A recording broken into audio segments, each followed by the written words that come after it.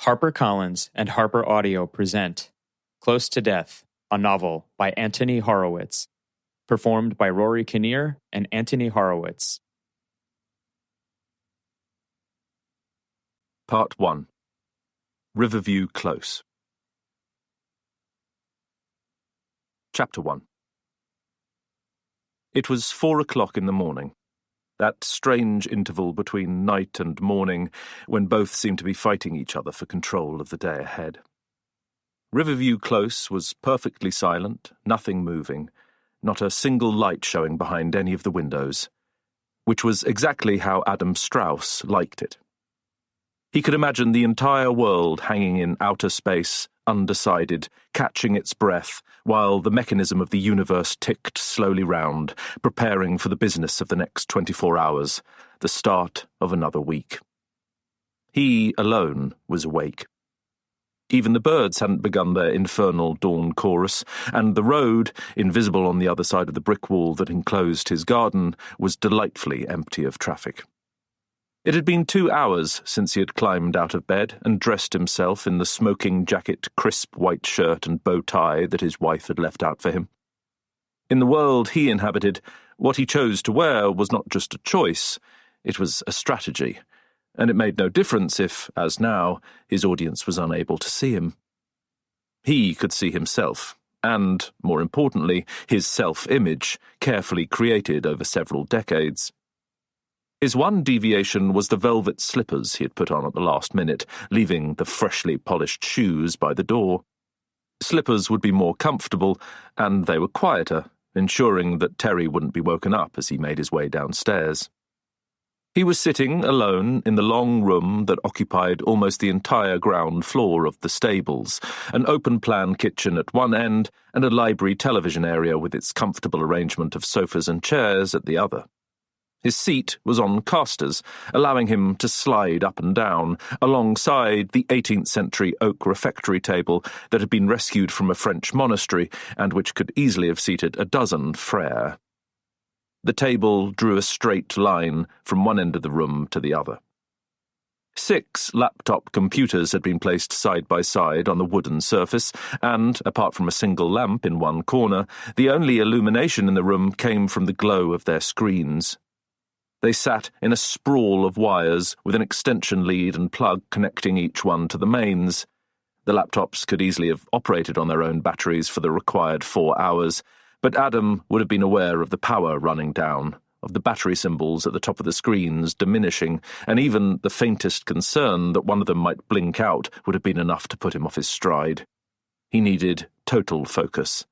Everything had to be exactly right. Adam Strauss, a grandmaster, had already played 22 games of simultaneous chess, connected over the internet to clubs in San Francisco, Los Angeles, Santa Barbara, and Palm Springs. There were 2 sessions. He was well into the second, with 24 games, 4 to a screen in front of him. The tournament had begun at 6 o'clock in the evening Californian time, which was why he'd had to get up so early and continue through the night. In fact, it made little difference to him. Whether he was involved in a single game or a tournament, when he was playing chess, he might as well have been on the moon. He wouldn't even notice the lack of gravity, or air. Adam had won all 22 games in the first round, and so far had seen off 17 of his opponents in the second, although he had been pleasantly surprised by the abilities of these American amateurs. One of them, a man called Frank, no surnames were being used, had managed to shatter his kingside pawn structure, and he'd been lucky to engineer a passed pawn for the endgame. Moving now to the next screen, he saw that Frank had pulled back a bishop, only making his position worse. Surely he could see that there were 5 moves to mate against any defence. The other contests were also drawing to a close, and, at the current rate of play, he calculated that in 18 minutes it would all be over. Theoretically, it didn't matter if he lost or drew, the fee he was being paid would stay the same, but Adam had decided that he wanted to make a clean sweep. 46 games, 46 wins. However well they had played, these people were amateurs. They should have expected nothing less. He advanced a rook on one screen, leaving it en prise, would Dean be unwise enough to take the bait, put Charmaine in check, mate in 3, and was just focusing on the next game, about to make his move, when he heard the gate opening outside his house. Riverview Close was set back from the main road, connected to it by a narrow drive that ran through an archway with an electronic gate controlling who came in and out. Adam Strauss's house was right next to this entrance, and although he couldn't hear the gate from his bedroom, which was on the other side, he was quite close to it here. Even as the mechanism whirred into action, it was accompanied by a blast of pop music cutting through the air, like a blade through grey silk.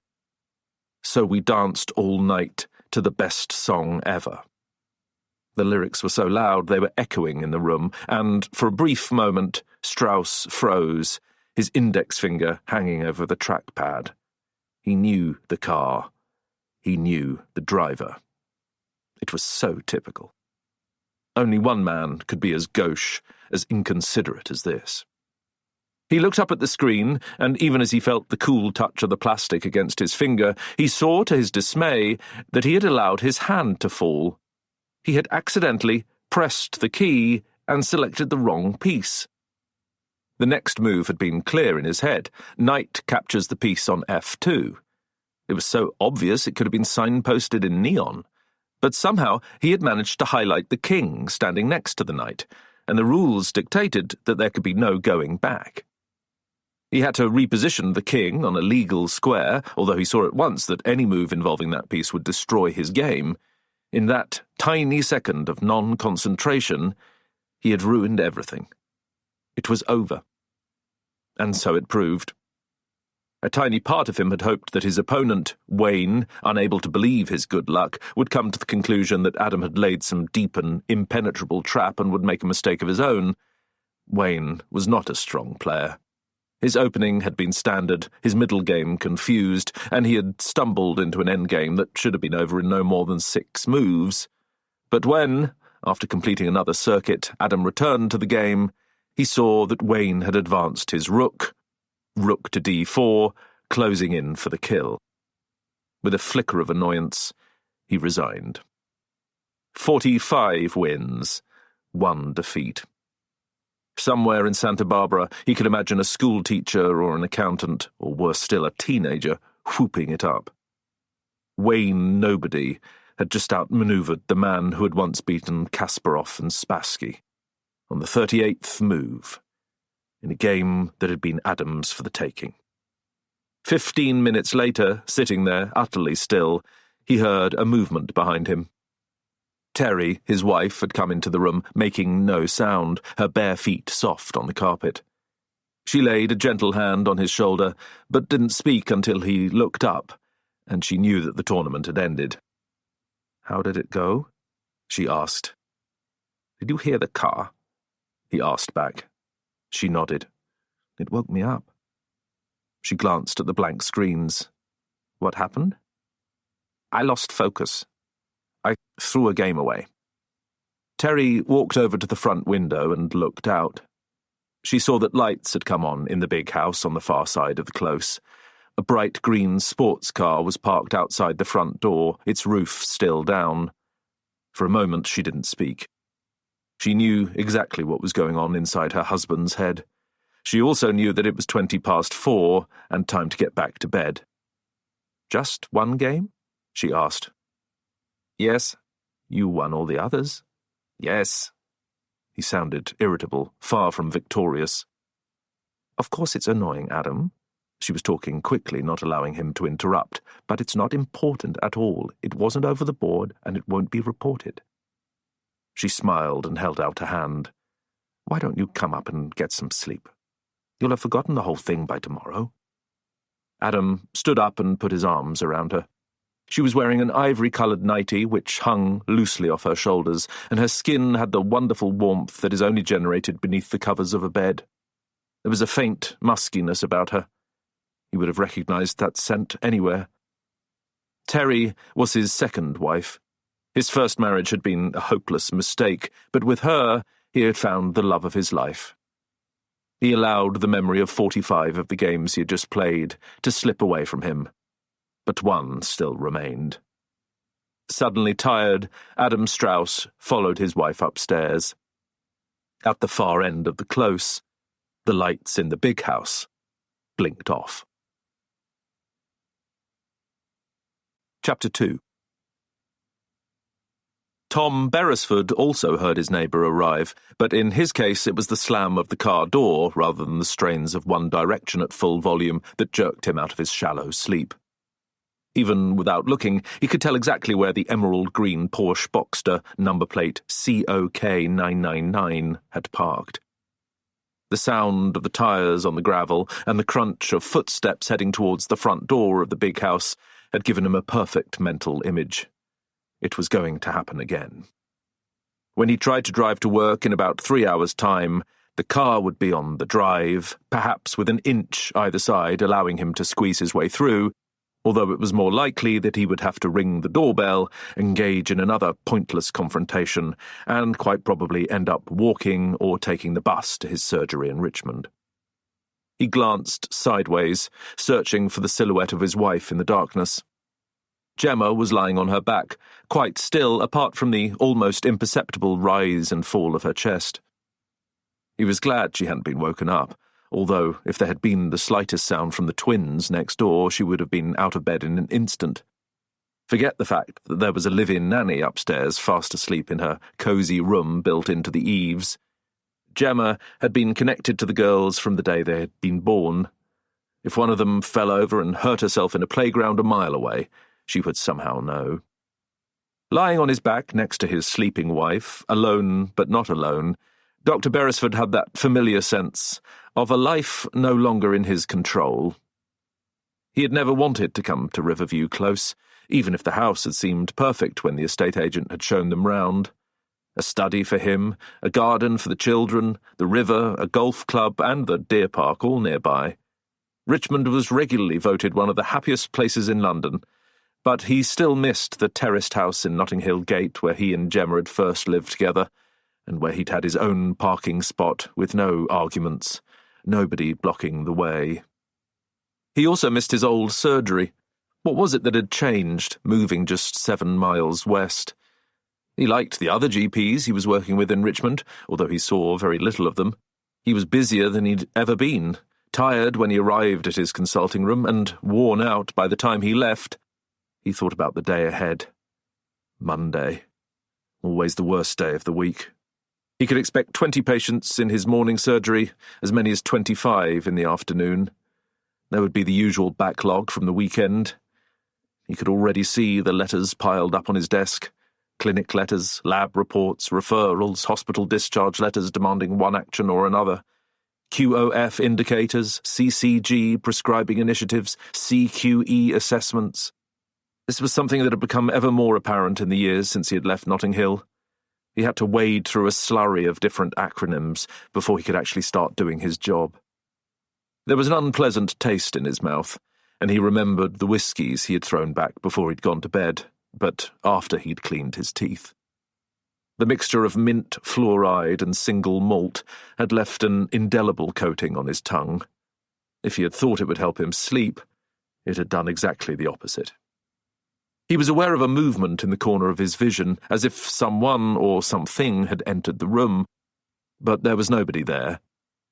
The lights had gone out in the big house, allowing the night to leap up, filling in the corners. He closed his eyes. Go back to sleep, he told himself. Count sheep. Think about Chapter 6 of Fishburne and Grove Workforce Planning and Development in the NHS. Sink into the pillows and forget everything else. He should have taken a sleeping pill. He had prescribed Zolpidem for himself.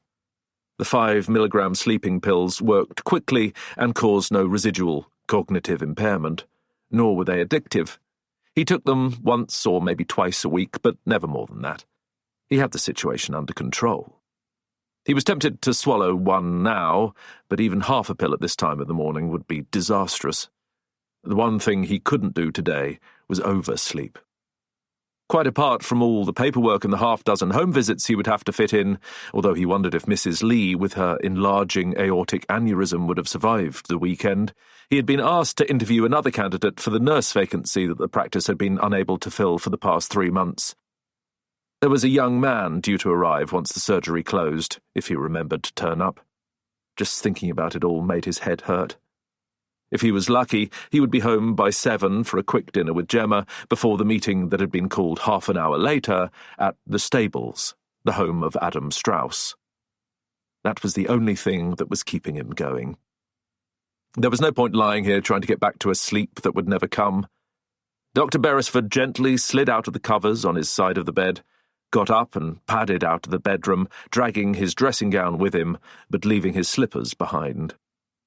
Gemma always left the door ajar for the twins, so there was no need to turn the handle, no click from the spring mechanism inside the lock. He padded down to the kitchen, and it was only when he was there that he turned on the light. A half-empty bottle of single malt and a glass with an inch of water from melted ice stood on the counter, accusing him. He had let Gemma go to bed ahead of him, saying he'd wanted to catch up with his emails, which was true, but it had also been an excuse to squeeze a few last drops of pleasure out of the weekend.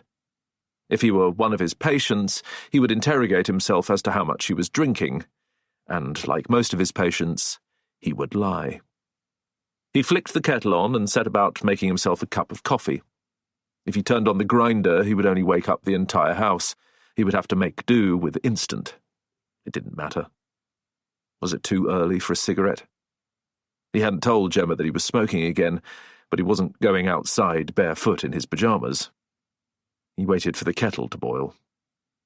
Forget the endless paperwork, the patients, and his room at the surgery that backed onto the A316 with the traffic rushing past and the smell of exhaust fumes. Don't worry about Mrs. Lee. What mattered right now was the driveway used by all the residents of Riverview Close. Think about the meeting. It was happening tonight. A chance to come face to face with Giles Kenworthy and settle all the grievances that had been mounting up from the day their new neighbour had arrived. The noise, the parties, the ugly camper van, the smoke from the barbecues. But worse than all of these, the shared driveway. It had become an obsession with him.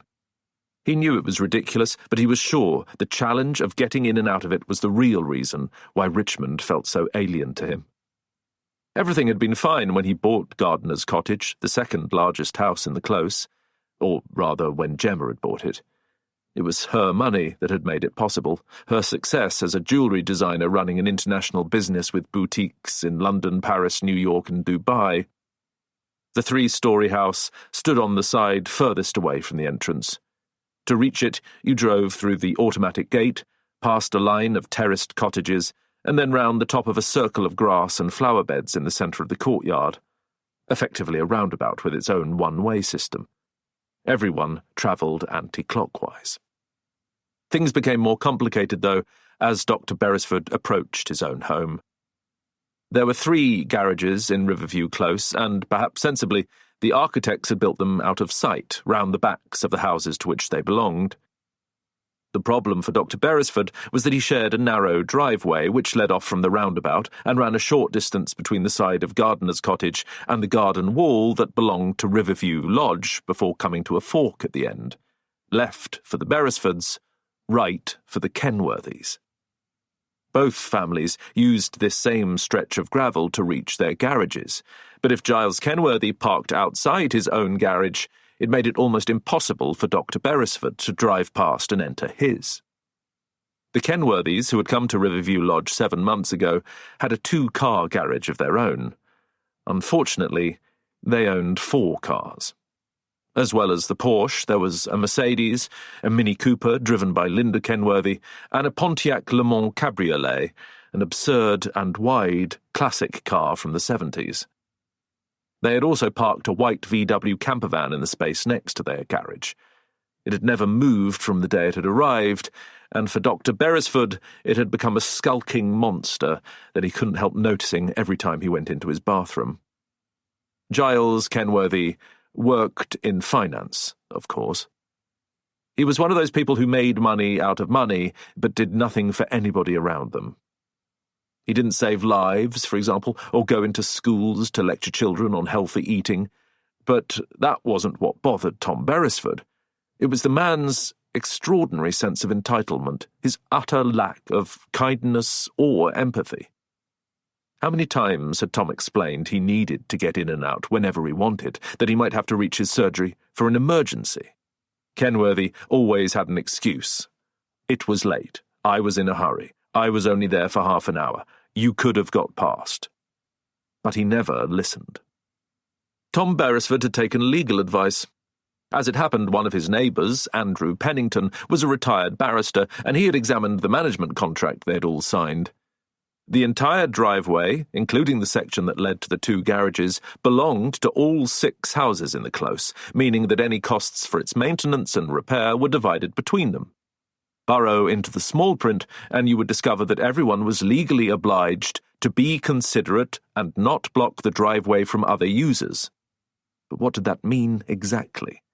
How did you prove a lack of consideration? And if one person was being willfully obstructive, what could you do about it? Andrew Pennington had advised patience and negotiation, but it was driving Tom Beresford mad. He went over to the kitchen window and pressed his face against the glass, looking obliquely out. He saw it at once, exactly where he had expected it to be. Facing his garage, its bright green backside visible where the front wall ended, jutting into the middle of the drive. The rage he felt at that moment was almost physical, a wave of nausea and tiredness that shuddered through him. Much of it was caused by his work, the twins, Mrs. Lee, the form-filling, the hours, the bills, the complete helplessness, the sense of being adrift in his own life. But above all, it was Giles Kenworthy's car. It wasn't fair. He'd spent his entire life helping other people. How could one man treat him with such contempt? They were going to meet tonight. Everyone who lived in Riverview Close. There was to be a reckoning. For Tom Beresford, it couldn't come soon enough. Chapter 3. Despite its name, Riverview Close had no view of the River Thames. It stood in the grounds of a former royal residence, Revo Hall, built in 1758 for Jane Revo, a less well-known mistress of King George II. According to contemporary reports, the original house was something of a rarity, a Palladian villa that managed to be asymmetrical and ugly. It was perhaps no surprise that its architect, William de Quincey, eventually died in a prison that, by coincidence, he had also designed. Nothing remained of the old house. It had been damaged by fire in the early 19th century, left abandoned for almost 150 years, and finally bombed in 1941 by the Luftwaffe, who had done the entire neighbourhood a favour by getting rid of what had become a well-known eyesore. At some time during all this, Revo had been distorted into River View, either because the locals had no time for fancy French names, or simply because they were unable to spell it properly. What had been left of the estate was an irregular patch of land just off the Petersham Road, separated from the River Thames by a thick ribbon of woodland, with the towpath on the other side and no glimpse of the water, not even in winter when the branches were bare. Even so, the misnomer had stuck. And when the area was finally developed with 6 new houses, the largest of them standing in the footprint of the original villa and 2 others built where the gardener's cottage and the stables had been, Riverview Close was what it was called. The architects had decided on a deliberately picturesque design, using traditional stock brick that might have characterised an English village, along with Dutch gables, sash windows, and plenty of flowers and shrubbery to help the new owners forget that they were on the edge of a major city, and indeed in the modern world. Once the gate swung shut, the close lived up to its name in every respect. It was a tightly knit community. In fact, it was almost hermetically sealed. Yes, you could still hear the traffic crawling up and down Richmond Hill, particularly in the morning and evening rush hours, but the sound was counterbalanced by birdsong, the whir of weekend lawn-mowers, the occasional snatch of Bach or Sidney Bechet through an open window. Everyone knew each other. Everyone got on. At least, they had until the Kenworthys arrived. Andrew Pennington had been at home that day and had watched the removal men drive in, the pantechnicons only just scraping under the archway directly outside his house. He wasn't sure what the procession resembled more, a royal pageant or a funeral. One after another they had pulled up outside Riverview Lodge, a dozen young men bursting out and then scurrying around with boxes, crates, and different pieces of furniture shrouded in what must have been a mile of bubble wrap. Andrew had already spoken to Adam Strauss, who had sold the property and then moved into the stables on the other side of the entranceway from him. He had learned that Giles Kenworthy was some sort of hedge fund manager with offices in Liverpool Street. His wife, Linda, was a retired flight attendant. They had 2 children, Hugo 12 and Tristram 9, both of them at a local prep school on their way to Eton. They had a ski chalet in Les Trois Vallées.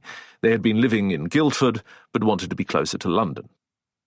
The family had arrived a few days after their furnishings. Andrew knew the moment they were there. They had announced their presence with pop music pounding out from somewhere upstairs, followed shortly by the snarl of buzzsaws, as 2 English yews that had been planted a few years back were chopped down to make way for a patio extension.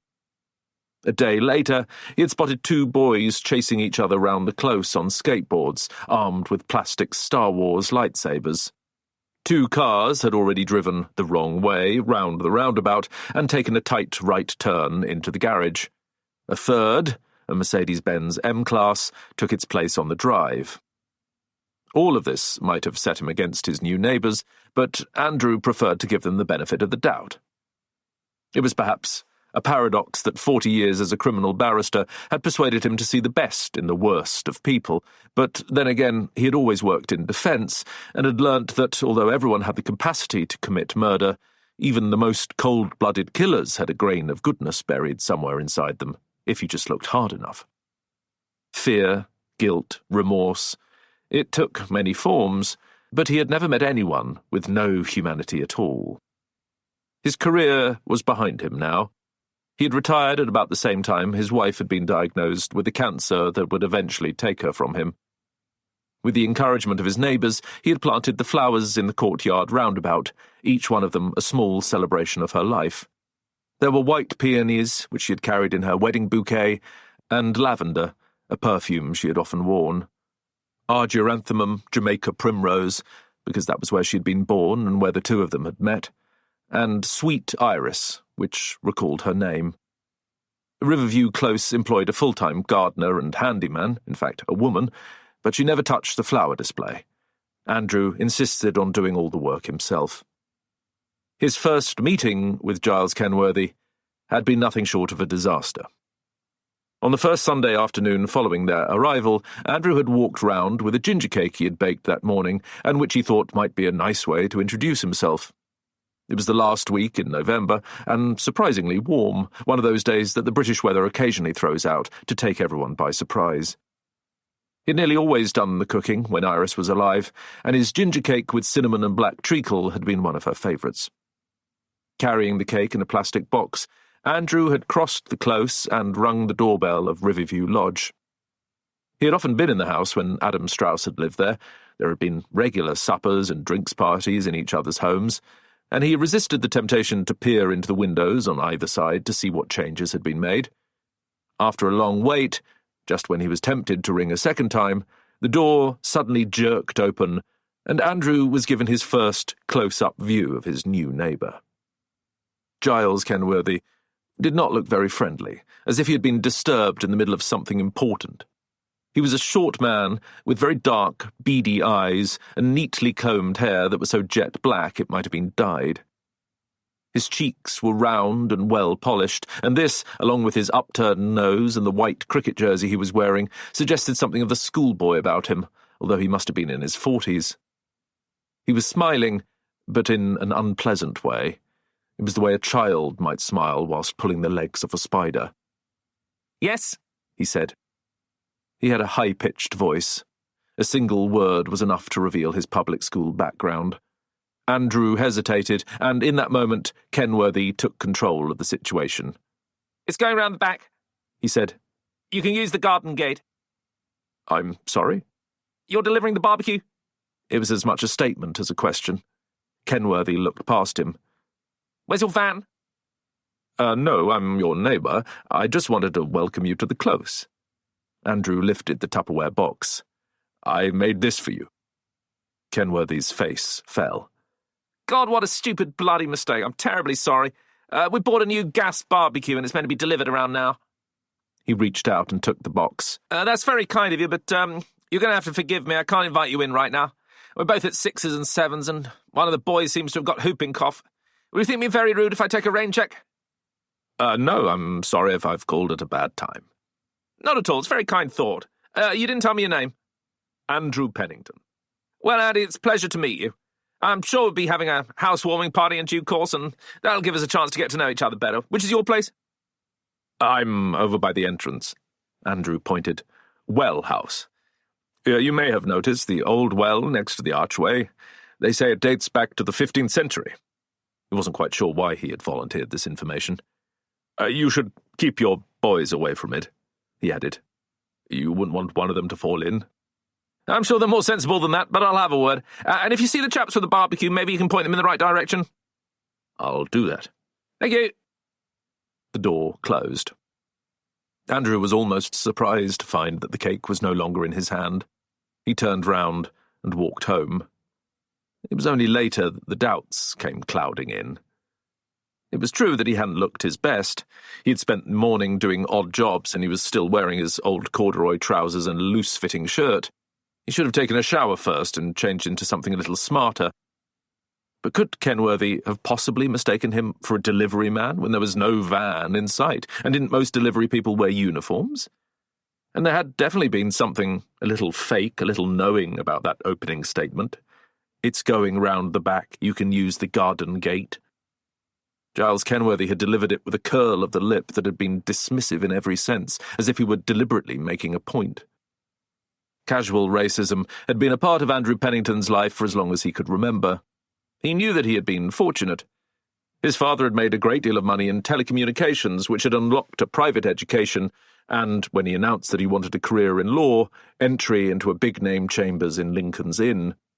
Not for him the so-called black ghetto chambers that would have seen him working with local solicitors on pedestrian cases funded by legal aid. First as a pupil and then as a tenant, he had worked tirelessly. He had never allowed himself a margin of error. There could be no mistakes. Twice as hard to get half as far. That was the old adage. Nobody ever said anything. Nobody was offensive. But he could feel it the moment he walked into a room, the sense that he was different because of his colour. And there was that strange lack of progress. He got on well with the clerks, but his name was never put forward for the more high-profile cases. He was still trawling through stacks of documents late into the night, when he should have been, at the very least, a junior. Even in the latter part of his career, when he had become a QC, it had continued. How many times had he been stopped on his way into court, mistaken for a clerk, for a journalist, or, worse still, for a defendant? "Excuse me, sir, can I have your name so I can mark you as here for your case?" The security guards were always polite and apologetic, but he sometimes felt that they were all part of the same conspiracy against him. And then there were the judges, who patronised him or dismissed him, at least until he began his cross-examination. He had never complained. Iris had always insisted that if he was going to advance in a world where black barristers made up only 1% of the workforce, he should play the game, keep his head down. "But what about those who follow?" he had asked her. "Don't I owe it to them to speak out, to make a noise? I spend my entire life talking about justice, but how can I do that when there's no justice for me?"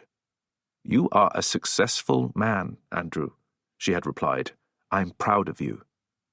You being so successful, that will lead the way for others." Lying alone in the bed that they had shared for 35 years, Andrew remembered her voice. It was 5:30 in the morning and already light. He had been woken up by the Porsche, just like Adam Strauss and Tom Beresford. Where had Giles Kenworthy been? Out all night until 4 in the morning. Didn't he ever sleep? Was Giles a racist? There was something else Andrew had noticed while standing there with the cake. A flyer had been placed in one of the windows, quite unnecessarily, as the only people who could see it lived in the close. It was a bright red square with the words "Believe in Britain" printed in white. He had recognised the slogan of the UK Independence Party, none of whose members were racist, of course, but whose candidates had so far managed to offend just about every ethnic group in the country, including his own. Every time he walked home, Andrew saw the poster and couldn't escape the feeling that it was aimed directly at him. And although there had been half a dozen parties at Riverview Lodge, including a New Year's Eve special that had managed to extend itself until midnight on the 1st of January, Andrew's invitation had somehow never materialised. 7 months later, he'd never been inside the house. He got out of bed and went downstairs to make himself some tea. There were photographs of Iris all around him, and he wondered what she would say. Would she have come with him to the meeting that was being held that evening, a chance for everyone to air their grievances, or would she have warned him not to go? He opened the fridge and sniffed the milk, and at the same time he heard her voice. "No good will come of it, Andrew, you know that. How many times have you seen it? Little grudges that get out of control and turn into fights, and fights that somehow become violent and end up with you standing there in court. You stay away." He closed the fridge door. He knew what she would have said, but this time he wasn't going to listen to her. It was only much later that he would wish he had. Chapter 4. At exactly 8 o'clock that morning, May Winslow and Phyllis Moore sat down to breakfast together in their tiny, perfectly arranged kitchen. They each had an organic free-range egg boiled for 3.5 minutes, a square of white toast without the crusts, and a glass of freshly squeezed orange juice, along with a shared pot of tea. They faced each other across a small kitchen table with a gingham cloth, 2 plates, 2 spoons, 2 egg cups, and 2 porcelain mugs. Upstairs, there were 2 small bedrooms with single beds. Both women had been married, and both of them were widows. May had a son who had moved abroad, and outside the close they had few friends. They were quite happy to live the single life, but preferred to do so together. They had moved into the Gables in February 2000, 14 years ago. In keeping with the village ethos of the place, the architects had created a terrace of 3 cottages that stretched out along the eastern side. The Gables was in the middle, between Well House and Woodlands. With narrow corridors and a garden that seemed to struggle for space, it was the smallest home in the close, and also the least expensive. But May, who had found the house, was determined to move into a smart neighbourhood. She had been born in Richmond, and her parents had been what she would have called respectable people. In her last years, she was determined to live like them. The new development had sold very quickly, although it had still been 6 months before everyone arrived, and once the dust had settled, May could see that she had made the right decision. Her immediate neighbours, Andrew and Iris Pennington on one side, and Roderick and Felicity Brown on the other, were delightful. The Beresfords had arrived next, moving into Gardiner's cottage exactly opposite them. That just left 2 properties. Adam Strauss, a very famous chess player and a minor celebrity with his own game show on television, had originally moved into Riverview Lodge, the largest and by far the most expensive property in the close. At the same time, the stables, backing onto the Petersham Road, became the home of a businessman called John Emin, who had moved in with his wife, 2 very polite children, and a black Labrador called Doris. He was the last to arrive, and, as things turned out, would be the first to go. From the very start, everyone had got on perfectly, the way that neighbours used to long ago when May was a girl. They were friendly but not obtrusive, helping each other when needed, swapping local information, stopping for a chat whenever the occasion demanded. Occasionally, they had lunches or dinners in each other's houses. Andrew and Iris played bridge with Roderick and Felicity. The Beresfords and the Emmons were close.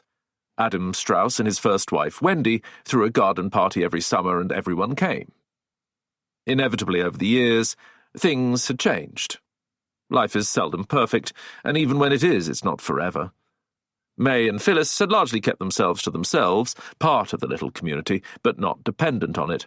However, as they drifted into and then out of their 70s, they both found themselves having to adapt to new circumstances. The women who lived on either side of them, Felicity Brown and Iris Pennington, both became sick. Despite her relatively young age, Felicity was soon confined to her bed and rarely left the house. Iris's illness was worse. She was diagnosed with pancreatic cancer and died a few years later. Death was followed by new life. Gemma Beresford in Gardener's Cottage gave birth to twin girls. At around the same time, Adam and Wendy Strauss got divorced. Wendy had never fitted into the close, and it was no secret that she had been unhappy for some time. Adam remarried a year later, but he and his new wife, Terry, never took to the lodge. It was too big for them and too expensive. Adam's earnings had shrunk. His TV quiz show, It's Your Move, had been cancelled, and he'd been hit by a series of poor investments. Although the couple would remain where they were for another 3 years, they both knew they had no choice and began looking for somewhere else to live, outside Richmond. But then, at exactly the right moment, John Emin announced that he was relocating his family to Suffolk. He had made a fortune out of his business, arranging private and business loans, and wanted somewhere bigger to bring up his children, preferably in the countryside. May Winslow was particularly sorry to see the family go. Like them, she had a pet, a French bulldog, and they'd often met walking along the river. However, their departure brought an unexpected bonus. Adam spoke to John Emin, and the two men agreed a private sale. The week the Emins left, Adam and Terry Strauss moved across to the stables, keeping the Riverview community intact. The only question was who would be the new owner of Riverview Lodge, and, more importantly, would they fit in? "Did you hear him last night?" Phyllis asked, as she sliced the top off her egg with a decisive swing of the knife. She was the smaller of the two women, with tightly permed white hair and a thin frame. Her face had folded itself into so many creases that if she had been mummified, no one would have noticed. Certainly, it was almost impossible to imagine her as a young woman. Her 79 years had her in their grip, and she had long ago given up caring. Even her clothes could have been deliberately chosen to date her. Today she was wearing a floral-patterned dress that hung as loosely on her as if it had still been in the wardrobe, and brown derby shoes that took her all the way back to World War II. "Do you mean Mr. Kenworthy?" May asked. "Got home at 4:20. I saw the time on my alarm clock, and he had the music playing full on in his motor car. I wonder where he'd been. There's a party from the sound of it." Phyllis pursed her lips in disapproval. He was blasting out music as if he wanted the whole world to hear it. I'm sure everyone will have been woken up. The two elderly women seemed to fit together perfectly. They were seldom apart, and had known each other so long they had the awareness and the timing of a comedy double act, although without the jokes. They did everything in sync. The hoovering and the dusting, the cooking and the laying of the table. While one reached for the tea leaves, the other would be warming the pot. They watched the same programs on television and went upstairs to bed at the same time. They never argued. People assumed they were sisters, which quite amused them because, as they explained, for almost 30 years they had been nuns, living together in the same convent in Leeds. In fact, May very much controlled the relationship. For a start, the house belonged entirely to her. She had bought the gables off-plan, without even visiting it, using money she had inherited. Phyllis lived with her rent-free as a sort of unpaid companion. May came from the south of England, enunciating her words with the care and exactitude of a Norland nanny, whereas Phyllis had never lost her Birmingham accent. May's large physique also gave her the edge. She had recently put on weight, which made her breathless and inclined to become red in the face if she did anything too quickly, although this somehow suited her. With her bright clothes, her chunky jewellery and the glasses hanging on a cord around her neck, she had the optimistic look of old age, the round, satisfied, homely cheerfulness of a fairy godmother.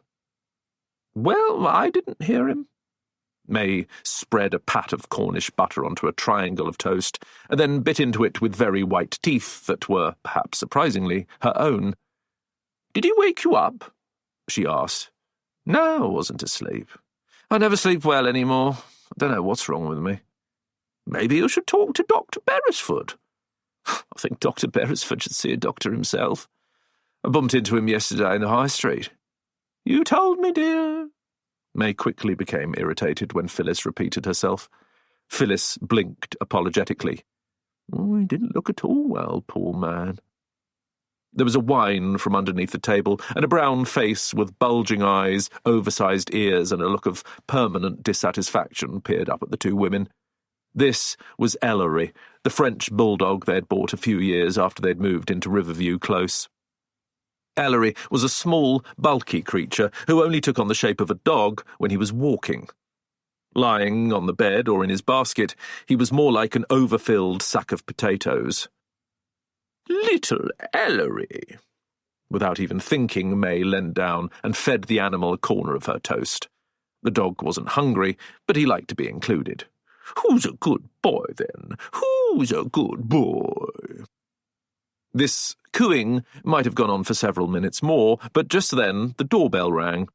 May glanced at Phyllis, and something flashed in her eyes. Nervousness, perhaps, or annoyance. It couldn't be the postman. It was only 8:30, and he wouldn't come until mid-morning. Not that either of them received very much mail. Nor were they expecting any deliveries. Somehow, they both knew who it was. At this time of the day, who else could it be? I'll go, Phyllis said. No? May had taken charge. I'll see to it. Wiping her hands on a tea towel printed with the slogan, "Stolen from Bertram's Hotel," she walked stiffly out into the hall and over to the front door. She didn't have far to go. She could make out a figure on the other side of the smoked glass, and 2 pinpricks of red appeared in her cheeks as she reached down, slid the security lock to one side, and opened the door. A woman was standing on the doorstep, wearing designer jeans that hugged her a little too tightly, a loose blouse, and no makeup. Her hair, ash blonde with an undertone of silver, tumbled down her neck. In one hand, she was pinching a small plastic bag between her index finger and thumb, emphasizing the fact that it had something unpleasant inside. She held it out. "I think this is yours," she said in a voice that was at once cultivated and coarse, as if she had spent years with an elocution teacher, but one who had let her down badly. "Good morning, Mrs. Kenworthy," May replied, standing her ground and refusing to play along. "I found this on our lawn this morning," Linda Kenworthy continued. She was struggling to keep her temper. "It's the second one I've had to pick up this week." "I'm sorry, I don't understand." "You know perfectly well what I'm talking about, Mrs. Winslow. Your bleeding dog is completely out of control. It comes in under the fence and digs up the grass around our magnolia tree. You should see the damage. And then if that isn't enough, it does its poops in the flower beds. It's disgusting." "Please can I ask you not to use that language with me, Mrs. Kenworthy? And I've said this to you many times. The fence belongs to Mr. Brown. It's got nothing to do with us. But your dog goes into Mr. Brown's garden and then comes through the fence into ours. I think you need to talk to Mr. Brown. No, Mrs. Winslow, I'm talking to you. I really don't think I'm being unreasonable asking you to keep your animal under control." Linda Kenworthy was still holding out the green plastic bag, but May was reluctant to take it. "Did you see Ellery do that?" she inquired. "I didn't need to see him, did I? There's only one dog in these houses. It could have been a dog from outside. How do you know it's even a dog?" "I'm not going to argue with you, Mrs. Winslow," Linda sniffed. "But I'm warning you. I've spoken to my husband, and he wants you to understand something." She jabbed at the older woman, with a finger topped by a long and brilliantly coloured nail. "If your animal strays into our garden one more time, I'm going to ask him to deal with it." May scowled, and 2 spots of red appeared in her cheeks. "I'm not going to be bullied by you or your husband, Mrs. Kenworthy." But the other woman was already leaving. As she turned, she dropped the bag so that it landed at May's feet. May stood still for a moment, then leant down, picked it up, and went back into the house. Phyllis was standing on the other side of the door, cradling the French bulldog in her arms. She had heard the entire exchange. "What a horrible woman!" she exclaimed. The dog gazed mournfully at the door, as if in agreement. "I really don't think we need to worry about her," May said. "We can talk about it this evening. That's the whole point of the meeting, to clear the air. The trouble with the Kenworthys is that even though they've been here for more than 6 months, they're still behaving as if they're new to the close and haven't learned how to fit in with our ways. It's been 7 months, Phyllis scowled. You've been counting? Well, I'm sure it will all sort itself out somehow. May walked purposefully into the kitchen and added the bag to the general rubbish. We ought to be on our way, she said, reaching for the bright red beret she liked to wear when she went out and positioning it carefully on her head. Could you bring the almond slices, dear? We don't want to be late. 10 minutes later, the two women were standing at the bus stop, waiting for the number 65, which would take them into Richmond. Despite their age, they were still working, running a small business that May also owned. The Tea Cozy was a bookshop with a cafe attached, although, given that the space was divided 50-50 between the two, it could just as easily have been the other way round. It specialised in detective stories, but only those that belonged to the so-called golden age of crime, or modern novels that reimagined it. So, in conversation, the two women would fondly refer to Peter or Adela or Albert in such a way that an eavesdropper might think they were referring to a friend or a regular customer, when in fact they meant Lord Peter Wimsey, Mrs. Bradley, or Albert Campion, all fictional detectives whose adventures they sold either in antiquarian editions or in new, retro paperbacks put out by British Library Crime Classics. They did not stock any modern, violent crime novels, especially ones that contained bad language. A casual reader looking for Harlan Coben, Stieg Larsson, Ian Rankin, or even James M. Cain, The Postman Always Rings Twice, would have to continue down the hill to Waterstones at the corner. What they specialised in, exclusively, was cosy crime. They also stocked a range of gifts that were all crime-related, including the Agatha Christie tea towel May had used to wipe her hands. Other novelties included a Sherlock Holmes magnifying glass, Midsummer Murders mugs and T-shirts, Cluedo jigsaw puzzles, and a box of assorted chocolates marked Poisoned, a tribute to the great novel by Anthony Berkeley. They should have gone bankrupt long ago, but for some reason they continued to scrape by. The books were at the back, packed into floor-to-ceiling oak shelves, with the different authors and categories divided by potted plants. The gift section was at the front of the shop, on half a dozen tables close to the entrance. There were several different varieties of tea and coffee on offer, along with an assortment of cakes and pastries that Phyllis cooked fresh every day. Her blood-orange sponge was probably the most violent object in the entire place. Ellery went with them. He seldom left their side, and that was how they would spend the rest of the day, May and Phyllis bustling about, chatting to whichever customers happened to look in, Ellery asleep in his special basket, surrounded by books. An English murder, the nursing home murder, murder must advertise, sleeping murder. Murder was all around them. Chapter 5. Standing in his bedroom on the first floor of Woodlands, Roderick Brown had heard the entire exchange between May Winslow and Linda Kenworthy. It was a warm summer morning in early June, and the window was open. If he had leant out, he would have been able to see them, albeit at an oblique angle, but he would never have considered doing such a thing. Linda Kenworthy made him feel nervous.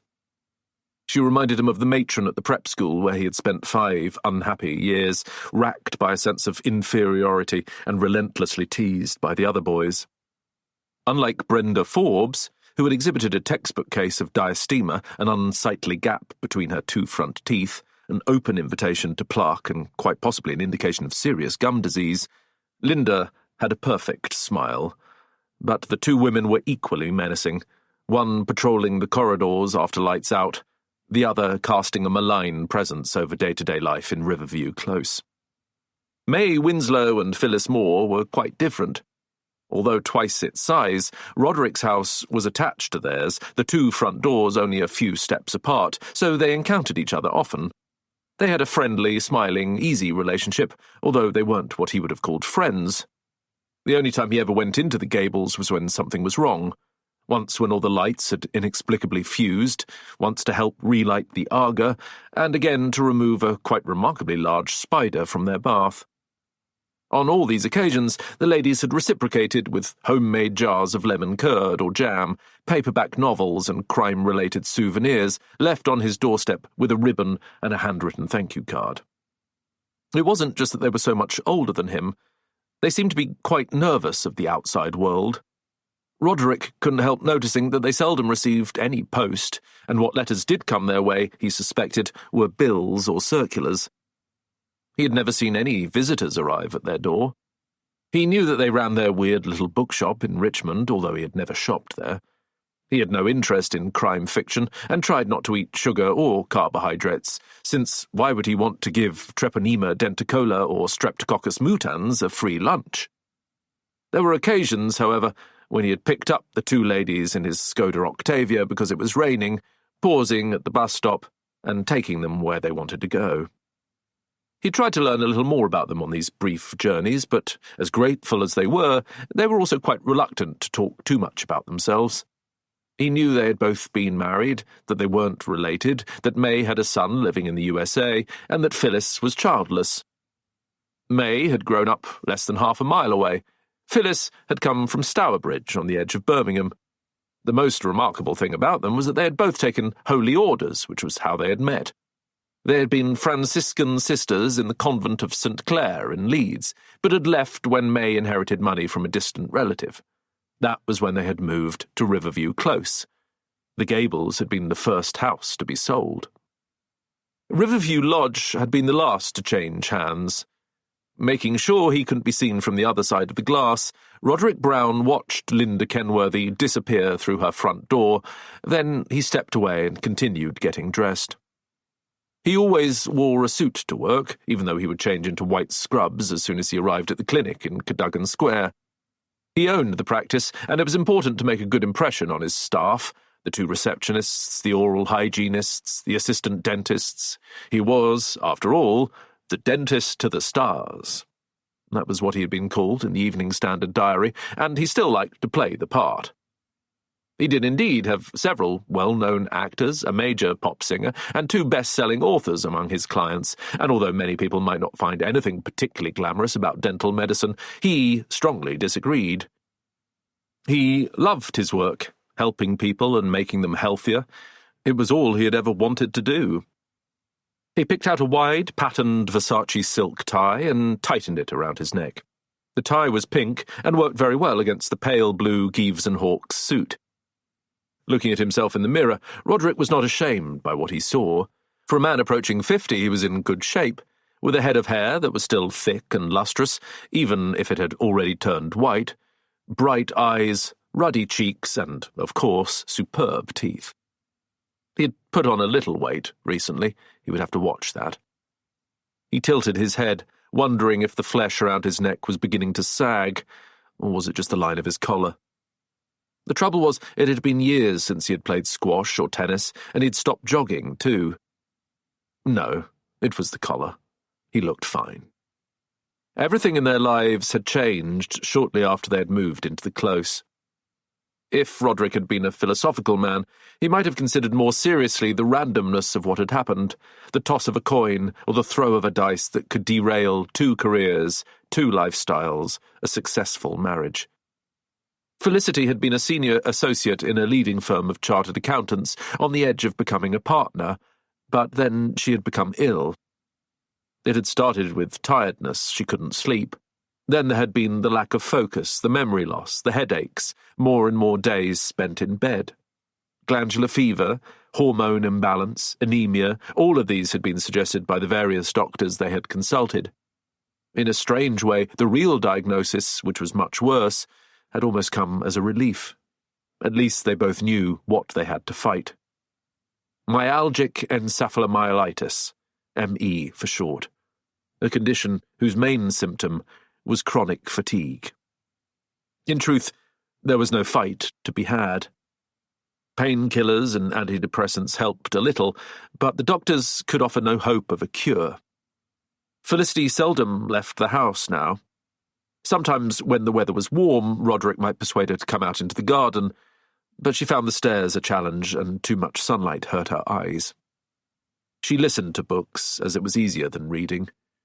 She also liked classical music, opera, choirs. Roderick had adapted the largest bedroom, making it comfortable for her. French windows on the side of the house opened onto a narrow balcony with a view over the garden of Riverview Lodge, a blazing magnolia tree, and a lawn running down all the way to the strip of woodland after which the Browns' own home had been named. This was where Roderick left her every morning. His own life had been heavily circumscribed by the need to look after his wife. When he had first come to Richmond, he had enjoyed sports. He had regularly played bridge with Andrew and Iris Pennington in Well House. He'd been a keen member of the Royal Mid-Surrey Golf Club, the Richmond Bridge Boat Club, and the London School of Archery, the last of these a hangover from his university days. They were all behind him now, and the garage, tucked away behind his house, contained a sad collection of his forgotten pursuits. Sagging golf clubs, dusty tennis rackets, a useless life jacket, the Barnet Wildcat crossbow he'd been given by his parents as a graduation present back in the 80s. He made one last adjustment to his tie, then left the room and crossed the landing to what had originally been the master bedroom, which Felicity now occupied alone. She was lying in bed, gazing out of the window. "I'm just leaving," he said. "Did you see?" Felicity could have been somewhere else. "There's so many parakeets today." "I haven't looked." "They're everywhere." The bright green parakeets were all over Richmond. Nobody was quite sure how they had arrived. Some said that Humphrey Bogart was responsible, that they had escaped from a film he was shooting at Isleworth Studios. Others had claimed it was the American guitarist Jimi Hendrix who had released the first pair deliberately. Historians insisted that they had been around for hundreds of years, originally kept in a menagerie belonging to King Henry VIII. Whatever their origins, Roderick knew they had become a source of comfort to his wife, and he was grateful to them. I won't be home late," he said, "but I've got a meeting over at the stables." "You never told me that," he had told her the evening before. "Oh, I'm sorry," he said. "I thought I'd mentioned it. We're just having a general chat about things in the Close. Would you like me to come?" "Well, let's see how you're feeling." It was often Felicity's way. She would suggest joining him for a cup of tea in the kitchen, a walk around the garden, or even a drink at the Fox and Duck, but when the time came, she would usually change her mind. Roderick heard the front door opening. "Oh, Damien's here," he said. "Is there anything you want?" "I can ask him when he comes up." "I'll see you tonight." He leant over and kissed her on the forehead. She smiled at him, but in the same way that she might have smiled at a memory. He went downstairs just as Damien was closing the door behind him. A tall, slender young man with black, curly hair, he was dressed in jeans and a lilac polo shirt with a Whole Foods tote bag over his arm. He had been Felicity's carer for 2 years now, coming in 3 days a week, and although Roderick was paying him, or rather his agency, a fortune, it was money well spent. Damien was reliable and endlessly cheerful. Felicity felt comfortable when he was there. It was impossible to imagine life without him. "Good morning, Roderick." Damien had been informal from the very start. "Hello, Damien." "I got some of that soft cheese Felicity likes." He raised the arm with the tote bag, then reached in and took something out. "And this was on the doormat." He handed over an official-looking brown envelope, addressed to the owners of Woodlands. Roderick tore it open with his thumb and took out a letter, which he saw at once had come from Richmond Council. His first thought was that it was probably a change to the rubbish collection, or perhaps they were finally going to do something about the traffic on the Petersham Road. But glancing at the single sheet of paper, he saw the headline and the details that followed. Notice of application. Town and Country Planning, Development Management Procedure, England, Order 2010. Town and Country Planning Act 1990, Planning, Listed Buildings and Conservation Areas Act 1990, Riverview Lodge, Riverview Close, Petersham Road, Richmond, Surrey. Reference number J05041955RIV, Outline Planning Permission. 4. Residential development of a swimming pool and pavilion and the creation of a new patio area on the eastern lawn of the property. "What is it?" Damien asked.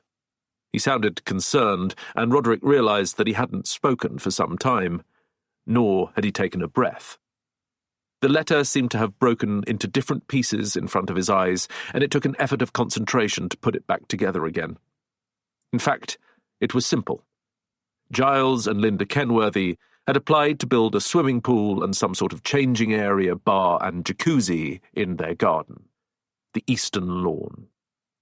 That was the strip of land that ran towards his own house, directly in front of Felicity's bedroom. Roderick read the application a second time, and then a third. The Kenworthys wanted to take away the one thing that still mattered to Felicity. They were going to replace the lawn and the magnolia tree, the flower beds and the simple, uncluttered view with a swimming pool, a jacuzzi. Standing in the hallway, Roderick heard the screams of children, the splash of water, the chatter of the invited guests, the explosion of champagne corks. He saw steam billowing out of the hot tub and smelled the chlorine in the air. And this changing room.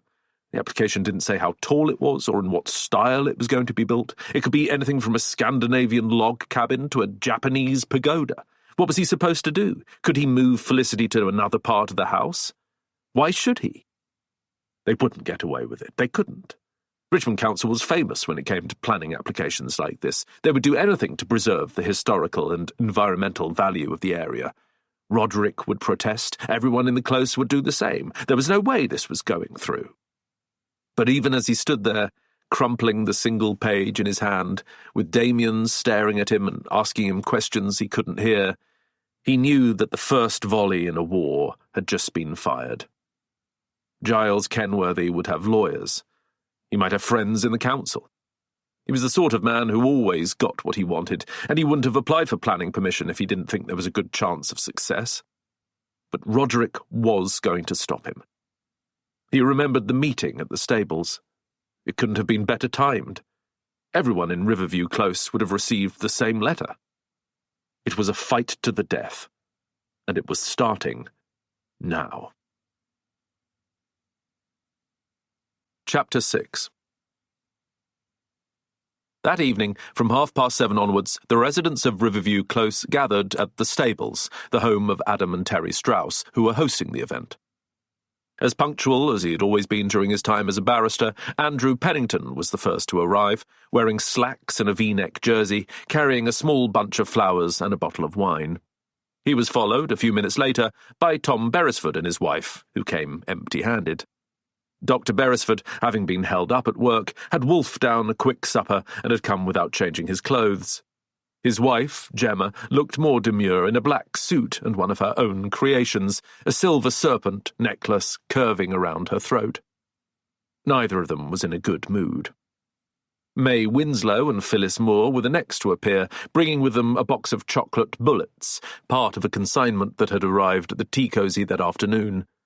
Their neighbour, Roderick Brown, was right behind them, accompanied by, to everyone's surprise, his wife Felicity, who had decided that the meeting was important enough to be worth what was, for her, a challenging journey.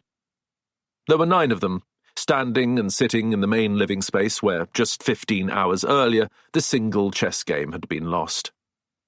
The room looked beautiful, with low lighting, fresh flowers in porcelain vases, and piano music by Chopin playing out of hidden speakers.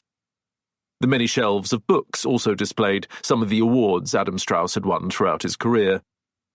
The laptop computers had been cleared away, but there were still 6 chessboards on display, beautiful sets that Strauss had been given as prizes: wood, ivory, porcelain, and glass. Spread out on the long table were different plates of food that Terry had prepared, including the bao buns, egg tarts, and pineapple bread that connected her with her childhood. There were bottles of wine and spirits in the kitchen, a fruit salad, a cheese board, everything you would expect at a party, apart from, that is, the atmosphere. As the various guests waited, there was an unmistakable feeling of suspense. Giles and Linda Kenworthy had not yet arrived. It wasn't surprising that they had chosen to be late, but there was one question on everyone's mind: would they arrive at all? The Kenworthys knew only too well that the evening had been designed to address some of the problems that had arisen in Riverview Close, but perhaps they had realised that they were the problems, and so had decided to stay away. That said, it was only 7:15. The doorbell would surely ring at any moment. Adam Strauss had joined Andrew Pennington, who was examining one of the chessboards, cradling a G&T in his other hand. "This one is my favourite," Strauss said, moving down the table. He delicately picked up a bishop, kneeling with his hands clasped in prayer, and held it in the light. The set it had come from was inspired by The Lord of the Rings. Sauron and Saruman ruled over the black side, facing Gandalf and Galadriel in white. Orcs fought it out against hobbits. Frodo and Sam Gamgee were knights. "It was handmade in Prague, and there are only half a dozen of them in the world," he explained. "It's very valuable. But that's not the reason why it's so precious to me. It was given to me as a 40th birthday present by Sheikh Mohammed bin Rashid Al Maktoum, the ruler of Dubai." Andrew couldn't help smiling. Adam Strauss was a terrible name-dropper. It was something of a joke in Riverview Close. The chess grandmaster was not an imposing man, with his black-framed glasses and a triangle of beard that sat rather too precisely on his chin. He dressed neatly and expensively. Appearances evidently mattered to him, from his well-oiled hair to his shoes, both of which gleamed. Everyone knew that he'd been rather humiliated by having to move out of the lodge. Now on the wrong side of 50, he was a man of diminished stature in every sense, and the name-dropping, the endless anecdotes about famous people he had met, was obviously his way of asserting himself. "I was invited to a chess tournament over there," Strauss went on. "The sheikh took a liking to me, and as a matter of fact, I gave one of his sons a few lessons. Very handsome lad, and quite adept at the game." He handed the bishop over to the barrister. "I didn't really know the books at the time, but I read them afterwards. I rather liked them. Tolkien played chess, you know. I think he would have approved." "This looks just like Orlando Bloom," Andrew said. "There is a resemblance." "Is it ivory?" Strauss shook his head. "No, porcelain. I do have one set made of ivory," he pointed. "That one, over there. Of course, you're not meant to have anything made of ivory anymore, but I won that one when I was just 21, my first major tournament, so I suppose it's all right to hang on to it." He took back the bishop and delicately placed it in its correct position. A few steps away in the kitchen, Terry Strauss was holding out a plate of cheese straws for May Winslow and Phyllis Moore. The elderly ladies had managed to squeeze themselves onto two of the high stools next to the central island. They both had fruit cocktails laced with vodka. It was well known that they would never say no to a good slug of alcohol, possibly making up for years of abstinence at the convent of St. Clair. "Not for me, thank you." Phyllis held up two hands in a gesture of surrender, refusing the cheese straws. "We ate before we came out. This cocktail's very nice. What's in it?" "Mangosteen," Terry said. "Oh." Phyllis smiled, none the wiser. She drained her glass. "Can I have another?" Perhaps not, Phyllis," May suggested. She looked at her watch. "I wonder what's happened to Mr. and Mrs. Kenworthy." It was so typical of her to use surnames. Both women seemed to have modelled themselves on the Jane Marple novels they sold in their bookshop. It was as if the last 6 decades had never happened. "I'm sure they're on their way," Terry said. "It's not very far to drive."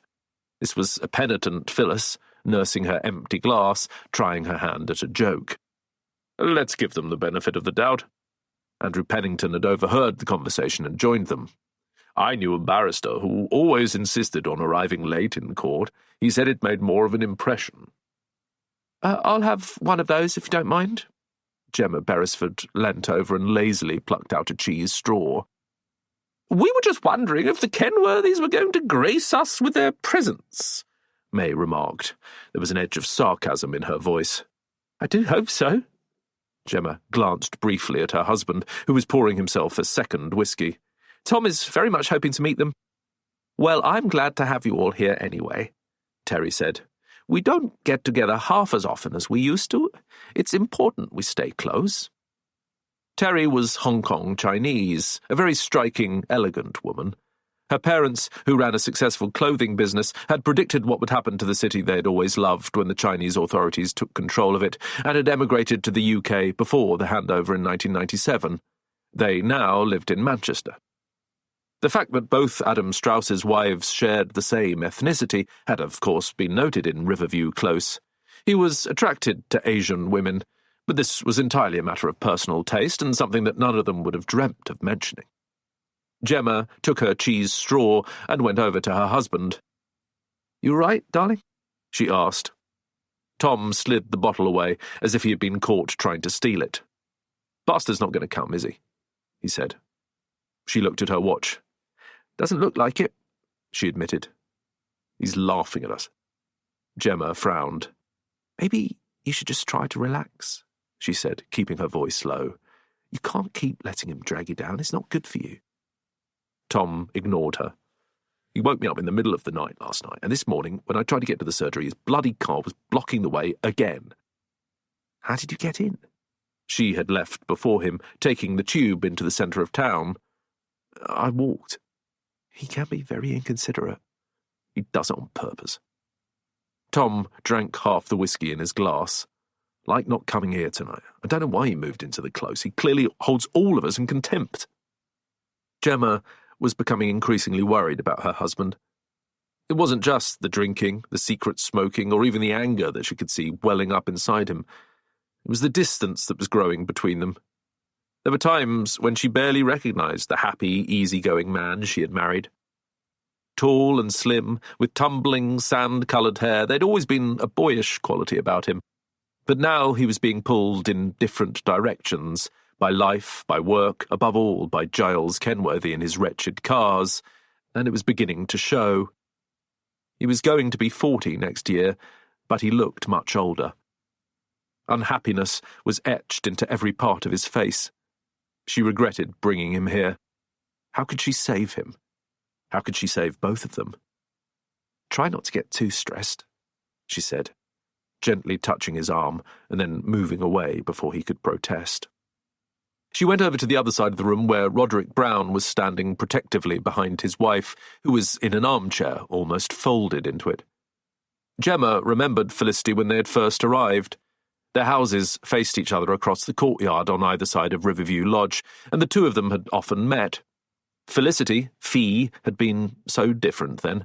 Socially and politically active, campaigning for the Liberal Democrats, supporting the Orange Tree Theatre, dragging Roderick off to her beloved archery club — she was a much better shot than him, she said — and occasionally throwing gourmet dinners.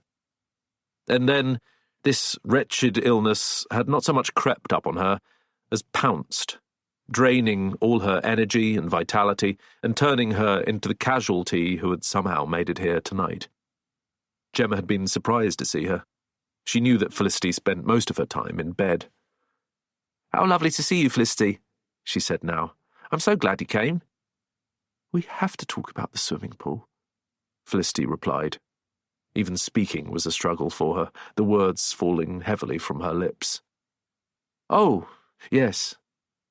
Like everyone else in Riverview Close, Gemma had received the planning application, which had been waiting for her in the kitchen when she got home.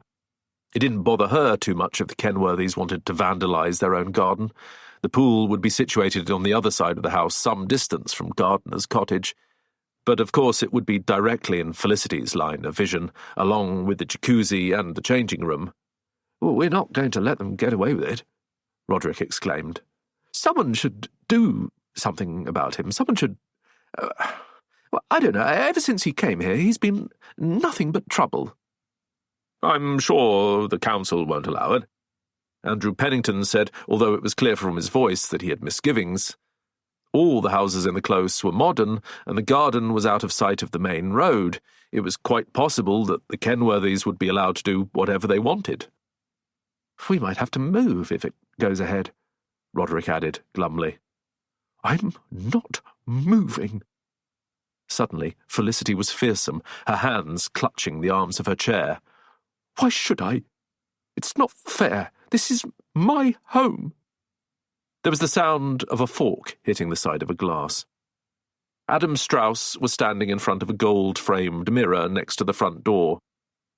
"Excuse me, everyone," he called out. He put down the fork and picked up his telephone. Everyone knew there was bad news coming. They could see it on his face. "I'm afraid I've just had a text from Giles Kenworthy. He and his wife won't be joining us after all." The announcement was met with a profound silence. Nobody in the room moved, as if they were waiting for the person next to them to react. It was Tom Beresford who spoke first. "Why not?" he demanded. "He doesn't really say," Adam read from the screen. "Sorry, can't be with you tonight. Trouble at work. Maybe next time." He lowered the phone. "I suppose I'm not surprised." "Sounds quite cheerful about it," Tom said. "It's very rude of him." Terry Strauss blinked, her eyes bright with anger. She waved a delicate hand over the refectory table. "I go to all this effort to make it a nice evening." She remembered that she was not the only one who had been put out. "And, Felicity, I know how very, very hard it was for you coming here. It's not fair." "It's wrong of them." Felicity looked defeated. "It's not just rude, it's extremely inconsiderate." Gemma Beresford weighed in. "We've had to pay Kylie extra to babysit tonight." "I thought Kylie lived with you," Terry said. Kylie was the nanny, originally from Australia, who looked after the Beresfords' twin daughters. "She does, but we still have to pay her if she works overtime." Gemma went over to her husband. "Tom's exhausted. He was woken up at 4 o'clock this morning." "By Giles Kenworthy," Adam muttered sourly. "I heard him too." "The only reason we're here is because we wanted to have it out with him," Gemma said. "I don't mean to insult you, Terry. It's a lovely spread, but it's just too bad." "I did want to talk to them about the fence," May said. "I know it's not our fence, but they won't stop going on about it."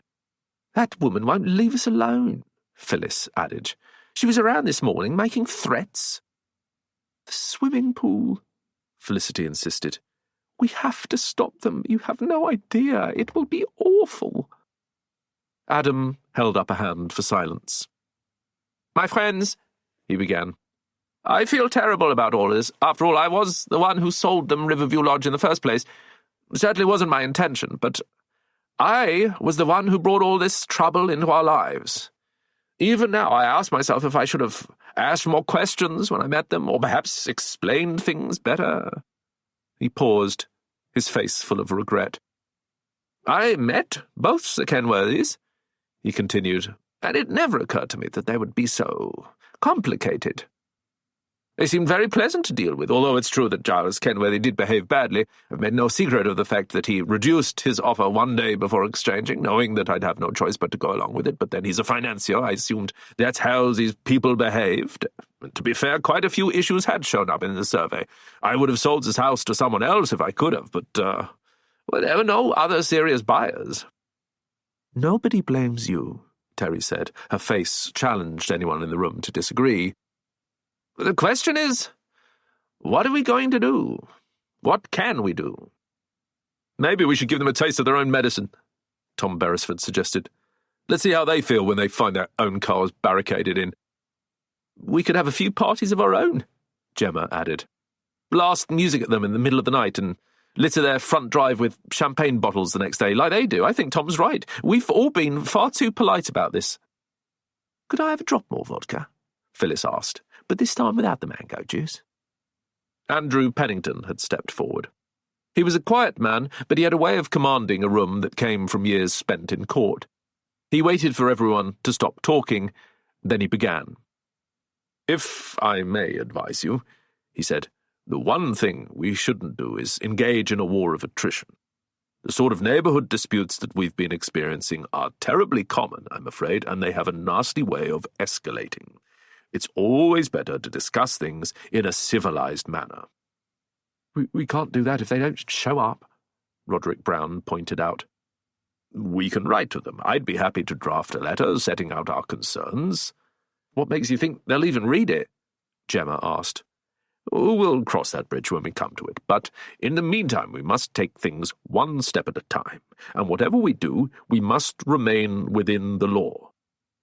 We should record everything that happens from this moment on. Tom, If the drive is blocked, make a note of the time, and if Giles Kenworthy is offensive to you, try to record it on your iPhone. The same when they have parties or allow their bottles to litter the close." "What about their children?" May asked. "I don't like the way they go whizzing around on their skateboards. One of them nearly crashed into me the other day." "I called out to him and gave me the finger," Phyllis said. "Language, dear. Well, he did." "There is a code of conduct that we all signed when we moved into the close," Andrew Pennington reminded them. "It precludes ball games and the use of bicycles, although I'm not sure if there is any mention of skateboards." "And cricket," Gemma added. "They whack the ball around like nobody's business. They almost hit Kylie once. What if it had been one of the girls? It could have been a nasty accident." "They need to move that bloody camper van," Tom Beresford said. "Surely they can't just leave it sitting there the whole year round." He turned to Andrew Pennington. "Can't we sue them or something?" "There's very little we can do," the barrister replied regretfully. "I suppose we could write to them and threaten them with legal action, but once you start hiring outside lawyers, that can become an extremely expensive proposition, and there can be no doubt that Mr. Kenworthy will have deeper pockets than any of us. Are you sure you want to take him on?" "What about the swimming pool?" Felicity demanded, struggling to express the anger she felt. It was the third time she had raised the subject. Her husband immediately took her side. "It may not be so important to the rest of you," Roderick said, "but it's going right underneath Fee's window." He looked to Andrew Pennington. "We must be able to stop it." "Well, as I said, the council hasn't given permission yet, and there's every chance that they'll refuse." "It will ruin my view." "Unfortunately, the loss of a view is never a consideration in planning law," Andrew continued. "However, there are plenty of other objections we can legitimately make. Noise is one. It will most certainly affect the character of the close. This is a conservation area, and the threat to the environment from chlorine and other chemicals must be relevant. They may decide to cut down trees." "They already cut down my 2 yews, and no one paid a blind bit of notice," Adam remarked. "Well, we'll need to see the architectural plans. What is this changing facility they're hoping to build? If it blocks a significant amount of daylight for Roderick and Felicity, that's definitely grounds for dismissal." "The pool could be dangerous for Ellery." Phyllis blurted out the words as if the thought had just occurred to her. Suddenly, she was the centre of attention. "He goes into the Kenworthy's garden sometimes. He doesn't do any harm and just likes sniffing around. If there's a swimming pool there, he could fall in." "You might like to put that in your letter," Andrew said kindly. "It's another consideration, and the more the merrier. We should all write letters to the council," he went on, "setting out our objections, and it would be a good idea if these were coordinated. Again, I'll be happy to help, but it's essential that we're restrained. It won't do any good being vindictive." There was a pause while everyone took this in. "So that's it, then?" Roderick said. "We write letters and we wait?" "That's my advice, yes." Andrew took a sip of his gin and tonic, as if to signal that he had said enough. "I agree absolutely," May said. "There's absolutely no point getting into a fight with this man, and I'm certainly not interested in hiring lawyers. I say we just ignore him and hope he goes away. That's the only way to treat bullies. Pretend they're not there." "I agree with May." Phyllis tried a wobbly smile. "Live and let live, that's what I say. But since we're all here, why don't we have another drink?" The party, if that's what it was, continued for another 30 minutes, but the Kenworthys' non-appearance had made the whole thing pointless. Adam Strauss, supported by May Winslow and Andrew Pennington, tried to keep everyone's spirits up, but the evening quickly fizzled out. Roderick and Felicity Brown were the first to leave, and the others drifted away soon after, leaving the bao buns and the custard tarts uneaten on the refectory table. It would be another 6 weeks before death came to Riverview Close, and everyone who had attended the party would find their lives turned upside down. And throughout the police investigation, with its mutual suspicion and alternative truths, there was one thing on which they would all agree. Giles Kenworthy really should have been there. Part 2. The Fifth Book. Chapter 1. Anyone who has read the 4 books I've written about my adventures with ex-Detective Inspector Daniel Hawthorne may be surprised by this one. Where is Hawthorne? Where am I? What's going on with the third-person narrative? None of this was exactly my choice. More than a year had passed since my play Mind Game had been produced, largely trashed by the critics and tucked away in that file marked unlikely to be revived by the National Theatre. Was I depressed by what had happened? Not really. If you're going to spend your entire life writing, you have to accept the possibility of failure and live with it when it arrives. There's an old saying, you're only as good as your last script, but that's not true. You're only as good as your next one. Writing is all about looking ahead. The worst thing that had happened to me as a result of Mind Game was being arrested for the violent murder of Harriet Throsby, the critic who had given the play its most venomous review. Frankly, of the two of us, I think she came out of it worse. My agent, Hilda Stark, knew nothing of this. I hadn't sent her the novel yet, and she'd only seen a brief synopsis of Murder at the Vaudeville Theatre, which was my working title. She would certainly be delighted that I'd cleared my name, if only because it wouldn't have been easy to get books out of me if I'd been banged up in Wormwood Scrubs. I've never been quite sure if literary agents work for their writers or the other way round. Hilda had already twisted my arm into signing a 4-book deal with Penguin Random House, arranging delivery dates that even an AI-powered neural network machine would have had difficulty meeting. Either I'm too weak, or I like writing too much, but I always seem to be locked in a room with a ream of A4, while other writers are out and about having a good time. There had, however, been a development that even Hilda could not have foreseen. I couldn't write another murder story for the simple reason that nobody had been murdered. I hadn't heard from Hawthorne for months. That's the trouble with writing what I suppose I must call true crime. When I was working on the television programme Midsummer Murders, nobody so much as blinked if there were 4 or 5 homicides in a single episode. Hercule Poirot investigated no fewer than 85 mysterious deaths, starting with the one at Styles during his career. Real life is not like that. There are 700 or 800 murders a year in the United Kingdom, but most of them aren't mysteries at all. A fight in a pub, a domestic argument that turns violent, knife crime. These are all horrible, but nobody wants to read about them. Even journalists find them pedestrian. The police don't need to call Hawthorne when the killer is sitting in the kitchen with a meat tenderizer in one hand, a bottle of whiskey in the other, and blood all over the walls. None of this had occurred to Hilda when she called me unexpectedly around noon. I was, as usual, in my office in Clerkenwell, listening to the thud of jackhammers and the endless whine of huge industrial drills as the new Crossrail Underground was constructed just across the road. Everywhere I looked, there were cranes circling one another like prehistoric beasts deep in conversation. All the activity, the sense of London reinventing itself, only made me feel more isolated, which was one of the reasons I never failed to answer my phone. "How are you getting on with the next book?" the familiar voice barked into my ear. Hello, Hilda," I said. Which book are you talking about?" "The new Hawthorne. We need the 5th in the series." She always called them the Hawthorne books. Everyone did. It was strange the way I did all the work, but never got a mention. "Why are you asking? We've got plenty of time. And I still haven't finished Murder at the Vaudeville Theatre." "I really don't like that title. It's too old-fashioned. Hawthorne has a much better one." "When did you see him?" I had that strange sense of unreality that seemed to have taken over my life from the day I'd met Hawthorne.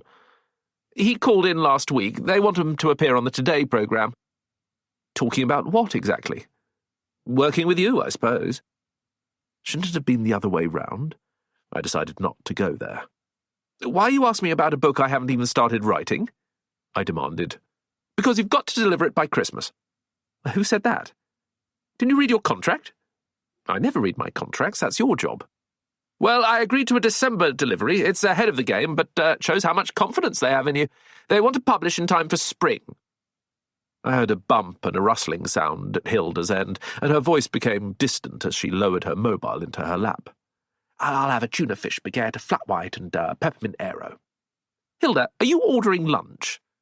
She either didn't hear what I said or ignored it. So, when are you going to get started? She demanded. I don't know. I haven't seen Hawthorne in months, and unless he told you something different, he hasn't investigated any new cases. There was a pause as she digested this.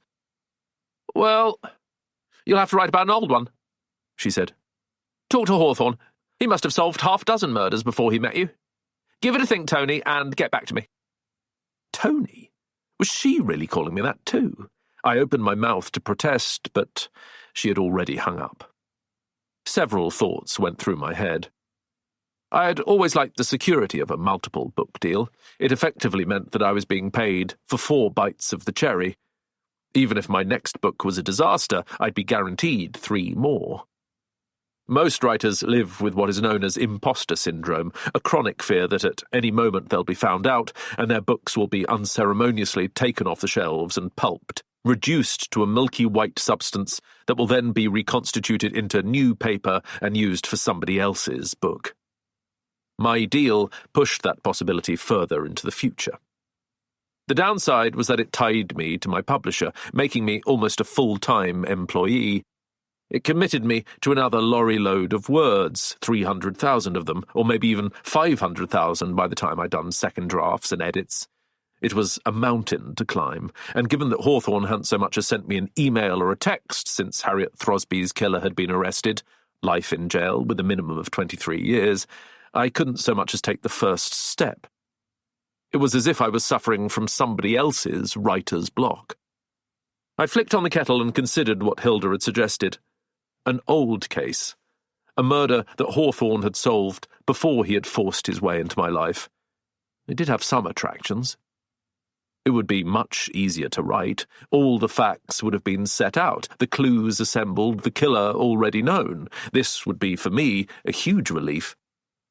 I wouldn't have to follow 6 steps behind Hawthorne for several weeks, desperately hoping he would find the solution so that I'd be able to finish the book. I wouldn't get everything wrong, like a real-life Watson or Hastings, and nor would I get stabbed, as had happened on 2 occasions. All I would have to do was sit down with Hawthorne, listen to him set out the main beats of the story, examine any case notes he might have, maybe visit the crime scene to get the atmosphere and physical description, and then sit down quietly and write the whole thing in the comfort of my own home. The timing could hardly be better. 11th Hour Films, the television production company run by my wife, had just started developing Alex Rider for Amazon TV, but I'd decided not to write the scripts. There were 2 reasons for this. The first was that I was writing a new book, Nightshade, but I was also thinking of Stormbreaker, the feature film that had been made 16 years earlier in 2003. The experience of working with a certain Harvey Weinstein, our American producer, had not been an altogether happy one, and I thought it might be more sensible to let someone else have a crack of the whip. We'd found a great writer who was about 20 years younger than me. He'd bring his own vision to the character, and although I'd help shape some of the episodes, I would be free to focus on other things.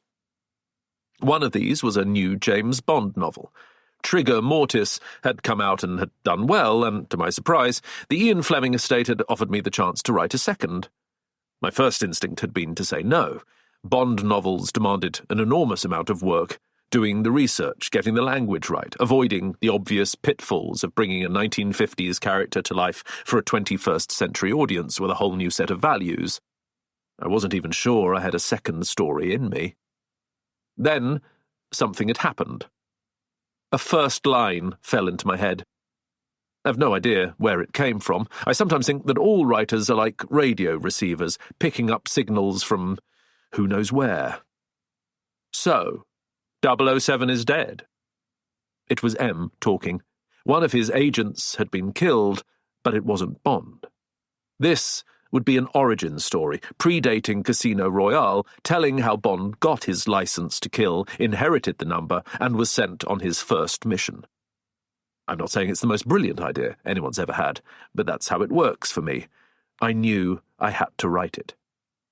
I was thinking about setting it in the south of France. It would involve the CIA and the true scandal of American involvement with heroin traffickers back in the 50s. I already had some thoughts about the main villain, Jean-Paul Scipio. Fleming had a penchant for physical peculiarities, from Dr. No's contact lenses to Scaramanga's third nipple. Scipio would be massively, unnaturally obese, and that would also play a part in the way he died. I wasn't writing it yet, although I was thinking about it all the time. This meant my desk was clear, and there might just be time to get Hilda off my back. There was something else I remembered. When Hawthorne and I visited Alderney for the literary festival that had led to the first murder on that island for 1,000 years, he had mentioned something that had taken place in a close or a crescent of houses in Richmond on the edge of London. It was one of the first cases he had solved as a private detective after he'd been thrown out of the police force following an accident that had led to the hospitalisation of a suspect he'd been questioning. Those inverted commas are well deserved. The man in question was a vile human being dealing in child pornography, and Hawthorne had been right behind him on a steep flight of stairs when the man had somehow tripped and fallen. I hadn't seen Hawthorne for some time, and it occurred to me that, in a strange way, I was missing him. I wouldn't have described him as a friend, but after 4 outings together, we were becoming something that vaguely resembled a team. It was also true that, but for him, I would have been writing this from inside a prison cell. Even while I'd been talking to Hilda, I'd been thinking how good it would be to see him again. I picked up the phone and called. Chapter 2. We met, as usual, in one of those coffee bars that have managed to get a stranglehold on the streets of London, each one of them not just identical to each other, but, perversely, to the coffee bars owned by their competitors. Hawthorne's flat was only a 15-minute walk from where I lived, but it was equally uninviting, perhaps one of the reasons why he seldom invited me there. We ended up at a Starbucks, or was it a Costa, nearby, sitting outside in the not very fresh air so that he could smoke. I've described Hawthorne's London home often enough.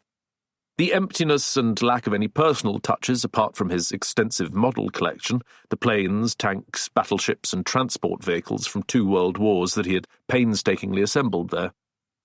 Hawthorne was so reluctant to tell me anything about himself that I had taken an almost unhealthy interest in where and how he lived, hoping it might provide me with a few clues.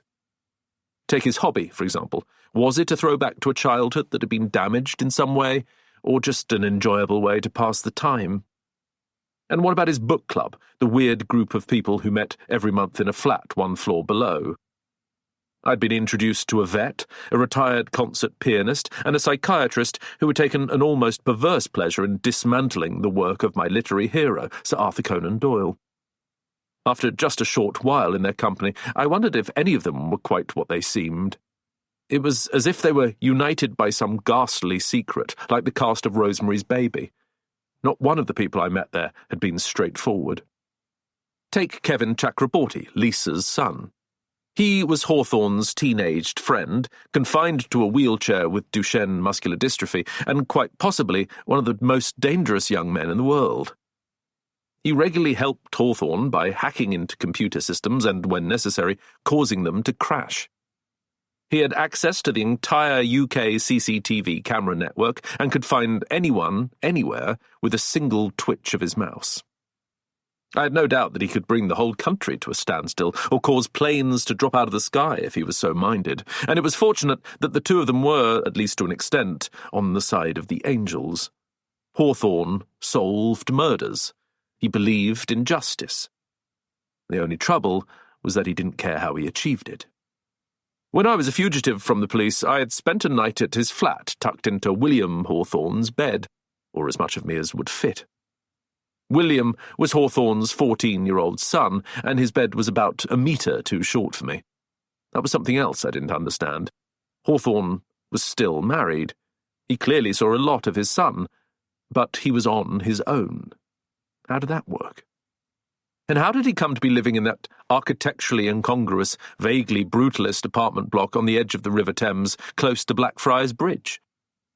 His flat didn't belong to him. He had told me that he was living there as a caretaker, working for his half-brother, who was an estate agent, but neither of these statements was true. It was all quite complicated, but as far as I could see, the facts were as follows. Roland Hawthorne was not an estate agent. Roland worked for some sort of shadowy security organisation that owned flats throughout the building. The organisation was run by a man called Morton, who also employed Hawthorne as an investigator whenever he wasn't working for the police. Roland was not Hawthorne's half-brother. His father, a police officer, had adopted Hawthorne after his parents died in mysterious circumstances. The more I learnt about Hawthorne, the less I knew him. He was a brilliant detective. 4 times I'd watched him pluck solutions out of the air, knitting together clues I hadn't noticed even as I'd described them, but his private life, insofar as he had one, was peculiar, quite possibly dangerous, and I'd be perfectly happy if I never went anywhere near Hawthorne's flat again. I could have invited him over to my own home in Farringdon, but I wasn't too keen to do that either. For a start, my wife, Jill Green, had a television production company just around the corner, and she could have walked in on us at any time. I didn't want them to meet. Jill had never really approved of Hawthorne, not since he had first tricked his way into my life. She had read The Word is Murder and The Sentence is Death, and said she'd enjoyed them, but she had serious reservations about my appearing in them, and certainly didn't want to do so herself. I was still worrying about what I was going to do when the 4th novel, Murder at the Vaudeville Theatre, came out.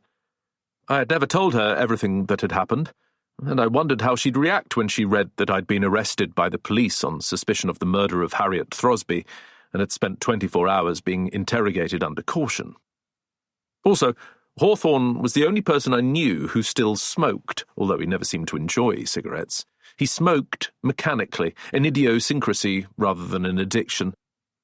If I have one abiding memory of him, it's watching him hunched over a black coffee in his trademark suit, white shirt and tie, his shoulders hunched, gazing at me with those softly menacing brown eyes, whilst tapping ash into the lid of his polystyrene cup. At those moments, he could have walked out of one of those films shot in the 40s, a reborn Cagney or Bogart. Nothing about him was black and white. It was all various shades of grey. So that was where we found ourselves, sitting outside a Starbucks on the Clerkenwell Road. It was the first week in August, and I had just 5 months to produce a book which, at that moment, had no title, no plot, no characters. In fact, I didn't have the faintest idea what it was going to be about. Hawthorne had agreed to meet me, but I still didn't know if he was going to help. "How are you?" I began. He shrugged non-committally, as unwilling as ever to provide any information about himself. I wondered what would happen if he ever got ill. The doctor would have to tie him to a chair to get so much as a blood sample. "I'm okay," he said at length. "How was Radio 4? I was still a little put out that he'd been invited and not me, but did my best not to show it. He shook his head. "No, I turned them down. I'm not interested in publicity." "Publicity sells books." "Not my job, mate. I should have kept my name out of the books to start with." He pulled out a cigarette. "Too late now." "So, what have you been working on?" "Not a lot." He looked at me suspiciously. "Why are you asking?" I explained that Hilda had called me and that we needed to start a new book straight away. Hawthorne already knew. "Yeah. She told me she was going to call you," he said. Of course she had told him. He wouldn't have met me if it was just for coffee and a general chat. I didn't feel comfortable that he was now represented by my agent, particularly as she seemed rather more invested in him than in me. I bet she hadn't ordered lunch while she was talking to him. "So, what do you think?" I asked. "You want to write about a murder that happened before we met?" "Well, you said it would be a good idea. When we were at the Alderney Book Festival, you mentioned a case you'd solved in Richmond, somewhere called Riverside Close." He lit the cigarette and took in his first lungful of smoke. "It wasn't Riverside. It was Riverview." "You told me someone was hammered to death." "They were shot with a crossbow." I glared at him. "Hawthorne, do you know how many tweets and emails I get when I make mistakes?" He shrugged. "I don't like people knowing too much about me." "That doesn't mean you can deliberately lie to them." He frowned and tapped ash. "Things have changed," he explained. "I never expected we'd get all this attention, Radio 4 and all the rest of it. There are people I know who would prefer me to keep a low profile. This business in Richmond, if you want the truth. I'm not too happy about the way it all worked out. But you solved the case. He was offended. Of course I did. Would you be prepared to tell me about it? Oh, I don't know. He seemed genuinely pained. I had seen the same look on his face when I had asked him about Reeth, the village in Yorkshire where he had lived as a child. It all happened 5 years ago.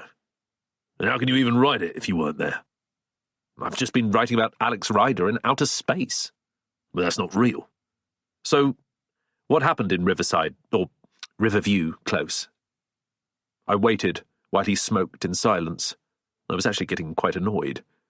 Who was murdered? A man called Giles Kenworthy. Wasn't very nice. Some sort of hedge fund manager. Old Etonian, right-wing, borderline racist. He had a wife and a couple of kids, though. They weren't too happy about him dying. Sounds like a great start, I said. Why was he killed? He didn't get on with his neighbours. I wondered if Hawthorne was being sarcastic. Did you keep your notes from the case? I asked. Can you remember all the details? I had an assistant. He took notes. And he recorded the interviews. Hawthorne said this in a way that was completely matter-of-fact and didn't seem to notice how much it affected me. I'd spent weeks with him following in his footsteps and then months writing about him. He'd never once mentioned or even hinted that he'd had a different sidekick before he met me. What was his name? I asked. Why do you want to know? Because if we go ahead with this, I suppose I might just end up writing about him. John Dudley, Hawthorne said reluctantly. He helped me with the case. He did the same job as you. Not the writing, though. He was more, professional. Thanks a lot, I muttered. Where is he now? I asked. We haven't seen each other for a while. Why did he stop working with you? Hawthorne shrugged. He had other things to do. That was a non-answer, if ever I'd heard one. Well, I don't think we have any choice, I went on, repeating what Hilda had told me. We've only got 5 months to deliver because the publishers want the next book out at the end of next year. Of course, we could sit back and wait for another murder, but it sounds as if things have been quiet for you recently, and even if someone does get killed, there's no saying it'll be interesting enough for book 5. Can't you make something up? Put you in it? I don't think that would work. Look, what we've got here is a case you've already investigated and solved. Why can't you just tell me what happened? Hawthorne thought for a few moments as he finished smoking. I suppose I could describe it for you, he said eventually. He ground out the cigarette and dropped it into the plastic lid. But I want to see what you were writing. You mean while I was writing it? Yes. The thought horrified me. I wasn't sure I could work with Hawthorne peering over my shoulder. I'd have to censor half the things I said about him. Worse than that, he would have the upper hand. He had met all the suspects. He'd been there, whereas, to some extent, I would be groping in the dark. Inevitably, I'd have to make a lot of it up, and I could see us arguing about every word, every description. It might take years to complete. Why would you want to do that? I asked. Don't you trust me? I trust you so much I don't even read you. But this time I'd have to make sure you got it right. We'd be writing it together. That's not how I work. But this is different. He had a point. I could look at photographs, read police reports, listen to recordings, get Hawthorne to describe everything he'd seen, but I'd still be writing from a distance. The book would be in the third person, he, they, and not the first, I. As every writer knows, this would completely change the way the story was presented. It would have a universality, a sense of disconnection. It would not be my story, my arrival on the scene, my first impressions. Everything would have to be channeled through Hawthorne. And he was right to say that it would be, to some extent, a collaboration. I still didn't like the idea. We're not writing it together, I said. You're supplying the basic information, but I'm the one doing the writing. It's my style, my descriptions. And, I added, my name on the cover. He looked at me innocently. I know that, Tony. No shared credit. Whatever you say, mate. And you'll give me everything you have. You can have it all. He paused. One step at a time. My cappuccino had gone cold. I'm sorry? I just think it'll be easier that way. I'll give you everything you need, but in instalments. You write 2 or 3 chapters, I read them, then we talk about them. If you get anything wrong, I can steer you back on the right track. Like, fact-checking. But you will give me the solution. No, I won't. Why not? You never know the solution, mate. That's what makes your writing so special. You don't have a clue. Had any compliment ever been more backhanded? I thought about what he was offering and came to a decision. Like it or not, there was no other way of delivering a book to my publishers in time. I reached down and opened my work bag. I took out a notepad and a pen. "All right," I said. "Where do we begin?" Chapter 3. Hawthorne and I spent a couple more hours sitting outside the coffee shop, making us the least profitable customers that particular branch must have ever entertained. The first thing he told me was the location of the private road where the murder had taken place, Riverview Close. He said it was a turning off the Petersham Road near a pub I vaguely remembered, the Fox and Duck. I was sure I'd gone there for a drink a couple of times when I was living in West London and used to take my dog for walks in Richmond Park. I'd never noticed the Close, though. He described the layout of the buildings, the history of the place, Petersham Road, and the immediate surroundings. For the first time, he gave me the names of the people I was going to be living with for the next few months. Tom and Gemma Beresford, Roderick Brown, dentist to the stars with his invalid wife, chess mastermind Adam Strauss, and so on. He also introduced me to some of the minor characters who would appear later, the lady gardener, the Australian nanny who also looked after an old lady in Hampton Wick, the detective superintendent in charge of the case, and a detective constable who worked with him, but who just seemed like one officer too many and would barely make it into my second draft. He was only reticent about one character, and that, not surprisingly, was John Dudley. Even a physical description seemed to challenge him. Same age as me, dark hair, ordinary looking. That was all he gave me. As we talked, I got the sense that the two of them had parted acrimoniously, or at least that something had come between them, and in a way I found this quite gratifying. Perhaps I hadn't been such a useless assistant after all.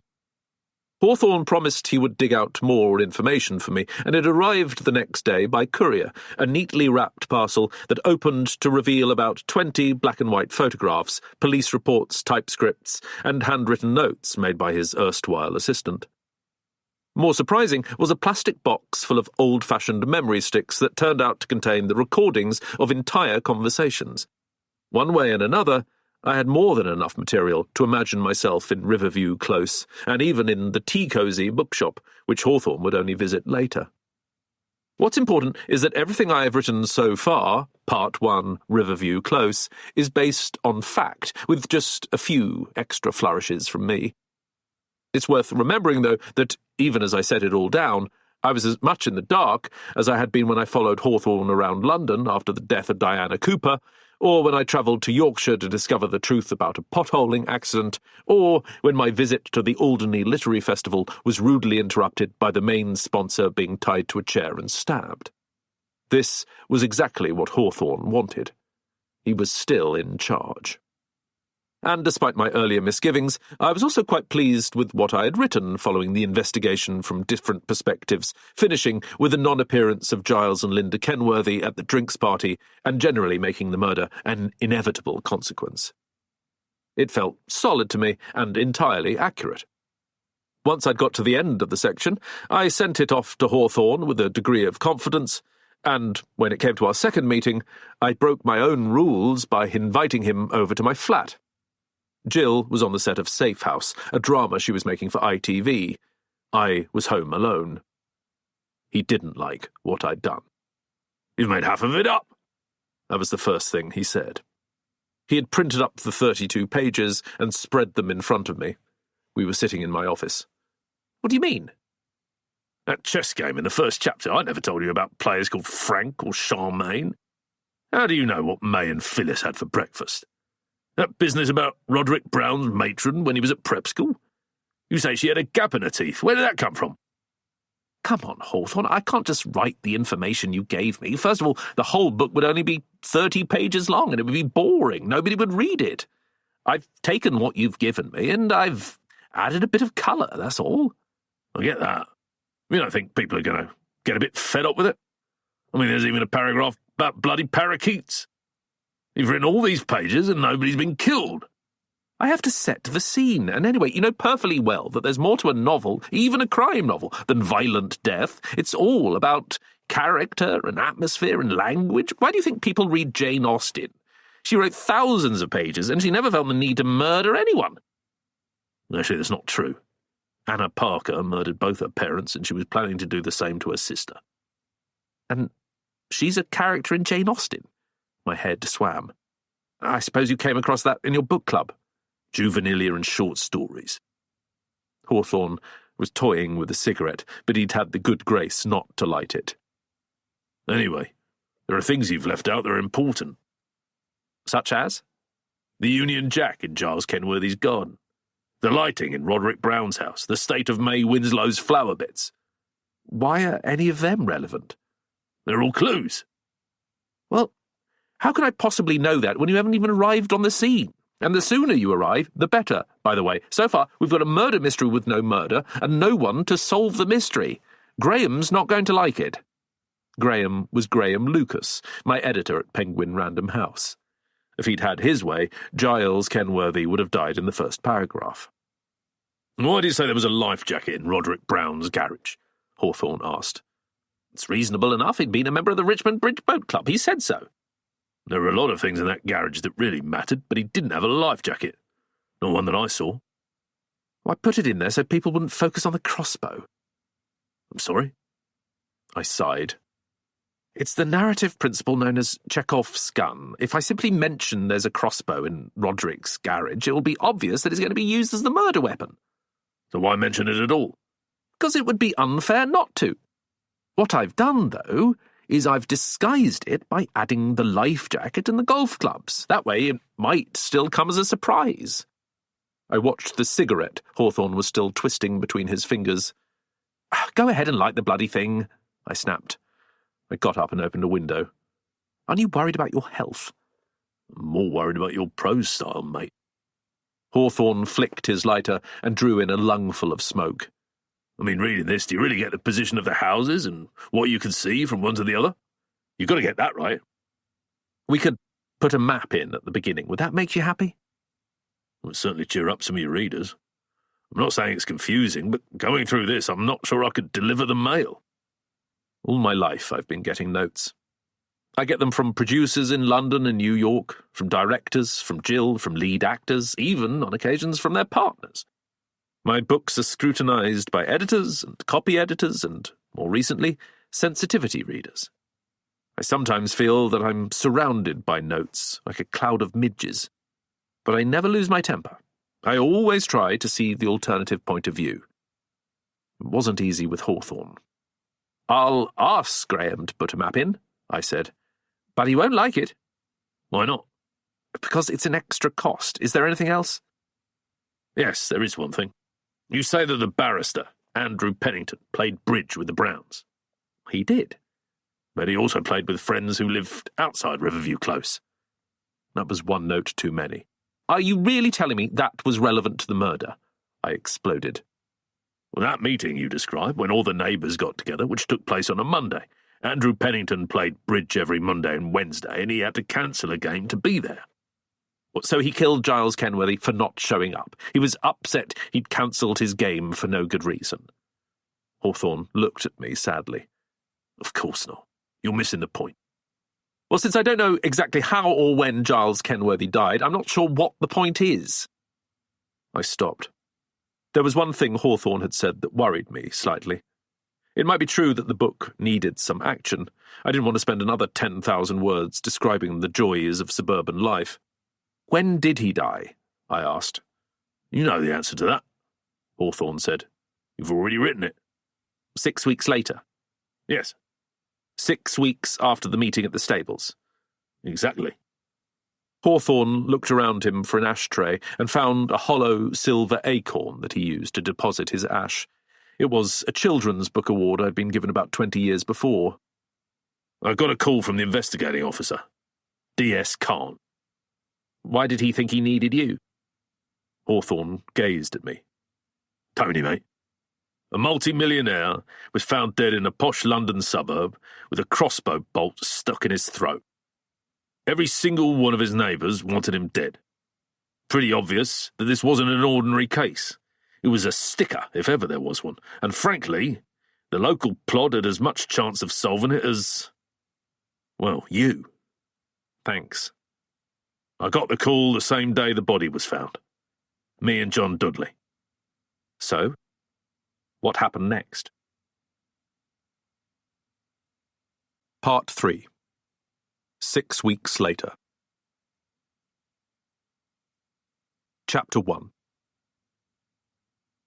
Detective Superintendent Tariq Khan had realised straight away that the murder of Giles Kenworthy would be like nothing he had ever investigated, and that it might threaten what had so far been an unblemished career.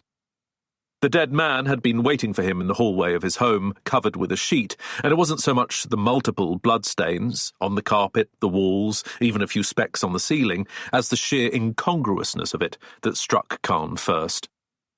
The white linen was clinging to the hips and shoulders so that most of the body was clearly visible in silhouette, but when it reached the neck, it rose up like a miniature tent. The effect was grotesque, almost comical. Khan had drawn the sheet back and looked at the crossbow bolt, still lodged in Giles Kenworthy's throat. The deceased would have been unrecognisable even to his nearest and dearest. His eyes were still open in shock, his mouth twisted in a scream that death had turned into a grimace.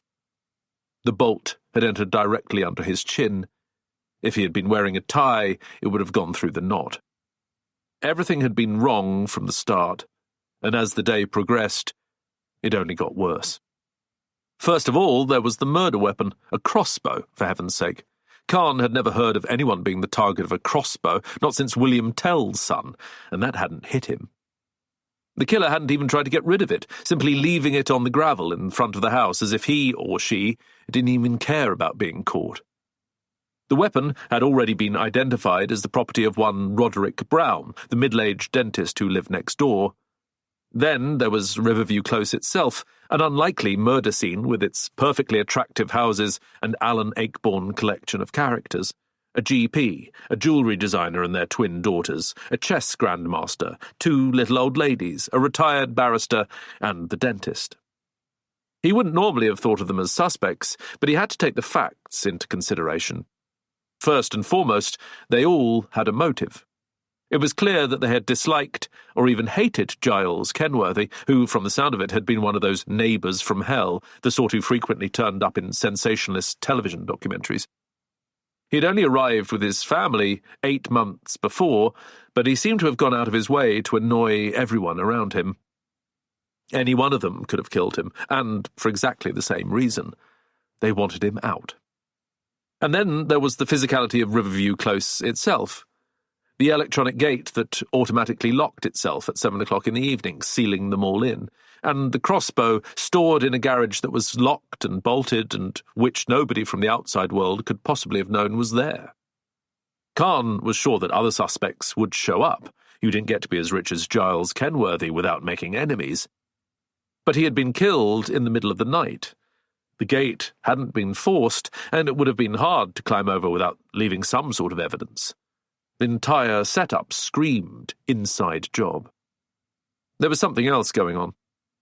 Khan had spent most of the day talking to the residents who had all been asked to stay at home. He was trying to keep things casual, not so much a formal interview as a general chat. It should have been easy. A nice neighbourhood like this, everyone would be eager to help the police with their inquiries.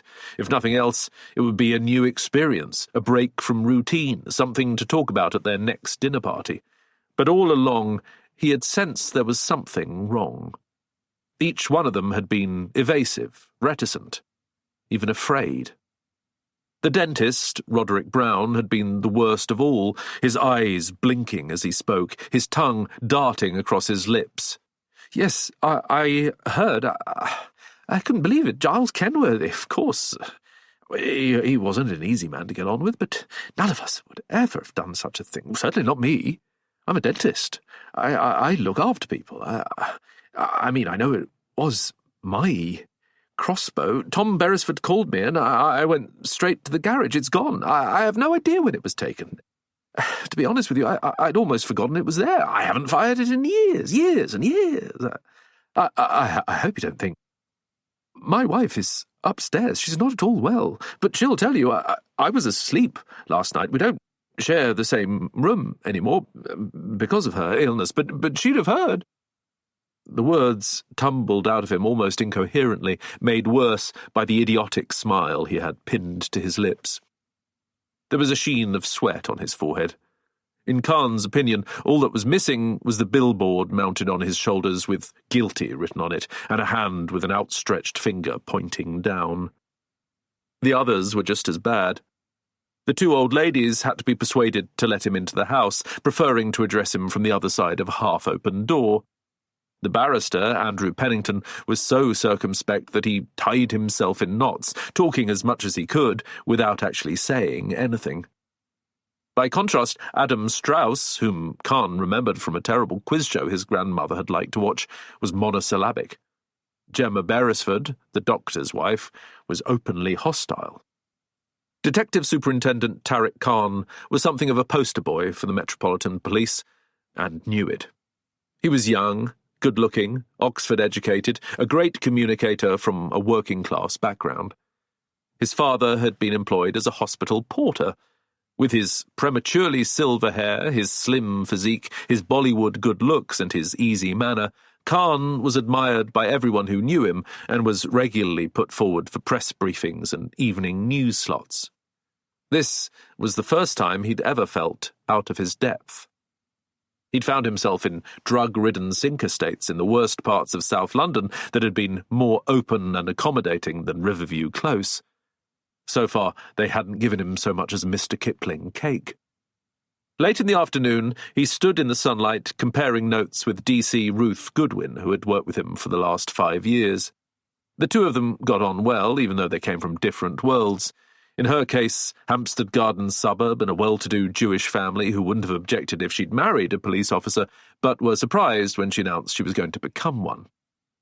Short and dark, with a round face and close-cropped hair, she had recently given up smoking, much to Khan's satisfaction. Unfortunately, she had replaced cigarettes with a series of brightly coloured vapes, each one with a more unlikely flavour. Today, it was lemon and mint. Khan thought she looked ridiculous, like a child sucking a sweet. "What do you think's going on here?" he asked. They were both leaning against the car that had brought them here. "I don't know, sir. They're all hiding something, that much is obvious." "Do you think one of them killed Giles Kenworthy?" "Seems unlikely. They're all friends, living in each other's back gardens. But this is murder, and they don't seem like the sort of people who would cover up anything as serious as that. Unless they were somehow involved." "Well, they can't all have done it." Khan nodded. He'd have had 9 crossbow bolts in him if they had. He watched as a cloud of steam from the vape formed in the air and then disappeared. "I've got a bad feeling about this, Ruth. If they're covering for each other, it's going to be hard to untangle. And they've all got the same motive. The neighbour from hell. That doesn't make it any easier." There was a long silence. The police and forensic officers were moving around them like pieces on one of Adam Strauss's chessboards. "I wonder if we could use some outside help," DC Goodwin suggested at length. "What are you talking about?" "Well, don't shout at me, but I was thinking maybe—" "Hawthorne? Are you serious? It can't do any harm, and this might be right up his street." Neither of them had met Hawthorne, but they both knew who he was. The detective inspector who had lost his job when a suspect he'd been interrogating had sustained life-changing injuries, although he'd had a reputation long before that. He was a hard-working, solitary, difficult man who somehow always managed to pull the guilty rabbit out of the blood-soaked hat. After he'd been thrown out, his reputation had grown. They'd both heard D.I. Cara Grunshaw talking about him. She had come across him on 2 occasions and had a deep loathing for him, but even she admitted that he had helped her. He also had plenty of friends inside the force. DCI Ian Rutherford had been his superior officer and wouldn't hear a word said against him. "We could bring him in as an outside consultant," DC Goodwin went on, "if you think this one is a special case." "I don't know." Khan shook his head doubtfully. "It's a crossbow, sir. In a private close in Richmond. We've already got the local hacks outside. They're going to lap it up. How do we even reach him? And who authorises payment?" "I can ask DCI Rutherford." Goodwin inhaled on her bright yellow vape. The light at the end blinked on. A smell of something like candy floss shimmered in the air between them. "From what I hear, Hawthorne never takes any of the credit." This mattered to Khan. He didn't want anyone to think that he was already giving up on such a shocking crime. "All right," he said. "Why don't we give him a call?" Chapter 2. Hawthorne arrived the following morning, a Wednesday. A taxi pulled up at the archway just after 9 o'clock, and 2 men got out. Khan was waiting on the other side, holding a cardboard file. He was glad to see that the press people had disappeared. There was still something about getting outside help that troubled him, as did the sight of the taxi. Was that going to be charged to expenses? Khan had called Hawthorne the night before and had been surprised how cheerful he had sounded at his end of the line, as if he had been expecting the call. Khan had quickly gone through what had happened in Riverview Close. In broad strokes, he had described the various residents, age, profession, ethnicity, what they had told him, what he believed. So far, it didn't add up to very much. Now that Hawthorne was here, would he be able to do any better? Quickly, he made his assessment of the man he'd called in to help. Hawthorne was a diminutive figure, oddly dressed in a suit and a loose raincoat despite the warm July weather, looking around him with eyes that seemed to absorb and analyse every detail, a face that gave nothing away. His hair was short, neatly brushed, of no particular colour. He was in his mid to late 30s, although it was difficult to be sure, as there was something childlike about his appearance. Khan had begun his career as a juvenile protection officer, and in some strange way, Hawthorne reminded him of some of the victims he had met. The person he had brought with him was equally puzzling. He seemed an unlikely partner for Hawthorne, keeping his distance and taking less interest in his surroundings, as if he was bored by it all. He was about the same age, with sloping shoulders and long, lank hair, untidily dressed in ill-fitting corduroy trousers, a jacket with patches on the elbows and scuffed shoes. He hadn't shaved that morning, and the lower part of his pale, oblong face was covered with stubble. Everything about him had an air of carelessness. He had the appearance of a man who didn't know how to look after himself, or who couldn't be bothered, and Khan thought that if he hadn't been in the company of Hawthorne, he wouldn't have allowed him anywhere near a crime scene. Hawthorne saw the detective superintendent and walked over, his companion a few steps behind. Already, Khan was wondering if he hadn't made a mistake. He took Hawthorne's outstretched hand and shook it. "Thank you for coming," he said. "Thank you for inviting me. This is John Dudley." The other man nodded vaguely. "I take it that's the house where Giles Kenworthy lived?" Hawthorne pointed at Riverview Lodge. "Yes, that's right." For a brief moment, Khan allowed his irritation to get the better of him. I need to get one thing straight before we go in," he said. "You're working for me. I hope you understand. The moment you find anything, I want to know, and you're to hold nothing back." "Don't worry, mate. That's my job, to tell you what you've missed." "Well, I don't think I've missed anything so far, and I'd prefer it if you address me as Detective Superintendent." They began to walk towards the house. "Mr. Kenworthy was killed on Monday night at around 11 o'clock, Khan began. "I'll send you a copy of the pathologist's report. A single crossbow bolt fired at close range penetrated his cricoid cartilage and buried itself in his throat. They took the body yesterday, but I've got some of the photographs here. Death was caused by hemorrhagic shock." Were the cricothyroid or cricotracheal ligaments severed? Dudley asked. No. Then it wasn't his kids who killed him. Khan wondered if he was joking. How do you work that one out? Well, the bolt didn't slant up or down. It must have been fired by someone of about his own height. The kids aren't suspects. Khan scowled. In fact, they've got a rock-solid alibi. They're at a local prep school which does a couple of nights boarding each week. They weren't at home. Probably just as well. Was Kenworthy on his own? Hawthorne asked. Yes.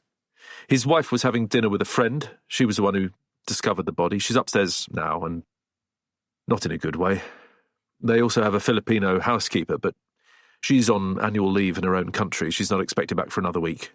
Then there's a part-time chauffeur. We're talking to him, and we'll let you know if he's got anything to say. When did the wife get in? 11:20 on Monday night. The door was half open, which puzzled her.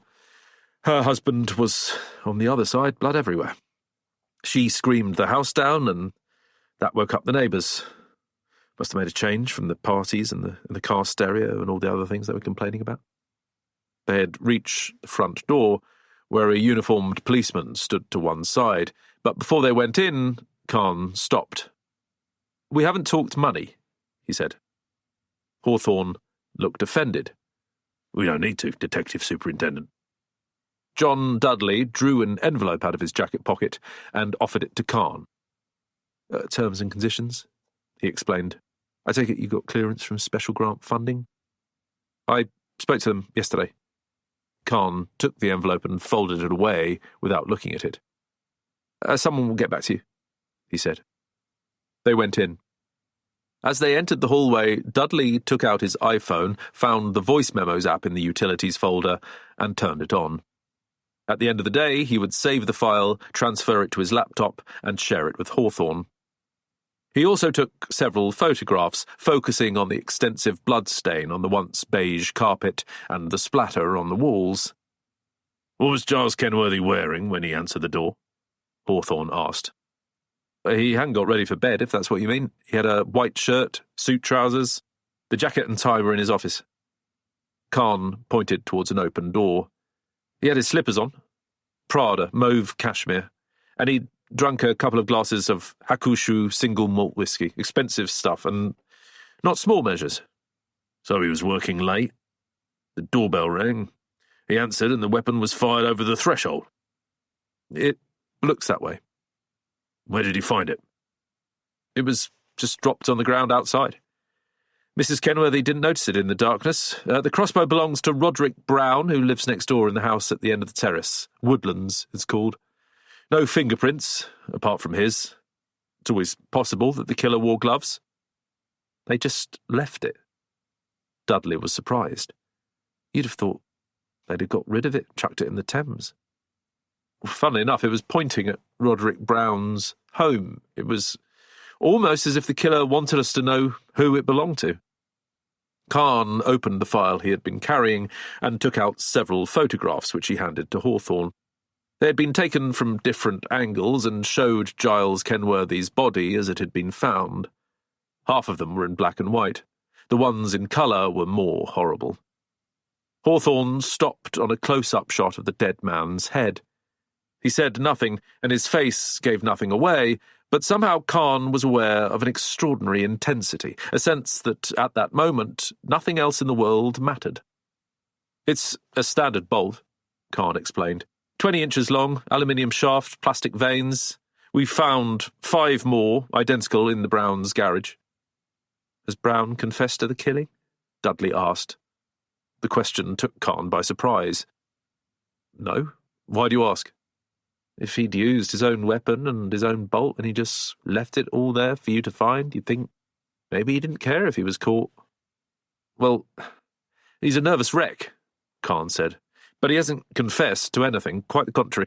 The first time I met him, all he would say was how shocked he was, how upset, how it couldn't have had anything to do with him because he was asleep in bed with his wife in the next room. I wasn't even accusing him. Hawthorne handed the photographs back. You said we could talk to Mr. Kenworthy's widow? She's upstairs. The Kenworthy's home was expensive and wanted you to know it. The furniture was Scandinavian, the lights ultra-modern, the carpets ankle-deep, and the paintings straight out of some smart auction house catalogue. 2 young boys lived here with their parents, but there was no mess, no scattered clothes or toys, as if their very existence had been wiped away. A plate-glass window at the back, rising almost the full height of the stairs, looked out over the new patio, with a Union Jack fluttering on the other side of a chrome-plated beast of a gas barbecue.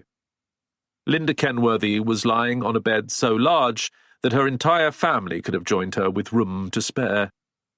She seemed to be sinking into the duvet and pillows, her blonde hair hanging loose, her silk dressing gown rising and falling over the folds of her body, her face, with its once perfect makeup, streaked by tears. The room smelled of cigarette smoke. There was an ashtray next to her filled with cigarette butts, each one signed off with a smear of bright red lipstick. None of the windows was open, and even if they had been, they'd have been helpless behind the great swathes of silk curtains, pelmets, gold cords, and tassels. "How you feeling, love?" Hawthorne asked. From the way he spoke, she could have been recovering from a bad cold. "Who are you?" Linda asked, her voice little more than a whisper. "We're helping the police," Dudley said. "We want to find out who killed your husband." "They all hated him." Fresh tears followed in the tracks of the old ones. "I told him it was a mistake. The moment we came here, they were stuck up and snobby, the whole lot of them." "So you didn't get on with the neighbours?" Dudley remarked. "It wasn't our fault." She reached for a tissue, pulling it out of a box embroidered with a gondola on a Venetian canal. "We never did anything wrong. They were always trying to find fault. Everything we did, nothing was ever right." Hawthorne and Dudley waited until she had calmed down. "Would you say there was anyone in Riverview Close who had a particular animus towards your husband?" Hawthorne asked. "I just told you they're all the same. They'd made up their minds about us before we even moved in." "Have there been any recent incidents that you might want to tell us about?" Linda used the tissue to dry her eyes, at the same time wiping away some of the blusher on her cheekbones. "I don't know what you mean," she said. "Had anyone threatened your husband with violence?" "Well," she thought for a moment. "Giles was always fighting with Dr. Beresford," she said. "He and his wife live next door. They never stop complaining about our cars. Why can't we park our cars outside? It's our drive, our house. And it wasn't as if we were deliberately blocking the way. Dr. Beresford hadn't been such a bad driver, it could easily have got past." She stopped herself as she remembered what had happened. "The 2 of them had a proper set to about a week ago, and Dr. Beresford threatened to kill Giles." Her eyes widened. "He used those very words." "What did he say exactly?" "I'm going to kill you." "You heard him?" "No, Giles told me." Hawthorne and Dudley exchanged glances.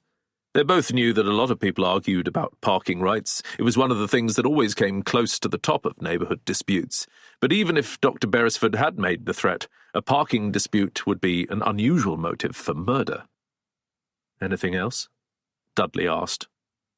Linda gazed into the distance. "I already told him all this," she said, referring to Detective Superintendent Khan, who had been listening to the conversation from a distance. "Tell us." She swallowed. "Well, he had a falling out with Sarah." "Who's Sarah?" "She's the gardener. That was on Friday," she added. "And what happened on Friday?" "Giles went into his study, and there she was, standing in front of his desk. She had no right to be there. She'd come in through the French windows, and she was looking at his computers, and Giles was very sensitive about that. He'd had a hack at his office just a few weeks before, someone trying to get into his database. It was the reason we couldn't go to that drinks do at the stables. It hadn't worked that time, but he didn't have the same security at home, so he had every right to ask her what she was doing. Sarah was just horrible and abusive, and he fired her on the spot, and quite right too. I said he ought to report her to the police." "What for, exactly?" "What do you think?" It was remarkable how quickly Linda could switch between desolation, indignation, and malice. Do you know how much information there was on those screens about money markets and investments and all that stuff? She could have been working for someone. Linda drew herself up against the pillows. Giles wouldn't even let me into his office because of all the sensitive stuff he had in there, and I wouldn't have understood a word of it if he had. So, what did Sarah think she was doing in there? You think your gardener was involved in what, financial espionage? She might have been. She was certainly a thief. All sorts of things had gone missing. Giles lost a Rolex watch. I bought it for him myself when we were in Dubai, and I had £50 taken from my bag. Giles said I left it at the hairdresser, but I know it was Sarah. We only gave her the job in the first place because she was doing the gardens for everyone else in the close. I always said she was trouble. We should have found someone of our own. She fell silent, dabbing her eyes. Is there anyone else you employ in the house? Dudley asked. I understand you've got a Filipino cleaner. I bet she's a treasure. She's lazy, and she's never there when you need her. In fact, she's away right now. Every summer we have to give her the whole month off so she can see her family. Getting any sort of help is so difficult these days. Jasmine hardly speaks a word of English. Getting her to do anything is always an uphill struggle. She paused. And there's Gary. He's Giles's driver, but he's only part-time. He doesn't live here. How did you meet your husband? Dudley had changed the subject, perhaps hoping the question would cheer her up. Instead, it brought fresh tears. On a British Airways flight to New York. He was in first class. I was one of the cabin crew. I served him a Mai Tai and we hit it off immediately. He was so kind to me. He invited me to his hotel next to Central Park. There were so many laughs. So where were you last night? Hawthorne cut in. That stopped her. I was seeing a friend. Can we have his name? Dudley had produced a small notebook which he was holding in front of him. He had somehow assumed that the friend was male, and Linda didn't disappoint him. What's that got to do with you? You're going to have to tell us sooner or later, love. It was always a mistake taking on Hawthorne. When he was at his sweetest and most reasonable, that was when he was most dangerous. You got back after 11 o'clock. That's time for a lot of laughs. It was horrible. The door was open and he was lying there. Who were you with? Hawthorne insisted. Linda reached for another tissue. His name is Jean-Francois. He's my French teacher. You learning French? Giles was talking about buying a place in Antibes. Mais malheureusement, cela n'arrivera pas, Dudley muttered. Linda stared at him. What? Chapter 3. Khan was unimpressed with the interrogation he had just witnessed. It seemed to him that Hawthorne had been unnecessarily hostile and had learned very little that Khan didn't already know. I've got things to do, so I'm going to let you get on with it, he said as they left the Kenworthy's house. We allowed Dr. Beresford to leave for work, NHS doctor and all that, and the two old ladies, May Winslow and Phyllis Moore, own some sort of gift shop in Richmond. I thought they were better off out of it too. Not on your suspect list? Hawthorne asked. Khan ignored him. All the others are at home, and you can talk to the whole lot of them, but I think it would be better if you didn't mention you're freelance. Just say you're part of my support team or something, and maybe you could try to be a little more sympathetic. These people are in shock. One of them may not be, Dudley said. But Khan was already walking away, catching up with D.C. Goodwin, who had just arrived in a police car. Dudley watched him go. Where do you want to start? He asked. The murder weapon belonged to Roderick Brown, Hawthorne replied.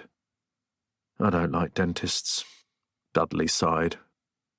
They walked the short distance across the courtyard and rang the bell of Woodlands, the last house in the terrace of 3. The door opened almost at once, as if Roderick Brown had been waiting for them on the other side. He looked ill. He clearly wasn't going into work today and had forsaken his morning routine, not shaving, not picking out the right tie, not even flossing. He had pulled on a crumpled shirt that ballooned over his trousers. Looking at him, with his pink face and cloud of white hair, Dudley was reminded of something you might win at a fun fair. At the same time, the way he was gazing at them, he could have just stepped off the ghost train. He'd been expecting Khan and looked at Hawthorne with bewilderment. Yes? Mr. Brown, Yes, that's me. My name's Hawthorne. I'm helping the police with this inquiry. This is my assistant, John Dudley. Can we come in? Of course you can. I spoke to the police yesterday, but if there's anything I can do to help. He stood back and allowed them to enter a hallway which had an elegance and formality that might have mirrored the reception area of his clinic in Cadogan Square. Everything was very neat. A faux antique chest of drawers stood against the back wall, with a small pile of magazines next to an Art Deco lamp. A photograph in a silver frame had been carefully placed to one side so that it was hard to miss. It showed Roderick standing next to Ewan McGregor, presumably one of his celebrity clients. 2 wooden chairs had been positioned symmetrically, one on either side of the front door, and Hawthorne noticed a suitcase perched on one of them, with a woman's light raincoat draped over the top. Roderick led them into the kitchen, which provided a complete contrast to the entrance. Everything modern, white and silver, too brightly lit, and so clean it might never have been used. A true dentist's kitchen. There was a window at the far end, with views towards the Kenworthy's garden. "Has anyone said anything?" Roderick asked before they had even sat down. He hadn't offered either of them a coffee. He didn't look in any fit state to make it. "You talking about your neighbours?" Hawthorne took a seat at the head of the table that stretched out in front of the window. Yes. That seems a very strange question to ask, Mr. Brown. Do you think so? I was just wondering if you'd talked to any of them and if they'd said anything. About you? No, about Giles Kenworthy. You'll have to forgive me, Mr. Hawthorne, for something like this to happen, not just in the close, but right next door to me, and with my crossbow. As you can imagine, the whole thing's a complete nightmare, and I find it hard to know what to think. Do you have any suspects? I would say that everyone who lives here is a suspect, Mr. Brown. Hawthorne paused. Including you. Well, that's ridiculous. I'm a highly respected dental practitioner. I've never had so much as a speeding ticket in my life. Do I really look like a murderer to you? Well, actually, Dudley began. It's outrageous. We certainly had our issues with Giles Kenworthy. I'm not making any secret of that. But to come here into my house, asking me all these questions. We haven't asked you very much yet, Hawthorne said reasonably. And we will be talking to everyone in Riverview Close. I'm sure you know who lives in this community. We're very respectable people. A doctor, a barrister, 2 ladies who used to be nuns. This is Richmond, for heaven's sake. I feel as if I've woken up in Mexico City. Hawthorne waited for him to finish. Why don't you start by telling us when you came here? He suggested. You and your wife? You haven't told us her name, Dudley said. Felicity. She's upstairs in bed. She has M.E. He leant forward confidentially. That's why this business with the swimming pool mattered so much to us. If you take away the view from her, you take away everything. And the noise. The children are bad enough anyway, but with all their friends shouting and screaming, we'd have had to move. And that's not fair. We love it here. So when did you move in? Hawthorne repeated the question he'd asked earlier. 14 years ago, just after the close had been developed. We arrived about a month after our neighbours, May Winslow and Phyllis Moore, they're next door. Like most neighbours, Dudley said. Yes. They're quite elderly, and they have a bookshop in the town centre. They sell crime novels. Then there's Andrew Pennington next to them, Adam Strauss and his wife in the stables, and Dr. Beresford and his family across the way. We're all good friends in a neighbourly sort of way. We like to have a drink together now and then. There's nothing wrong with that. We look out for each other. When did the Kenworthys arrive? At the end of last year. Roderick Brown was speaking more confidently now. John Emin and his wife were living in the stables, a very nice couple. At that time, Adam was living in Riverview Lodge with his second wife, Terry, but she persuaded him that they would be more comfortable with something smaller, so they moved into the stables when the Emins sold, and that was when Giles Kenworthy bought the lodge. We were all looking forward to meeting him, we really were. We're not standoffish here, don't let anyone tell you that. So what went wrong? Everything. Roderick Brown shook his head in dismay. Nobody liked him, he went on. Nobody. It wasn't just me. Mr. Kenworthy was a horrible man. Not that he deserved what happened to him. He didn't deserve that at all. And whatever I may have said in the heat of the moment, I never wished him any harm. None of us did. The fact is, he seemed to take a delight in putting our noses out of joint. He and his wife and his children. There were so many incidents, and they just got worse and worse until they were making all our lives unbearable. What sort of incidents? Well, Roderick already seemed to be regretting that he had volunteered so much, but now that he had started, it was hard to stop.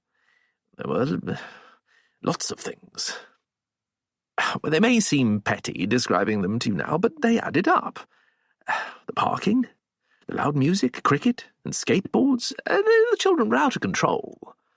I said to Felicity things were getting from bad to worse when he just dumped his Christmas tree in the drive as if it was up to us to get rid of it. No consideration. And then there were the parties. He never stopped having parties, although he never invited any of us. The swimming pool was the final straw. We never thought the council would give them permission, but it did. And maybe that's something you should look into. I wouldn't be surprised if there was some sort of backhander involved. I mean, see for yourself. He pointed out of the window. He was going to rip up the lawn, right there. You see that lovely magnolia? It attracts so many wild birds. Adam planted it, but they were going to chop it down, just like they did his yew trees when they moved in. Hawthorne glanced at John Dudley. You put all that together, it does sound like a motive for murder, he said. I agree. Dudley nodded. If it was me, once the pool was finished, I'd have drowned him in it. No. You're deliberately misunderstanding me. Roderick got up and grabbed a roll of paper towel. It was just very upsetting. I've already told you, Fee and I might have had to move. We weren't going to stay here with the noise, the chemicals, the disruption, and everyone agreed we had a meeting. Something close to panic flitted across his eyes, as if he had inadvertently told Hawthorne something he had meant to keep back. It was a while ago, 6 weeks. Monday evening, we all of us had complaints, not just about the pool. We invited Giles Kenworthy to meet us to try and iron out our differences in a civilized way. Did he come? Hawthorne asked. Roderick shook his head. He was coming. He said he was coming, but at the last minute he sent a text saying he was too busy.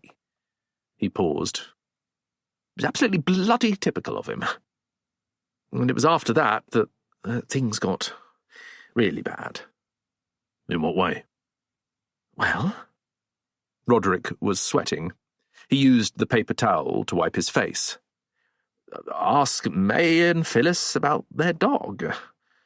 Adam Strauss lost a beautiful chess set smashed by a cricket ball. That was the two boys' fault, Hugo and Tristram Kenworthy. They also ruined the flowers in the courtyard. That really upset Andrew, but the worst thing, by far the worst thing, was what happened to Tom. Tom? Dr. Beresford.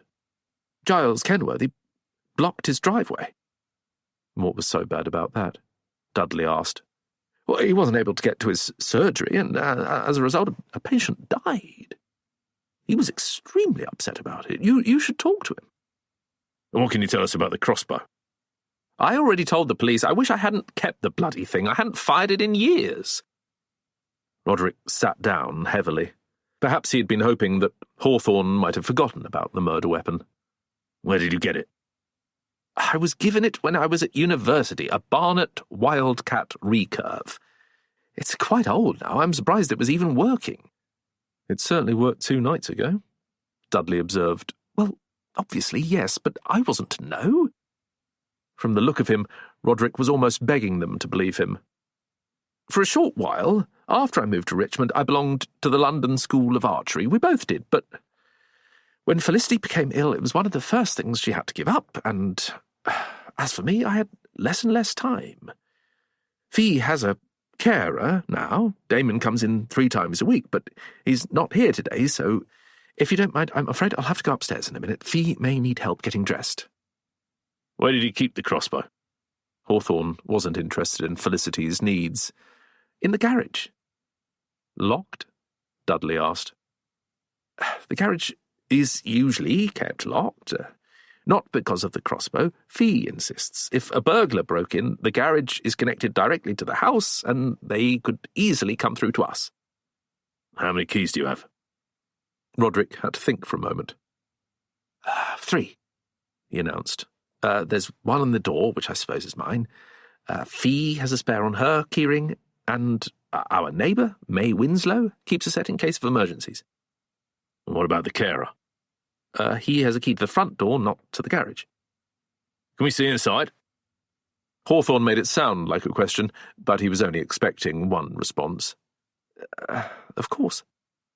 Roderick got up, and the 2 detectives followed him out of the kitchen, through an archway, and into a narrow corridor with a solid-looking door at the end. Just as he said, there was a key in the lock, and Roderick turned it and opened the door, leading them into a small garage that jutted out of the back of the house.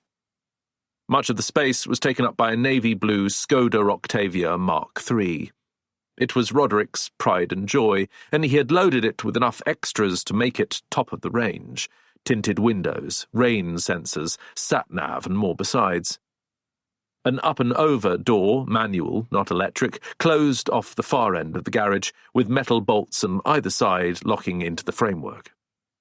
The sun was streaming in through a square skylight set in the roof, and they could see the upper floor of the house and what looked like a bathroom window. A single shelf ran down both of the long walls, with an array of tools, paint pots and brushes, gardening equipment, and bits of old machinery that might have been there for years. There was an electric mower plugged into a socket, and on the opposite wall, a tap with water dripping into a plastic bucket. A spade, a fork, and a rake hung on hooks, with a sack of compost slumped beneath. That hardly left enough room to reach the car. Roderick pointed at an empty space in the middle of a shelf. That's where it was kept, he said. The crossbow. And the bolts. The police took them all. You said you weren't using it anymore, so why did you keep it? Dudley asked. Roderick shrugged. I couldn't sell it. Why would I want to throw it away?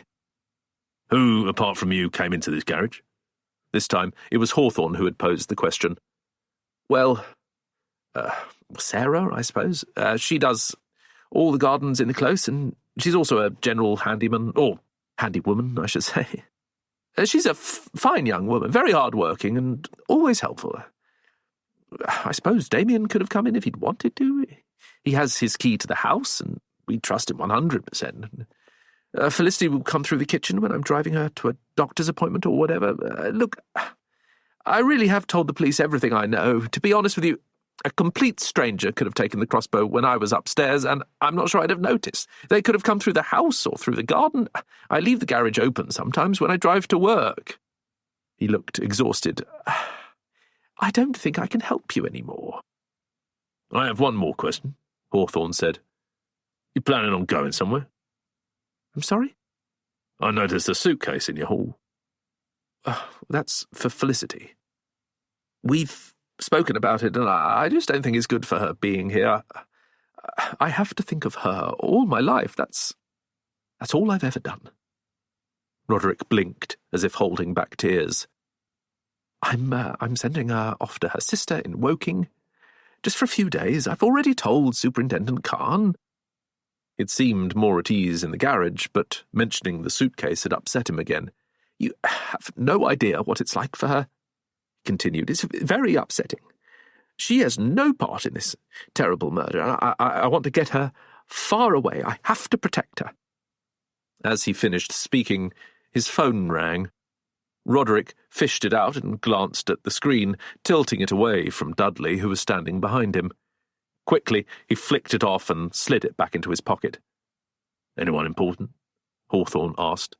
No, nothing at all. Well, we've seen enough. Can we leave this way? Of course, I'll open the door for you. The bolts on the garage door didn't need keys, they simply drew back. Roderick pulled the door up, and the two men stepped out into the fresh air. Roderick looked at them as if trying to find one last thing to say to persuade them of his innocence. Then he slid the door back down. Hawthorne and Dudley found themselves standing in the driveway that led back to the main courtyard. But Hawthorne hadn't quite finished. There was a gate beside the garage, opening into the Browns' garden, and he walked through it, pulling out a cigarette and lighting it as he went. He stopped on the other side, taking in his surroundings. The garden was long and rectangular, with a fence on one side and a line of shrubs at the end. It hadn't rained for a while, and the lawn was covered with brown patches. Many of the flowers were wilting in their beds. At the same time, the fruit trees had been left to look after themselves, and the branches were spreading out, fighting each other for space. Looking over the shrubs, Hawthorne could see that the garden belonging to the Browns' elderly neighbours was in much the same state. "Did you get the caller's number?" Hawthorne asked. Dudley nodded. The name came up on the screen. Sarah Baines. Sarah the gardener? Must be. He didn't want me to see. Hawthorne examined the garden. Funny, isn't it? He described her as hard-working and helpful. Yeah, I thought that. Doesn't look as if she's done anything hard or helpful here. Meanwhile, on the other side of the folding garage door, Roderick Brown had taken his phone out again.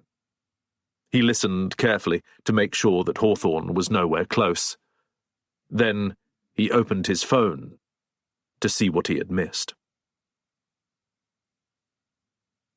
Chapter 4. The Tea Cosy bookshop was open for business, but neither May Winslow nor Phyllis Moore was in any mood to sell books. They were sitting at one of the empty tables close to the main door. In fact, all the tables were empty. Nobody had come in yet, and although they often passed the time reading, knitting, or playing gin rummy together when they had no business, today they were just sitting in silence. They had already given full statements to Detective Superintendent Khan, and, after they'd been forced to take the whole of Tuesday off, he had allowed them to leave for work, so long as they promised not to discuss the murder with any of their customers. Well, there was no chance of that today. Phyllis had been agitated all morning. "I need a burner," she announced suddenly. May stared at her. "A cigarette? I can't just sit here thinking about it all. I'm going outside." She reached down for her handbag, then rummaged in it for a pouch of golden Virginia tobacco. But before she could get up, May reached out and laid a hand on her companion's arm. "I think we should talk," she said. "Why?" "You know very well. You've been sitting here all morning, you haven't said a word." It wasn't very often that there was any friction between the two women, but just for a moment they glared at each other like old enemies. May released her grip. "We have to be very careful," she said. "We've got the police all over Riverview Close, and my guess is they'll be there for quite a while. We've got nothing to be afraid of. We have everything to be afraid of. You know the way it works. They'll be investigating us even now. Do you want to stay in Richmond?" "I like it here." "So do I, but we won't be able to, not if they start digging." There was another silence. Phyllis opened the packet and began to roll herself a cigarette. "We should tell them about what happened," she said. "What do you mean?" "The night before the murder, when Roderick told us what he was going to do, he said it in front of us all." "Oh, he'd been drinking." "It doesn't mean it wasn't true." May thought for a moment. "We could tell the police, but what good do you think it would do? Well, if they arrest him, they'll leave the rest of us alone. I only wish that was the case." May was breathing heavily. "We were all there, Phyllis. We were all part of it, and we've all agreed to keep our mouths shut. You know what that is? That's conspiracy." She paused, forcing herself to calm down. "I wish the whole thing had never happened. It was stupid. Madness." She drew a breath. You go to the police, you can find yourself under arrest. And me with you." Phyllis had finished making her roll-up. It contained so little tobacco that when she lit it, she would mainly be inhaling burnt paper. "We could send the police a note," she said, "anonymously." May shook her head. "Won't do any good. There's no proof Roderick killed Mr. Kenworthy. Do you really think he had it in him? I've met women older than us who've been more violent than him. And anyway, what was his motive? The swimming pool? We were all against the swimming pool. And you must remember, dear, that the police are dreadfully unimaginative. They're unlikely to conclude that Mr. Brown committed murder because the Kenworthys were going to spoil his view, even if that's exactly what we want them to think." The shop door opened, and a customer came in, a middle-aged man with a bag of groceries hanging from his arm. "Hello," he said. "Would you by any chance have any Joe Nesbo?" "Try Waterstones," May snapped, not even looking at him. "Oh, all right." He left. The door closed. "And since we're talking about motives," May continued, as if the interruption had never happened, "Detective Superintendent Khan could well come to the conclusion that you and I are much more likely suspects than Mr. Brown." Phyllis knew exactly what she meant. She glanced at the corner of the room where Ellery's basket had always been, at the far end of the non-fiction section. It was no longer there. Her eyes filled with tears, and for a moment she couldn't speak. They had loved that dog since he was a puppy, and now he was gone. In the past 2 weeks, the two women's lives had changed irrevocably for the worse. As far as they were concerned, the death of Giles Kenworthy had been by far the lesser of two evils. They both knew who was responsible. Linda Kenworthy had threatened them. She couldn't have been clearer. "If your animal strays into our garden one more time, I'm going to ask my husband to deal with it." May and Phyllis hadn't really listened to her at the time. Now they dearly wished they had. For it seemed that Ellery had done exactly that, slipping out of the house and once again burrowing under the Browns' fence. Worse than that, he had left behind evidence of his visit. They'd had no idea what had happened until they were leaving to catch the bus into Richmond and had discovered another plastic bag of dog waste clipped into the letterbox of their front door. There was no message, no further warning. Of course, both women knew perfectly well what Linda had said, but they weren't entirely sure what she'd meant by dealing with it, and so once again they'd put the whole thing out of their minds. Neither of them believed for a moment that she or her husband would do anything vindictive. That evening, they'd got home from the shop in time for supper, fed Ellery, and let him out to make himself comfortable before bed. Meanwhile, they'd settled down to watch an episode of Bergerac on television. They had all 9 seasons on DVD. It was only when they realized it had grown dark and Ellery hadn't returned that they went out looking for him. He wasn't in the garden.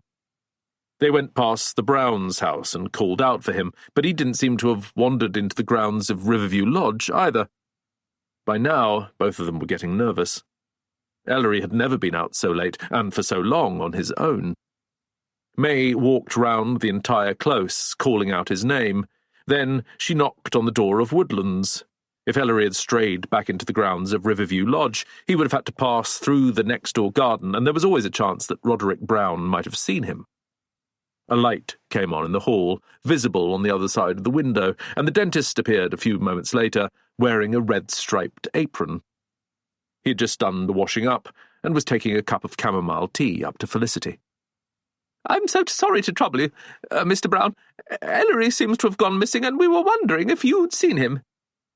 No, I'm afraid not. How long has he been gone?" We don't really know. He came home with us, then went out while we were watching TV." "Well, I haven't seen anything, but I'll keep an eye out for him. I'm sure he'll turn up." May already had a knotted feeling in her stomach. Ellery had never done this before. It was true that he treated the entire close as his personal domain, but he was still a nervous creature and never strayed for very long. "Maybe you should ask at the lodge," Roderick suggested. "Yes, I'll do that." May didn't want to go anywhere near the Kenworthys' home, not on her own, not even with Phyllis beside her. She hated the idea of prostrating herself before them, asking for their help. Not that they'd listen anyway. I'm going to ask my husband to deal with it." The words were drumming themselves over and over in her ears. Phyllis knew what her companion was thinking. "Maybe Mr. Pennington has seen Ellery," she suggested. They went back towards Well House, and it was as they approached the front door that they heard it. The unmistakable sound of an animal in pain. A faint whimpering. Could it be Ellery? It didn't sound like him. And the cries were coming from somewhere further away, perhaps behind the house. May was really panicking now. Forgetting the bell, she rapped on the door so hard that she would feel the pain in her knuckles for days to come. The whimpering had stopped. Had she imagined it? She hoped so. There were plenty of foxes in Richmond, semi-domesticated, prowling the streets in search of open dustbins. It must have been one of them. The door opened. Andrew Pennington peered out at them. He had been reading Anthony Trollope in bed when he heard the knocking on the door. "Please, Mr. Pennington, can you help us? We've been looking for Ellery. He's disappeared, and just now we thought we heard something in your garden." The words poured out. May's chest was rising and falling. She'd been wearing her glasses when she was watching television. They were still hanging around her neck and rose and fell as if they too were trying to join in the search. Andrew stepped outside and listened. "I can't hear anything," he said. All three of them fell silent, and for a brief moment it seemed to be true. Perhaps they had imagined it after all. But then it came again from behind the house, or from somewhere nearby. It was a sound that carried with it all the pain in the world, and May knew for certain that it was not a fox. "He's in your garden," Phyllis said. I don't think so." Pennington cocked his head, trying to work out where the sound was coming from. "The sound's coming from over there," he said, and then, with a sense of dread, "In the well." He was pointing towards the medieval well that stood between the house and the archway. It was one of the unique features of Riverview Close. His home was named after it. On the day that he and Iris moved in, they had both tossed a coin in for good luck. "Wait a minute, I'll get some light," he said. It was dark by now. Andrew's night vision had deteriorated in recent years, and he always kept a torch close to the front door. He went in and retrieved it, then led the two women round the side of the house. As they approached the well, the whimpering began again, more forlorn, more desperate. Andrew directed the beam of the torch into the circular opening.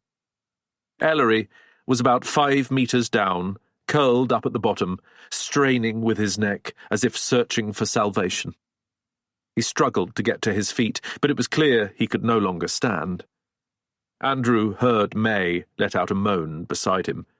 Phyllis called out the dog's name.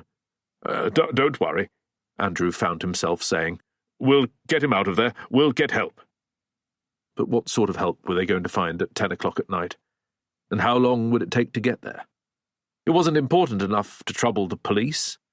The RSPCA, perhaps? Did they even have an office anywhere near Richmond? "Can you do anything? Can you get him out?" Phyllis asked, tears streaming down her cheeks. I don't know." It was impossible. The shaft of the well was too narrow, and he wasn't sure he would be able to climb back out again. A ladder was needed, and someone thin enough to fit inside. "I'll call the RSPCA," he said. "Oh, Ellery! Oh, poor Ellery!" May was also crying. Ellery had fallen silent. He was no longer moving. Later on, May would say he had heard their voices, had known they were there, and that perhaps there was some crumb of comfort in the knowledge that he had not died alone. "He must have fallen in," Pennington said, but he knew it wasn't true. Ellery wouldn't have been able to jump in.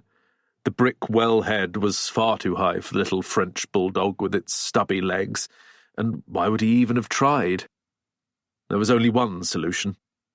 Ellery must have been picked up and deliberately dropped in. Pennington knew it, but he didn't say it. His years at the bar had taught him never to make an accusation without proper evidence, and anyway, what would be the point? He flicked off the torch, sparing the two women the sight of their dead pet. May had reached the same conclusion. Her face was set in stone. "This was them," she whispered. "They did it." "What do you mean, Mrs. Winslow?" "You know what I mean. Giles Kenworthy. She asked him to do something, to sort it out, and this is what happened. He was responsible, and I'll never forgive him. I am not going to allow him to get away with it." May and Phyllis were still sitting at the table in the tea cosy, Phyllis rolling her cigarette between her fingers like a very old pianist warming up before a performance. They were both haunted by the empty space where Ellery's basket had been. They knew they would never have another dog. Even if they had wanted one, it was too late for them. It had been Sarah, the gardener, who had retrieved Ellery's body from the well in the end. They'd had to wait until the next day for it to happen, and once again the sun had been shining.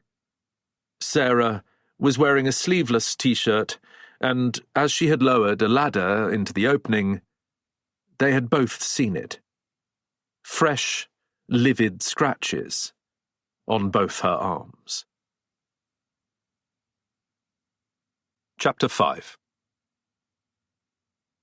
After they had left Roderick Brown's garden, Hawthorne and Dudley walked back round to the close and stood in the centre, enjoying the sunshine and the smell of the flowers. If it hadn't been for the parked police vehicles, it could have been just another pleasant July day. "Look at it," Hawthorne muttered. "A private close in one of the nicest suburbs in London. Designer houses.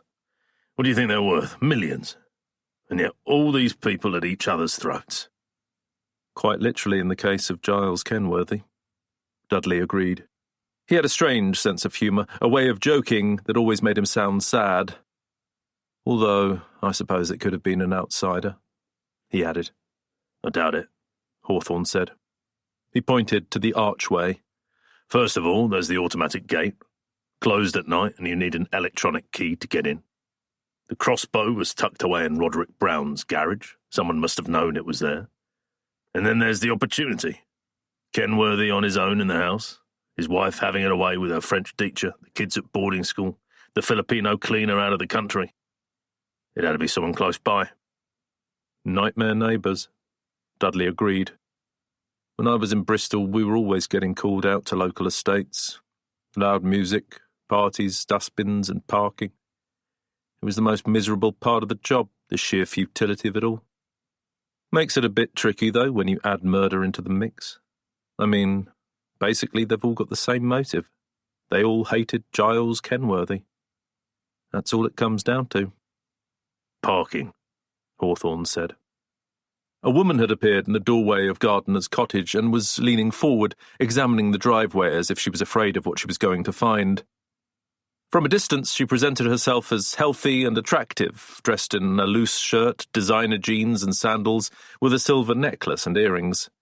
She had jet black hair, parted in the centre, framing a serious face. However, as Hawthorne and Dudley walked towards her, it was as if the sky had clouded over and a shadow had fallen. The woman hadn't slept. There were dark worry lines tugging at the corners of her eyes and lips. She had put on too much makeup, trying to disguise her malaise. It was striking that all the jewellery she was wearing seemed to have been inspired by poisonous creatures. Hawthorne stopped in front of her. "Mrs. Beresford?" "Yes?" "Can we talk to you?" "Now?" "Do you mind?" "Are you journalists?" "What makes you think that?" So far, it had been a conversation made up entirely of questions. "You don't look like police officers," she said. "As a matter of fact, we're helping the police with their inquiries." Gemma Beresford examined Hawthorne with suspicion. She seemed even more undecided about his assistant. "You could be anyone," she said. "Why should I believe you?" "Well, you could ask D.S. Khan. He's got to be somewhere around. Or maybe you can call him." Hawthorne tried to look sympathetic. "We've already spoken to Linda Kenworthy and to your neighbour Roderick Brown. Hawthorne had mentioned enough names to persuade her. "I can only give you 10 minutes, she said. "I have to pick up my children from playgroup at 2. "We won't need any more time with you than that," Hawthorne assured her. Gardener's cottage was misnamed. There might have been a cottage here in the 18th century when a gardener had been employed to look after the extensive grounds of Revo Hall, but what had replaced it was hardly a cottage, more a sizable family house. The front door opened into a hallway that had almost too much space, with a high ceiling and a cantilevered staircase leading up to a galleried landing. The style was a tasteful mix of modern and traditional. Glass panels hemming in the stairs, exposed beams in the walls. Everything seemed neat and ordered until she led them into the kitchen, which told the real story of the Beresfords' home, with its piles of unwashed dishes, the toys, dolls and children's clothes everywhere, the Marks and Spencer ready meals defrosting on the counter, the unwatered plants flopping in their pots, and unpaid bills stacked up beside the toaster. Gemma Beresford waved them both to a solid farmhouse table. Dudley rested his elbows in front of him, then removed them when he realised they had lightly stuck themselves to the surface. "You'll have to forgive the mess," she said. Her voice was low and husky. "This has been quite a week, and I'm not even talking about the murder. Our cleaning lady hasn't been in. She says she's depressed, honestly. You're not allowed to question mental health issues these days, but it's getting beyond a joke, and we don't have a nanny either." "What's happened to her?" Dudley asked. "Oh, nothing. Kylie's a wonderful girl, and she keeps the whole ship running. That's what the children call her, Captain Kylie. Her room's at the top of the house, like a crow's nest." She looked at the mess all around her. "You can see for yourself what it's like when she's not here. She was called away at the weekend." "What happened?"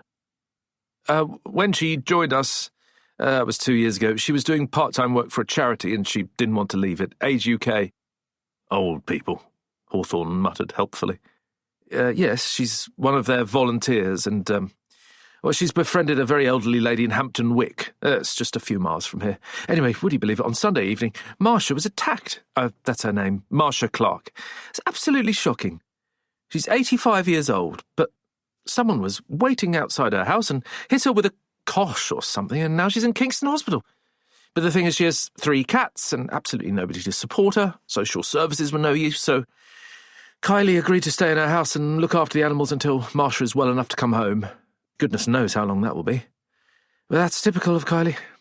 She's from Australia and has no relatives over here. I suppose she sees Marcia as a sort of grandmother figure." All of this had come out in a rush, as if Gemma had been desperately waiting to tell anyone about her misfortunes. "That's why I have to collect the children," she added, glancing at her watch. "They hate it when we're late." "How old are your kids?" Dudley asked. "They're twins, Claire and Lucy, they're 4. "Did Marcia Clark have money on her when she was attacked?" Hawthorne asked. "I don't know." Gemma was puzzled by the question. "I was just wondering about the motive." "I don't think she had any money taken from her. The police think it may have been racially motivated. Marcia is a woman of colour." Dudley scribbled the information into his notebook. "So right now you're on your own," he said. "Well, my husband, Tom, will be back this evening. He's a GP. He works in Richmond." "How is your husband?" Hawthorne asked. He sounded genuinely concerned.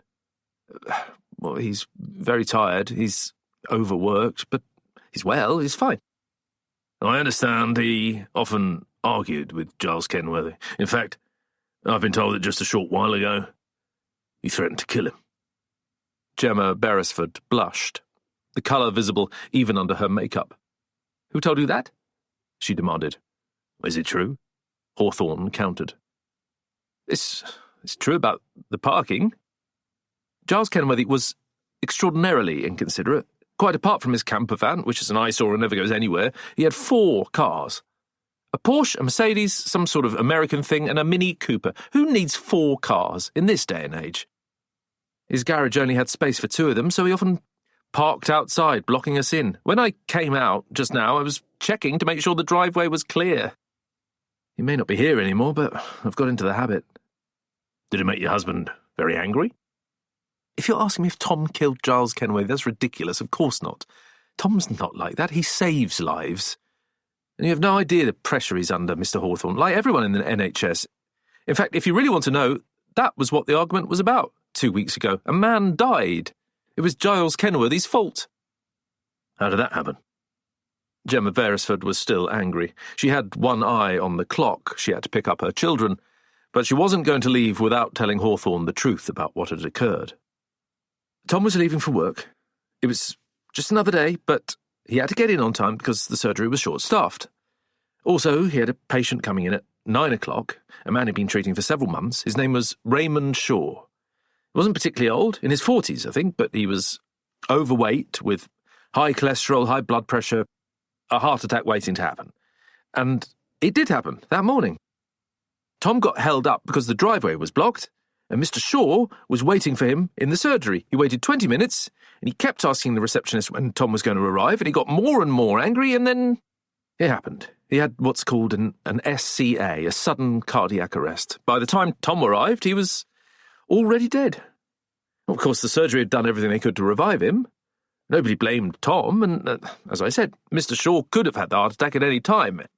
Anyone can be held up in traffic or whatever, and 20 minutes late is hardly negligence, but Tom blamed himself. That's the sort of man he is.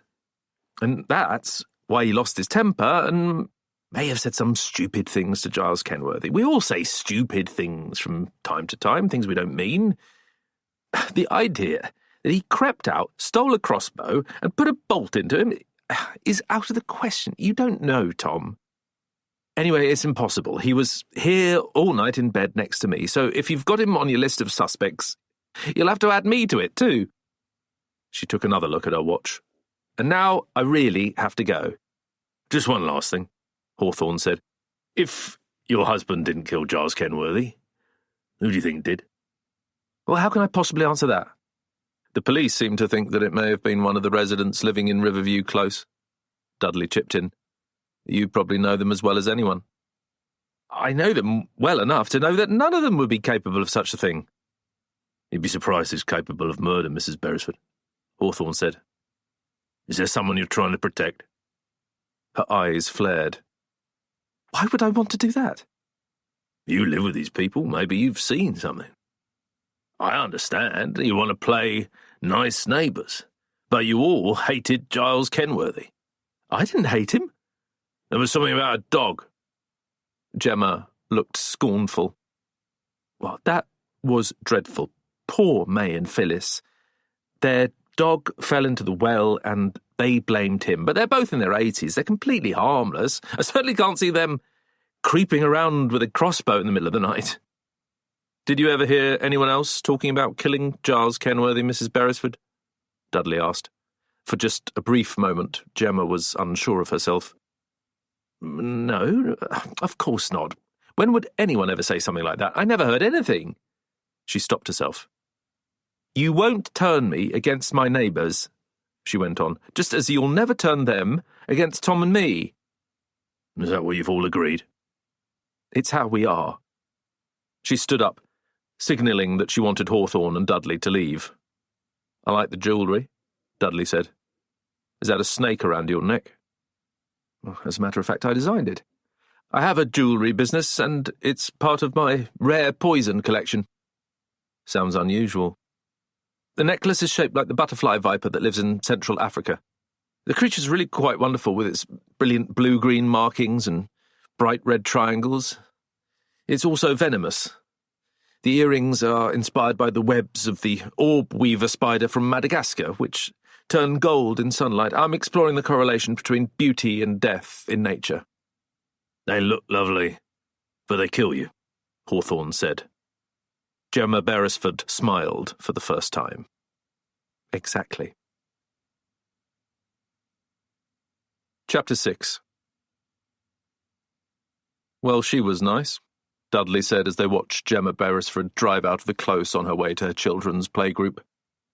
Interesting woman, Hawthorne agreed. What's she hiding? Dudley raised his eyebrows. The truth? She'd certainly heard someone talking about the death of Mr. Kenworthy before it happened. There were fewer police around, but this was the second day of their inquiry and they had things wrapped up, quite literally in the case of the forensic teams, who were carrying out the last pieces of evidence concealed in white plastic. Everything else would have gone the day before: clothing, computers, documents and files, anything that might have a story to tell. Hawthorne and Dudley had both been in this world once, following the procedures set out in Blackstone's Police Investigator's Manual, Volumes 1 to 4. Now, for different reasons, they had been cast adrift, unnoticed on the edge of the crime scene. Dudley watched the slightly listless activity in silence. With the afternoon sun shining and everything so perfect, surrounded by designer houses with their stock brick chimneys, Dutch gables and flowering jasmine, there was an unreality to the scene. "Look at them," he muttered. "This has got to be the unlikeliest place in the world for a murder. When you think about it, the worst crime you could imagine happening here would be someone borrowing someone else's lawnmower without asking permission." Detective Superintendent Khan appeared, coming out of the long, narrow building that stretched across the bottom end of the close. He was accompanied by a man who was supporting himself on a walking stick, limping badly. The man, dressed rather too warmly for the summer weather, was short, neatly bearded, vaguely professorial, with thinning hair and spectacles. He seemed unusually relaxed, as if the two of them had been discussing the cricket season rather than the violent death of a local resident. Khan waved them over. "This is Daniel Hawthorne and John Dudley," he said once they'd arrived. "They're colleagues of mine helping us with our inquiries." He must have had a successful morning, Hawthorne thought. He was almost friendly. "How's it going?" Khan asked. "Swimmingly," Dudley said. Khan scowled.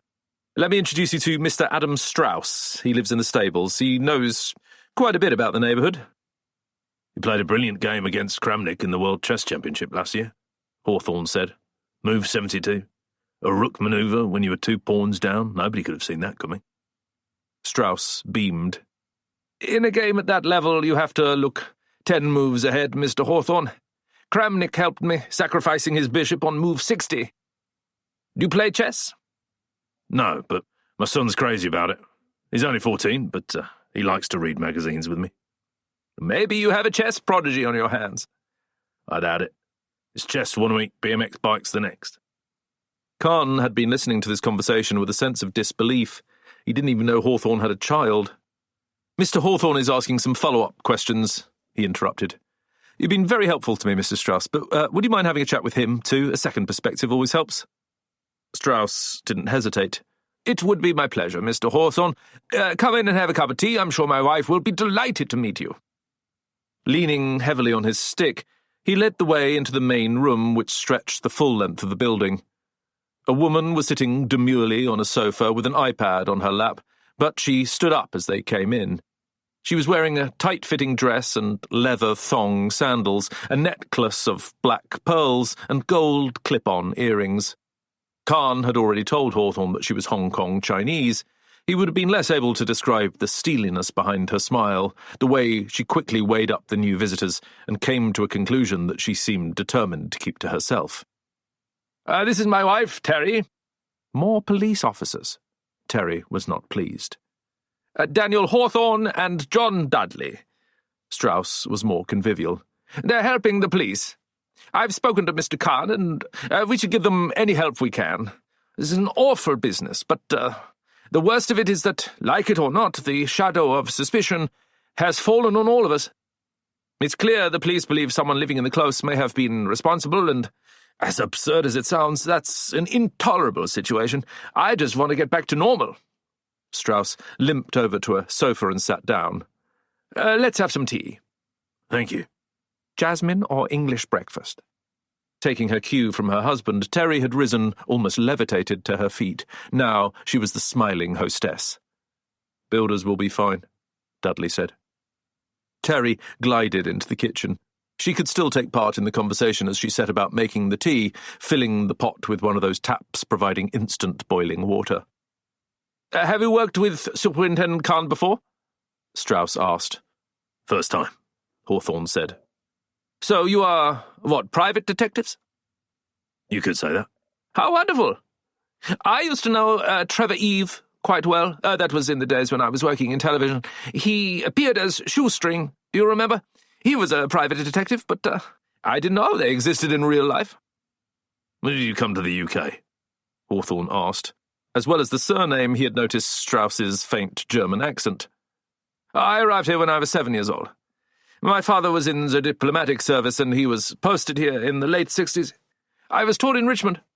There's a famous international German school just down the road, which is where I completed my Abitur. It was also where I found my love of chess. They had a club and I joined. He smiled sadly. That's why I'm so upset about what's happened. Richmond has always been my true home. The statement was accompanied by the sound of a tune beaten out on a xylophone, the classic marimba ringtone. Strauss pulled an iPhone from his pocket and glanced at the screen. Do you mind if I take this? It's my manager. Without waiting for an answer, he got up and, moving as quickly as he could, disappeared into his office, which led off from the library area. Terry came over with the tea. She had also arranged a plate of homemade butter cookies. Milk and sugar? She asked. Both, thanks. 2 sugars. Dudley reached for a biscuit. So how long have you been married? He asked. 4 years, Terry smiled. I'm his second wife. Adam is divorced. Where did you meet? I know his first wife, Wendy. In fact, she's my cousin. She sounded only a little apologetic. We grew up together. Her mother and my mother were sisters. Where is she now? She went back to Hong Kong, although the two of us have stayed in touch. All the time she was in England, she was never happy. She didn't like Richmond. She said it was too quiet. She wanted to live in town, and she wasn't interested in chess either. How can you marry a chess grandmaster if you don't have any interest in chess? That was what broke up the marriage. She was stupid. Do you like the game? Hawthorne asked. It's more than a game, Mr. Hawthorne. It's a way of life. She paused. I cannot follow all the moves. I do not understand the strategy, but I watch my husband play, and it is like seeing God at work in the human brain. He is one of the greatest chess players who ever lived. You know, he played Deep Blue 12 times in a row, and 12 times the computer lost. At the very end, the motherboard crashed. It suffered a complete meltdown. They say that the computer pulled the plug on itself to end the shame. Do you always travel with him? Dudley asked. Always. My husband must have complete rest, isolation, before every game. If I were not there, he would not even eat. He needs someone to look after him. Adam Strauss came back into the room. It's good news, he said. I can't go to Chennai after all. They've arranged a wheelchair for me at Heathrow Airport if I still can't walk properly, and the same at the other end. There'll be someone to look after me at the Sheraton, and they're giving me a room close to the elevator. And your wife's coming with you? Dudley asked. Strauss nodded. Terry always comes with me when I'm playing abroad. I couldn't do it without her. He accepted a cup of jasmine tea and sat down again. What do you want to know, Mr. Hawthorne? Let's start with that injury of yours, if you don't mind. How did you hurt yourself? I had an accident a few days ago. Last Friday. I was on my way to meet my manager to talk about the tournament in Chennai, as a matter of fact. I never got there. Somebody pushed into me on the steps at Richmond Station, and I fell quite badly. He stretched out his ankle, showing it to Hawthorne. It's not broken, but it's a bad sprain. I was quite worried I wouldn't be able to go. When exactly was this? Hawthorne asked. It was during the morning rush hour, about 9 a.m. Hawthorne nodded at Dudley, who made a note of the time. You used to live in Riverview Lodge, he went on. Yes, that's right. I have to say, I feel personally responsible for everything that's happened here. If I hadn't sold the house, none of us would ever have heard of Giles Kenworthy. Why did he move? Terry thought it was too big for us, and she was right. I didn't need all that space. There was another reason, which he was less willing to put into words. My income isn't what it used to be either. You know, I used to have my own show on TV. It's your move, said Dudley. That's one. It was a chess-based quiz, very popular in its time. It was co-hosted by Debbie McGee. I was also a commentator at some of the major tournaments, but they're not covered so much these days. And if I'm going to be honest with you, I am getting too old. For the major ones, Magnus Carlsen, current world champion, is 24. Levon Aronian is only a few years older. He became a grandmaster at 17. Anyway, Terry was never very comfortable at Riverview Lodge. It wasn't a home we'd made together, so when the stable suddenly became available, it felt like a no-brainer. I never liked the house, Terry agreed. It's better here. I still don't understand why Giles Kenworthy and his family couldn't fit in more, Strauss continued. You don't buy a house in a place like this if you're not going to get on with your neighbours. I'm sure he wasn't a bad person, but he did manage to annoy the hell out of us. The parking, the noise, the camper van, the children. We invited them to a meeting here about 6 weeks ago. We thought it might be an opportunity to sort things out, but at the last minute they didn't show up. That was typical of them. Maybe they were just thoughtless, but they came over as rude. Everything got worse after that, Terry said. That's true, my love, yes. He took a sip of his tea. First there was the dog, belonging to those two dear ladies in the Gables. How well do you know them? Oh, we're very close. The Gables and the stables. They had a French bulldog which was found at the bottom of the well. They were quite sure the Kenworthys were responsible. Then Andrew Pennington, he's a retired barrister and our neighbour across the way in Wellhouse. He had his flower display ruined by the children. They drove through it on skateboards, would you believe? Not a motive for murder, I'm sure, but he was very upset. And also there was your chess set, Terry reminded him. Oh, yes. For a moment, Strauss lost his cheerful composure. That was extremely annoying. What happened exactly? Hawthorne asked. Strauss put his cup down. I was in town, having lunch with a journalist friend of mine. This was the week before my accident. Terry was also out. When I got back, I noticed that one of the windows had been broken, and my first thought was that we'd been burgled. In fact, it was simpler than that. The two Kenworthy boys, Hugo and Tristram, had taken to playing cricket in the courtyard, even though there's supposed to be a rule about no ball games. There had been quite a few complaints about it. I remember that the Beresfords were particularly worried, but then they've got small children. They said it was dangerous, Terry agreed. Well, I could see at once what had happened. They had hit their ball through my window. I found it on the floor. That would have been bad enough. But it had also smashed one of my most treasured chess sets. A gift from Sheikh Mohammed bin Rashid Al Maktoum, the ruler of Dubai. Did you complain to the parents? Dudley asked. Oh, of course I did. I telephoned Giles Kenworthy and spoke to him at length. He sighed. He refused to accept responsibility. He said that he talked to the boys and they had denied it, and suggested that it might have been one of their friends. He promised he would look into it, but I have a feeling he couldn't really have cared less. Do you still have the chess set? Dudley asked. There's a model maker I know, brilliant at putting stuff together. I'm not sure it's possible, Adam said. I wouldn't say that, Hawthorne cut in. A tube of Revell Contactor Professional and a handful of fast clamps. Terry had already got to her feet. It's here, she said. She went to a low cupboard, reached inside, and took out a chessboard, holding it carefully so that the pieces wouldn't fall off.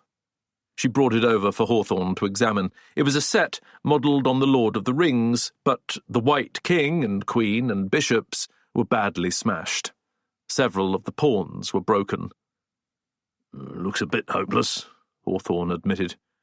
You wouldn't have thought that a cricket ball could do so much damage. Well, the pieces were extremely fragile, Adam muttered tetchily. There are only 6 sets ever made, he went on. Put it away, dear, I can't bear looking at it. Terry returned it to the cupboard. So Kenworthy refused to accept responsibility, Dudley said. He lied to you, and a few days later, he was dead. He sounded surprised by the force of his own logic. Where were you on Monday night? He asked. I was playing chess until well after midnight. Then I went to bed. And before you ask, my opponent was in Warsaw. We were playing online. His name is Grzegorz Gajewski, and like me, he's a Grand Master. Strauss waited until Terry had sat down again.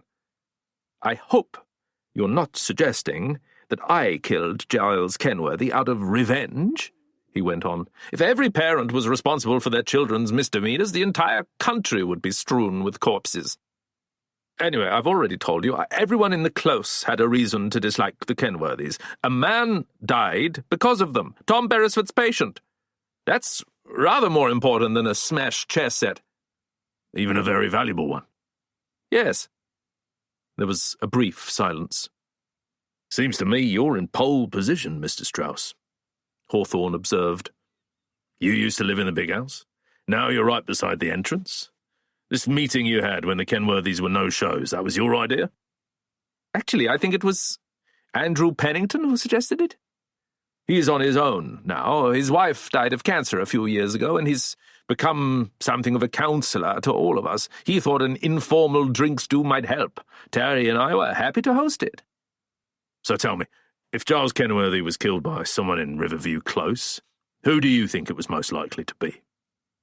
Adam Strauss leant forward, his palms touching and his fingers resting just beneath his chin, as if he was contemplating a move in an invisible chess game. "I'm not sure I accept your premise that the killer was one of us, Mr. Hawthorne. Giles Kenworthy was a wealthy man, a hedge fund manager. I'd have said you should be looking for someone who lost money, an unhappy client. That makes much more sense to me." "How many of his clients would have been able to get through the gate, or would have known that Roderick Brown kept a crossbow inside his locked garage?" Hawthorne countered. "Well, that's a fair point. Although the garage was frequently left open. Sarah, our gardener, was in and out all the time." "Are you pointing the finger at her?" "I'm not pointing the finger at anyone. That's exactly the point I'm trying to make. You're asking me to turn against people whom I have always considered to be my friends. I am not prepared to do that." "How about Roderick Brown himself?" Strauss let out a sniff of exasperation. "I am probably closer to Roderick than to anyone else. For a start, he's my dentist." "You didn't mention that." "I'm glad to hear it. Frankly, it's none of your business. But since you ask, I was going to his clinic before he even moved into Riverview Close. He was recommended to me because he has quite a few celebrity clients. I actually met Ewan McGregor in his waiting room, a very charming man. Roderick has had the most appalling difficulties, what with Felicity's illness and everything, and Terry and I have both been trying to offer him our support." "He was upset about the swimming pool." "And the jacuzzi. I can understand that. They're going to be right underneath Felicity's window, and there's no doubt that they will make a huge impact on her life. I'm astonished Kenworthy even got planning permission." Strauss smiled a little mournfully. "With Kenworthy dead, the rest of the family may move," he said, as if the idea had only just occurred to him. "I suppose it's quite possible there won't be a jacuzzi, a swimming pool, or anything." "Perhaps that's exactly what he wanted." "And that's a motive for murder, I agree, but take it from me, Roderick couldn't hurt a fly." "Flies don't have teeth," Dudley pointed out. "I can tell you this." Strauss ignored Dudley's remark. "Roderick is more upset than anyone about what's happened. I spoke to him yesterday after Detective Superintendent Khan interviewed him, and he was in considerable distress. I know him very well, and I would urge you to leave him alone." Strauss drew himself to his feet. "And now, if you gentlemen have no other questions, I really don't think there's anything more to say." Strauss had clearly forgotten Hawthorne's chess-loving son. The attack on Roderick Brown had been one step too far, and the two investigators found themselves being shown rapidly out of the door. "That went well," Dudley said. "It's interesting." Hawthorne didn't seem at all put out. 2 random attacks in a matter of days." Dudley nodded. "I noticed that. An old lady being looked after by the Beresfords' nanny is hit with a cosh in Hampton Wick." "And Adam Strauss is pushed down the stairs." "Seems a bit random. I can't see a connection." "It still bothers me." Hawthorne made his decision. "Ask D.S. Khan for any CCTV footage from Richmond Station last Friday morning. Or nip round yourself. It might be interesting to see what really happened." Chapter 7. There was a pub, the Fox and Duck, on the other side of the Petersham Road, and after they left the stables, Hawthorne and Dudley walked over there and found a table outside for a late lunch. The two of them had met very early that morning and had travelled to Richmond together, Neither of them had had time to eat. Dudley ordered a pie and chips with a glass of lemonade and didn't seem aware of Hawthorne watching him over a black coffee and a cigarette. They sat in silence, each lost in their own thoughts, until the food had been served. Then Hawthorne leant forward. "Thoughts?" he asked. "Not a bad pie," Dudley replied. "That's not what I meant, mate." "Well, of course, they're all lying, the whole lot of them. I agree with you that Linda Kenworthy was shagging the French teacher.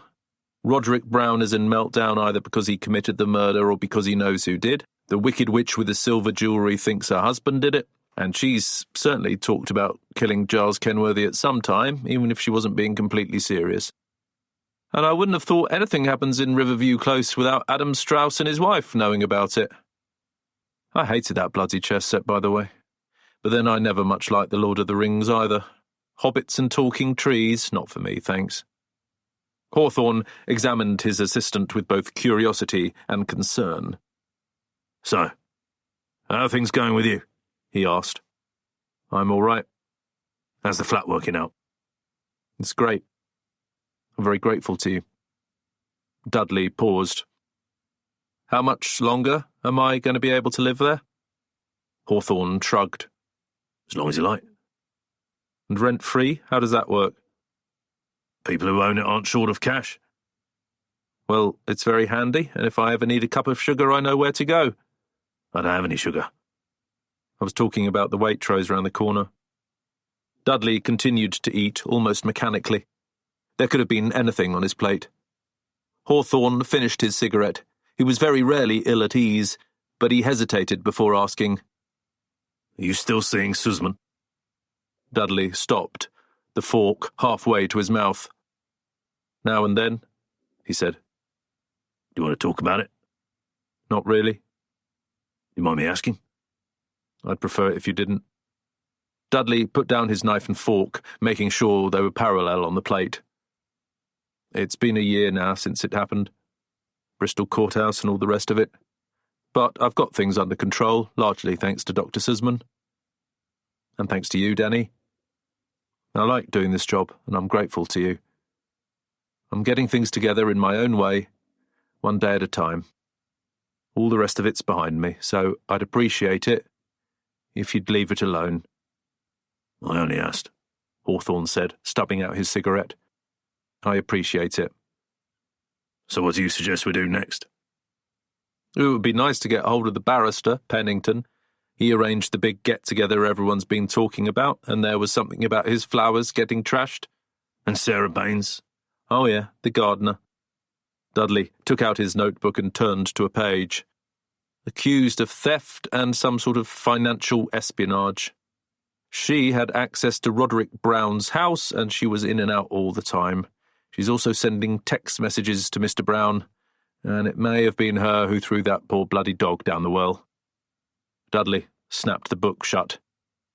"Yes, I'd definitely like to speak to her." Chapter 8. There was a single policeman standing guard at the entrance to Riverview Close, keeping away any sightseers, but otherwise the whole place was eerily empty by mid-afternoon, when Hawthorne and Dudley returned. All the investigating officers, including Khan, had disappeared, as if, just a couple of days after a particularly violent and unusual murder, they had decided there was nothing more for them to do. "Have they made any arrests?" Hawthorne asked the young constable, who at least knew who he was. "No, sir, not that I heard." They walked through into the close. "You think they've pulled Roderick Brown in?" Dudley asked. Hawthorne nodded. Dudley could have been reading his mind. "I'm not sure he murdered Giles Kenworthy, although he did his best to convince us otherwise, but I don't think D.S. Khan will be able to resist it. Pull him in, give him a night in police custody, hope to terrify him enough into talking." The door of Well House was the first they came to, and Dudley rang the bell. It was opened by Andrew Pennington, who seemed to know exactly who they were and had been expecting them. "Adam called me after you spoke to him," he explained. "He said you might want to speak to me." He leant out and looked around the close. "Looks as if everyone else is out." "Do you talk to each other a lot?" Dudley asked. I'm sorry? You and Mr. Strauss. Seems to me that the whole lot of you are pretty tight. You keep each other informed of what's going on. We're all friends, if that's what you mean. At least, we were until the Kenworthys arrived. Please, come in. Andrew Pennington's home was neat, comfortable, old-fashioned. The sitting room had a desk in one corner, a matching three-piece suite, bookshelves filled with mainly 19th century English, French, and Russian classics. The colour scheme tended towards the dark, walls painted in shades of green and mauve, with oak and mahogany furniture, thick carpets, and curtains. Triple French windows at the back looked out into the garden, but only allowed a little afternoon sun to trickle in. It was immediately obvious that he lived alone. The house had a sense of emptiness. It felt stuck in time, as if nothing had changed, but it was immediately obvious what was missing. There were photographs on every surface, mounted in a variety of frames, but all of them showing the same subject. A beautiful woman, always smiling, her face filled with life. Iris Pennington at work, Iris on the beach, Iris and Andrew arm in arm on a swing chair, Iris and Andrew dancing, Iris making a heart sign with both hands, Iris in bed, ill and wasted, but still smiling for the camera. Well House spoke equally of her death and her surviving husband's life. Andrew was in his early 60s, a handsome, softly-spoken black man with hair that was tinged with white around his ears. It would be easy to imagine him in court. He would be courteous, precise, but he would miss nothing. Those grey eyes of his would pick up the slightest nuance, and when he sensed a weak spot, he would strike with lethal accuracy. Of course, all of that was far behind him now. He not so much embraced retirement as allowed it to engulf him. The slippers he was wearing, the cardigan pushed out of shape by the bulge of his stomach, the glasses, the tiredness in his face. He was tumbling into old age. "Can I get you tea or coffee?" he asked as he showed them to a seat. "No, thank you. We just had lunch." Hawthorne picked up on what Dudley had been asking. "We've been told that you and your friends had a meeting," he said. "You were going to confront your new neighbours about their behaviour." You're referring to the meeting we had 6 weeks ago at Adam Strauss's house, but I don't think confront is the right word. What word would you use? The barrister shrugged. I haven't quite put my finger on what it was about the Kenworthys that annoyed so many of us. I'm not convinced it was the issues, the noise, and all the rest of it. I think it was the people themselves. There was something about them that was deeply off-putting. I've seen it in court many a time. A jury takes against a defendant for no clear reason, and it's almost impossible to make them see sense, no matter how many facts you have at your fingertips. For what it's worth, I would have said the meeting was more about conciliation than confrontation. It seemed a good idea to discuss the issues before they got out of hand. They got out of hand big time, Dudley muttered. It was unfortunate that the Kenworthys decided not to come. They sent a text while we were together after we'd arrived. It didn't go down well. The meeting was your idea? Hawthorne asked. Oh, the idea presented itself when I was talking to Adam. It's long been my experience that it's all too easy to get a false impression of someone if you don't talk to them. You imagine the worst, and that's what they become. There's a poem by William Blake. He closed his eyes, recalling the words. I was angry with my friend. I told my wrath did end. I was angry with my foe. I told it not. My wrath did grow. He smiled. The poem is called A Poison Tree.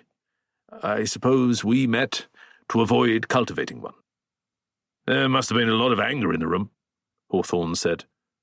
Wrath, Dudley corrected him. Again, that's not the case. Tom was probably more annoyed than anyone because of the parking situation, quite rightly, as it turned out. The man died in his surgery when he couldn't get there to save him. Roderick and Felicity were determined to fight the swimming pool. They'd just received notice of the planning application. We all had. If it went through, they would lose their view, not at all helpful when you're bedridden. But nobody said anything particularly aggressive, and certainly nothing that might be deemed illegal. Adam didn't complain at all, as far as I can recall, although of course his most precious chess set hadn't been smashed at the time. That happened later. May actually said what a lot of us were thinking, which was that we should do everything by the book. The important thing was not to let the situation escalate. In the end, it was quite a pleasant evening, albeit a short one. There was no point hanging around if they weren't going to show up. But then things got worse, Dudley said. It's true. The next 6 weeks were very trying. Mrs. Winslow lost her dog. Well, the dog belonged to both her and her companion. I was with them when they found him. He was at the bottom of the old well in the corner of my garden and in considerable pain, poor thing. They'd had a long dispute with the Kenworthys. I'm afraid the dog had a habit of burrowing into their garden, but there's absolutely no evidence that either Giles or Linda had anything to do with it. What did it do then? Commit suicide? Dudley was unimpressed. May and Phyllis believe that Giles Kenworthy ordered Sarah Baines to do away with it. It's true she had scratches on her arms the following day, but I've spoken to her, and I believe her when she says she would never have done anything like that. For that matter, I'm not sure that the Kenworthys would have given the order. You mentioned Adam Strauss's chess set, Hawthorne said. That was the children playing cricket, no doubt about that. They also rode their skateboards over some of your flowers. For the first time, Andrew Pennington was taken aback, losing some of his poise. When he spoke again, his voice was low. Yes, that was Hugo and Tristram Kenworthy again. They're very young, and I'm sure they meant no harm, but we have repeatedly asked their parents to keep them under control. He wanted to stop there, but Hawthorne and Dudley waited in silence, expecting more. You may have noticed the roundabout in the centre of the close. With the permission, indeed with the encouragement of the other residents, I had planted it with shrubs and flowers that had a special significance for my late wife Iris. She died of cancer just as I retired, and I have to tell you, I miss her terribly. I try to keep myself busy. I've joined a bridge club, and I play twice a week, Mondays and Wednesdays. In fact, I'm playing tonight. There's a walking group, swimming in the summer, but it's not easy without her, which is perhaps why the display means so much to me. Anyway, I came home one evening to discover wheel marks from 2 skateboards cutting right through the beds. A lot of the flowers were severed. In fact, the whole bed was decimated. I would say profaned, but perhaps that's going too far. He tried to make light of it. It's not hugely important, I can always plant more, but I was upset because it happened to be the 5th anniversary of her death. His eyes met Hawthorne's. Perhaps that leads you to think that I had a motive to kill their father. He didn't even apologize. The boys still race around on their skateboards. It might do. Well, I'll give you a much better motive if it will help you with your inquiries, Mr. Hawthorne. Giles Kenworthy was a card-carrying member of the UK Independence Party. What of it? I think it informed the way he treated me. And how was that, Mr. Pennington? Hawthorne asked. With disdain. You saying he was a racist? I'm asking what sort of man puts jingoistic slogans in his front window and flies a Union Jack in his back garden. A patriot? I'm afraid it's been a very long time since the Union Jack was associated with patriotism, Mr. Dudley, Andrew replied. The UK Independence Party wouldn't call itself racist, Dudley said. Their leader said he wouldn't want to live next to a Romanian. One of their councillors was recorded admitting she had a problem with Negroes. The Prime Minister himself has referred to them as closet racists. Maybe the view is different when you're seeing it from your side of the fence, Mr. Dudley, but as I understand it, the police are even looking into a possible political connection in the attack on Marsha Clark. You won't have heard of her, but there have been quite a few stories about her in the local press. She was the old lady being looked after by the Beresfords' nanny. That's right. Apparently an Independence Party leaflet has been found in her letterbox. It may have been a calling card. Hawthorne and Dudley took this in. Marcia Clark, a woman living in Hampton Wick, had been the victim of what might have been a racist attack. Her assailant might have belonged to a right-wing political party. Giles Kenworthy supported the same party, and he happened to have lived next door to the young woman who had been caring for Marcia. There might be a connection, but it was definitely an oblique one. Giles Kenworthy never spoke to me, Andrew went on. He never invited me into the house. He always looked at me with a sense of superiority, almost contempt. I used to think that he deliberately revved the engine of his car outside my house to wake me up. "Why are you telling us all this, Miss Bennington?" Hawthorne asked. "Because I think you're focusing on the wrong angle. All the trivia of a suburban close means nothing at all. Nobody ever murdered anyone because they played their music too loud. It may be that Kenworthy was a racist and a deeply unpleasant man who deserved to die. Did you kill him? No, I did not." Before either of them could say anything more, there was a movement outside the window, and a young woman walked past, dressed in a vest top and jeans, pushing a wheelbarrow. "Is that Sarah Baines?" Hawthorne asked. "Yes." "She works here?" "She does all the gardens." "Not the Kenworthys," Dudley said. "They fired her." "Would you mind if we had a word with her?" Hawthorne asked. "There's nothing more you want to ask me?" "Not for the moment, thanks." Andrew Pennington got up and opened the French windows. "Then be my guest." Chapter 9. Sarah Baines had been mowing. As Hawthorne and Dudley walked up to her, she was unloading the wheelbarrow onto a compost heap. She was a statuesque woman, tall and muscular, with auburn hair brushing over her eyes, twisting around her neck, and plunging down to her ample breast. Her clothes, especially her heavy black gardening gloves, did her no favours, but when she turned and smiled, she was strikingly attractive. Formidable, certainly, but with something of the magnetism of a movie star, perhaps in a superhero film. Her vest top revealed bare arms with tattoos on both biceps, a pair of dice on the left, and a spider's web on the right. The wheelbarrow was old and heavy, but she had no trouble manoeuvring it, spilling weeds and grass cuttings, along with a number of undeserving flowers, onto the pile. Andrew Pennington's garden was surprisingly large, almost twice the size of its neighbours. It was L-shaped, starting with a York stone patio, a wooden table and 6 chairs. Beyond this, the lawn stretched all the way round the side of the house, bordered by a long line of flower beds that stretched from one end to the other. Climbing roses and jasmine had been planted against a brick wall that separated the property from the main road.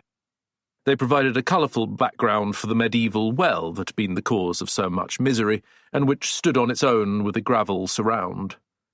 Ellery would have had no trouble coming through the shrubs that separated the garden from May Winslow's. He could have been carried just as easily. The scratches were no longer showing on Sarah Baines's arms. "Miss Baines," Dudley was the first to reach her. "Can we have a word?" "I've already spoken with the police, I'm busy." "But less busy than you were, or so I understand." Sarah stopped what she was doing and set the wheelbarrow down. She looked at them with sullen hostility, as if she was only looking for an excuse to start a fight.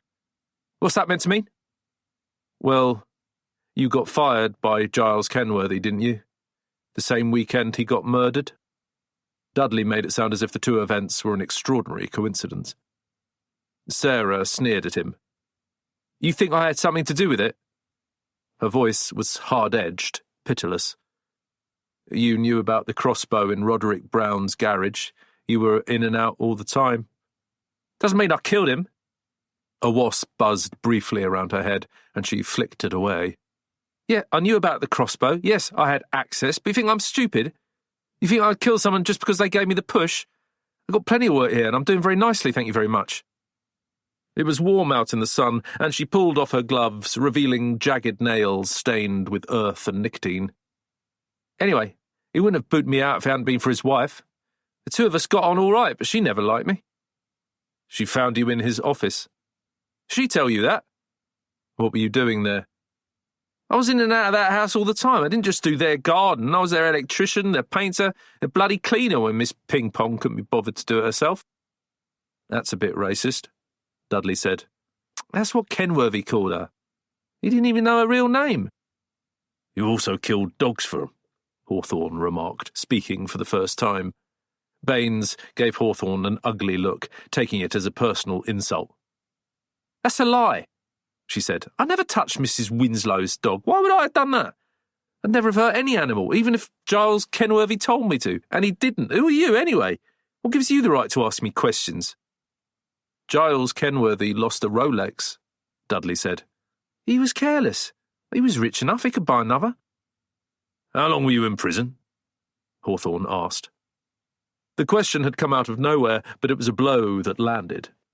Sarah looked around her as if she was afraid someone might have heard. Who told you that? She demanded. You did, Sarah, with those tattoos of yours. That's not ink under your skin, is it? There's no proper ink in the nick. I'd say it's soot from burnt hair grease or maybe burnt plastic mixed with water and alcohol. And those designs you've chosen. A lot of inmates have a dice on their arm. It means they're prepared to take risks. And the spider's web, it's the prison that traps the spider. Out of interest, how long were you in for? Sarah reached into her jeans pocket, took out a packet of cigarettes and lit one. She was wondering whether to answer. I was stitched up, she said at length. I did 6 months at Feltham. Burglary. And? 2 years at Newhall, Wakefield. I hurt someone in a pub. Hurt? I put a glass in his face. He deserved it. Hawthorne sighed. They always do. That was 3 years ago. Sarah scowled. What's it got to do with you? Well, someone has just been shot with a crossbow, Dudley said, so it might be a tiny bit relevant. I've already spoken to Khan. Detective Superintendent Khan to you, I think.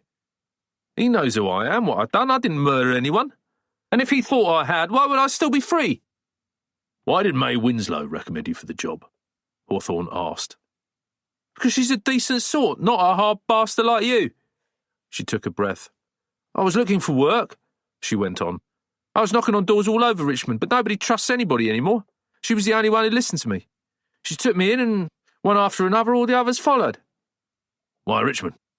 Richmond's full of rich people, or haven't you noticed? I did an open college network course in farms and gardens at Newhall, and I've always been good with my hands. I'm doing all right here. I don't need to steal Rolexes, and if you think otherwise, you're as stupid as Giles Kenworthy. You sent Roderick Brown a text this morning, Dudley said. What was that about? His petunias needed watering. You really know anything about petunias? He pointed to the flowers on the compost heap. You've cut half of them down. She shrugged. Well, almost 20 years out of date. It's got a mind of its own. Sarah Baines had decided that the interview was over.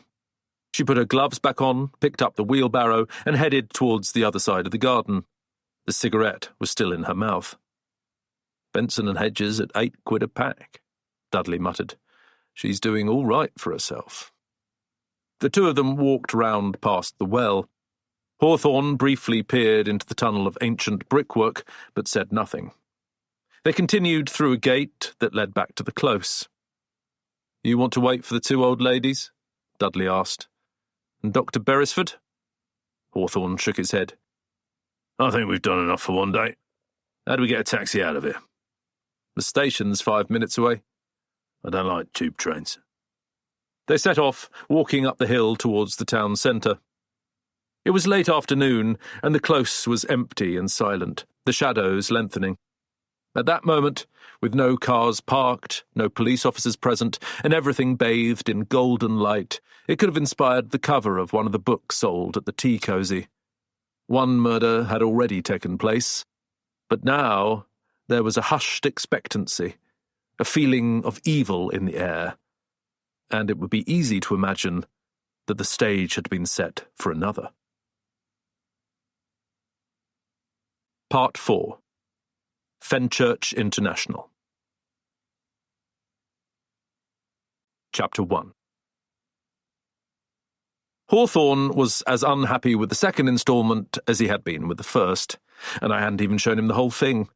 I had deliberately kept back 1 or 2 sections that I knew he wouldn't like, and there were some parts I hadn't written yet. I would add them later. Our next session was particularly awkward. The weather didn't help. It was another one of those uncomfortably warm days that occasionally take hold of London, a city that was never really built to handle intense weather. So we had met on the balcony of my Clerkenwell flat, where a line of olive trees separated us from the traffic, and there was at least a hint of a breeze. A fountain that had looked good in the catalogue, but in fact resembled an oversized latrine, tinkled to one side, providing an illusion of coolness. Hawthorne didn't like the way I was writing the story. Perhaps neither of us had quite understood the power of the third person. I was describing what people were saying, thinking, where they had come from, how other people saw them, even though, unlike Hawthorne, I had never met them. I was using the notes, pictures, and recordings that he had given me, but I was interpreting them my own way, and he was insisting that was a departure from the truth. So, which one of us was actually in control? We were beginning to see that neither of us was. It was as if the characters themselves had taken control. I still had absolutely no idea who had committed the murder. The material he'd given me did not include the arrest report, and I'd probably need to meet him 3 or 4 more times to get to the end of the book. At this stage, I couldn't even be certain that the story would be worth telling. For example, I was very much hoping that Sarah Baines wasn't going to be revealed as the killer. With her prison record, her tattoos, and her possible involvement in the death of Ellery, she was frankly too obvious a suspect, and if it did turn out to be her, the solution would be much less of a surprise than if it was, say, Andrew Pennington who was revealed. Unfortunately, things seemed to be pointing that way. She had access to the garage. She knew about the crossbow. She had just lost her job. I also wondered how she had managed to sweet-talk an old lady who was also an ex-nun into giving her the job in the first place. Sitting on my terrace, Hawthorne poured himself a black coffee and lit his first cigarette. Curiously, what upset him most was the way I described John Dudley. He still hadn't answered any of the questions about the man I had effectively replaced, and he was as reluctant to talk about him as he was to tell me anything about himself. I'd scribbled a series of questions on a sheet of paper. How long had they known each other? Where did they meet? Where was he now? What had happened to Dudley in Bristol? I was still waiting for the opportunity to ask them. "You've got him all wrong, mate," Hawthorne said. "What do you mean?" "Well, the description. Scruffy, sloping shoulders, lank hair. What does lank mean, anyway?" "It means limp, lifeless." "That's wrong for a start. There was nothing wrong with his hair. Why do you say he wore scuffed shoes? John always wore trainers." "Well, I may have just imagined the shoes, but I think the general picture is accurate." I searched around all the documents spread out on the table in front of us and pulled out a photograph. It was the only picture of Dudley I had found in the bundle he had given me. It must have been taken by a police photographer and showed Hawthorne and Dudley standing outside Riverview Lodge. Khan was in the background too, slightly out of focus. "His hair definitely looks a bit lank," I said. "Those trousers of his are shapeless. And I've heard his voice on the recordings. I think my description fits him pretty well." "Keep trying to make him seem stupid. Yes, he had a strange sense of humour, but I'm telling you, he was sharp as a knife. In fact, I'd never have solved the case without him." "So you did solve it?" "Of course I solved it. You think I'd be sitting here talking about it if I hadn't? Dudley was always on the money. He was the one who saw the packed suitcase in the hallway of the dentist's house, for example. Not me. That turned out to be important. And he also worked out that Sarah Baines had been in prison." He paused. "I know you've been out with me a few times and you've never noticed a thing. In fact, you've helped the killers more than you've helped me, but he's not the same." "So what happened?" I asked. I refused to rise to the bait. "If he's so brilliant, how come he's not working with you anymore? Why did you have to come to me?" "Came to you because Peter James turned me down." "Only Peter James? I thought you approached half the crime writers in London." "I approached a few of them." "That's not the point. What I'm asking is, where is he?" "I already told you I haven't seen him for a while." He looked at me angrily. "Maybe this is a mistake." He contemplated his cigarette. "But it's not too late to stop." "What are you talking about?" I exclaimed. "It's about 40,000 words too late. I'm not stopping now." I forced myself to calm down. "Why can't I meet him?" I asked. Why would you want to? "To get his side of the story." Hawthorne shook his head. You don't need it. You've got mine. His voice was bleak. He was warning me not to argue. "Well, at least tell me this. How did you meet him?" It's not relevant. "I'm the one writing the book, Hawthorne. Maybe I should decide what's relevant or not." He'd been a police officer, but he was on sick leave. He came to London. We met. "That's not good enough." That's all I'm going to tell you. "Then maybe you should go back to Peter James." We had never argued like this before. There was a brief silence while we glowered at each other. I decided to change the subject. "All right, then," I said. "If you won't talk about John Dudley, let's talk about you and what was going on in your head." I took out another page of notes. "Khan had telephoned you. You went round to Riverview Close. You talked to Linda Kenworthy, Roderick Brown, Gemma Beresford, Andrew Pennington, Adam Strauss and his wife. You didn't meet May Winslow and Phyllis Moore because they were at their bookshop. But I'm not sure they were suspects anyway, so here's the question. At this stage, on the first day of your investigation, had you guessed who did it?" I never guess. "You know what I mean. It's the one thing nobody ever tells you in a detective story. At what point does the detective solve the crime? It's a remarkable coincidence that he or she only seems to arrive at the solution in the last couple of chapters, but it's always made clear that the main clues, the ones that gave the whole thing away, turned up long before. Sitting there on the balcony of my flat, with the water trickling down the wall, it quite amused me to put Hawthorne on the spot. At this point, how much had he worked out? I didn't know who killed Giles Kenworthy, he admitted. It's not like that. You don't just meet someone and say, oh, he's the killer. You've got to talk to everyone, see how they fit together. And at the point you've reached, there were people we hadn't even spoken to. May Winslow and Phyllis Moore, for a start, and they were just as much suspects as everyone else. Dr. Beresford, Kylie the nanny, Damien the carer, Jean-Francois, the French teacher. The picture's not complete. But I'll tell you this, Tony. By the end of that first day, the finger was definitely pointing in one direction. Who? He shook his head. I didn't have a name. I just had an idea of what might have happened. Tell me. He didn't answer. Hawthorne, it's great if the readers don't guess who did it. It's not so brilliant if the author doesn't know either. He took pity on me. Look, mate, I've told you everything that happened and you've written it down. And if you just read it all again, there's stuff that should be obvious to you. Things that don't make any sense. Such as? All right. 2 purported attacks in the space of a weekend. The old woman in Hampton Wick and Adam Strauss at Richmond Station. You say purported. Do you think Adam Strauss falling down the stairs could have just been an accident? Whatever happened at the station had to be a part of it. That's why you wanted to see the CCTV footage? Exactly. Although it didn't help in the end. Anyway, that's not so important. What you should really be focusing on are the 2 meetings. What 2 meetings? He paused, then continued patiently. There were 2 meetings in Riverview Close. The first one happened 6 weeks before the murder. Yes, I've described that one. They all got together at the stables, but the Kenworthys didn't show up. That's right. But what's interesting is to look at the events before that meeting and then compare them with what happened afterwards. I still didn't know what he was talking about. There was an escalation, he explained. Andrew Pennington's flowers got torn to shreds. The dog got put in the well. Adam Strauss's best chess set got smashed and a man died. Hawthorne nodded. 3 deaths.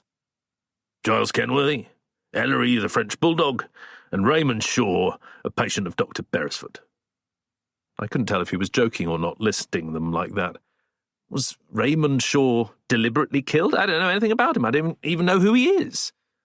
He had a heart attack in Dr. Beresford's surgery. It was a natural death. I gave up. So, when was the second meeting? I asked. How do you even know it happened? He looked at me a little sadly. You wrote it. Didn't you see it? No. He looked at me like a teacher with a difficult child. When I was with Roderick Brown, he mentioned that there had been a meeting, and the moment he said it, he looked scared. You describe it perfectly. Something close to panic flitted across his eyes. He thought he'd given away too much, and he quickly added that this was a meeting that had happened a long time ago. 6 weeks. Hawthorne waited for me to react.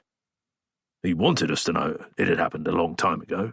It was obvious to me that he was deliberately steering us away from a more recent meeting to one that had happened earlier.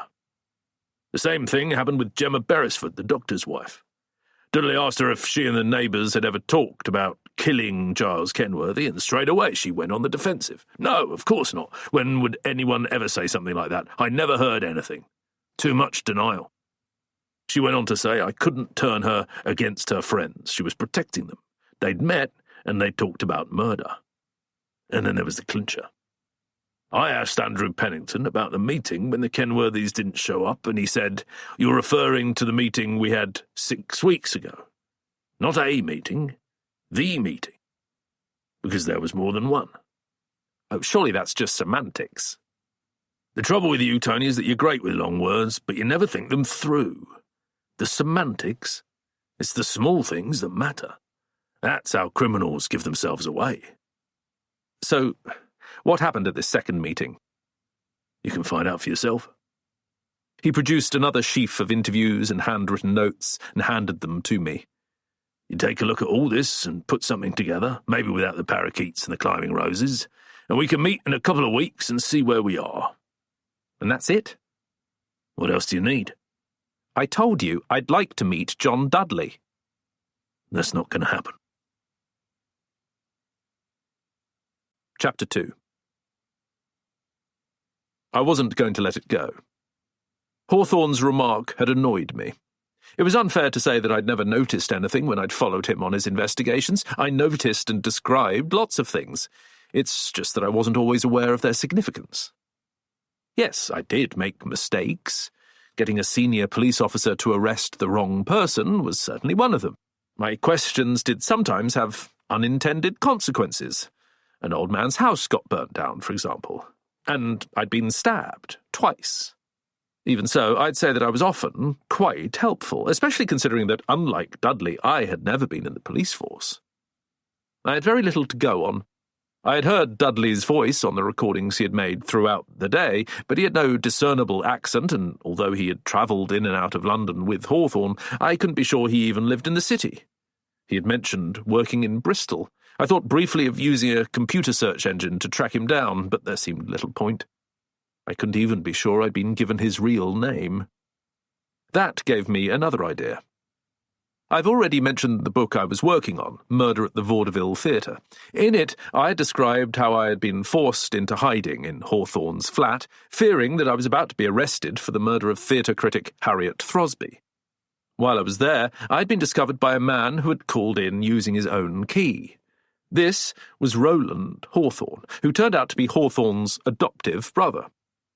It had always infuriated me that I knew so little about the man I was supposed to be writing about, so of course I had used the chance meeting to get some information out of him. It wasn't easy. Roland knew who I was, and he was careful not to give too much away. However, he had confirmed that his father, another policeman, had adopted Hawthorne, whose own parents had died in a place called Reeth. The two of them worked for an organisation that Roland described as a creative and business development service, but which sounded like a high-end security firm employing private detectives and investigators. They also seemed to own several flats in the same block where Hawthorne lived.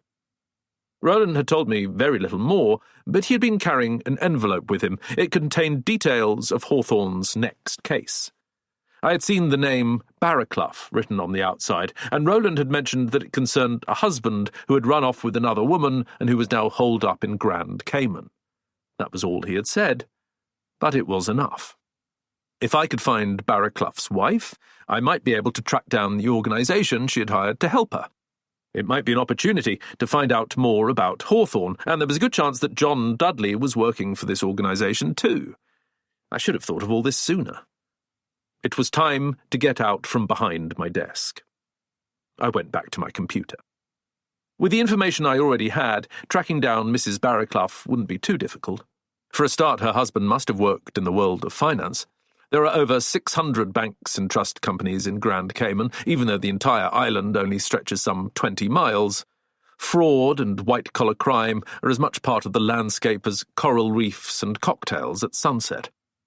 I could easily see Mr. Barraclough as a crooked financier cheating on his wife. She would live in Mayfair or Belgravia. She would have a little black book with the names of several discreet detective agencies.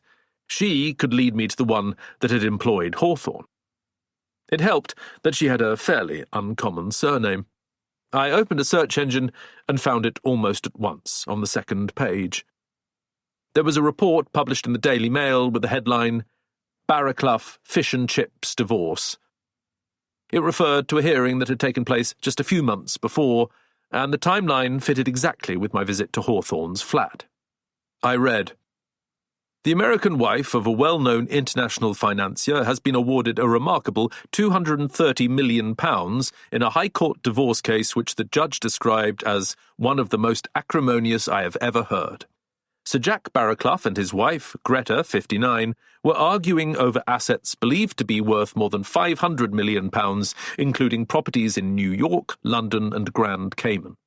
Their 19-year marriage came to an end earlier this year after Lady Barraclough discovered her husband was having an affair, but he made headlines when he publicly announced that she deserved the price of a fish and chip supper and nothing more. Greta Barraclough remains in the family home in Knightsbridge, London. The couple have 4 children. Hawthorne was wrong. I wouldn't have made a bad detective after all. I was fairly sure I had found the right name, and after several more searches, I came across an article in Hello magazine, that well-known shop window for the wealthy and famous, dated August 2009. The Barracloughs, socialites, philanthropists, and entrepreneurs, were showing off the house they had just bought and redecorated. Sir Jack was solid and pugnacious. His wife tended more to the glamorous and artistic. Were they already unhappy in each other's company? It was hard to tell.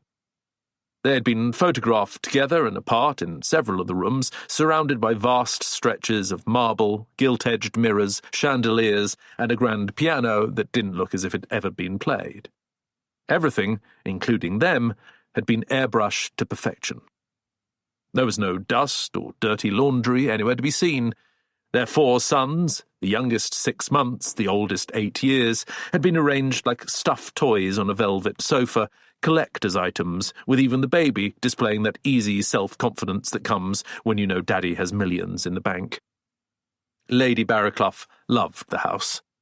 It's so marvellous being just a minute's walk from Harrods, she told the magazine, which provided me with the next piece of the puzzle. I launched Zoopla, the property website, and, street by street, searched for houses in the immediate vicinity of Harrods department store in Knightsbridge. This took a bit longer, but eventually I came across a property in Trevor Square, just the other side of Brompton Road.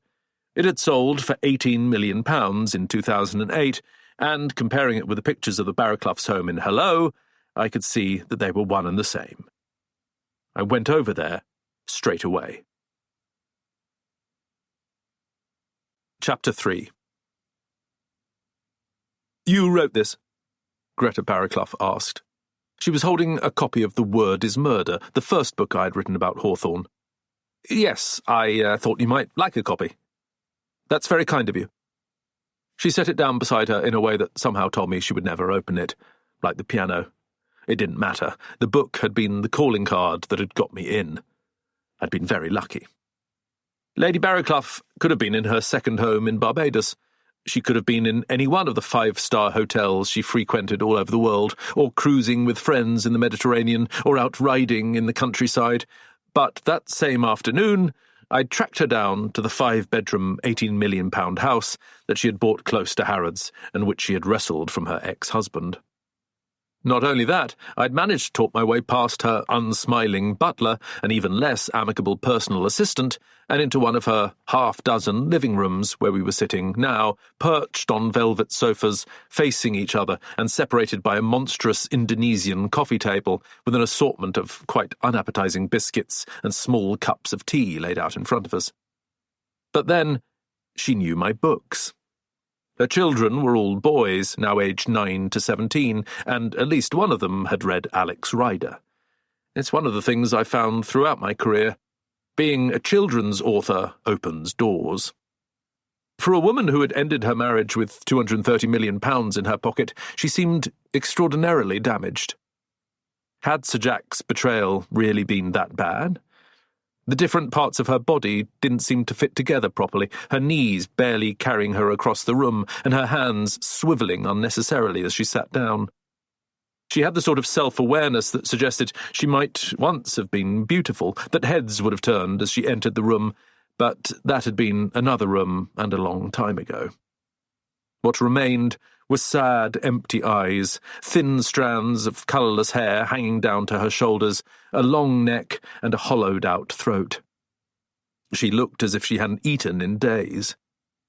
Expensive jewellery clung to every possible part of her body, ears, wrists, fingers, neck, but only put me in mind of an Aztec mummy. Something in her had died. At the door I had given my name and my book to a severe young woman who was either Spanish or Portuguese. This was Maria, Lady Barraclough's personal assistant. I had explained who I was and asked to speak to Lady Barraclough on an important personal matter, assuring her that it would take no more than 10 minutes and that the book was a gift to show my appreciation for her time. Maria had made me wait while she disappeared into the inner recesses of the house.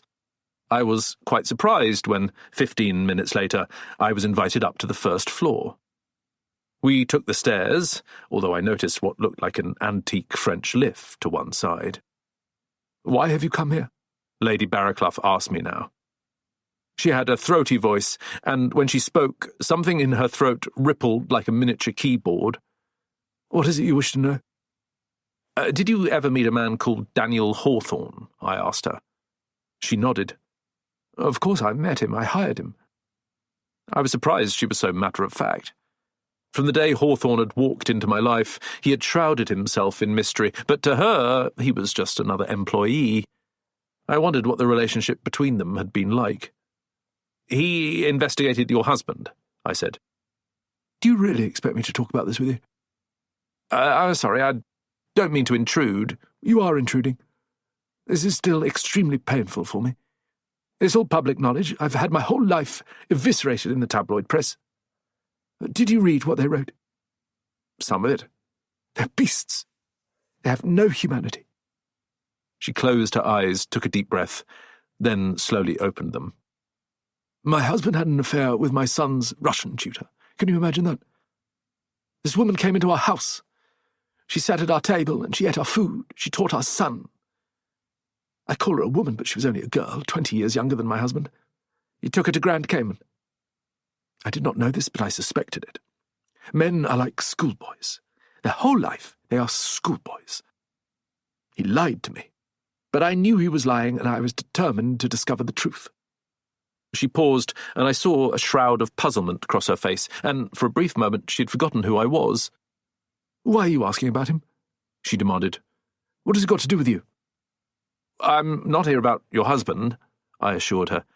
"I need to contact the agency that you used, the one that employed Mr. Hawthorne. It's difficult to explain, but I'd be very grateful if you could give me their address." "What do you need them for?" "I'm looking for someone. I'm hoping they may be able to help." "Someone you know?" "Someone I want to know." She thought for a moment. "Marcus always liked your books," she said. "So did Harry, my youngest son. I don't see the two of them very much. Marcus went to Montenegro with his father, and Harry—" She tried to summon up a memory of where Harry had gone. It didn't come. She reached forward and pressed a remote control resting on the table. "I think you're making a mistake," she said. "The company that I used was extremely efficient. They tracked my husband down. They managed to hack into his telephone, although I thought it was meant to be impossible. I had an idea who might have done that for them. It had to be Kevin Chakraborty, but I said nothing. They gave me a printout of every single message he had sent his mistress. They even provided me with filmed footage of the two of them in bed together, first in a hotel in London, later in Grand Cayman. When we divorced, they tracked down all his assets, including properties I didn't even know he had. There was nothing he could hide from them. They delivered him to me, signed and sealed, tied with a red ribbon. This is what I want you to know. They enjoyed what they did. I asked them for the truth, but they didn't need to rub my face in it. They spared me no details of my husband's infidelity. Are you talking about Hawthorne? I interrupted. Not Hawthorne, no. I liked him. He's a good man, a kind man. Not at all like the people he was working for. I sometimes got the feeling that I wasn't so much their client as their victim. They belong to a different world to you and me, and if you employ them, you will understand what I'm saying. My advice to you would be to stay well away. They will cost you a great deal. How many of these books have you sold? You'll have to be very wealthy indeed to afford them. It is not just your money that they will take from you. They're like vampires. They'll suck you dry. A door opened at the back of the room, and the personal assistant appeared. My guest is leaving, Lady Barraclough announced. Then, just as I thought she wasn't going to give me the information I needed, the company is called Fenchurch International. Maria will give you their contact details and their address. I got to my feet. Thank you, Lady Barraclough. She shuddered. Don't call me that. I lost the title along with everything else. She took one last look at me. Thank you for the book. I would ask you not to return here. I really want nothing more to do with you. Now, I'll wish you a good day. Maria showed me out of the house. When I got to the end of the street, I turned round and looked back. She was still there, watching me, making sure I wasn't going to come back. Chapter 4. I'm not sure what I was expecting from Fenchurch International, but I walked past the drab 3-story building twice before I noticed it was there, and even then I wasn't sure I was right. It didn't have any signage, and one of the numbers had fallen off. The area was prestigious enough. This was, after all, the financial district of the City of London, but the office had all the charm of a civic building put up on the cheap back in the 70s. The architecture was strikingly utilitarian, all concrete and glass, with 4 rows of identical windows and a nasty revolving door. This led into a cramped reception area with a single woman working on her nails, a headset connecting her to an old-fashioned console on a faux marble desk. "Hello, can I help you?" She brightened up when she saw me. I got the impression that, despite her job description, this was a receptionist who didn't have that many guests to receive. "I'm here to see Mr. Morton." "And you are?" "Anthony Green." It was probably stupid of me to use my wife's name. I'd be found out, eventually, but it had occurred to me that if I had gone in as myself, they would almost certainly have known my connection with Hawthorne and might have refused to see me. "4th floor, room 5, you can use the lift." The lift was as out of date as the rest of the building, with solid aluminium doors and chunky buttons that sprang back when they were pushed. It moved slowly. The 4th floor corridor was equally disappointing, not shabby or cheap, despite everything. The rent on this place must have been astronomical, but almost deliberately unimpressive. It must have been years since I'd last walked on parquet flooring. A woman with spectacles and her hair tied in a bun hurried past me, nervous and unsmiling, clutching a bundle of papers. I walked past rooms 1 to 4 and knocked at the one at the end of the corridor. "Come!" Why do some people use that construction? Why do they drop the "in"? The voice had come from the other side of the door, and I opened it to find myself in a small, square room with a window looking out over railway lines branching out from Fenchurch Street Station, which was about 5 minutes' walk away. A man was sitting behind the sort of desk a child or a cartoonist might draw. He'd been typing on a laptop computer, but he closed the lid as I came in and looked up affably. "Mr. Green?" "Mr. Morton?" "Alistair Morton, please." He gestured me towards the 2 identical armchairs that faced each other across an ugly glass coffee table with a couple of files on top. I examined him as we sat down. He was not an attractive man, somewhere in his 40s, out of shape, with a sprouting of hair on his chin that was too scrappy to be a beard, but which nonetheless must have been grown by design. His eyes were tired, and his skin was not good. He was wearing a dark jacket and jeans with an open-neck shirt, the same uniform as those Californian tech entrepreneurs who are worth billions and are brilliant enough to have invented some new algorithm or sent tourists into space, but who work on their appearance to suggest the opposite. He had difficulty breathing. Even the short journey from the desk to the chair had tired him. I wondered if he was ill. Certainly it was hard to believe that this was the man who employed Hawthorne, his adoptive brother Roland, and quite possibly John Dudley, too. Nothing about him fitted with what Lady Barraclough had told me, her sense of being victimised and humiliated. Perhaps she'd met someone else. "So you're looking for a missing person?" he began. His voice was throaty. He licked his lips at the end of the sentence. "Yes." "And you were recommended to us by Lady Barraclough?" That's right, she spoke very highly of you." "Oh, that's very good of her. How is she?" Not terribly well, I'm afraid." "Oh, well, it's an unpleasant business." He sniffed apologetically, took out a paper tissue and wiped his nose. "Who is it you want to find?"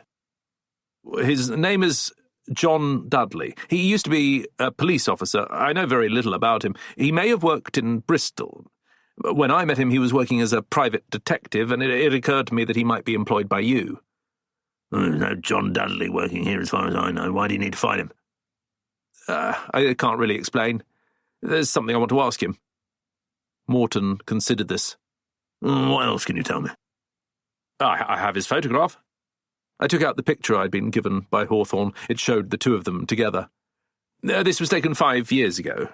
John Dudley is standing on the left. The man who's with him is called Daniel Hawthorne. "And Mr. Hawthorne can't help you?" He won't help me. He doesn't want me to meet Dudley." Morton had only glanced at the photograph. He didn't seem to have recognised Hawthorne and hadn't reacted at all to his name. "Where was this taken?" he asked. Riverview Close. It's a private street in Richmond." He laid the picture down. "I'd have thought it'd be a simple matter to find him," he said. "For you, perhaps, but I'm certain that Hawthorne works for you. Lady Barraclough told me that she met him. I'd be interested to know anything you can tell me about him." "What exactly?" "I want to know how his parents died and what happened in Reeth."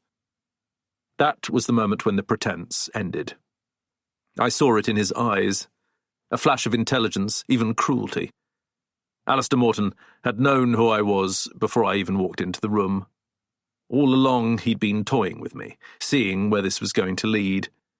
We looked at each other like two actors who have come to the end of a rehearsal and can now put down their lines. "Hawthorne isn't going to be pleased that you came here," he said. "You know who I am?" "You think we'd just let anyone walk in here?" Now he was having less trouble with his breathing. "Who do you think we are? The second you emailed us from your wife's computer, we knew everything about her, who she was married to, and therefore obviously who and what you were. For what it's worth, you also gave us access to the financial accounts of a film production company for the last 7 years, her personal bank details, all her email correspondence, and 7,230 family snaps. If I were you, I'd think twice before doing that again." "Does Kevin Chakraborty work for you?" I asked. He ignored this. "We know all about you, too. Born in Stanmore in 1955, unhappy school days, you seem to have talked about that at quite worrisome length. Both parents dead of cancer. You ought to have regular scans." "How do you know I don't?" "Your wife, your sons, your Labrador, everything.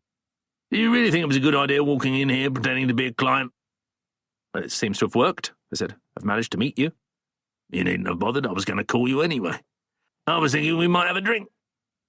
"You've read my books about Hawthorne?" "I've read all 4 of them. Can't say I enjoyed them." "I'm sorry to hear it." Then I remembered. "The last one hasn't been published yet." "I want you to understand that I'm not at all happy about this project of yours, you and Hawthorne. I was very annoyed that he came to you with the idea in the first place. I don't want to be part of your narrative. In my business, we like to keep a low profile. In fact, no profile at all is preferable." "What exactly is your business?" I asked. "Security." He made it sound obvious. "I've also read some of the book you're writing at the moment. Do you have a title yet?" "I'm thinking about Death Comes to a Close." He frowned. "I don't get it." "It's a play on words."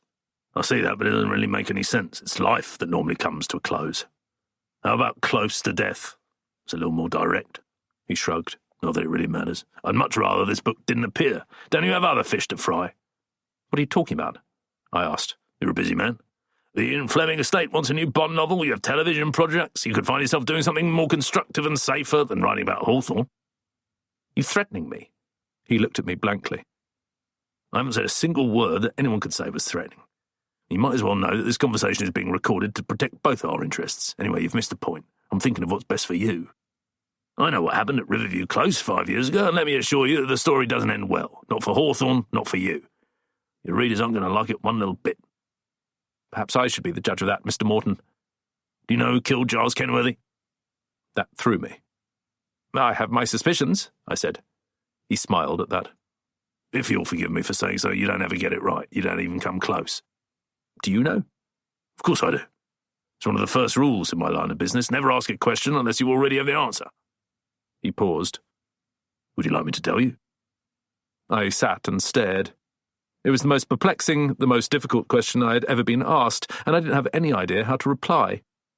Did I want to know who had killed Giles Kenworthy? Of course I did. It was the whole point of the book, and it would be wonderful just for once to be ahead of the game, by which I mean ahead of Hawthorne. I'd spent hours and hours raking through the documents he had given me, trying to decipher the information that might be useful and setting aside anything that was not. If I knew the answer, it would save me hours of time, reading, researching, reimagining. But did I want Morton to tell me? I wasn't so sure. This felt like the wrong time. The solution comes at the end of a murder mystery, not halfway through. It would be like cheating. It would take away the reason for finishing the book, a bit like being given the bill before the end of a meal. Everything that followed would be an anticlimax. And did I really want to be in debt to a man like this? I understood exactly what Lady Barraclough had said. He had made the offer quite deliberately. He was taunting me with it. And if I accepted, I would make the book his. And yet I had to know. I couldn't stop myself. All right, I said. Tell me. He smiled. A vampire smile. It was Roderick Brown, the dentist. He would have done anything to protect his wife, and he killed Giles Kenworthy to stop the swimming pool being built. That was the end of the matter. Detective Superintendent Khan was given the credit for a successful investigation. Hawthorne was quietly removed from the case. I sat back, reeling. Could it really be so simple? I couldn't believe it. All the questions, all the clues, all the dissimulations, all the different smoke screens added up to that? The killer was one of the most obvious suspects, with a motive he hadn't even bothered to hide. I'd almost have preferred Sarah, the gardener. At the same time, I knew that Morton had enjoyed telling me. He had just committed the cardinal crime in crime fiction, the one thing that no critic, however vituperative, has ever done. He had told me the ending before I had got to the end. Why should I believe you? I stammered. He'd been ready for this. Why would I lie? He asked. He opened one of the files and took out a clipping from a tabloid newspaper. He turned it round for me to read. I saw that it had been published on the 21st of July, 2014. Celebrity dentist found dead. Police have today revealed the identity of the man they believe was responsible for the death of Giles Kenworthy, the hedge fund manager found dead in his Richmond home on Tuesday morning. Roderick Brown, 49, who took his own life following the event, was once called a dentist to the stars due to the number of well-known personalities who visited his clinic in Cadogan Square, London. Mr. Brown had written a detailed note confessing to the murder of his neighbour, which followed a lengthy dispute. His wife is being looked after by relatives. Speaking at a press conference held at the scene of the original crime, Detective Superintendent Tariq Khan said, "This is a case of a neighbourhood feud spiralling out of control. Mr. Brown objected to Mr. Kenworthy's plans for a new jacuzzi and swimming pool in his garden, and this led to a double tragedy. I can confirm that there are no other suspects in this investigation, and to all intents and purposes, the case is closed. Giles Kenworthy will be cremated at Kingston Crematorium. He leaves behind a wife and 2 sons." He killed himself? It was all I managed to say. In a way, the second death, the suicide of the dentist, was as big a shock as the revelation that he was the one who had killed Giles Kenworthy. That's right. Morton smiled at me. There was a lot of news that week, but still you'd have thought they'd squeeze out a few more paragraphs. Celebrity dentists? They don't gas themselves every day. Is that how he did it? Gas? Nitrous oxide. Laughing gas. I don't think he can have found it too amusing, though. I sat there, reeling. Part of me was wondering if Morton was tricking me, if he'd produced a fake newspaper report to throw me off the track. But that made no sense. The article felt real, and he knew perfectly well that I could cross-check it with other stories on the net. No, this was the solution. I could see it in his eyes, his cold assurance. "Can I get you a glass of water?" Morton asked. "You look a bit shocked." "I am shocked," I said. "I wasn't expecting you to blurt it out like that." "It's too bad. Well, I'm sure you understand. I needed to prove to you that it's time to move on. There's no point writing the book." Of course that was why he had done it. He simply wanted me to stop. "I don't agree," I said. From shock to dismay to anger and now to recovery, I was running rapidly through the emotions. Just because I know the ending, it doesn't mean I have to tell the reader. Once the book is finished, I may be able to twist it all round. I was already thinking of ways to rewrite the pages I'd done. "You don't know what you're doing." "I know exactly what I'm doing." "Why don't you want me to write it, Mr. Morton? Who exactly are you trying to protect?" "I already told you." "Is it Hawthorne? You said the story didn't end well for him. What happened? What did he do?" "I think I've said enough." Morton's eyes had narrowed. Right then I saw past the appearance and knew that this was one man I wouldn't want as an enemy. "I suggest you think very carefully," he went on. "The story doesn't end the way you think it's going to. You may discover things about Hawthorne that you wish you hadn't known. And once you uncover them, there'll be no going back. It may end your friendship with him. Hawthorne is clever. He's very useful to us. But you know as well as I do that there's a darker side to his nature. You remember how and why he left the police force? Trust me, Anthony. There are plenty of other stories you can tell. Leave this one alone." The interview was over. Alistair Morton stood up. "It was nice to meet you," he said. I stood up. We did not shake hands. I walked back to the lift, which seemed to take even longer to return to the ground floor. I was totally confused. Roderick Brown was the killer. Roderick Brown was dead. How was I going to write my way around that? And what had Morton meant by those parting words, "The story doesn't end the way you think it's going to"? What else was going to happen? Suddenly, I needed to get back to my office, to break open the next raft of documents. What had started as a simple act of vengeance in a quiet suburban setting had already turned into something much darker. And I couldn't help wondering, was there worse still to come? Part 5. Another Death. Chapter 1. Hawthorne and Dudley knew something was wrong the moment they got back to Riverview Close the next morning. The ambulance had returned, along with a fleet of police cars. The number of officers on the scene had increased. The gaggle of journalists who had attended the murder of Giles Kenworthy was back too, more of them this time. There was also a constable standing guard at the archway. He'd been friendly enough the day before, but this time he blocked their path. "D.S. Khan wants to talk to you," he explained. "Well, we can find him," Dudley replied. "He says you're to wait here." The policeman spoke briefly into his radio, but it was another 10 minutes before Khan wandered over, smartly dressed in a navy blue suit and brown shoes, with his silver hair neatly brushed. As the cameras clicked, snatching another dozen photographs for the next day's news, he seemed not to have noticed them, and it must have been no more than a coincidence that he had presented the reporters with his best profile and his most serious, businesslike face.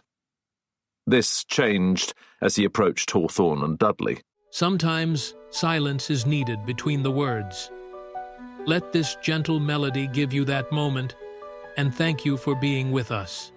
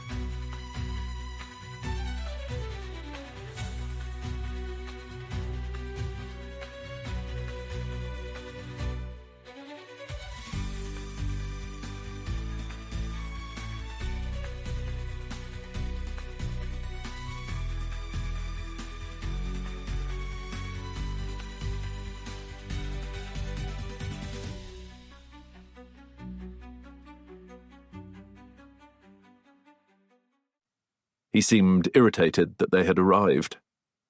"Nice of you to show up," he began, glancing at his watch. It was after 10 o'clock. 7-hour shift, Dudley replied, cheerfully. "Well, I'm afraid you've wasted your time." "You've made an arrest?" "Not exactly, but, as far as I'm concerned, the case is closed." He lowered his voice, keeping his back to the press pack. "Roderick Brown. He's written a letter confessing to the crime, and I'm afraid he's taken his own life."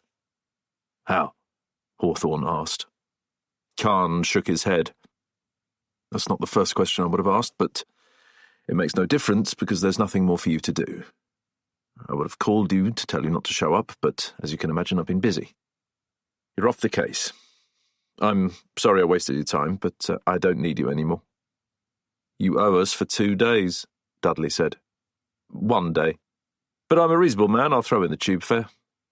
"We came by taxi." "That's your lookout." It was remarkable how quickly Khan had turned against them.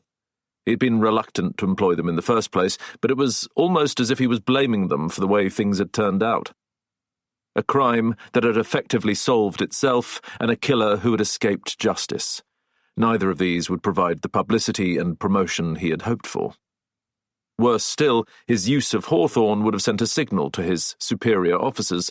He had shown a lack of confidence in his own abilities, when, if he'd just waited a couple of days, the whole thing would have gone away. "I don't believe Roderick Brown killed anyone," Hawthorne said. "And that includes himself." "You don't? Really? And why is that?" "I met him. He didn't have it in him." "That's right, Hawthorne. You knew him for, what, all of half an hour? I bow to your superior instincts, but you're wrong. Roderick Brown gassed himself in his garage with a cylinder of nitrous oxide used by dentists as a sedative. He's sitting in there right now with a plastic bag over his head." "What sort of bag?" "Tesco, from the middle of Richmond." "Did he shop at Tesco?" Dudley sounded surprised. "I had him down as more of a Waitrose sort of guy." Khan snapped back. "I very much doubt that he thought about which supermarket he planned to advertise in his last moments. He was found this morning by Sarah Baines, the gardener. You might like to know that the garage was locked from the inside. The key was in the door." "So how did Sarah get in?" "Brown's neighbour, May Winslow, was a key holder in case of emergencies. Sarah needed to enter the garage to get her tools and start work, but there was no answer from anyone in the house, so she went next door. Mrs. Winslow found her key, and the two of them opened the front door, walked through the kitchen, and went into the garage that way. Except they couldn't open the door because the key was in the lock, on the other side. Sarah did that old trick with a piece of wire and a sheet of newspaper, wiggled the key out and pulled it underneath the door. Then they went in and discovered the body." "Are they on your suspect list?" "There are no suspects, Hawthorne, so there is no list. Brown was in his car, which was also locked, windows and doors, with the ignition key, the only ignition key that we've been able to find, in his left trouser pocket. A locked car in a locked garage, and on his lap, right in front of him, we found a letter. It was written in his own hand and signed, setting out his intentions in plain English." Khan smiled mirthlessly. "I'd say that adds up to an open and shut case." "No such thing," Hawthorne replied. "Let us take a look. I'd say you owe it to us, Khan. You dragged us halfway across London. Where's the harm?" "I don't see—" "And I'd like to talk to Roderick Brown's wife." "She's not here. Brown took her to her sister yesterday morning. He explains in the letter. He didn't want her to see what he was going to do." "I'd like to see the letter too." Hawthorne took a step closer, standing right next to Khan so that there was no chance of anyone overhearing. "Just suppose you're wrong," he said quietly. "Suppose there's something you missed. If there's a killer still out there, you might even have a third death on your hands, and maybe it'll be Strauss or Pennington next. How do you think that will look in your CV?" Khan hesitated. For all his dislike of Hawthorne, he had to admit that he might have a point. Chief Superintendent in 2 years, then Commander, then all the way up to Commissioner. He and his wife had his future all planned. From the day he'd joined the police force, he'd had more than his share of luck, but he knew that even one miscalculation could do incalculable damage to his image and subsequently his career. That was the trouble with being a high flyer. There were too many bastards waiting for you to fall, and this Richmond business, 2 deaths in a nice upmarket community, could all too easily go sour.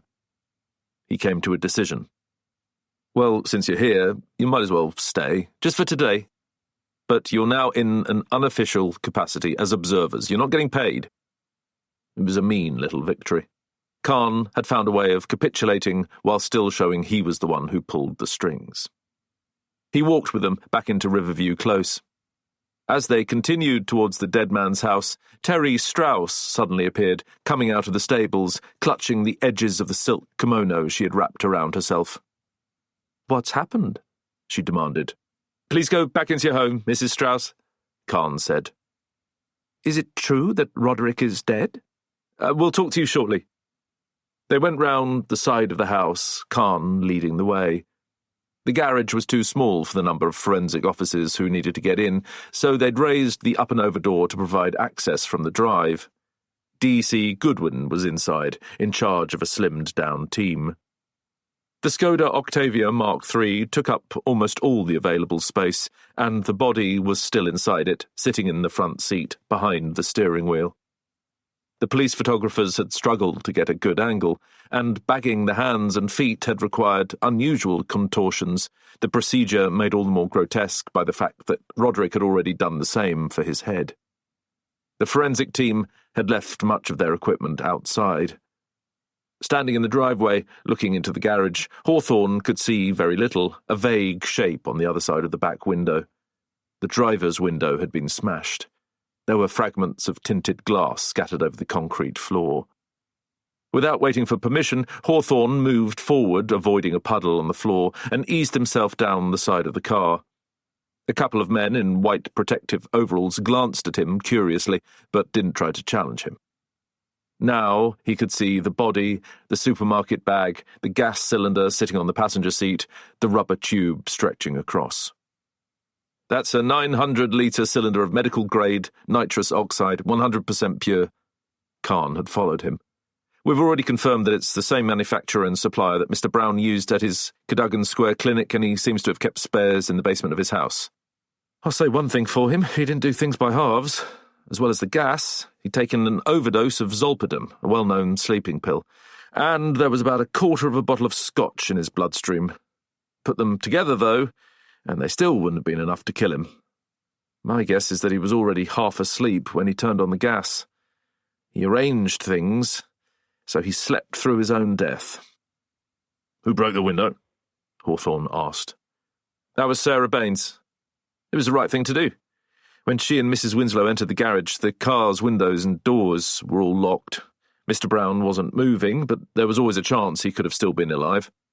She smashed the window, which set off the alarm and woke up all the neighbours, if they weren't already up and about. The moment she leant in, she saw it was too late. He was a goner." "You're aware of a prison record?" "Burglary and a pub brawl where someone got glassed? Of course I know. This is a different league. Roderick Brown liked her. When I spoke to him, he only had good things to say." "When was the time of death?" Dudley asked, standing at the entrance. Just before midnight." "The same as Giles Kenworthy.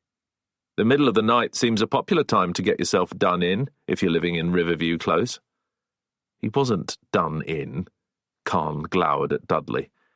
"Mrs. Winslow and Sarah Baines came in, as I explained. The up-and-over door was bolted from the inside, and they entered through the house. Mrs. Winslow was the first to see the body, and, as you can imagine, she was deeply shocked. If you talk to her, it would be nice if you could try and hold back on that sense of humour of yours." They were preparing to lever the body out. Roderick Brown's head was still concealed. "Has anyone taken that bag off yet?" Dudley asked. "No, why do you ask?" "It'll just come as a bit of a surprise if you discover that it's not the dentist sitting in the car." Khan felt a brief moment of unease, then remembered that the dead man was wearing some of the same clothes he'd had on the day before, white shirt, linen trousers, moccasins, along with a pale blue jacket that was very much in Roderick Brown's style. It was him all right. It had to be. Meanwhile, Hawthorne had turned his attention to the rest of the garage. He mentally ticked off the gardening tools, the paint pots and brushes, the golf clubs, the tap with its plastic bucket, all the items that had been there when he had visited the day before. There were a few additions, and he looked at these with particular interest. A box of electrical bits and pieces, plugs, cables, connectors, had been dumped on one side of the door. A Dyson Hoover with a cracked plastic casing was propped up next to it. A dustbin bag revealed a collection of old DVDs. "Where do these come from?" he asked Khan. Khan was standing on the other side of the car. He was aware that everyone in the garage could hear what was being said. Maybe he was having a clear-out, he suggested. "Having a spring clean before he topped himself." Leaving things nice and tidy behind him. You don't know what was in his mind. What are you doing now? Hawthorne was being careful not to touch anything, but he was craning his neck, examining the skylight above the car. It projected above the flat roof, but it hadn't been constructed in a way that allowed it to open. "You're thinking that someone could have got in or out via the roof," Khan said. "Well, DC Goodwin went up there just before you arrived. The whole thing is screwed in, and it looks as if the screws have rusted solid. She got a screwdriver and tried to undo them. They wouldn't budge." "What's happened to the suicide note?" "It's in the house. Now, if you don't mind, I'd ask you to leave the crime scene. We need to get the body out." "Whatever you say, Detective Superintendent." The three men went back into the house and sat down at the kitchen table. "It's not suicide," Hawthorne said. "It can't be anything else," Khan replied sourly. "A dead man in a locked car in a locked garage. That's a new definition of a riddle wrapped in a mystery locked in an enigma," Dudley misquoted. "Where's this suicide note?" Hawthorne asked. "It's been taken away for examination, but I've got a picture." Khan had left his laptop on the table and he opened it, then swung it round to show them a set of photographs on the screen. The note had been written on both sides of a single sheet of paper in a loose, flowery scrawl. Roderick Brown had used turquoise ink. Hawthorne and Dudley read it together. "My dearest Fee, I am so sorry. I did something very stupid, and I have sent you away because I cannot bear you to see the consequences. I know what I must do. I have to pay the price. I told you that you might feel better staying at your sister, and this is the first time I ever lied to you. The truth is that I do not want you to see this, my love. You are better out of it. Be strong. I know you've had to put up with so much on account of your illness. I wish I could have done more for you, but at least you are financially secure and will be able to stay in the house you love. The Kenworthys will go, I am sure of it. The swimming pool will never be built. You will be left in peace. Goodbye, my dearest. We will see each other again on the other side. All my love, Roderick." "I'd say that's pretty conclusive," Khan muttered. "All that's missing is a selfie taken when he was getting in the car with a gas cylinder in the plastic bag, wouldn't you agree?" Hawthorne said nothing. He tapped a keyboard and another image appeared, a second evidence bag. "Do you mind?" Khan was offended. "What's this?" Hawthorne asked. He was looking at a photograph of a slim white paper tube about an inch long with a swirly red pattern. "I'm not sure that's relevant to what happened," Khan said. "It was in the breast pocket of the deceased's jacket. It's a drinking straw." "You mean part of one?" "Yes," Khan sniffed. "It's too early to say, but there's no indication that Mr. Brown ever used illegal substances." "That's a good point, Detective Superintendent," Hawthorne said. It was true that cocaine users often used a piece cut off a drinking straw to inhale the drug. Wealthier addicts were quite likely to have a personalized tube made out of silver or gold. "Mind you, we can't be sure," Khan went on. He had a lot of celebrity clients. They were interrupted by the sound of raised voices out in the hall. Someone was arguing with one of the policemen. "What now?" Khan asked. He walked out of the kitchen. Hawthorne and Dudley followed. A young man had arrived, casually dressed with a Whole Foods bag over his shoulder. He was thin and delicate, not someone who might be expected to push his way in. He looked upset. A uniformed policeman was trying to stop him coming any further. "Leave this to me," Khan said, taking over. The policeman stepped away and he went up to the man. "Who are you?" he asked. I'm Mrs. Brown's carer. Damien Shaw had clearly been taken aback to find so many policemen at Riverview Close. Had he so quickly forgotten about the murder that had taken place just a few days before, or had no one told him? Mrs. Brown isn't here. I know, but I wanted to make the house nice for her when she got back from her sister's. I was going to change the sheets and maybe do a bit of dusting. Damien looked around him. Why are there so many policemen here? Has this got something to do with Giles Kenworthy? Mr. Brown called me. He told me about it. He sounded very upset. Stop there. Hawthorne had taken charge. Let's talk in the kitchen. It may be more comfortable. Khan nodded as if it had been his suggestion in the first place. How did you get into the close? He asked once they were sitting round the table in the kitchen with the laptop closed and pushed aside. The constable there tried to stop me. He was very rude, even though I told them I worked here. Do you have a set of keys to this house? Yes, of course. Damien took out a ring and held up a single key. This opens the front door. Hawthorne took over. You said you spoke to Mr. Brown, he said. When was that? Yesterday morning. What time exactly? 10 o'clock. That was before Hawthorne had met Brown and interviewed him in this same room. The dentist had been a bundle of nerves, still in shock after the murder of his neighbour. He called me at home. I don't come in Wednesdays, but he wanted to tell me what had happened, that someone had killed Mr. Kenworthy with a crossbow. He told me that it was his crossbow that had been used, the one in the garage. Did you know it was there? Oh, yes. He never made any secret of it. Everyone knew. Damien paused. I imagine that's why he was so upset. He was in a real state, if you want the truth. I was quite worried about him, and I offered to come over, but he said he'd be okay. Did he have any thoughts, any suspicions as to who might have done it? Khan asked. No, not that he said. So you left him on his own? Khan said accusingly. That's not fair. It wasn't like that at all. Now Damien was indignant. What was I meant to do? It wasn't as if I was his carer. My job was to look after Felicity.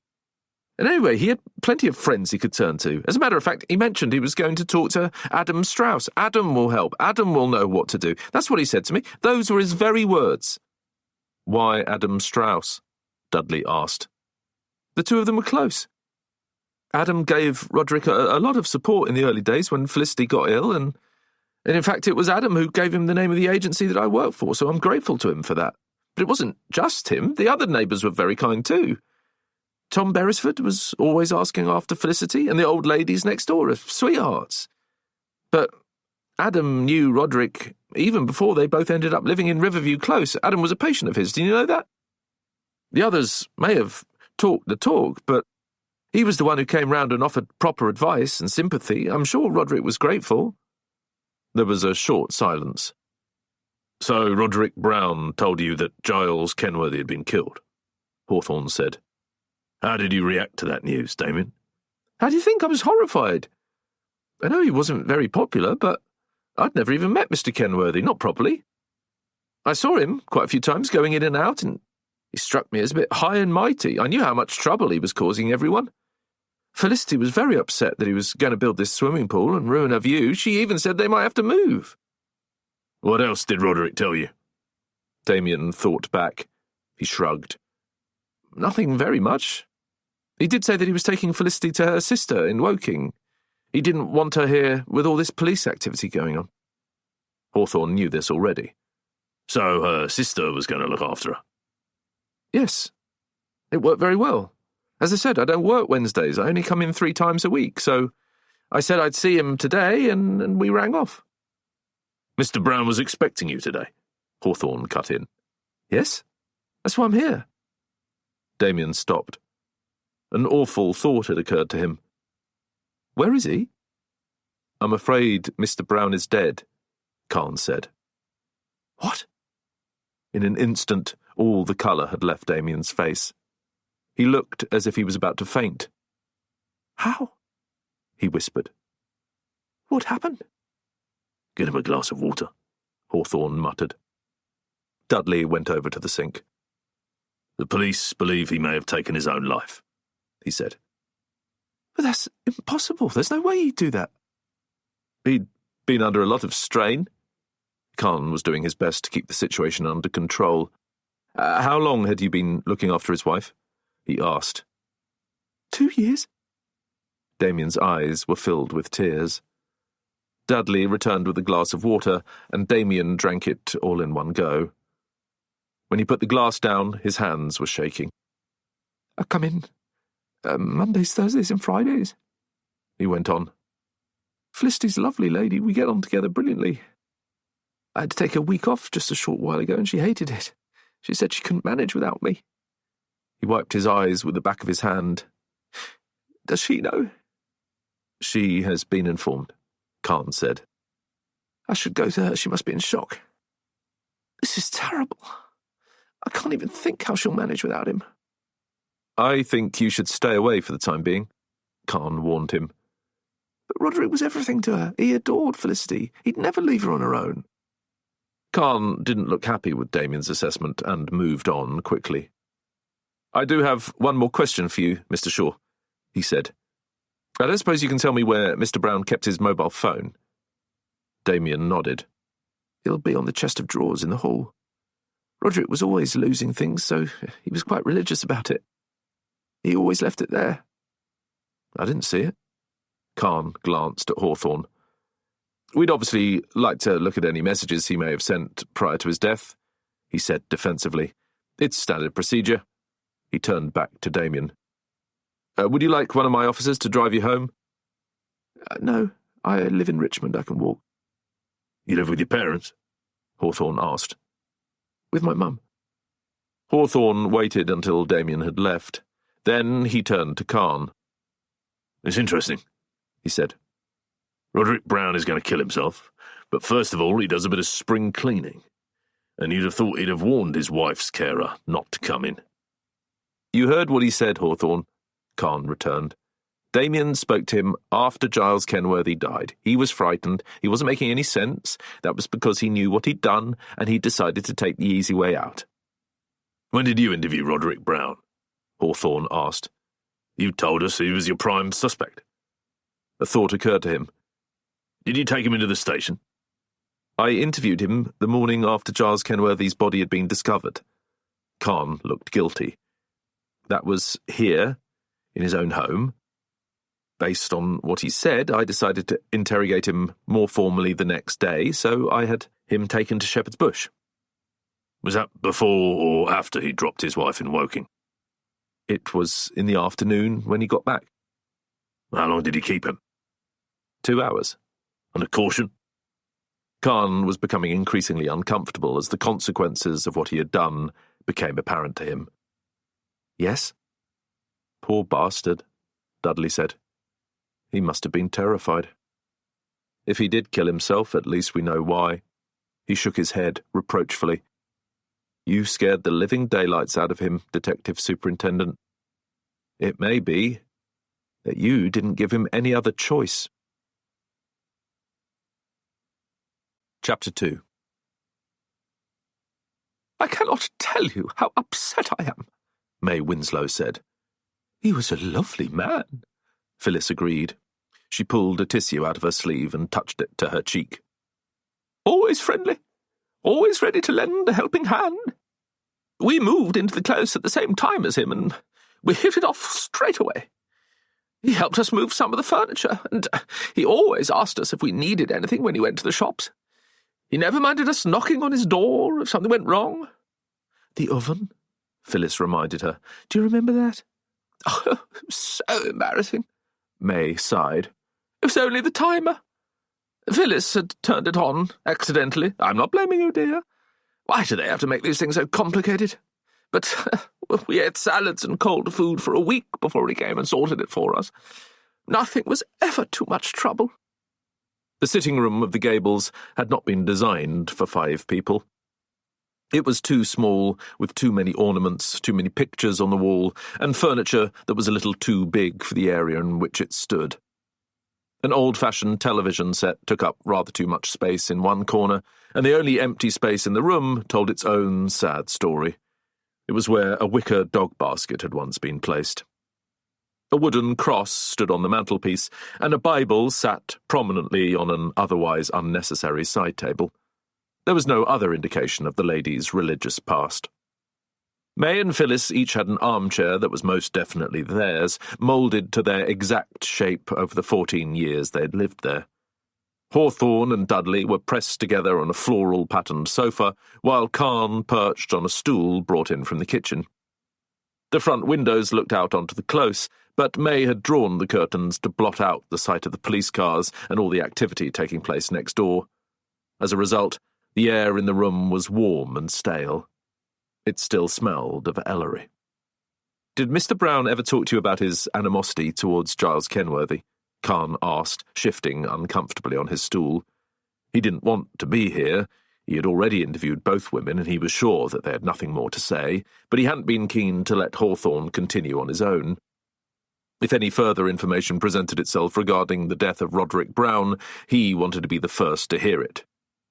"I'm not sure that animosity is the right word, Detective Superintendent," May replied. "He didn't really have feelings towards Mr. Kenworthy. Of course, he was upset about the pool. Mrs. Brown hardly ever leaves her bed these days, and it mattered to her, the view from the window." "The view is important," Phyllis agreed. "I'm sure we all know that, dear." May gave her friend a pinched smile. "All I'm saying is that Mr. Brown was a very kind and very gentle man who didn't harbour grudges. I find it impossible to believe that he killed anyone." "Then why do you think he committed suicide?" Khan asked. "You should never use the word committed in that context, Detective Superintendent. Suicide may be a sin, but it's not a crime. As to your question, I'm afraid I have no answer. I saw him with my own eyes, sitting in that car, with a bag over his head. I wish I hadn't. It's something I will take with me to the grave. All I can say is he was questioned yesterday at Shepherd's Bush police station for 2 whole hours, and he was terribly upset." Khan squirmed, avoiding Hawthorne's eye. "He told you this?" "Not me, Phyllis. She spoke to him over the garden hedge." "He wasn't himself," Phyllis said. She seemed to be too nervous of May to utter more than 3 words. "What did he say to you?" Dudley asked. He had his notebook poised. "And how do you spell your name, by the way?" "Moore. Phyllis Moore." "Is that with 2 O's, or like St. Thomas?" "2 O's. Dudley wrote this down. Phyllis glanced at May for permission, then continued. "It was late in the afternoon. He'd just come back in a police car. We didn't speak very much. He said that he'd been asked a lot of questions, and that he was relieved he had taken his wife to her sister's." "Did he think he was about to be arrested?"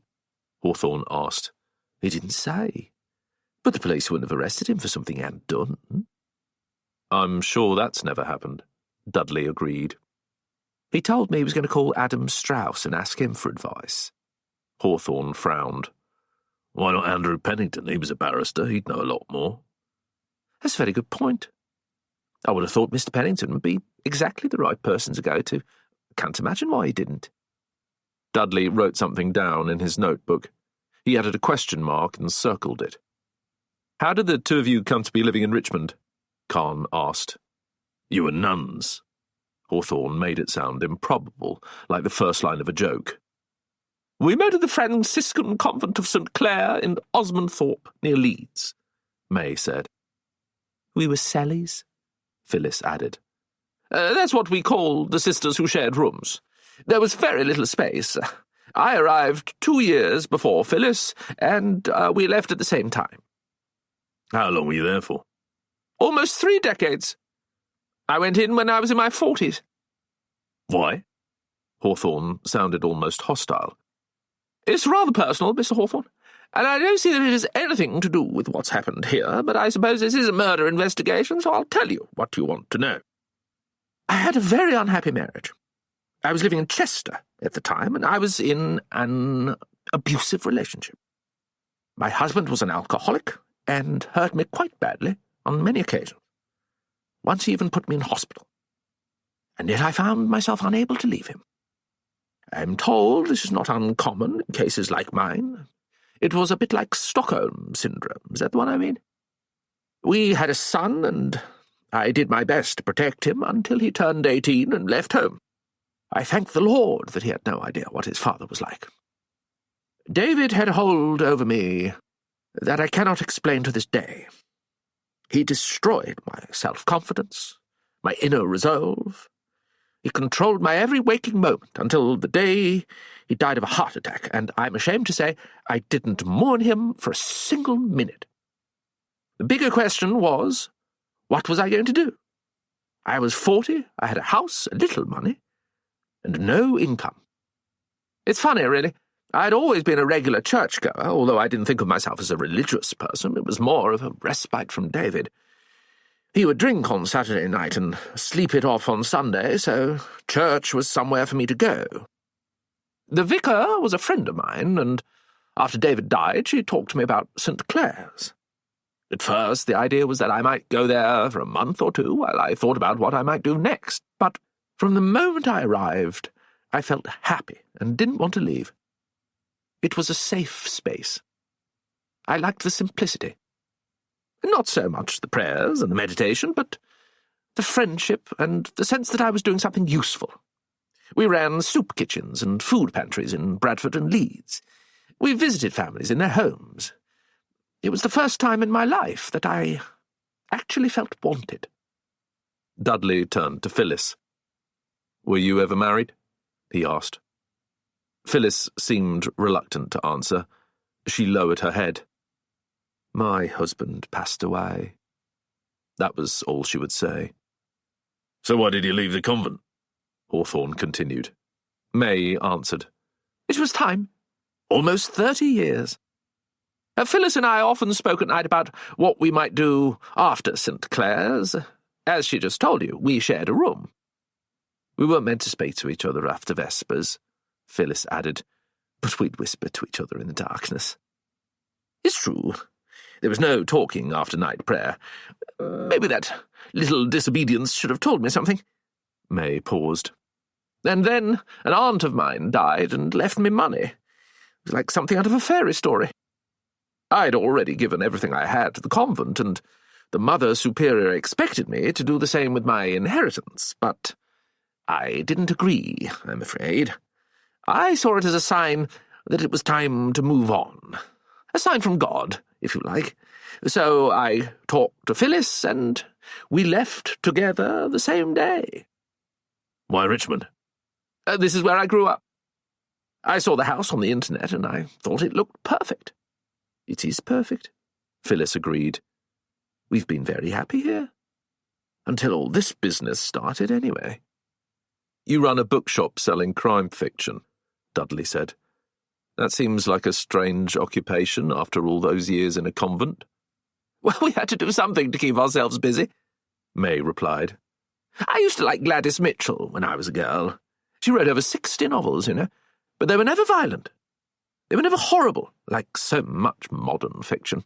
And lovely Dorothy, too, and Agatha. All this modern interest in dead bodies and women being killed, and children, too. Why would anyone want to read stories like that? That was what gave me the idea for the tea cozy. We never stock books with bad language, and I'm afraid there are a lot of writers we simply won't touch. The truth is, we don't make a lot of money out of it, but that isn't the point." "We used to love walking up there with Ellery," Phyllis said, sadly. Khan turned to Hawthorne. "Is there anything else you want to ask?" "One thing." He turned to May. "You had a spare key to the Browns' home." "That's right." "Who else knew you had it?" "Nobody, apart from Sarah. Mr. Brown told her I had it so she could get into the house if a pipe burst or something. But she didn't know where it was kept. I had it in my medicine box in the bathroom cabinet. Nobody knew it was there."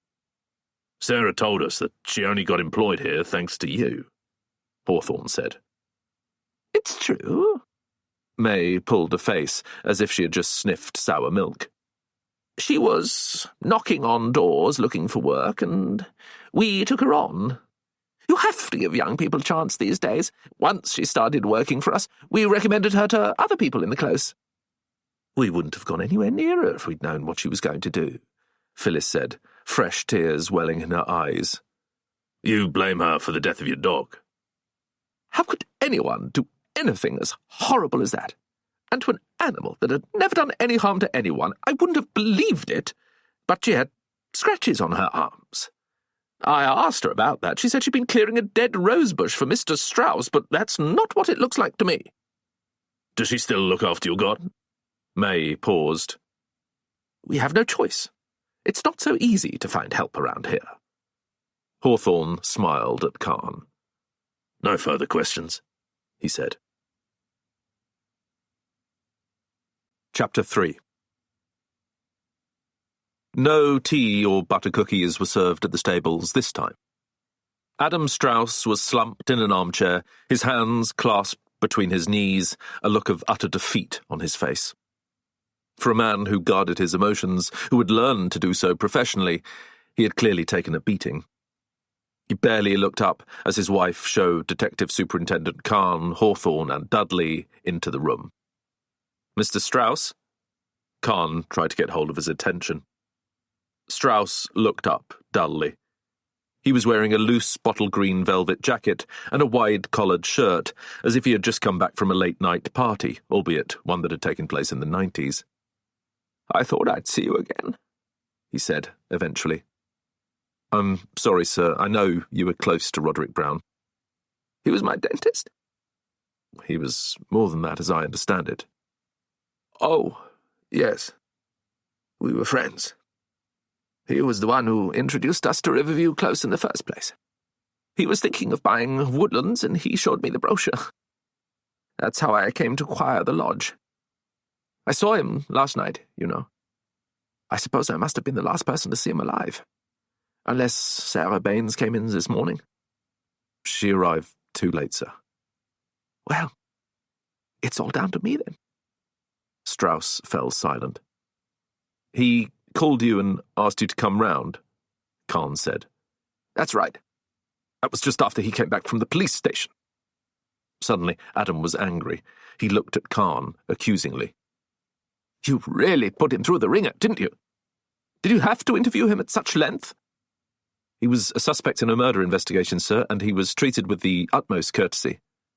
We were all suspects, Detective Superintendent. God knows I had as much reason to kill Giles Kenworthy as anyone. His children did thousands of pounds worth of damage, Terry cut in. She had taken a seat next to her husband. Now she reached out and took his hand. They smashed my husband's beautiful chess set, and their father didn't give a damn. But it was Roderick Brown's crossbow. Strauss shook his head. Anyone could have taken it, including me. I was in and out of his house all the time. There's a corridor at the back next to the kitchen. It leads straight in. Roderick would be upstairs half the time, fetching and carrying for Felicity. It would have been easy to walk in and take it. He stared at Khan. You picked on him, and you browbeat him, and, although it pains me to say it, you may have been responsible for his suicide, Detective Superintendent. He was a middle-aged man with the worry of a very sick wife, and then you come barging in, making false accusations. I think you should be ashamed of yourself. I didn't accuse him of anything, sir. So what did you talk about for over 2 hours? The weather? If Hawthorne had been enjoying the sight of Khan being put in his place, he was careful not to show it. You said you saw Mr. Brown, he said. Could you tell us what happened? Strauss nodded. Terry, can you get me a glass of mineral water? Terry got up and went over to the fridge without saying a word. I got the call from him at about 6 o'clock yesterday evening, Strauss continued. He asked me if I'd come over. He said he wanted my advice. It would be helpful if I could see your mobile, Khan said. We'll need to verify all the timings. Of course. But I'd have thought you could get that off Roderick's. Khan looked embarrassed. Mr. Brown seems to have misplaced his phone. We're still looking for it. Are you saying someone's stolen it? No, sir, we just can't find it. Seems to me that so far you haven't helped solve anything at all. Mr. Brown confessed to the murder of Giles Kenworthy. Khan did his best to hold his ground. We have every reason to believe that he killed himself to escape justice. That's impossible. I don't believe it. He left behind a letter He couldn't have been clearer. Everything about the manner of his death suggests that he decided on suicide. It would help us a great deal if you could tell me what happened when you saw him last night. What did you talk about? What was his state of mind? Adam Strauss calmed down a little, as if acknowledging the need to cooperate. His wife brought over a glass of fizzy water with a lemon slice and ice cubes. He didn't thank her, but emptied it in one gulp and set the glass down. She took her place next to him. "I went over to Woodlands at about 8:30, after we finished eating," he explained. "Roderick was on his own, of course. He'd dropped his wife off with her sister, and, at least, it comforted him to know that she was being looked after. I got the feeling that he was nervous about being on his own. He'd had a bit to drink. There was an open bottle of scotch on the table when I arrived." This accorded with what the police pathologist had found in his blood. "Did he offer you some?" Dudley asked. "Yes, he might have. I don't really remember. I didn't drink any." "Go on," Khan said. "We sat down and we talked. He told me that he'd had a dreadful time at the police station in Shepherd's Bush, that he'd been treated like a common criminal, and even threatened." "Nobody threatened him," Khan said. "I can only tell you what he told me. He was quite sure that the police had made up their minds and that he was the one who had killed Giles Kenworthy. It was his weapon, he had a motive, he was going to be arrested, and it would be the end of his practice, his marriage, his life. He might have to go to prison. If you knew Roderick, you'd know he wouldn't have lasted a week there. The thought filled him with horror. I tried to reassure him. I told him that everyone in the close was behind him, and we knew that he hadn't shot anyone. We'd all been interviewed, first by you and then by Mr. Hawthorne. Any one of us could have done it, and I still believe this is the most likely possibility, it could have been someone from outside. I said this to you the last time you were here. Kenworthy was a hedge fund manager. Hedge fund managers have enemies." "How long were you with him?" Hawthorne asked. "A couple of hours, give or take. I left about 10 o'clock. "Was there anything in Mr. Brown's manner that caused you alarm?" "Everything in his manner caused me alarm, but if you're asking me if I thought he might kill himself, the answer's obviously no. I told Roderick to go to bed, and I assured him that everything would seem better in the morning. I thought I'd helped him. By the time I left, he seemed quieter and more relaxed." He glanced down into his empty glass. "Now you're making me worry that I was wrong. I shouldn't have left him on his own. I should have stayed longer, or maybe invited him over here." "You did everything you could," Terry assured him. "I don't know. I really don't." "I don't suppose anyone saw you leave?" Dudley asked. "Why are you even asking my husband that question?" Terry cut in. "Are you suggesting that he's lying to you? You think that he killed his friend?" "I can assure you that such a thought never crossed my mind, Mrs. Strauss," Dudley said. Adam held up a conciliatory hand. "You don't need to worry yourself, my dear. They have to ask these questions. It's part of the game." He glanced at Dudley. "As it happens, there was someone. I heard the electric gate open, and Andrew Pennington came in, just as I was saying goodbye. I didn't speak to him, but I saw him, and I'm sure he saw me." "Was he in a car or on foot?" "On foot. Adam was very upset when he arrived home," Terry volunteered. "His leg hurt him very much. He was tired, but if you say he had anything to do with the death of Roderick Brown, that's disgusting. You have no right to come here and say these things." There was a tone of dismissal in her voice. The three men stood up and made their goodbyes, and Terry escorted them out of the house. Strauss stayed where he was, too exhausted to move. His wife stood there on the doorstep for a moment, glaring at Hawthorne as if all this was his fault. "My husband has to prepare for Chennai," she said. "This business, murder, suicide, policemen, all these questions, we've had enough. You have to make it stop." She closed the door. Chapter 4. Andrew Pennington confirmed Strauss's story. "I was playing bridge," he said. "My Wednesday night game. I'll be honest and say that it was a relief to take my mind off what's happening here. There are two groups I like to play with, but that evening I was in Richmond. Can you provide an address? Khan asked. Of course. The Legates in Friars Lane. A very pleasant couple. We always meet at 7, have a quick supper, and then play a few rubbers, usually 3 or 4. I try to be home by 10 and read for an hour before bed.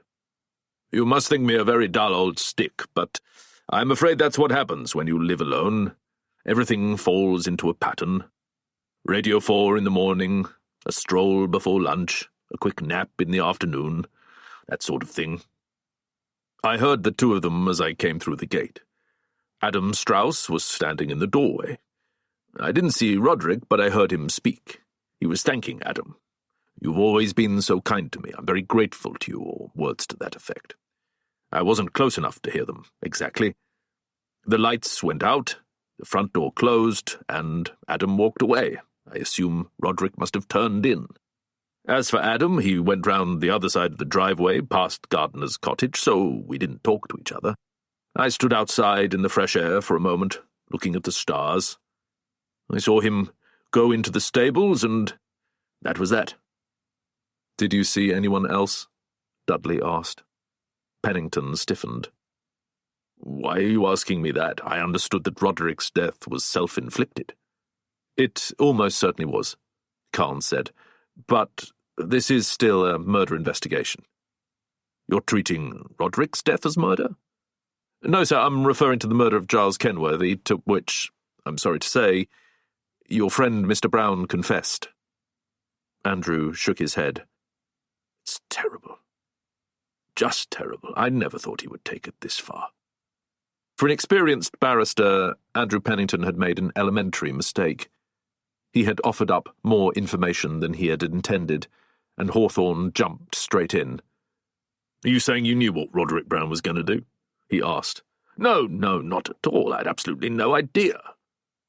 Andrew searched for the right words, desperately trying to find a way to escape the implications of what he had just said. "Obviously, if I had known anything of his intentions, I would have contacted the appropriate authorities." "You must have known something. That's the only way you might have been able to stop him." Hawthorne sounded completely reasonable, but at the same time he was merciless. "And what exactly was the it that you didn't think would go so far?" "He did, on one occasion, express a very strong, indeed a violent, dislike of his neighbour. He even went so far as to say that—" "What?" "That he wanted to kill him." "What occasion was this?" Khan demanded. "And why didn't you tell me any of this when I spoke to you yesterday?" "Because I'd forgotten all about it.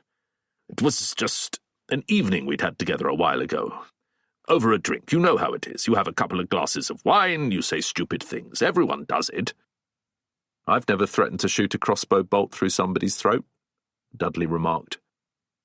"I'll ignore that comment if you don't mind, Mr. Dudley.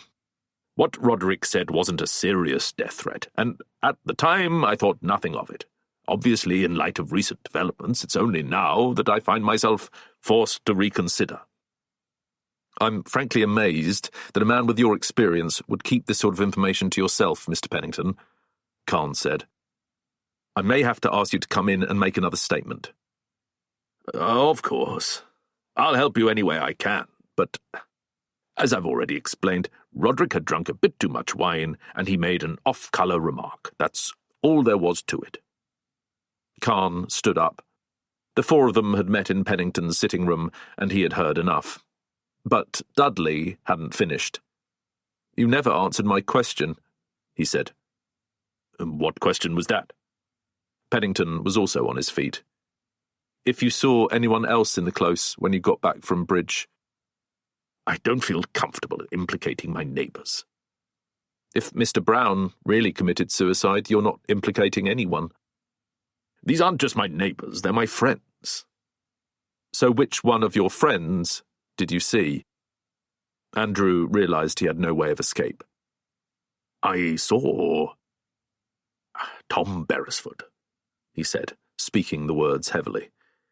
"He didn't go anywhere near Roderick's house. He appeared at the front door of his own place and walked round the side. He might have been going into his garage." "At 10 o'clock at night? Did you hear him drive off?" I didn't hear a car, no. You didn't see him head towards Mr. Brown's house? Definitely not. He disappeared into the shadows. Like he didn't want to be seen? No. It was 10 o'clock at night, and it was dark. He was there one moment and gone the next. Pennington walked to the front door and opened it. Maybe Tom had left something in the car, he continued. Could have been as simple as that. He turned to Khan. I know you have a job to do, Detective Superintendent, but you must understand that we've all known each other for years. This is our home.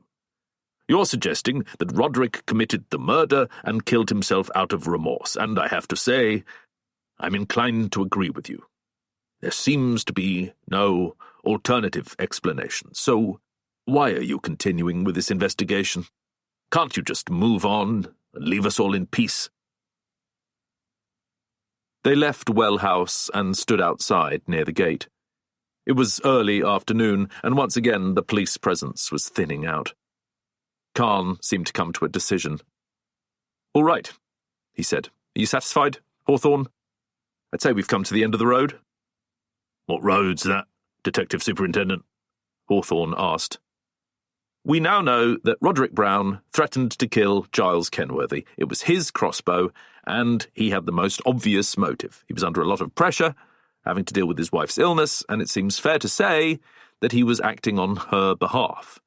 If Kenworthy was dead, the pool wouldn't be built, her view would be protected, and they wouldn't have to move. So, let's move on to the suicide itself. It may well be that my interview with him upset him more than I thought, but I was not alone in the interrogation room. The whole thing was recorded. I observed all the correct procedures, and Mr. Brown was absolutely fine when he was taken home. We've now learned that he became distressed later in the evening and called Adam Strauss for help. He drank whiskey and took an overdose of sleeping pills. He used nitrous oxide and other apparatus consistent with his work as a dentist. He wrote a suicide letter. The garage door was double-locked, the skylight was securely fastened, and there was no other way in or out. So, when I say we've come to the end of the road, I mean that I'm going to recommend that we close this inquiry, or at least that we do not interview any other witnesses. Mr. Brown killed Mr. Kenworthy, and out of remorse, took his own life. It's as simple as that. Can I just say one thing? Hawthorne asked. What? If Brown's suicide is so cut and dried, why didn't he cancel the carer? If he was going to kill himself, wouldn't he have told Damien Shaw not to come in? And while we're on the subject of Damien, he doesn't believe the suicide theory either. He agreed that Brown would never have left his wife on her own. He was devoted to her. May Winslow and Phyllis Moore said much the same thing. But according to you, that's just what he did. And although there are a lot of unanswered questions, you seem to be ignoring them. What happened to his missing phone and the missing car key? For someone about to top himself, Mr. Brown seems to have been missing a lot. And here's something else that may not have crossed your mind. You told us that one set of keys to the Skoda were found in Brown's trouser pocket, but doesn't that strike you as odd? For a start, he didn't need the key, he wasn't going anywhere. And if he'd used it to open and shut the doors, wouldn't it have been in his hand or on the seat next to him? No one ever puts car keys in their trouser pockets. Nor do they carry a 1-inch drinking straw with them, not even if they fancy a quick sniff of cocaine. Anyway, as far as I can see, Brown wasn't into that. Lots and lots of questions. But for some reason, you don't seem to want to do your job. Khan was about to argue, but he'd had enough. I don't need to take this from you, he said. Your work here is over, and I want you to leave. I've heard a lot about you, Hawthorne, and to be honest, none of it is good. I had misgivings about inviting you here in the first place, and now I see why. You meet a police officer who's making good in his career, and all you want to do is stir things up, but it's not going to work with me. I'll wish you a good day. Khan turned on his heel and walked off. Part 6. A Locked Room Mystery. Chapter 1. I've never been a huge fan of so-called locked room mysteries. There's a very specific subgenre in the murder, mystery, crime arena that has its own rules and effectively presents the reader with a seemingly impossible puzzle. It's not enough for the characters to be isolated, The Mousetrap, Orient Express. Everything has to be so fiendishly arranged that the detective has no chance of solving the puzzle, until he or she does. The first, and still the most famous locked room mystery, is said to be The Murders in the Rue Morgue, written in 1841 by Edgar Allan Poe, the man who inspired Sherlock Holmes. Here, a mother and a daughter are brutally murdered in their flat, the daughter stuffed up a chimney, but the door and the shutters are securely fastened from inside, and the flat is 4 floors up from the street with no way to climb in. The story has a great ending, but one that doesn't really play fair. I'm not sure a modern writer would get away with it. The real problem of the locked room mystery is that the mechanics are often so complicated and even contorted that it's hard to believe the murderer could go to so much trouble, and the emotions of the story can disappear in a Heath Robinson construction of cogs and wheels, mirrors, sliding doors, and body doubles. As much as you may admire the solution, you are forced to suspend disbelief. The killers are so clever that they seem positively inhuman, literally so in Poe's story. It's difficult to avoid a sense of contrivance. Try reading The Hollow Man, written by the king of crime, John Dickson Carr, in 1935. It's unquestionably brilliant, often cited as the best locked-room mystery ever written. Here, a man is seen entering a professor's study, a shot rings out, and the professor is found dead. There is a window, but the ground outside is covered in snow. There are no footprints, and the killer has disappeared. The explanation is interminable and eventually blots out the actual reason for the murder, another crime committed long ago, blackmail and betrayal. The solution relies on chance and coincidence. The clock had broken. The snow wasn't forecast. It left me cold. It's my belief that these days the best locked-room mysteries come from Japan. Try Murder in the Crooked House by Soji Shimada, or The Honjin Murders by Seishi Yokomitsu, a true master of the art and the author of almost 80 books. They are both fiendish and elegant. In the first, the entire setting becomes an accomplice to the crime. As for the second, the gurgle of the water wheel and the music played on the koto, a sort of zither both integral to the plot, will always stay with me. Sheer genius, but far removed from real life. I only mention all this to explain why my immediate reaction to the last batch of material I'd received had been one of dismay. Hawthorne was insisting that Roderick Brown had not committed suicide, and all the ingredients of the locked room mystery were set out in front of me. Nobody could have got into the garage. There was only one key fob, which Roderick must have used to lock the car doors after he got inside. He couldn't have been carried there, and he had written a suicide note. It was always possible that Hawthorne was wrong. After all, he had said that the case hadn't worked out the way he wanted, and Alistair Morton, the CEO of Fenchurch International, had also warned me that I shouldn't write the book because it would show Hawthorne in a bad light. Of course, that would be even worse. It would mean that Morton was right and that the story wasn't worth writing. Hawthorne hadn't solved anything, and the killer had simply confessed. The end. I'd been depressed enough when I left the offices of Fenchurch International. Morton had ruined everything for me by revealing the solution, which I'm sure was exactly what he'd intended, and so far he'd been spot on. Khan had said the case was closed. Roderick Brown had been named as the killer, and he had then taken his own life. Where did that leave me? With a very short book for a start, more a novella than a novel, and I couldn't see my editor jumping up and down with excitement when the manuscript was delivered. So, on reflection, I realized that a locked room mystery might be exactly what I needed. If it turned out that Roderick Brown's entire garage swiveled round to reveal a hidden staircase, which had allowed someone to gain access through an underground passage that connected with the medieval well, I'd just have to grit my teeth and get on with it. At least it would mean that Roderick Brown hadn't committed suicide after all, and that someone had indeed murdered him, presumably the same person who had shot Giles Kenworthy. But who? I'd sent Hawthorne the next section, another death, and was waiting for him to show up. He was coming to the flat again at 11 o'clock. That gave me 30 minutes to get myself into his mindset. I went to my desk and sat there, thinking about the possibilities, trying to work it out for myself. It should have been simple. After all, there weren't that many suspects. Who had killed Giles Kenworthy? The way I saw it, May Winslow and Phyllis Moore had replaced Sarah Baines as the most likely suspects, even if it seemed almost impossible to believe. Isn't that how it always works?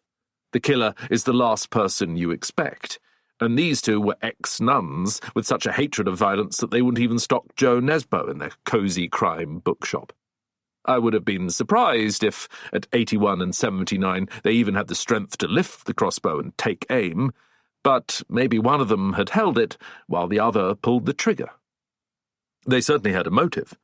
They'd been shattered by the death of their dog, and although Sarah Baines was almost certainly responsible, it was Giles Kenworthy who had given the order. They had a key to Roderick's house. They could have slipped into the garage at any time. That would also have helped them to engineer his death. I wondered how they'd raise the money to buy both their house and the shop in Richmond. That story about the surprise inheritance hadn't rung true. It's the sort of thing that only happens in children's books, and an aunt of all things. I reached for a sheet of paper and scribbled their names at the top. Who next? Sarah Baines had slipped down to number 2. She was an ex-prisoner who had somehow talked her way into Riverview Close, taking advantage of May Winslow's good nature. She certainly had a reason to kill Giles Kenworthy.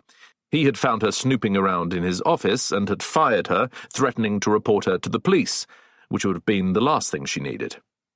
There was also an interesting link between her and Roderick Brown. She had called him while he was in the garage with Hawthorne and Dudley.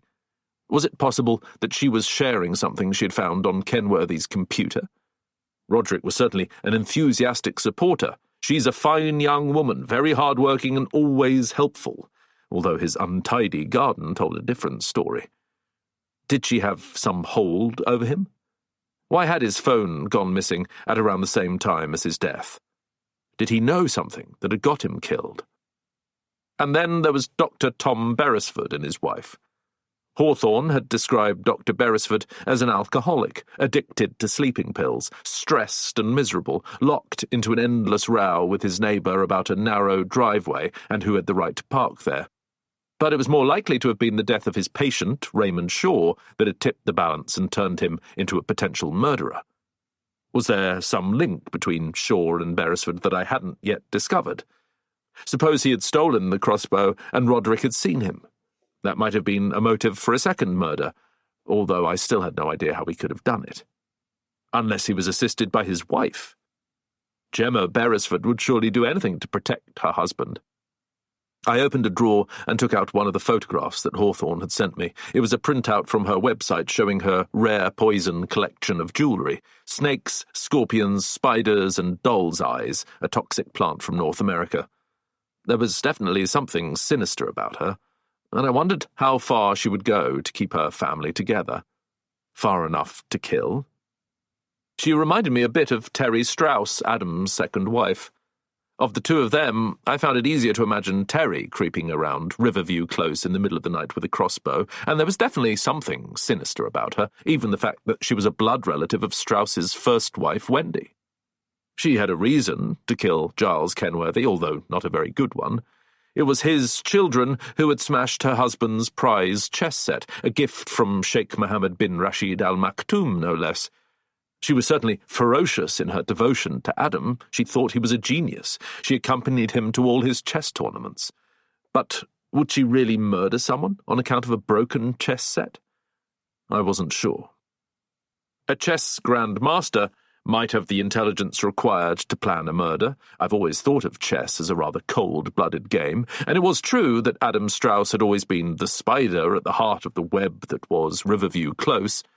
One way or another, he was connected to everyone who lived there, and he had hosted the meeting that Kenworthy had failed to show up for. It was also his fault that the new family had arrived in the first place. Even so, I could see no serious reason why he would have murdered either of the two men. Roderick Brown was a close friend. When Roderick was at his lowest, it was Adam he had called, and he had certainly been alive when Adam left his home. Or had Andrew Pennington got that wrong? He was the only witness. He had also seen Tom Beresford sneaking out of his front door at 10 o'clock at night. Pennington had accused Giles Kenworthy of racial prejudice, and there was a vague link with the attack on the old lady in Hampton Wick. A leaflet advertising the UK Independence Party had been found at the scene of the crime, and Marcia Clark had a connection with the Beresford household. Their nanny had been looking after her. It was all very confusing. The more I thought about it, the more I regretted ever taking on the book. Despite what I'd hoped when I set out, it was much easier following Hawthorne round, writing down what I saw. Trying to piece a solution together from a mountain of information, not all of which might be reliable, was like trying to construct a jigsaw puzzle without ever having been shown the picture it was supposed to form. The doorbell rang. It had to be Hawthorne, with the next batch of documents he had promised to bring. But when I went downstairs, it was not Hawthorne standing at the door. It took me a few seconds to recognise the pink-faced, plump-cheeked man in the baggy suit with his untidy hair and apologetic smile. "Roland!" I exclaimed. Hawthorne's adoptive brother was carrying a large manila envelope, just as he had the first time we met, although on this occasion he was holding it out for me. "I was asked to give you this," he said. "By Hawthorne?" "Yes. I was expecting to see him. He asked me to apologise on his behalf. He is not able to come." This was almost certainly untrue. Hawthorne had never apologised to me in his life. "Would you like to come in?" I asked. "No, thank you." He thrust the packet into my hands. "I'm just passing. I need to be on my way." "Is this more stuff about Richmond?" I asked. "Yes." He was already turning back towards Farringdon Station, but I stopped him. "He knows I saw Morton, doesn't he?" Roland and Hawthorne couldn't have been more different. Whereas Hawthorne would never have let anyone or anything stand in his way, his adoptive brother was more diffident, more unwilling to cause offence. Hawthorne, for that matter, would simply have lied. Roland blurted out the truth. "Yes," he admitted. "I have to tell you he's not happy about it." "Well, tell him I'm sorry." His cheeks reddened, and I realised that this was probably as angry as he ever got. "And you might as well know, I'm not happy either. I'm the one who got the blame. I was foolish enough to trust you when we met at the flat. I told you about the Barracloughs, and I'm never going to hear the end of it. You don't just walk in on a man like Morton. Do you have any idea who he is, what you're dealing with? You've certainly landed me in it. So tell me," I snapped. I was becoming exasperated with the loss of control, of having my own book revealed to me before I'd written it. "Who is Morton, and what is Fenchurch International? Why are you so scared of them?" Roland hesitated. He looked around him, as if afraid of being overheard. "They are the biggest security company in the UK, and quite possibly the world," he said. "Cybersecurity, protection, risk assessment, personal and financial investigation. They provide specialised services to government and to industry. They work in the military. You have no idea how much power they have, how much they know." "You work for them?" "I'm nothing." He glanced at the package he'd brought with him. "A postboy." "Morton told me not to write the book," I said. "Then if you've got any sense, you'll stop." He glanced at me one last time. "But you won't listen to me. You're like every writer I've ever met. You only think of yourself, and you don't care how much damage you might do." He stepped round me and walked off. I watched him, feeling guilty. Roland was clearly a decent man, and it was true that I'd taken advantage of him. But then what was I to do when Hawthorne was so endlessly uncooperative? I must have stood there for a couple of minutes, the commuters walking past me on both sides of the pavement. Should I be nervous? Could there be someone watching me even now? I went back into my flat, closing the door behind me. As soon as I reached my office, I sat down and tore open the envelope. leafing through the notes and transcripts that poured onto my desk. What I was looking for wasn't there. There was no personal note from Hawthorne, no explanation as to why he had cancelled our meeting at the last minute, not even something about Fenchurch International and the mistake I'd made going there. I tried to focus. All I saw was words, thousands more words to add to the tens of thousands I'd already written. I couldn't connect with them. Riverview Close, Hawthorne and John Dudley, Khan, the doctor, the dentist, the dog, the dear old ladies. They'd all somehow fused into each other. The sun was glaring at me through the window. I was suffocating. I knew what I had to do. I got up, left my own locked room behind me, and took a train to Richmond. Chapter 2. Richmond Station was only an hour away, although all the time I'd been writing it could have been on the other side of the planet. A flight of steps led up from the platform, and I realised that this must have been where Adam Strauss had fallen, or had he been pushed. The steps were quite wide and empty at this time of the day, but I could imagine that in the rush hour they would present a very different prospect. I wondered if Dudley had managed to look at the CCTV camera footage yet. The answer to that question might be sitting on my desk even now. I emerged into sunlight and looked around me. The station was on the edge of the town and had an attractive facade and, unusually, a clock that worked. I was intending to walk straight down to Riverview Close, but since I was on the high street and surrounded by shops, it made sense to start with the Tea Cosy, always assuming it was still in business. 5 years had passed since the events I've been describing. It was one of the reasons why I'd never made it a priority to come out here. May Winslow and Phyllis Moore could both be dead by now. The other neighbours might well have left. I wasn't returning to the scene of the crime, so much as to a distant memory of it. I found a Waterstones on a corner and knew I must be getting near. This was where the two ladies had sent any customers looking for books they considered violent or profane.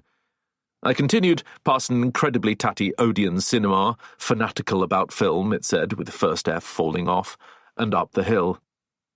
After that, I passed an estate agent, 2 coffee bars, a fireplace shop, and a health centre, but there was no sign of anyone selling Golden Age crime or humorous tea towels. I retraced my steps and went into what looked like a well-established flower shop. A woman with frizzy fair hair was standing behind a counter, surrounded by an abundance of exotic plants. I asked her about the Tea Cosy. "Oh, that was 2 doors away," she told me. "May Winslow was the owner. I used to see her. Was it her sister from time to time? They were quite sweet, although no business sense at all. They didn't carry any of the new bestsellers." "Do you know where they went?" "I heard a rumour they'd gone back north. The story was that they'd spent years in a convent and maybe they went back there," she sighed. "The rates are too high. It's just not fair. If they're not careful, the whole high street will turn into telephones and tat." It was a disappointing start. I'd been looking forward to meeting May and Phyllis, browsing through their bookshelves and finding out if they stocked me. I put all that behind me and set off back down the hill, then followed the road in the direction of Petersham, with a quite extraordinary view of the River Thames and the fields beyond that could have inspired Constable or Turner, a huge azure sky and a ribbon of glinting water twisting all the way to the horizon. The Italian Gothic towers of the Petersham Hotel rose up in front of me. The building had been there since the 19th century, and for the first time I understood something of what it must have meant to live in Riverview Close. Richmond was exclusive in the true sense of the word. It excluded much of the worst of modern life. I recognised the archway before I saw the road sign that named it, and walked through with a sense of unreality, even though this was the first real thing I had done. And there I was, standing in my own book. Well House was on my right. I could see Riverview Lodge in front of me, and noticed at once that the swimming pool had not been built after all. I walked forward, taking in the roundabout, which looked neat and tidy with a blaze of bright colours. There was Gardener's Cottage, where the Beresfords had lived, over to the left. Were they still here? Was anyone? It was only now that I realised how odd it would be to meet some of the characters I'd been writing about. Everything looked very much as I had imagined it, although it was a touch smaller than I had thought, the houses closer together. It was easy to see why too many parked cars would have been an issue. The driveways heading left and right, with the Beresfords' garage on one side and Roderick Brown's on the other, were particularly narrow and poorly designed, as if the architects had intended there to be trouble. I was feeling increasingly uncomfortable just standing there. It dawned on me that I was effectively trespassing. I wondered how many tourists and ghouls strolled in here every month. After all, this was the site of 2 unnatural deaths, and there are parts of London where murder walks are very much an attraction. Follow in the footsteps of Jack the Ripper or the Cray brothers or Sherlock Holmes. I didn't want to draw attention to myself, so I headed meaningfully for the stables, as if I was expected and had every right to be there. Adam Strauss was low on my list of suspects, but he would probably know more than anyone else. I rang the front doorbell. There was no answer. I looked through a gap in the net curtains, Hawthorne hadn't mentioned these, and saw that the room had changed. There were no chessboards, no refectory table. Adam and his wife must have moved. I glanced across at Gardner's cottage, but there was no sign of any movement. Dr. Beresford was probably at his surgery, his wife in town, his children, 9 years old now, at school. That really only left me with one option. I walked over to Well House and rang the bell. This time I was in luck. The door opened. Andrew Pennington stood in front of me. Yes? It was so odd to be seeing him in the flesh that it took me a few moments to find a way to introduce myself. Up until now, he had been little more than a figment of my imagination. When I was writing, I'd felt that I owned him. I'd used the photographs and the transcripts I'd been sent and had tried to be as accurate as possible, but I'd invented lots of things, too. Neither Hawthorne nor Dudley had been there, for example, when Ellery was found in the well, and I'd had to recreate the entire scene. I didn't know if he drank gin and tonic. It was almost like meeting a pen friend for the first time. I had formed a picture of him that might turn out to be far from the truth. Well, at least he looked more or less the same, though he had aged considerably in the last 5 years. The white edges of his hair were more pronounced than I had described. He looked thinner, too, as if he was recovering from an illness. There was a pinched quality to his face, with its sunken cheeks and hollow eyes. He was dressed in a tracksuit, a pair of spectacles hanging on a chain around his neck. His eyesight must have got worse, as I was sure I'd never mentioned them. "Andrew Pennington," I said. "Yes?" "I wonder if I could have a word." I told him my name. "I'm a writer," I said. "A journalist?" "No, not at all. I'm a children's author."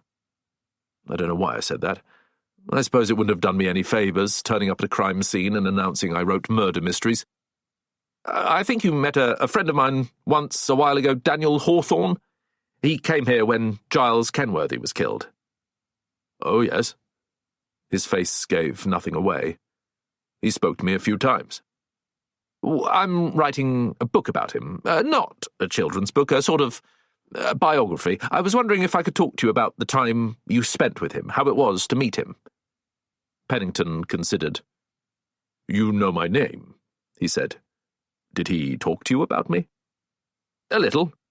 "You know what happened here?" "I know some of it." He surprised me. "Come in," he said. "Let me make you a cup of coffee." He led me into the kitchen, and, for what it's worth, I'd got his house exactly right. We chatted about the many attractions of Richmond while he went through the business of grinding the beans, percolating the coffee, warming the milk. He seemed pleased to see me, and I guessed that he didn't have many visitors. At last he came over and sat opposite me. "It's not the same here," he said. "Almost everyone's gone. May and Phyllis were the first to leave." I had told him about the bookshop that had closed. "Did they leave a forwarding address?" I asked. "They didn't need to. They never received any mail, and I don't think I saw anyone visit them, either. They only had each other, and, although it saddens me to say it, I'm not sure they were all that close. I got the sense it was more that they needed the company and tolerated each other." The flower shop lady said they went back to their convent. They may well have. They came out of nowhere, and that's where they went. They didn't even say goodbye. They dropped a note through my door, and that was it. The next day they'd gone. We'd been neighbours for 14 years, and we'd been on friendly terms, but perhaps that terrible night when their dog fell into my well changed things. They were never the same after that. They blamed you? No. Well, I obviously had nothing to do with it. But I suppose my house, even its name, had bad associations for them. They didn't like coming here after that, and we drifted apart. You say the dog fell in. Is that what you believe? They had it in their heads that the Kenworthys might have been involved, but they had absolutely no evidence, and I'd prefer to give them the benefit of the doubt. Who lives at the Gables now? A retired couple, an artist and his wife. They're very pleasant, but I don't see a lot of them. Felicity Brown never came back, by the way. She's still with her sister in Woking, I believe. It's ironic because the swimming pool was never built in the end. But there was nothing for her here. Who else went? I asked. Dr. Beresford and his wife were the next to go. They left shortly afterwards. It had nothing to do with the murder or anything like that. I don't think Tom had ever been that comfortable here. It was too far out of London for him. He and Gemma went back to Notting Hill Gate with their girls, and they're all much happier. They send me a Christmas card every year, which is nice. Gemma Beresford is doing very well. There was a piece about her in Vogue magazine. Her new range of jewellery is inspired by bacteria and viruses. According to what she said in the article, they're very beautiful shapes. Can't see it myself, and I can imagine what my wife would have said. They sold their house to a Bangladeshi family, the Hussains. 3 children and cats. That makes a change from Ellery. Is the coffee all right? It's fine, thank you. It wasn't. He had made it too strong, and I could feel the grounds sticking to my tongue. You wanted to talk to me about Daniel Hawthorne? He reminded me. I have to say, I think he'd make an interesting subject for a book. You said he's a friend of yours. Yes. I wasn't ready to talk about him yet. What about Adam Strauss and his wife? I asked. Have they gone too? Yes. He paused. I can't say I particularly miss them. Why is that? Well, I sometimes think that Adam was responsible for much of what happened. It was he who sold Riverview Lodge, which allowed the Kenworthys to move in. Well, of course, it's not fair to blame him, but he did have a way of being in control, of placing himself centre stage, so to speak, and I always thought that he could have done more to help poor Roderick. He was there that last night. I saw them together. He just walked away, and a few hours later, Roderick went into the garage, and he shook his head. Mind you, Adam was just as upset as the rest of us. He wasn't to know what was going to happen. And anyway, I shouldn't speak ill of the dead. I had to play back what he had just said. Adam died? I asked. Yes, it was a terrible business, especially after everything that had happened. He fell off a hotel balcony in London. The first I heard of it was when I saw it reported in the papers. When was this? I was shocked. I can't remember exactly. It would have been about 6 months after the business here, a few weeks after he put his house on the market. He and Terry had also planned to move on. They were thinking of moving to Thailand, believe it or not, quite a change from Richmond upon Thames. There were interested buyers, but the accident happened before a sale could be agreed. I went to his funeral at Mortlake Cemetery. That was the last time I saw Tom and Gemma Beresford. They were there too. None of us could believe it. Nor could I. I remembered that Strauss had been pushed down the stairs at Richmond Station just a couple of days before the death of Giles Kenworthy, and now he might have been pushed again, this time with a fatal result. Andrew Pennington had spoken of an accident, but the two incidents had to be related in some way. Could it be that whoever had attacked him the first time had returned to finish the job, and if so, why?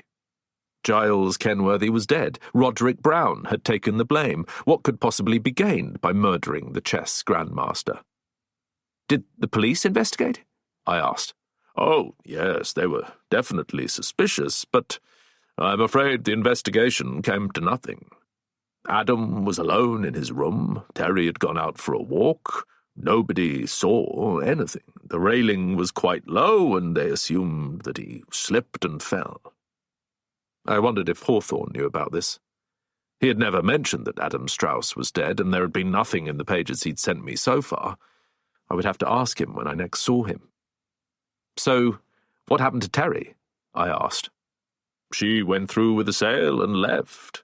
I'm afraid I don't have a contact for her. All of them, one after another.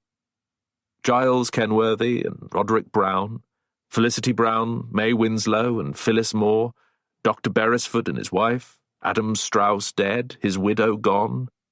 I remember the title Morton had given me, Close to Death. That was what this place had become. Mr. Pennington, can I ask you something about the death of Giles Kenworthy? Andrew, please, and of course you can. It's all far behind me now.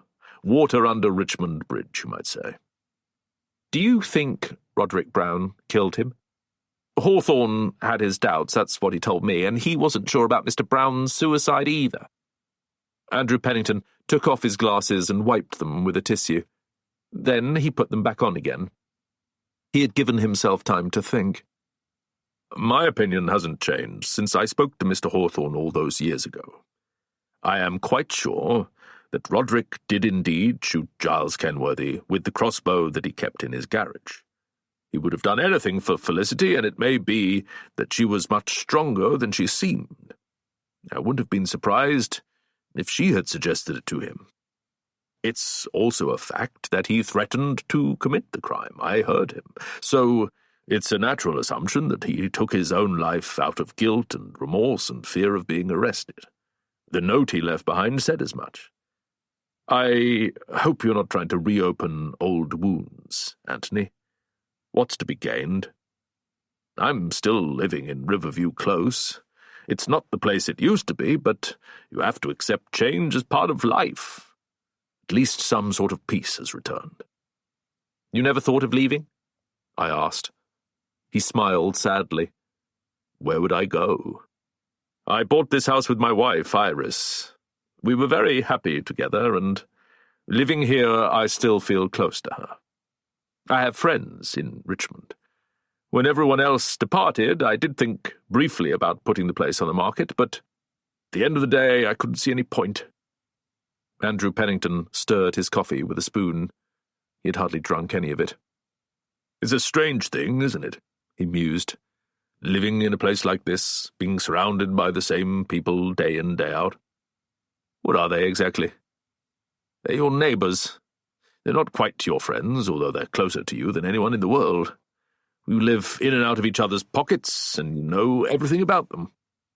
It was no secret that Adam used to have shouting matches with his first wife, or that Gemma Beresford was worried to death about Tom's drinking. Linda Kenworthy was cheating on her husband. There were strange men in and out of that house all the time when he was away. May bullied Phyllis, and often made her life a misery. And not a single person in the close liked that dog. It really was a terrible nuisance. But that's human life, isn't it? We all have our upsets and disagreements, but when we come together as friends and neighbours, they don't matter so much. It's a wonderful word, a close. 'Cause that was what we all were.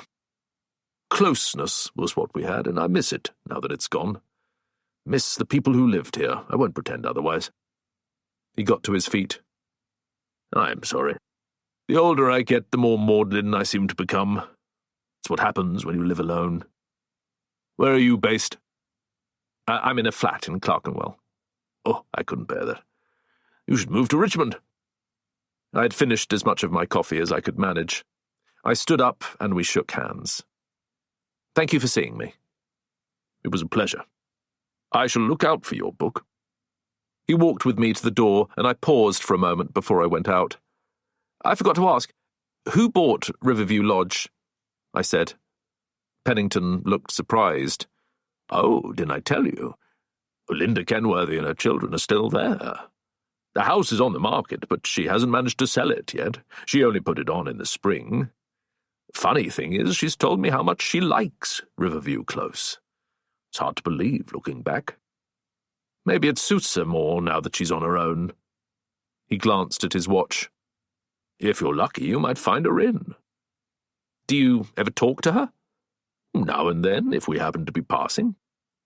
We shook hands, and he closed the door. So, Linda Kenworthy was still at Riverview Lodge. I walked up the drive, past the gables and woodlands. I rang the bell. Chapter 3. I hadn't written very much about Linda Kenworthy, and that was just as well. She was quite different to the woman I'd described. She was remarkably attractive, much warmer and more welcoming than I'd expected, with a relaxed, easy-going quality that made her easy to like. In my defence, I'd been relying on the descriptions given to me by Hawthorne, who had interrogated her, and her neighbours, who disliked her. The police photographers had simply snapped her for the records. It hadn't been their job to flatter her. Maybe her changed circumstances, everything that had happened since the death of her husband, had softened her, but she met me at the door and invited me in as if we were old friends. It helped that her children had read my books. "Oh, Tristram is crazy about Alex Rider," she said. "He's seen the film 3 times and he'll be furious he missed you. But both the boys are at school. We're going to have to take a selfie together." How could I dislike her after that? There had been many changes made to the house since the time of the murder. I had written about abstract art, pale carpets, and a neatness that was almost oppressive. The artwork had been replaced by original posters in frames, mainly French films by Truffaut and Tati. The carpets were modern and bright. The one in the hall would have had to have been replaced, for obvious reasons. And everywhere I looked, I saw evidence of a carefree family life. Trainers left by the stairs, jerseys hanging off the banisters, a basket of laundry on a chair, the dreaded skateboards leaning against the wall by the front door. "Are Hugo and Tristram at Eton?" I asked her. She laughed. "No, Hugo didn't want to go there, and anyway, it suited me to put them both in the local comprehensive. For someone who spent his whole life dealing with money, Giles left his affairs in a terrible mess, and I wasn't even sure I had enough in the bank to get them through private education. They're much happier growing up with normal kids. I didn't want them ending up like their dad." That surprised me. I thought she'd adored him. We were sitting at the far end of the kitchen, which had a conservatory area looking out over the garden. Just around the corner, I could see the famous magnolia tree that Adam Strauss had planted and which Giles had intended to cut down. The blossoms had faded as autumn drew in, but there were still a few hints of dark red and white, memories of its summer glory. I asked her about the swimming pool. "I couldn't afford it now if I wanted it," she told me. "But, to be honest with you, I was never that keen. That was another of Giles's ideas. I like the garden the way it is, and looking at the magnolia, who would want to lose that? I'll miss it when we go." "I see you've taken down the Union Jack." "That came down even before the funeral," she replied, with a sniff of laughter. "I hated it. Giles was always banging on about politics, Brexit. That's why he had the flag." I wanted to ask her if he had been a racist, but couldn't find a polite way of putting it. So instead I said, "Have you found a buyer for the house yet? Are you interested?" I shook my head. "I don't think so." She nodded sadly. "Even after everything that happened, I'd still like to stay. The boys like it, and they've got lots of friends in the area, but the house is far too big for the 3 of us. We had to let Jasmine go. We just have a daily now. She comes in twice a week, and she's not here until tomorrow, so apologies for the mess. Turns out that Giles wasn't quite as clever with the finances as he thought he was. The banks wrote to me after he died, and it was all just one debt after another. He'd even sold his life insurance, the prat. He never told me that, and it came as quite a shock. I'll still be all right. This place is on the market for $4 million, and there's no mortgage or anything. I sold all the art and my jewellery. I don't need it now." "How do you feel about what happened here?" I asked her. "Well, I'm not overjoyed, if that's what you mean. You don't mind if I smoke?" She reached for a packet of cigarettes and lit one. I did love Giles when we first met. It was a dream, the sort of thing you read about in a book. Not one of yours. You don't do romance, do you? I haven't yet. I was cabin crew. He was travelling first class. He invited me out, and I knew from the very start that we were kindred spirits. We were made for each other. Things only started going wrong when we moved here. The neighbours, you mean? Not really. They weren't such a bad lot. I mean, Adam Strauss never really forgave us for moving into his precious home. He didn't like the fact that we'd taken his place as lord of the manor, and there were all those stupid rows with Dr. Beresford. Why did he keep blocking the driveway? We had to put the cars somewhere, and he only had access. The right of way belonged to us. She sighed. I don't know why I'm still discussing it. Talk about mountains and molehills. We've never had a single complaint from the Husseins, and their cats are no trouble either. Do you like your new neighbours? They're fine. There's nothing special about Riverview Close, you know. I'd say there isn't a street in England where their neighbours don't have disputes. I was brought up in Frinton, and it was just the same. People don't usually get killed. I think Roderick Brown was ill. He was so worried and upset about his wife, and he was a pervert, too. Sometimes I saw him staring into my bedroom window. He had a view from his second floor. I made a point of always getting changed for bed round the back. You're certain he was the one who murdered your husband? Detective Superintendent Khan had no doubt at all. I've spoken to him a few times since then. He's a very nice man. He gave me his card, and he said I could call him any time I wanted. That was something I hadn't considered. Could you give me his number? I asked. No problem, I'll give it to you before you go. What about May and Phyllis? I asked. He fell out with them pretty badly. Her mouth fell. She shook her head.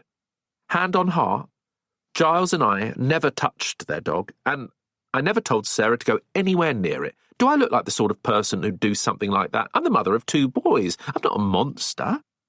She blew a great plume of grey smoke into the air. We argued about Hillary, was that its name? They should have controlled it.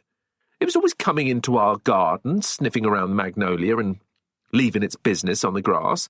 I used to pick up after it and deliver the bags to their front door. I wasn't trying to be mean. I could see how old they were, but they never listened to me. What else was I supposed to do?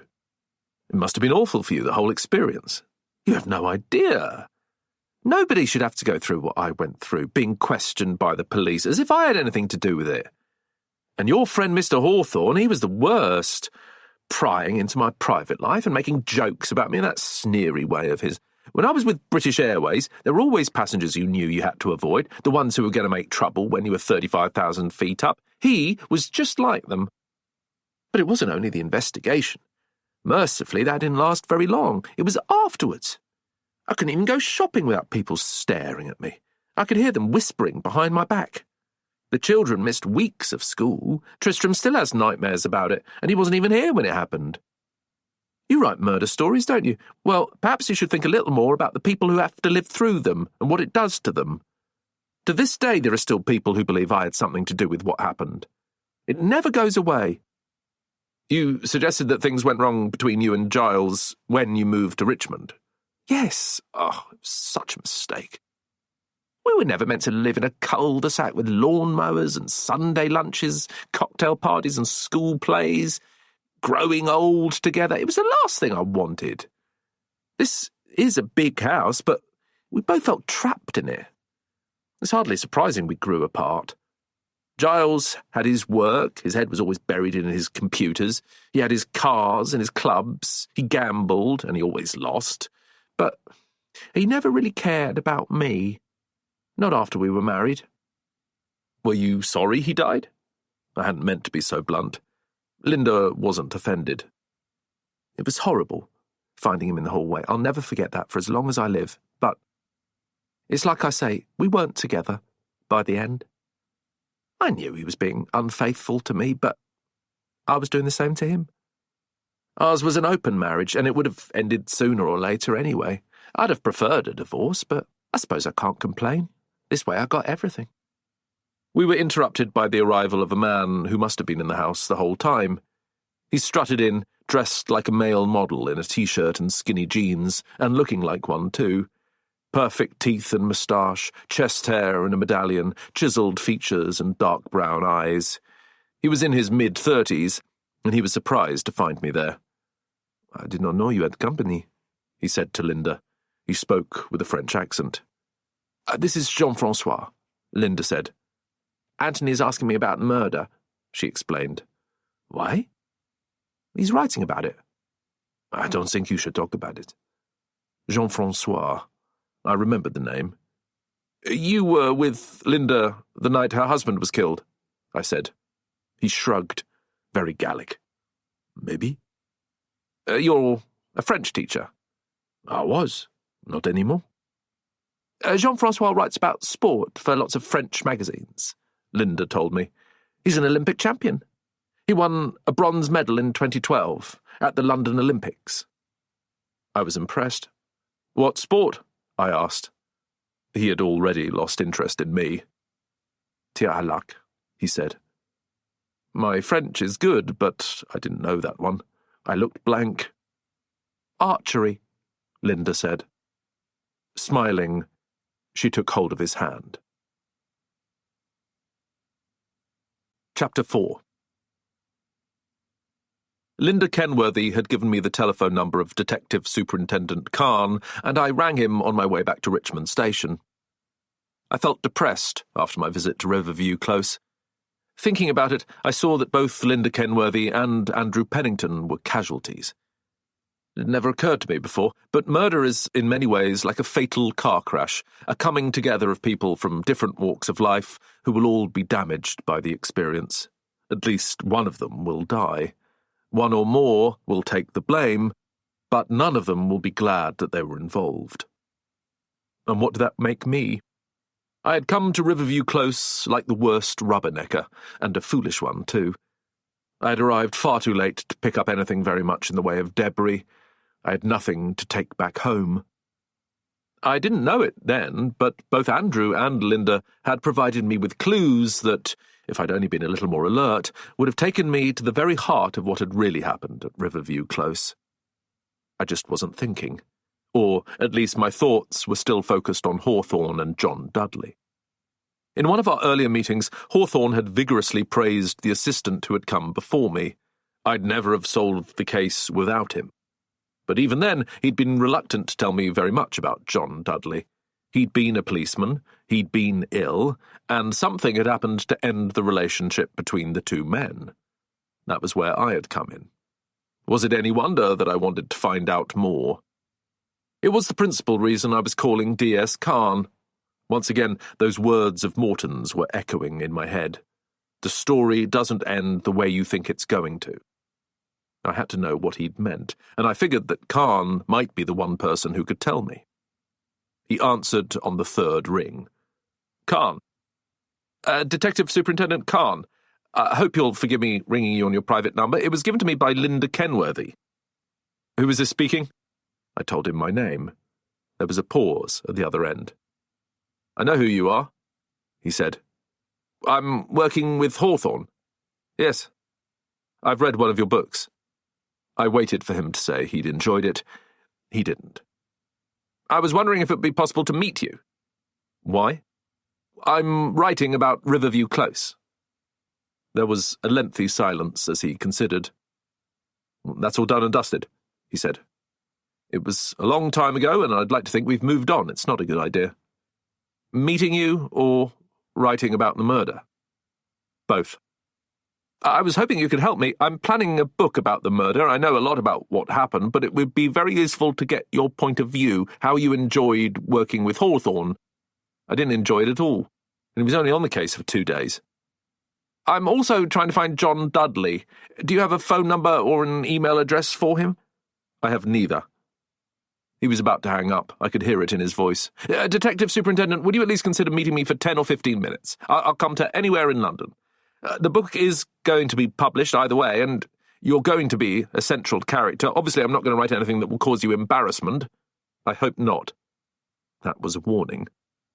"The death of Giles Kenworthy and everything that followed is in the public domain. All I'm saying is that I'd like to get your side of the story. There was a second, longer silence. He hung up. Part 7. The Second Meeting. Chapter 1. Alison Munns and her husband Gareth lived in a street on the edge of Woking where every home was a variation on the same theme. Each one had a hedge running along the pavement, bay windows, faux Tudor beams above the second floor, a portico, a garage, and a small front garden with a parking area separating the front door from the road.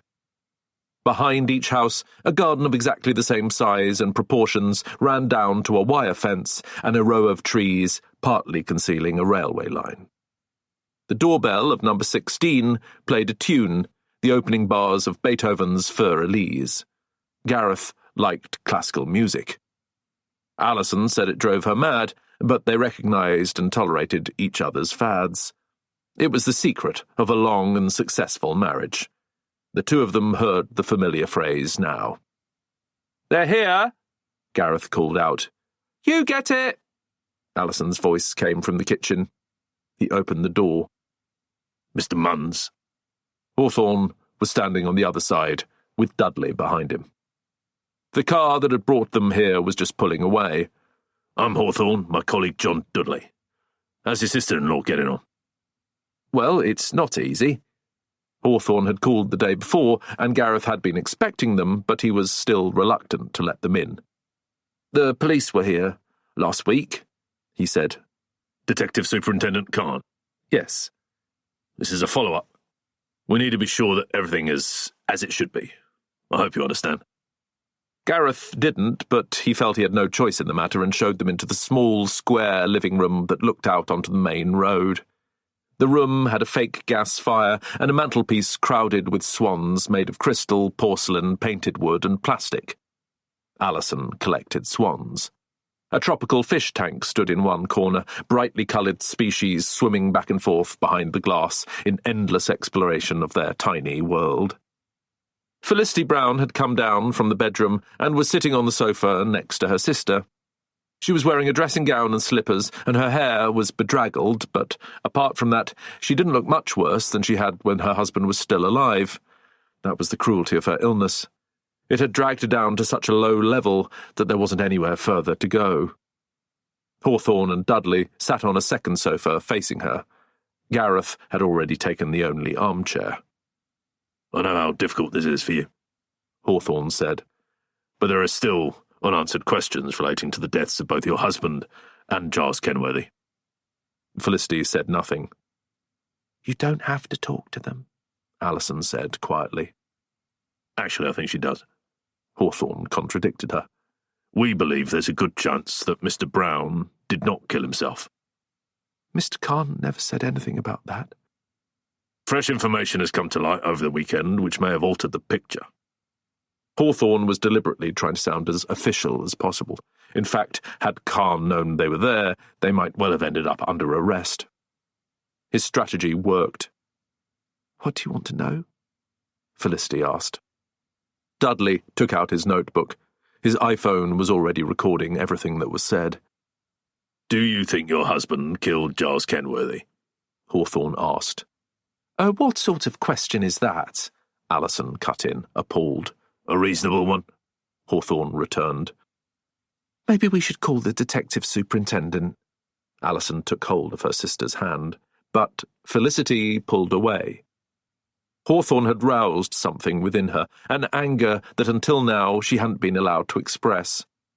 Khan had told her that her husband was dead. He had explained that he had confessed to the murder. He had destroyed her world, but he had never listened to her. "Of course he didn't kill anyone," she said. "Roderick didn't have it in him.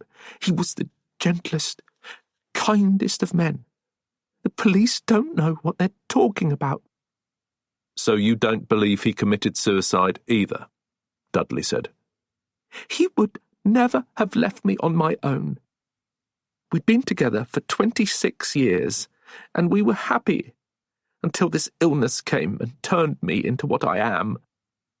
Nobody wants to be married to an invalid, but he stuck by me because that was the sort of man he was. Ask any of his patients, they'll tell you the same thing. He worried about every single one of them.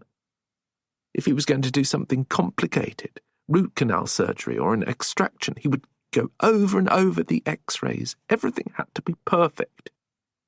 Alison and Gareth exchanged glances. It had been a long time since they had heard Felicity say so much in one breath. So how do you explain the letter he sent you? Hawthorne asked. I can't. Why do you think he wanted you out of the house? He was worried about me. Roderick called us, Alison said. He told us that Felicity's neighbour had been found dead. He said there were police everywhere, a lot of noise and activity, and it would be better for Fee to be away for 24 hours. He asked to bring her round. Of course we agreed, Gareth said. He was a large, bearded man, sitting with legs splayed and his hands on his knees. Ever since Felicity got poorly, we've taken her in from time to time. We've got both our kids at college now, and it's not as if we don't have the room. Hawthorne turned back to Felicity. In the car, when he drove you over here, did he say anything that struck you as strange? Did he give you any indication of what he was thinking about? He said he'd done something stupid. Like killing his neighbour with a crossbow? Dudley suggested. No, that's not what he meant. He was angry with himself, but he told me not to worry.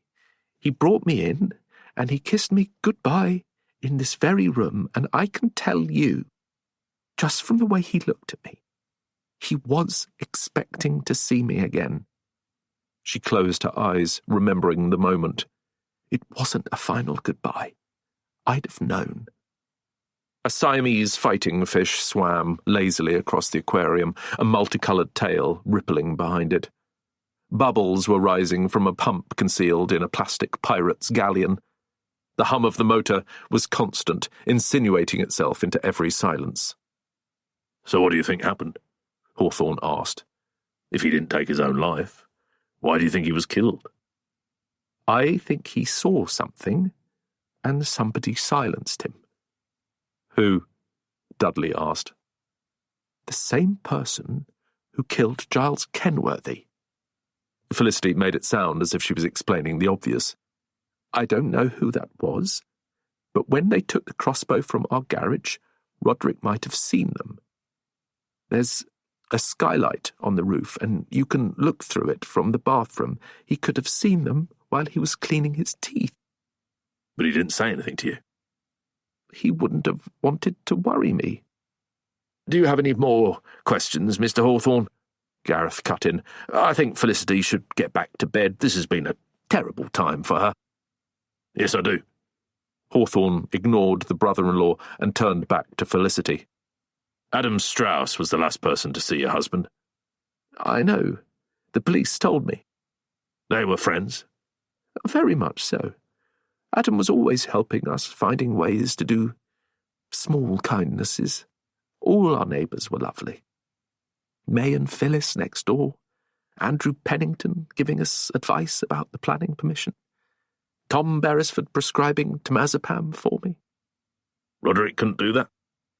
It's against the guidelines set down by the General Dental Council. She struggled for breath. How can I help you, Mr. Hawthorne? I will do anything, to find out what really happened. I want to revisit the house, Hawthorne said. Can I borrow your keys? Well, I don't know, Alison began. Let him have them, Felicity said. The police have given up on us. They don't care about Roderick.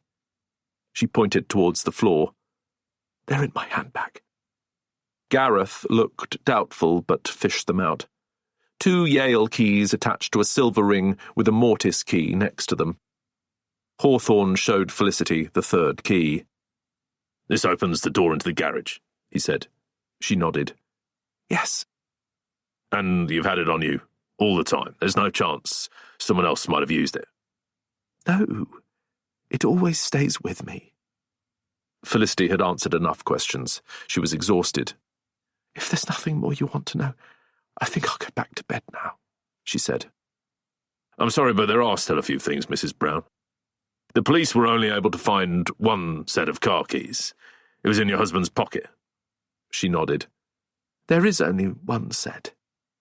He lost the other one while we were on holiday in Torquay, and he hadn't got round to ordering a replacement. Why? Is it important? Probably not. Also, they weren't able to find his mobile. Well, that's very strange. He had it when he came here, Alison cut in. He checked his messages. That was about midday. I saw him. And then he went straight back home? He kept his phone on the chest of drawers in the hallway, Felicity said. He was quite religious about that. He could hear it from everywhere in the house if it rang, and he always knew where to find it. We'll look for it, Hawthorne said. I don't suppose you happen to know the pin? Felicity looked unsure, so he added, If we do find it, it might give us valuable information. We'll need to open it. She nodded. 1965. It was his birthday.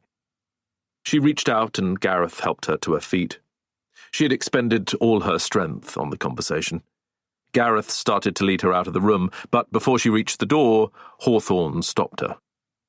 There was a second meeting, he said. I'm sorry? Felicity turned. I'd imagine they were all there. Probably at the stables. That was where the first one happened. It's probably sometime over the weekend. Giles Kenworthy died on Monday, so just before that. She stood there, clinging on to Gareth. It took her a long time to find the strength to reply. It was Sunday evening, she said. How did you know about it? Who told you? Nobody told me, Hawthorne said. Not in so many words. Were you there? No. She shook her head. I was too tired and I couldn't see any point in talking anymore. And? I can't tell you anything, Mr. Hawthorne. I didn't see Roderick on Sunday evening, but I could tell he must have drunk a lot because I could smell the alcohol the next morning. He went into work on Monday like he always did. He brought in my breakfast before he left. I could see he wasn't himself. He said that he had been at the stables the night before, and I could see that something had upset him, but when I asked him about it, he refused to tell me. He said I wasn't to mention it to anyone. I didn't ask him again. He was so wrapped up in his own thoughts that I didn't like to, but maybe I should have, because 2 days later he was gone.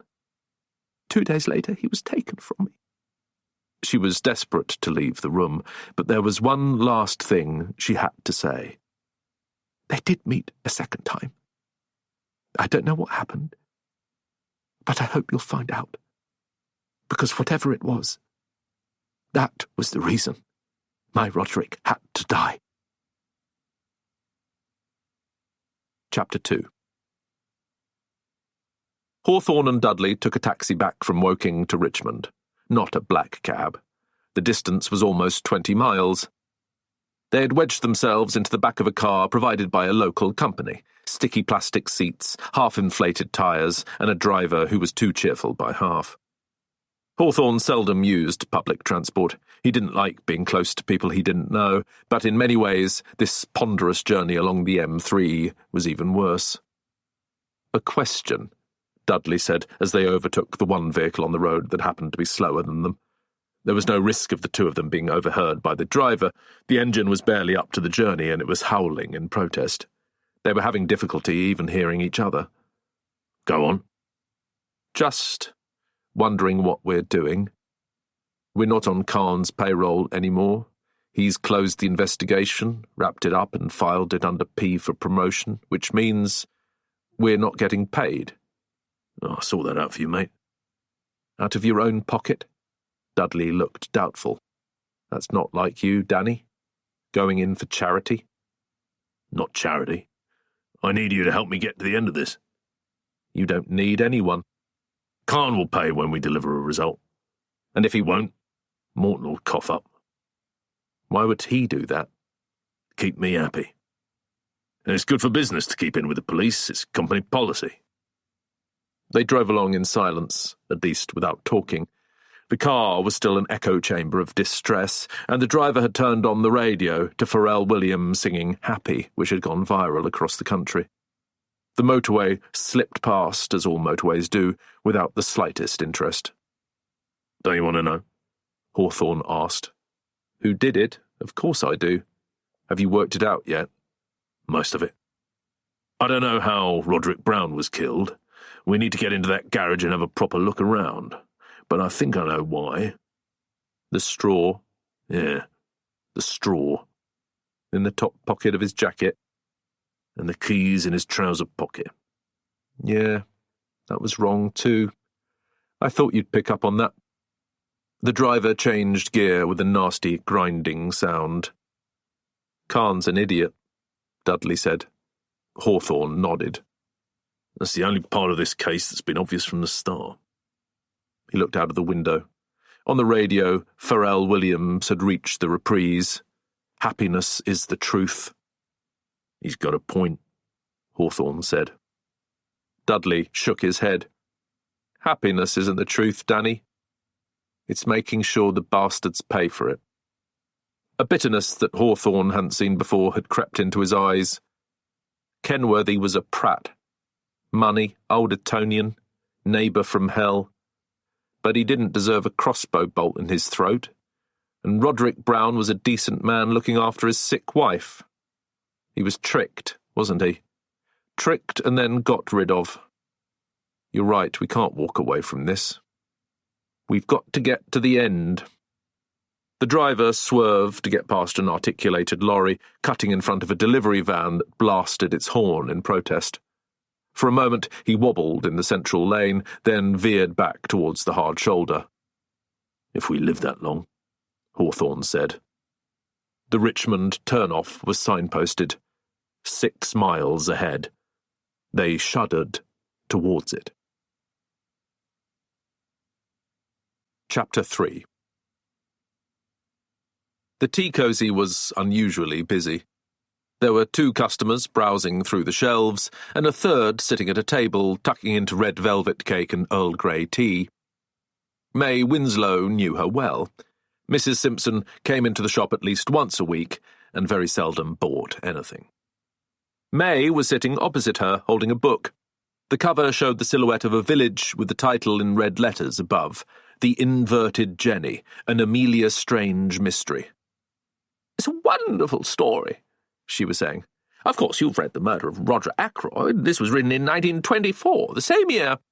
It starts with a summer fete in the village of Blossombury in Wiltshire.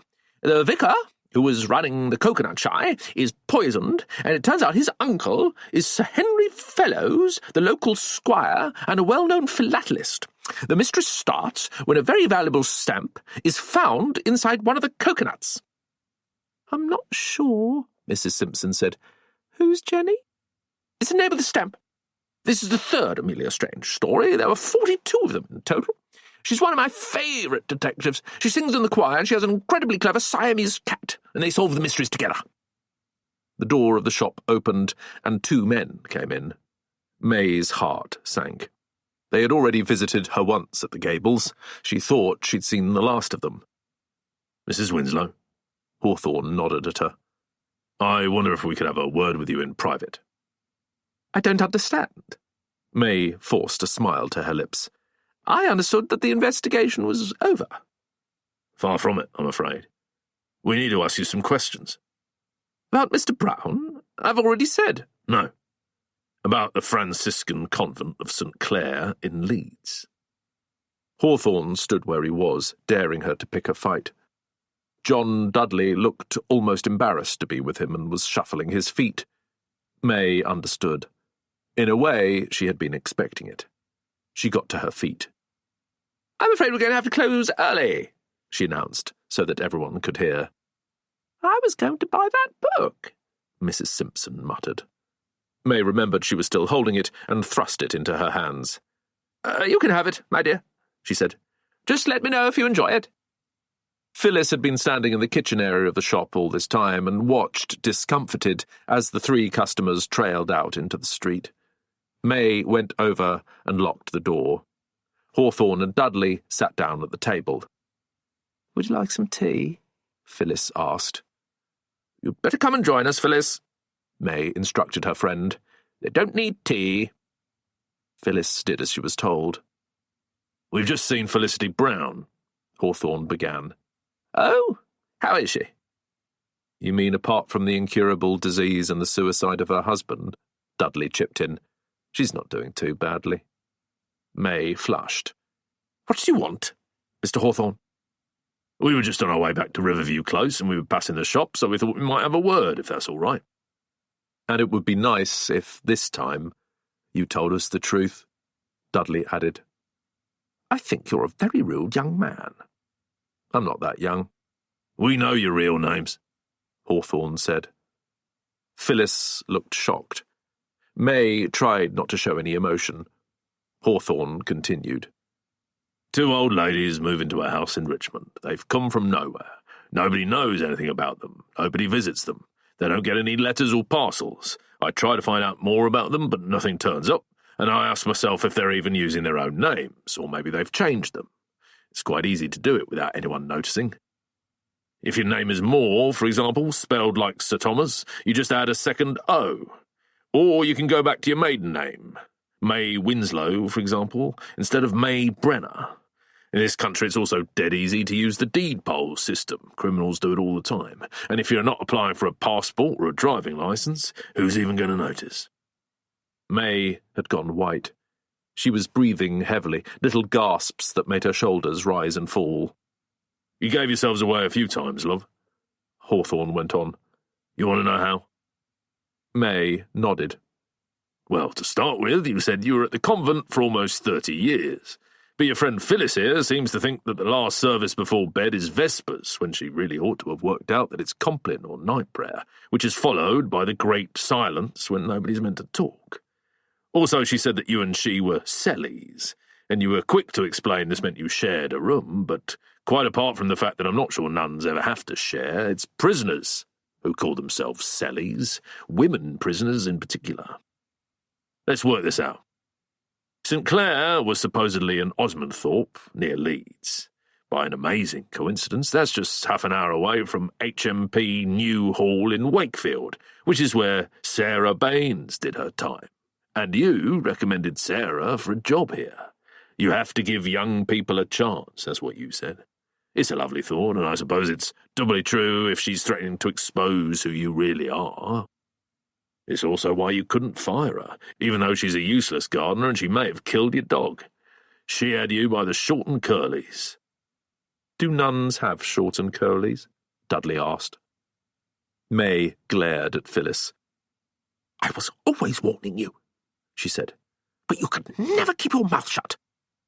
I didn't mean to, Phyllis began miserably. May looked across the table at Hawthorne, the half-eaten cake and the cold tea between them. I've done my time, she said. I've done nothing wrong. All I wanted was to get on with the rest of my life in peace. Sarah knew that, and you're right, the little cow blackmailed us. She knew who we were, and she was going to tell everyone. What was she going to say? Hawthorne asked. Well, had we been in prison? Rather more than that, I think. You murdered your husband, Dudley said. His name was David Brenner. He deserved it. Well, you certainly made your point. You hit him 30 times with a meat cleaver. There was so much blood in the house that even the police dogs threw up. You piled up the pieces in the bath and put his head in the dustbin for the Thursday morning collection. I told you the truth about him. David was a monster. I was 17 when I met him. I didn't know anything about the world. I was just a child. Once I was in his hands, you have no idea the things he did to me. He beat me, and he brutalized me, and he destroyed any confidence I had in myself until the day I finally snapped. She paused. I'll have one of your snouts, Phyllis, if you don't mind. Snouts? Dudley muttered. More prison slang? You can never get it completely out of your system. May had got rid of the fear and anger when the accusations had been made. Now she was regaining her composure. Phyllis handed her a pouch of tobacco, and she rolled a cigarette for herself with expert fingers and lit it. The judge agreed with me, she said. He said I had a submissive personality and that David had tormented me. Those were his exact words. He said it was because of David's appalling behaviour throughout our entire married life that I'd been driven to such extremes and that I wasn't entirely responsible for what I did. He still sent you to prison. That was because This audiobook is free and created with care for you. Take these moments to rest and remember how much your being here matters.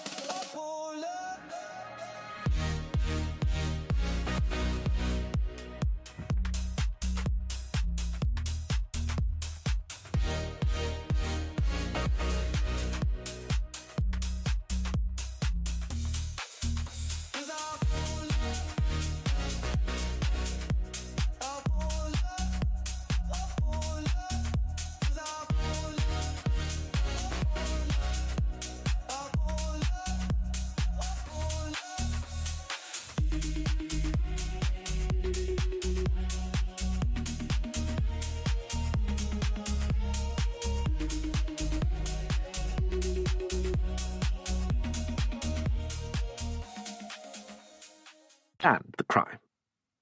Despite herself, she half smiled. I planned it for 10 years. The judge had no choice. But he felt sorry for me, and he let me keep the money. You mean your husband's money? Yes. The Forfeiture Act of 1982, Dudley said. You know your law. In normal circumstances, you're not allowed to keep your partner's cash. If you kill them, you lose everything.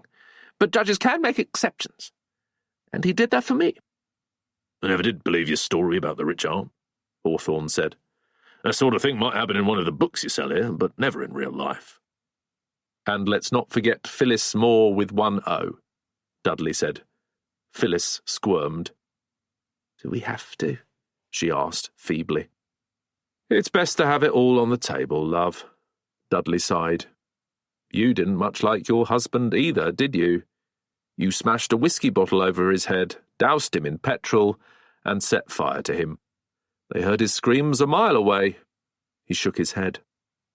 If either of you two ever write your autobiographies, I rather doubt you'd be able to stock them here. I lost my temper, Phyllis said. Her eyes were downcast.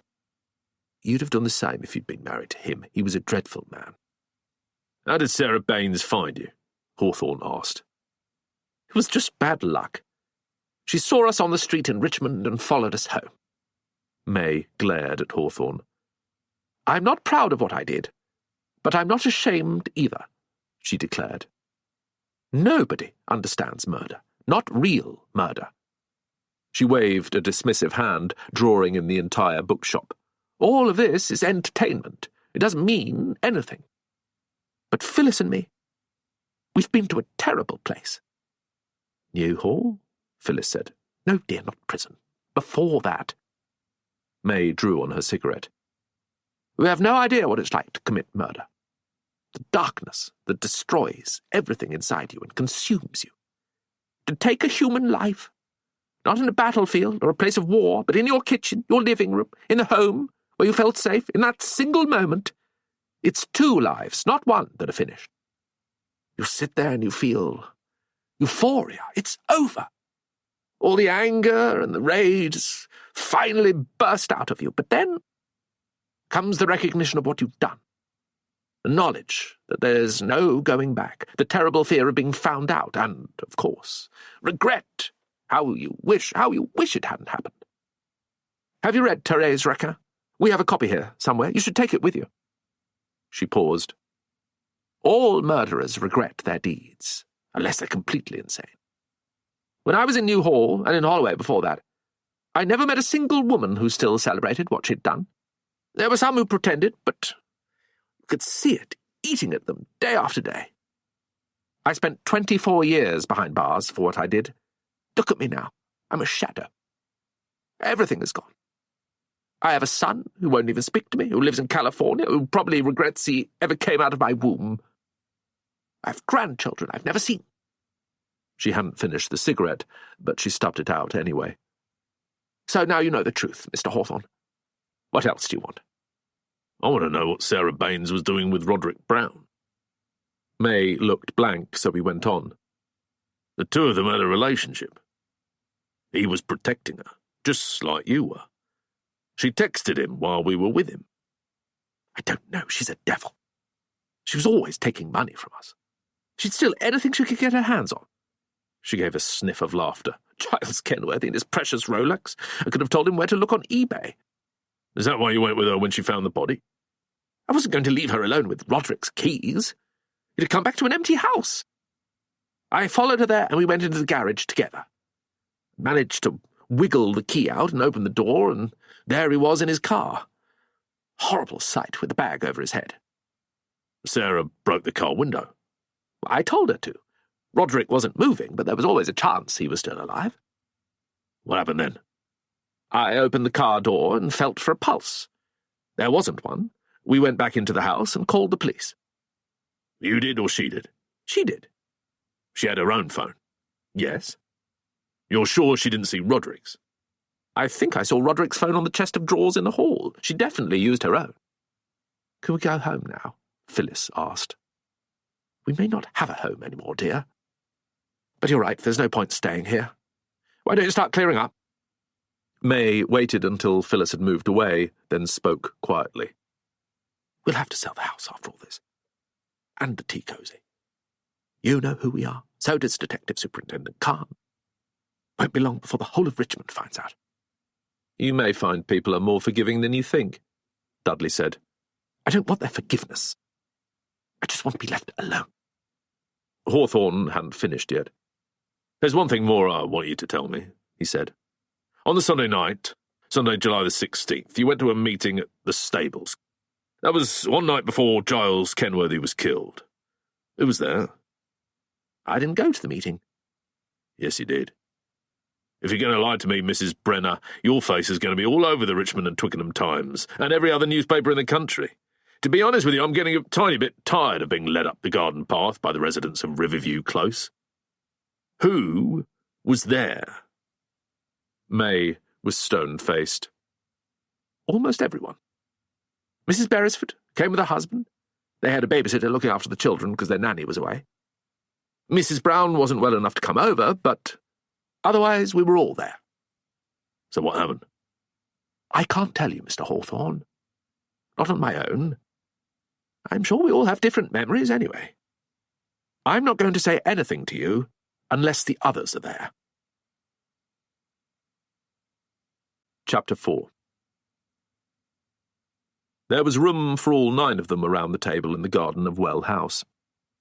The well itself was just out of sight, but May and Phyllis still made sure they sat with their backs to it.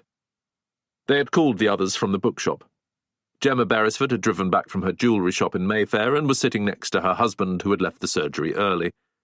Adam and Terry Strauss had walked across from the stables after Andrew Pennington had offered his home for this third and final congregation. Hawthorne had taken his place at the head of the table. Dudley was next to him, his notebook poised. It could have been a summer luncheon that had stretched on into afternoon tea. Andrew had even provided a jug of iced lemonade, but the atmosphere was far from convivial as they finally revealed the shadows that they had been living under all along. May Winslow. The worst of it was that we'd all been so happy here. Phyllis and I knew we'd love the Gables the moment we saw a picture of it online. It was secluded, but it was in its own community, and it was also picturesque. I was born in Richmond. I made the decision without a second thought, and we moved into the Gables in the spring of 2000, and for 12 years or more, everything was perfect. Phyllis and I aren't the most sociable people. We tend to keep ourselves to ourselves, but I'd like to think we were all friends in Riverview Close. Nobody complained about anything. Not until the Kenworthys moved in. We do need a sense of perspective. They weren't the most unpleasant people in the world, and I really did try to give them the benefit of the doubt, but they were causing so much upset and discord that when Mr. Strauss invited us to that first meeting 6 or 7 weeks ago, we didn't hesitate. It really mattered that we got things sorted out, and even Felicity Brown left her sickbed to be there. Dear Mr. Strauss and his wife provided lovely hospitality and wouldn't hear of any one of us contributing. We were all there, And then, at the last minute, the Kenworthys didn't show up. That really was a slap in the face, and quite unnecessary.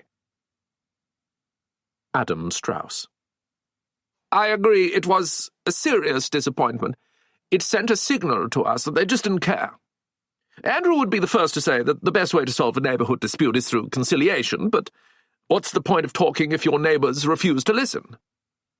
And May is right, incidentally. Giles Kenworthy wasn't a monster. He was arrogant and he was insensitive, but I can't say he ever did me any harm. Well, apart from my chess set, I was sorry about that. What I think is interesting is how much worse things got after that first meeting. It was almost as if the Kenworthys were telling us that they didn't care anymore.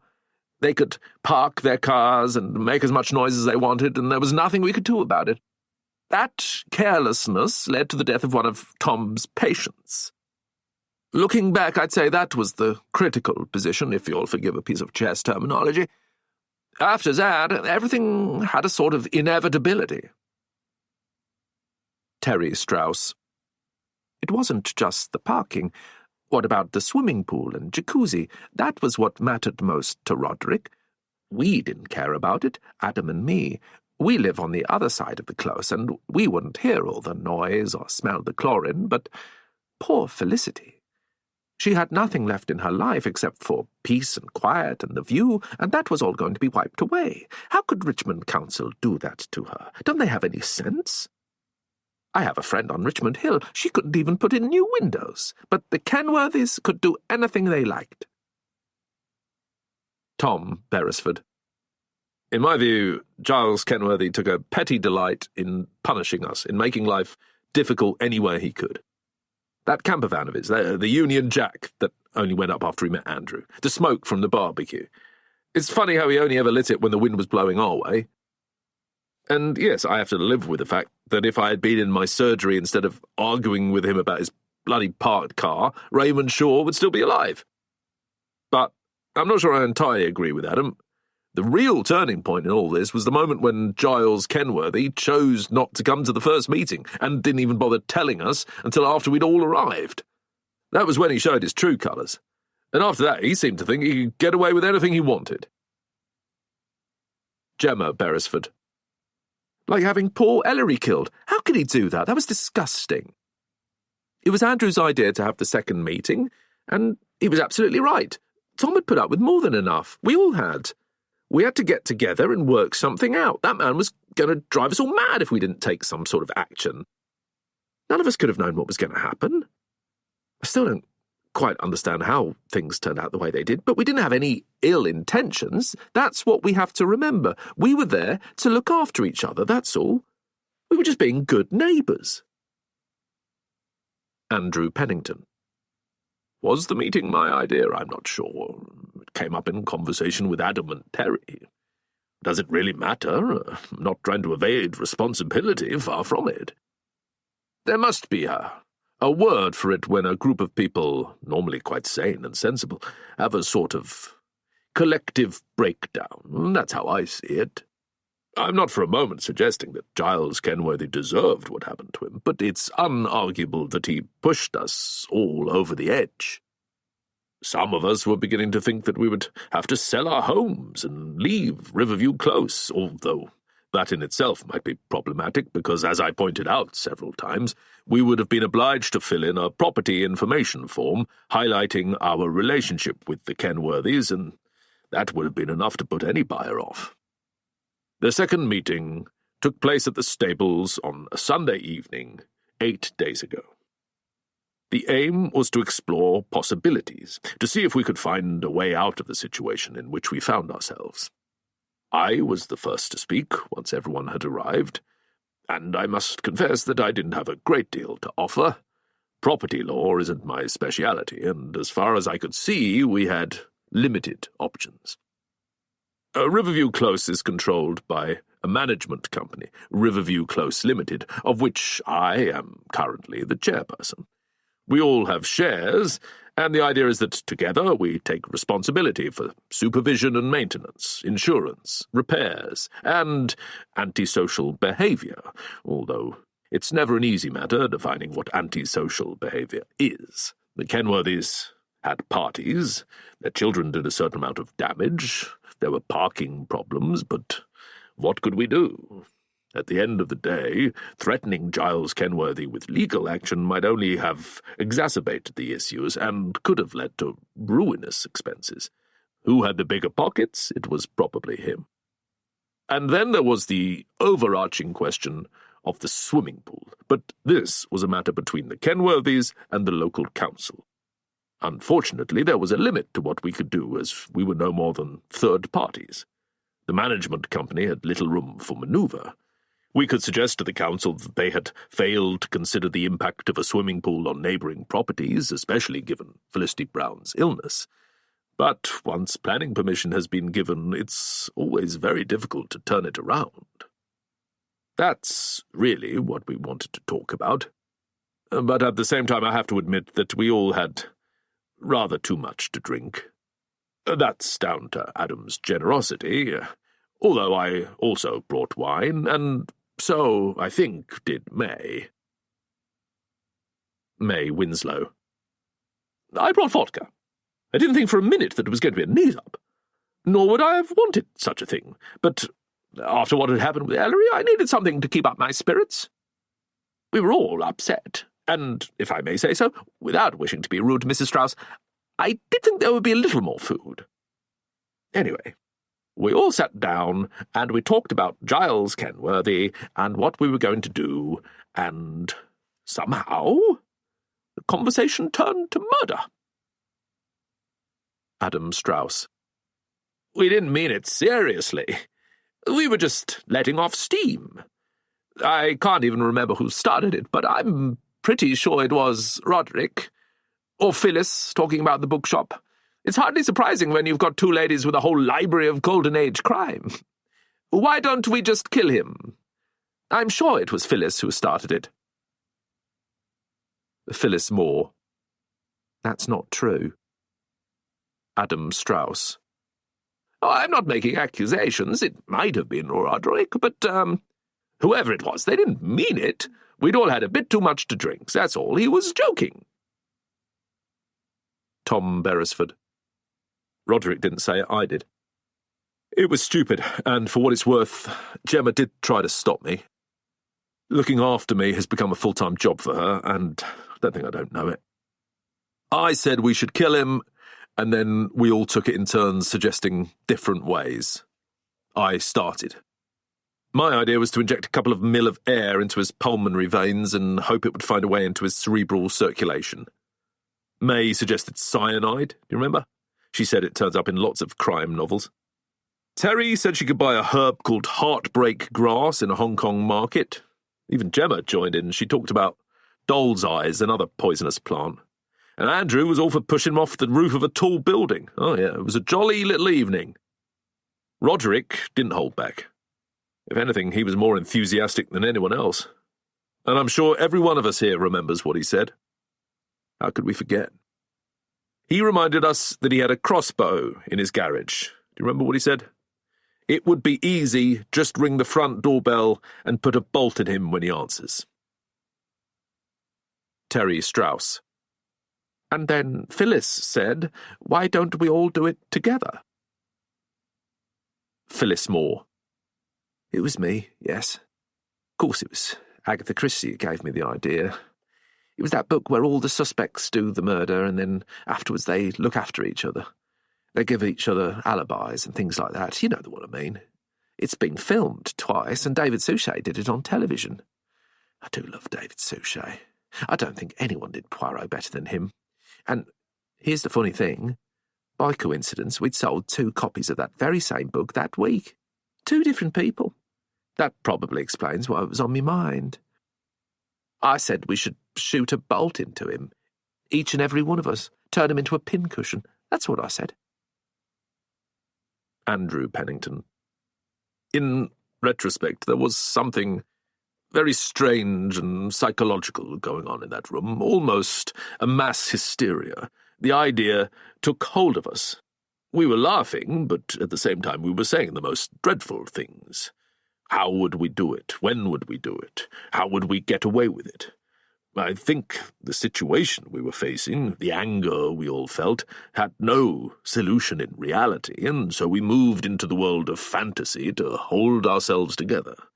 Do you understand what I'm saying? Nobody in the room was seriously considering murder, but we were finding some sort of psychological release by expressing it. Gemma Beresford. There's not a single person in the world who hasn't dreamt of killing an unpleasant boss, an irritating husband, a mean teacher, a lying politician. We were just doing the same. But we were doing it out loud. We all agreed to kill him. And then someone asked the obvious question. Who was going to do it? Hawthorne. So you drew straws. May Winslow. You really are very clever, Mr. Hawthorne. I don't know how you worked that out, but you're right. We talked about playing cards, making the ace of spades the death card, or throwing a dice, party games. I used to play something similar with my parents when I was a little girl. We'd sit around the table and we'd choose a killer by drawing matchsticks. And then whoever was the killer had to wink at you, but he had to do it without being seen. And the idea was that he'd go on until either someone guessed who it was or there was no one left. But in this case, Mr. Strauss remembered that he had some straws left over from a party, and it just seemed so appropriate. So biblical, almost. We would draw straws, and whoever picked the shortest would have to kill Giles Kenworthy. Of course, sitting here in the light of day, it may seem very silly and irresponsible to you, but that's what we did. Phyllis Moore. We cut 8 pieces of straw, each one of them a different size. There were 8 of us there, and so there could be no cheating. Mr. Strauss held them behind his back so he couldn't see which straw was being taken. I went first. It was quite exciting. We all entered into the spirit of the thing. The game. Andrew Pennington. It's true. We were all very caught up in the spirit of the moment, and I might add that Roderick was probably keener than anyone. Mrs. Winslow drew a straw that was about 2 or 3 inches long. I was next, and mine was shorter, but I knew there was an even shorter one somewhere in there. There was quite a bit of nervous laughter as Adam shuffled from person to person until there was only him and Roderick left. And then it was Roderick's turn. He looked at the 2 straws that were sticking out of Adam's hand, and he milked the moment for all it was worth. Then he made his choice and drew the shortest straw, holding it up for us all to see. He wasn't upset. He was almost triumphant. Well, that's it, he said. I suppose I'd better go round and get it over with. Adam Strauss. It's funny how quickly the mood changed after that. The whole thing was a joke, of course, but we'd reached the punchline, and I suppose it wasn't as funny as we'd thought it was going to be. The conversation turned quite serious again. The letters we were going to write, the actions that we might take. Andrew repeated some of the advice he had already given us. By now it was about 9:30, and we were all tired and a little drunk. Nothing had been resolved. Things went downhill pretty quickly, and everyone went home to bed. Roderick was the last to leave, and I was very worried about him, not because I thought he'd go through with it and take it upon himself to kill Giles Kenworthy. That thought never crossed my mind, but he was desperately worried about Felicity. The meeting had achieved nothing, and I could see that he was depressed. I told him to call me the next day if he wanted to talk, but as things turned out, I didn't speak to him again properly until the day he died. As you know, he called me and asked me to come round. It was Wednesday evening. By then, Giles Kenworthy was dead. 3 days after Roderick had told everyone he was going to do it. And Kenworthy had been killed in exactly the way that he had described, a crossbow bolt through the neck. Everything I told you the last time we spoke about this was true. The only thing I omitted to mention was the context, what had happened at that second meeting. It was the reason why Roderick was so upset. In fact, he was terrified. He told me over and over again that he hadn't done it, that it wasn't him, and although I did my best to calm him down, I'm not sure if I believed him or not. It just seemed like too much of a coincidence. Unless someone else in the room had heard what he'd said and had decided to do it themselves, but hand on heart, I can't say I suspect anyone here. And anyway, how would they have got into the garage with both Roderick and Felicity in the house? As far as I know, the up-and-over door was kept locked, and they could hardly have sneaked in through the kitchen. He had already been interrogated twice, and he said he could feel the net closing in on him, that Detective Superintendent Khan was going to arrest him at any moment. And then there was the added worry that one of us would tell the police about the second meeting, drawing straws, everything you now know. If that happened, he'd be finished. He'd confessed to the murder before it had even happened. Andrew Pennington.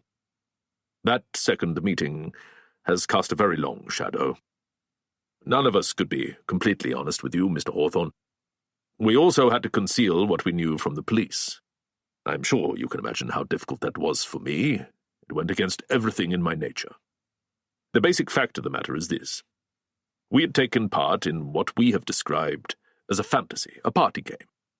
But everything had changed when Giles Kenworthy was killed. We were guilty of conspiracy to commit murder as defined by the Criminal Law Act of 1977. Looking back, I can't believe I allowed it to continue. We had selected the victim and discussed various weapons. We had drawn straws to decide who was going to do it, for heaven's sake. Even if Giles Kenworthy hadn't been touched, we had still committed a crime, technically speaking. But if any of it had come out during the police investigation, we could all of us have been facing a life sentence. May Winslow. The moment I left the garage, I telephoned Mr. Pennington. I told him what had happened, and he came straight round to my house. He couldn't believe it. Well, nor could I. He warned me that we might all be in serious trouble. We couldn't lie to the police. That would be an offence in itself. We couldn't obstruct their investigation. But nor could we tell them about the meeting we'd had on Sunday night. That was what he told me. We had to keep absolutely quiet about that. Andrew Pennington. I telephoned everyone on the Thursday morning when Roderick's body was discovered. We could not lie, but the law does not compel a witness to provide information to the police. Our silence was not itself illegal, and there was no reason why anyone should have asked us what we were doing on Sunday evening. I'm afraid this has also coloured our dealings with you, Mr. Hawthorne, and for that I must apologise. I suppose there's nothing to prevent you passing on what you know to Detective Superintendent Khan. Tom Beresford. What's the point? We all know the truth. Roderick Brown was a decent enough man. I liked him, we all did, and we're all desperately sorry for Felicity, but what we said and what we did that evening have got nothing to do with the end result. Roderick was the one who had the most to lose. If Giles Kenworthy went on living, it was his crossbow. I have never doubted, not for a minute, that he was the one who committed the crime. And then he got scared. The police knew it was him. Detective Superintendent Khan had made that clear. He was going to be arrested. So he sent his wife off to Woking, wrote a suicide note, and killed himself. A dead man in a locked car, in a locked garage, with a suicide note in his lap. What other explanation can there be? Chapter 5. Hawthorne and Dudley let themselves into Woodlands with the keys that Felicity Brown had given them. There were cameras in Gardener's cottage and burglar alarms in both the stables and the lodge, but otherwise the houses in Riverview Close were surprisingly lacking in electronic security. It was part of the charm of the place that it existed in the world as it had been 50 years ago, when neighbours left their doors open or their keys under the mat, and burglaries were rare enough to be news. The house was still in pain. Both Hawthorne and Dudley sensed it the moment they crossed the threshold, the strange atmosphere, almost an awareness that always lingers after a sudden death, as if the bricks and the plasterwork that have embraced so much day-to-day activity somehow know.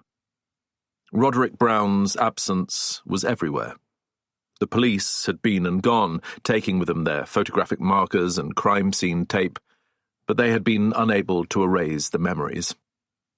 It was late afternoon and still bright, but Hawthorne reached out and flicked on the light switch beside the door. The lights in the hallway, above the stairs, and on the upper floor came on. He looked around him as if he had just proved a point. Andrew Pennington had described the last thing he had seen before Roderick took his own life. The light going out, in every sense. Hawthorne went back through the kitchen and into the garage where Roderick had been found. The door had not been locked. The space on the other side was empty. The Skoda Octavia Mark III had been removed by the police and would be thoroughly examined for the coroner's report, even if the conclusions had already been reached. In its absence, a drain with a cast-iron gully grid had been revealed, set in the concrete floor. Dudley knelt down and tried to move the cover. It was stuck fast. The up-and-over door was locked in place. The various bits and pieces that Hawthorne had seen when he had last been here hadn't moved. The crossbow had been taken, but it too had left its ghost behind, an empty space on the shelf. The interior was lit by the sun, not quite overhead, streaming diagonally through the skylight and picking out 1,000 motes of dust. If I was going to kill myself, I'm not sure this is the place I'd choose. Dudley had followed Hawthorne in and was looking around him with a sour expression on his face. People who kill themselves don't usually care, Hawthorne said. They might do if they have the right self-image. Dentist to the stars. I see Roderick in a comfy chair with a bottle of champagne. And definitely Waitrose, not Tesco. You may be right, mate. But you know what the real puzzle is? Roderick Brown going to all this trouble to make it 100% clear that he's offing himself because he killed Giles Kenworthy, and all his neighbours know he did. But he still leaves the straw in his top pocket. Exactly. It leads us directly to them. It's almost like he's trying to implicate them. Hawthorne went over to the cardboard box filled with electrical bits and pieces that had been added to the garage after his first visit. He pulled out different plugs and cables and plastic boxes, some of them smashed. They hardly seemed to merit examination, but he still rummaged through them.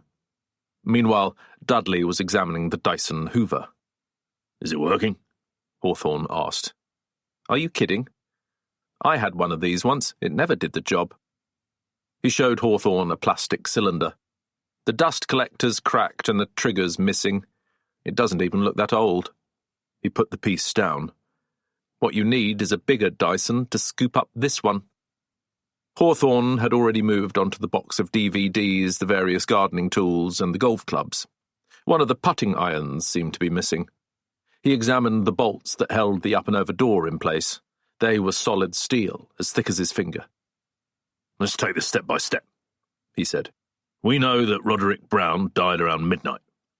That's what Kahn said.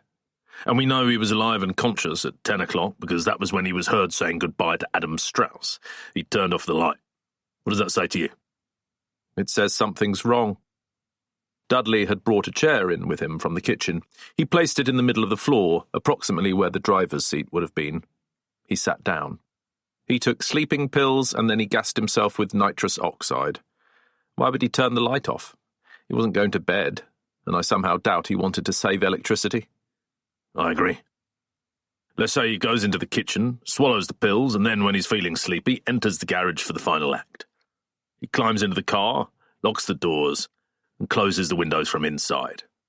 Slips the key fob into his trouser pocket, and dies. But if it wasn't suicide, if it's murder, the big question is, how did the killer get out? They both looked up at the same moment. The skylight, Dudley said. It's the only way. We need a ladder. They found one outside, lying flat on the grass beside the garage. It was exactly the right length, too. They leaned it against the wall, and Dudley held it while Hawthorne climbed up, then followed. They found themselves on a flat surface lined with asphalt, securely nailed down. The skylight was in the middle. From where they were standing, they could see the window of Roderick Brown's bathroom a short distance above them, and all three gardens stretching out behind. The view of the close was largely blocked by the roof of the house, but they could make out a window in the eaves of Gardner's cottage and the figure of a young woman framed behind the glass. This had to be Kylie, the Beresfords' nanny. We're being watched, Dudley said. He knelt beside the skylight and examined the 8 stainless steel screws that held the frame in place. He took a screwdriver out of his pocket and tried to turn one of them, then another. They didn't move. Khan said they'd rusted into place, Hawthorne said. They're certainly stuck fast. He tried 2 more, then gave up. Hawthorne took out a cigarette and lit it. Let's imagine the glass wasn't here, he said. How easy would it be to climb onto the roof of the car and pull yourself up here and then go back down the ladder if, say, you had a sprained ankle? Not easy. That's what I was thinking. It wouldn't be easy if you were 79 or 81 either. Hawthorne nodded. Smoke trickled up from between his fingers. The 2 men stood where they were, watching the shadows stretch themselves across the lawns. You should go back into the police, Hawthorne said. You giving me the elbow? You can do better than working with me. I thought you enjoyed it. I'm not thinking of myself, I'm thinking of you. You should go back to Bristol and pick up where you left off. What happened, happened. You can't let it grind you down. That's what Sussman says. Dudley looked at Hawthorne with eyes that were almost mournful. Seems a strange time to be mentioning it. I've just got a bad feeling about this business, Riverview Close. I can't explain it. I've worked out who killed Giles Kenworthy and Roderick Brown. I can tell you how they did it and why. There are still 1 or 2 loose ends, but otherwise it's in a bag. You worrying about Khan? Getting him to see the light? He's already made up his mind. You and me are off the case. He's not going to want to lose face. Hawthorne smoked. But that's not the worst of it. Go on. There are killers, and there are killers. This one is different. Maybe you should back out now and leave this to me. I'd prefer to see it to the end. That's your choice, John. Just don't say you weren't warned. Hawthorne glanced up. He had spotted movements in Gardiner's cottage. The nanny was still at the window, watching them. Even at this distance, they could tell she was uneasy. 2 strange men on a roof, one of them smoking. Hang around much longer, and she might report them to the police. Hawthorne flicked his cigarette into the gutter. All right, Kylie. Let's see what she's got to say. Chapter 6. I'm sorry, this isn't a very good time. Tom Beresford looked surprised to find Hawthorne and Dudley standing outside his door so soon after the meeting in Andrew Pennington's garden. He was reluctant to let them in. Not a good time for who, exactly? Hawthorne asked. Not for Linda Kenworthy or Felicity Brown, obviously. Not for that woman in Hampton Wick. Is she out of hospital yet? Not for Raymond Shaw, who dropped dead in your clinic while you were having a row about parking, and not for his wife and son. Not really a good time for anyone in Riverview Close when you think about it, what with blackmail, theft, racism, and all the other activities that have been going on around here. Nice neighbourhood, Dudley agreed. I don't understand, Beresford said. I thought you'd have gone by now. We've already told you everything we know. What are you doing here? You're still telling me that Roderick Brown murdered his neighbour and killed himself. Have you got another explanation? If you let us in, you might find out. But meanwhile, let's start with a little anomaly that I've noticed, Dr. Beresford. Roderick took an overdose of sleeping pills. You had given his wife a prescription for temazepam. That's right. But if you're suggesting... I'm not suggesting anything. I'm just telling you that according to the police report, Roderick Brown swallowed 30 milligrams of Zolpidem, which is the medication you prescribed to yourself. Doesn't that strike you as a bit odd? Standing there, filling the doorway, Tom Beresford was suddenly looking less sure of himself. I didn't give Roderick my sleeping pills, if that's what you're thinking. Then how did he get them? He came to my house now and then. He could have taken them. The thought occurred to him. Who told you what pills I was taking? That's confidential information. Nothing is confidential in a murder investigation, Hawthorne replied with a smile of innocence. By the way, when did you start smoking again? That's none of your business. You ever sneak round and have a puff in your garage? Occasionally. Andrew Pennington saw you on the night of Roderick's death. I just thought you might like to know. Hawthorne wasn't moving. Tom Beresford realised he had no choice. You'd better come in, he said. He led them towards the kitchen. The sound of children shouting came from somewhere upstairs, and then the voice of a young woman with an Australian accent. Lucy, Claire, will you both pipe down? Through here, Tom said. Gemma Beresford was sitting at the table. She was not alone. She was deep in conversation with a young man who turned round as Hawthorne and Dudley came in. Neither of them looked surprised to see Felicity's carer, Damien Shaw. For his part, he sat there squirming, obviously unhappy to see them. "I couldn't stop them coming in." Tom's words fell heavily. "They're still investigating the 2 deaths. They think the police have got it wrong." Any reason you wouldn't want us to find the 3 of you together?" Hawthorne asked. "None at all." Gemma glared at him. "We've been seeing a lot of Damien since the death of his father, Raymond Shaw." "Yes, Mr. Hawthorne, we feel we owe him a duty of care." Damien had already told Hawthorne that he'd recently been forced to take a week off and that he was living with his mother, who was on her own. Given his surname, it hadn't taken a great leap of imagination to put things together. "I don't blame Tom for what happened," Damien said, leaping to the defence. "Dr. Beresford couldn't get to your dad in time because he was held up by his neighbour." Hawthorne seemed to consider the matter for the first time.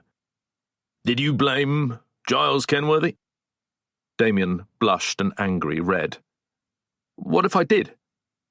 "Well, you might have been tempted to put a crossbow bolt through his neck."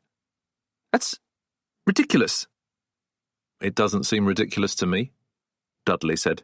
"You knew about the crossbow. You were home alone with Felicity. You had access to the garage." "Leave him alone!" Gemma reached out and took hold of Damien's arm. "Damien wouldn't hurt anyone. And anyway, we know who killed Giles Kenworthy." "He says it wasn't Roderick," Tom muttered. "Roderick Brown and Giles Kenworthy were both killed by the same person," Hawthorne said. "That's been clear from the start." "Well, it wasn't Damien," Gemma insisted, still clinging on to him. "Why are you here?" Dudley asked. "I've come to say goodbye." Damien faltered. He withdrew his arm. "I've handed in my notice at the agency. I've spoken to Felicity and she's not coming back to Richmond any time soon. She was my main client, and I need a break anyway. This is all so horrible. I'm going travelling in Europe." "Alone?" "With a friend." As if on cue, there was a movement at the door, and the girl from the window appeared. She was in her 20s, fair-haired, wearing cut-off jeans and a shirt tied at the waist. "Claire and Lucy are watching Horrid Henry on TV," she said. "I'm trying to get them to quieten down before—" She stopped, recognising Hawthorne and Dudley from the roof. "Those are the guys I saw," she said. Gemma nodded. "It's all right, Kylie, we know them." "We haven't met," Hawthorne said. "I'm Kylie Jane." She looked wary, keeping her distance. "Kylie's coming with me," Damien said. In fact, it had been obvious that they were together the moment Kylie had walked in. Hawthorne could tell from the way they looked at each other. They made an attractive couple. "You're leaving Richmond?" Hawthorne asked. Kylie nodded. "I handed in my notice last week." "We're going to miss her terribly," Gemma said. "We still haven't broken it to the girls, but it's hardly surprising, given everything that's happened. They're both better off out of it." She glared at Hawthorne as if it was all his fault. "Well, before you go, I'd like to ask you a couple of things," Hawthorne said. "I don't know anything about Giles Kenworthy," Kylie protested. "But you know a lady called Marcia Clark who lives in Hampton Wick." Kylie stared. "What's she got to do with anything?" "How is she?" Kylie looked from Gemma to Tom as if asking permission to speak. They were as puzzled as she was. "She's better," she said. "They've allowed her to go home now. She was very worried about her cats." "I'm sure she'll miss you when you're in Europe." If there was an implied accusation, Kylie ignored it. "I won't be away forever. And I've spoken to the charity. They're going to make sure another volunteer goes round."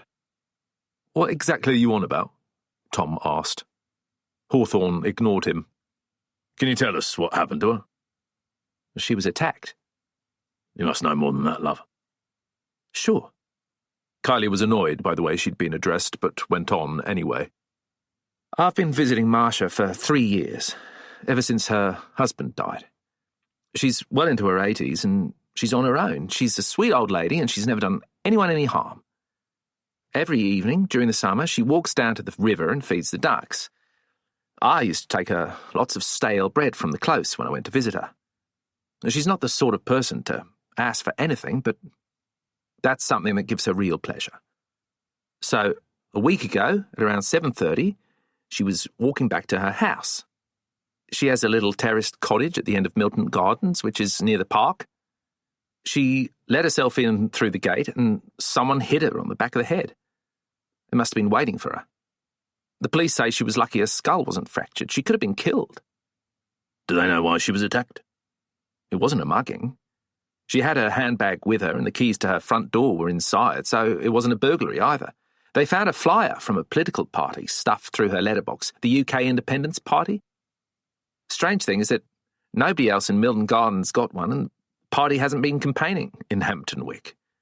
And Marcia just happens to be the only black woman in Milton Gardens. It was a racist attack, Dudley said. This happened the night before Giles Kenworthy was killed, Hawthorne added. He was a member of the same party. I don't know anything about that, Mr. Hawthorne, Kylie said. The police called me and I spent half the night in the hospital. After that, I stayed in her home to look after the cats. It's funny, Dudley muttered, almost to himself. But why do I get the feeling that everyone in this room had a good reason to hate Giles Kenworthy? Damien stood up and went over to Kylie. He put an arm around her shoulders. We don't hate anyone, he said. And Tom and Gemma have been nothing but kind to us. You're the one who seems to know a lot about hate, Mr. Hawthorne. Hawthorne smiled. Well, I've met a lot of murderers, he said. Chapter 7. The taxi took them across Richmond Bridge and into St. Margaret's. Then it looped round, following the river back towards Petersham, but on the other side. Dudley watched the scenery go past, but Hawthorne's attention was fixed on his iPhone, which he was holding in both hands, watching a pulsating blue dot in the centre of the screen. Turn left on Orlean Road, he instructed. The driver obeyed, cutting down the edge of Marble Hill Park, the river now ahead of them. They came to a sharp right turn. Hawthorne had seen it on the screen. Stop here. They paid and got out, then followed a narrow footpath that brought them to the water's edge. There were a couple of old barges moored here, tied to the riverbank a short distance apart. Hawthorne checked the screen one last time. That one, he said, pointing towards the nearest of the two. It was called Bella, perhaps not the most appropriate name for such an ancient and unattractive vessel. It was sitting low in the water, which only added to its sense of dejection, along with its rotting wooden planks, algae-covered ropes, and dusty windows. Much of the deck space was taken up with rubbish, plastic bins, cables, a rusting bike, a roll of tarpaulin, bits of machinery, a barbecue missing a leg. Surrounded by water and willow trees, with geese and swans flapping past, and no roads or buildings in sight, this would be an extraordinary place to wake up, so it was all the more surprising that Bella should have been so neglected, barely able to keep afloat. A rickety gangplank led down to the one clear space in front of the entrance, but as Hawthorne took his first step, his weight caused the boat to rock slightly, and at once the door flew open and Sarah Baines emerged, furious even before she knew who was visiting her. She recognised Hawthorne, and her face didn't change. This is private property. What are you doing here? Nice place you got, Hawthorne said. Is it yours? I rent it. What do you want? We've come to see you. How do you know I was here? We didn't. Can we come in? Hawthorne dared her to refuse. Sarah examined him grumpily. I'll give you 5 minutes, she said. The inside of the barge was a little more homely than the decks with all the rubbish had suggested. There was a tiny galley, a table that folded down from the wall, 3 stools, a sitting area, and a cast-iron stove at the back. A sofa doubled as a bed. Clotheslines stretched the entire length of the cabin with an assortment of faded but multicoloured T-shirts, scarves, trousers and socks, giving the place the feel of a Dickens novel. It would have been no surprise if Fagin had appeared from behind the stove, holding a piece of burnt toast on a fork. So why are you here? Sarah asked as they sat down on the stools. There was to be no offer of tea or hot gin and sugar. You asked how we found you, Hawthorne reminded her. All right, surprise me. You know the app Find My iPhone? I used that to track down Roderick Brown's phone. Sarah considered what he had just said. How is that even possible? I have a friend who made it easy. The phone disappeared after he got home and died in the garage, Dudley cut in. You and May Winslow were alone in the house, and it seems pretty obvious that one of you must have taken it. He smiled. And speaking personally, I don't believe that nice Mrs. Winslow would go around nicking things. She's not as nice as you think, Sarah growled. We know all about Mrs. Winslow, just like we know all about you. Hawthorne held out a hand. Where is it? Sarah could see that there was no point pretending. She went over to one of the galley drawers, pulled it open, and took out Roderick's phone. It's useless anyway, she said. I don't have the passcode. Is that why you took it? To sell it? Maybe. I wonder. Hawthorne turned the phone on, then entered the code that Felicity had given him. It's his date of birth, Dudley said. Aren't you the clever ones? We try to be. It took Hawthorne only a few seconds to find what he was looking for. He had opened Roderick's text messages and turned the phone round to show Sarah an image he had expanded to fill the screen. She glanced at it as briefly as she could, then turned her head away, embarrassed. The image showed her posing naked. It was one of several she had sent Roderick Brown. Hawthorne quickly scrolled through the others. The poses were raw and explicit. Dudley closed his eyes. Hawthorne showed no emotion at all. Paid you for these, did he? He asked. What if he did? Just answer the question, love. It's late. I want to get home for tea. Turn it off. Hawthorne did as she had asked. All right, Sarah admitted. Roderick was paying me 20 quid a shot, but I was doing him a favour, poor sod. With his wife locked in the bedroom, he hadn't seen a naked woman for 10 years. I made him happy. So between blackmailing May Winslow, stealing from the Kenworthys, putting Ellery down the well and selling dirty pictures to Roderick, you were pretty busy in Riverview Close, Hawthorne said. No wonder you didn't have much time for gardening, Dudley remarked. I told you I never touched that dog. I know Linda was complaining about him, but if there was anyone who was cruel enough to do something like that, it was Giles Kenworthy, and maybe that was what got him killed. As for me, I've done nothing wrong. You've done quite a lot wrong, darling. Hawthorne slipped the phone into his pocket. You got any idea who killed Roderick Brown? He killed himself. You really think that? You seem a smart girl, in and out of everyone's houses. I was just wondering if you'd seen anything and maybe worked it out. I'll tell you one thing, if it'll get you off my back. Hawthorne looked at her inquiringly. Those flowers of Mr. Pennington, the ones in the roundabout, they were trashed deliberately, and it wasn't the kids. This time Hawthorne smiled. How do you know? Wheel marks in the soil, but no mud tracks on the drive. How's that possible? I'd worked that one out too, Sarah, but you're right, and I'm grateful.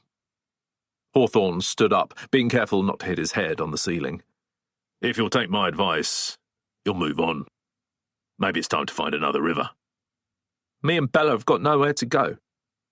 Hawthorne opened the door. Do me a favour, Mr. Hawthorne. Don't show anyone those photos. People like me don't get a lot of choice in what we do. I wasn't brought up in no Riverview Close. My whole life has been just one thing after another, but I've still got some pride. Hawthorne didn't answer. He and Dudley returned to the bank and walked away from the barge, watching as a couple of late canoeists slid past. It was going to be one of those perfect evenings with the light soft and painted and a stillness in the air, the sort of evening that's unique to the Thames in the summer months. Hawthorne suddenly stopped, took Roderick's iPhone and weighed it in his hand. Then he threw it into the air and watched it splash down, leaving just a few ripples behind. Part 8. The Solution. Chapter 1. Detective Superintendent Tariq Khan wasn't happy to find himself driving back to Richmond. For a start, the traffic was terrible on Kew Bridge, which had been built in 1903 when horse-drawn omnibuses and hansom cabs would have been carrying pleasure seekers to Kew Gardens and Richmond Green, but was now, over 100 years later, completely unfit for purpose. More to the point, though, he had finished with the business at Riverview Close. He had briefed the press. He had, once again, been on TV, and his wife and parents-in-law had all said how handsome he looked. Going back could be seen as an acceptance of defeat, or at least an acknowledgement that it was just possible there was something he had missed. The worst of it was, he couldn't resist it. He had to know. D.C. Goodwin was behind the wheel. Khan liked to check the messages and social media on his phone. He had set up a Google alert for his name to scroll through the news and generally keep his mind off the road. This was the start of another week, but neither of them had discussed what they had done over the weekend. They had a good relationship at work, but none at all out of it. Half an hour later, they had reached the centre of Richmond and the annoying one-way system that would take them literally round the houses before allowing them to strike out for Petersham. Ruth Goodwin spoke for almost the first time. "Why are we doing this, sir?" she asked. "Good question." Khan tapped a few last words into his iPhone and put it away. "You know, Hawthorne is dangerous," Goodwin continued. "He committed a violent assault on a suspect. As I recall, you were the one who suggested using him in the first place. I thought he might be useful to us. But the whole thing turned out to be a whole lot easier than we first thought. You did a very good job, sir." Khan sniffed, but made no answer to that. "It's just that it might be trouble bringing him back." "He says he has new information." "And if everything changes, what are we going to tell the Daily Mail?" The back seat of the car was covered with old newspaper and magazine articles relating to the case, and the Daily Mail had indeed made it to the top, open at a double-page spread with the headline, "Celebrity Dentist Found Dead." There was a photograph of Roderick Brown, another of the actor Ewan McGregor, and, above a caption reading, "The case is closed, says police hotshot DS Tariq Khan," a picture of the detective superintendent, too. "If he really does know something, it's better that he talks to us than to the press," he said now. "And if he says we've got it all wrong?" "We've got nothing wrong, Ruth, nothing at all." They drove down Richmond Hill and into Riverview Close.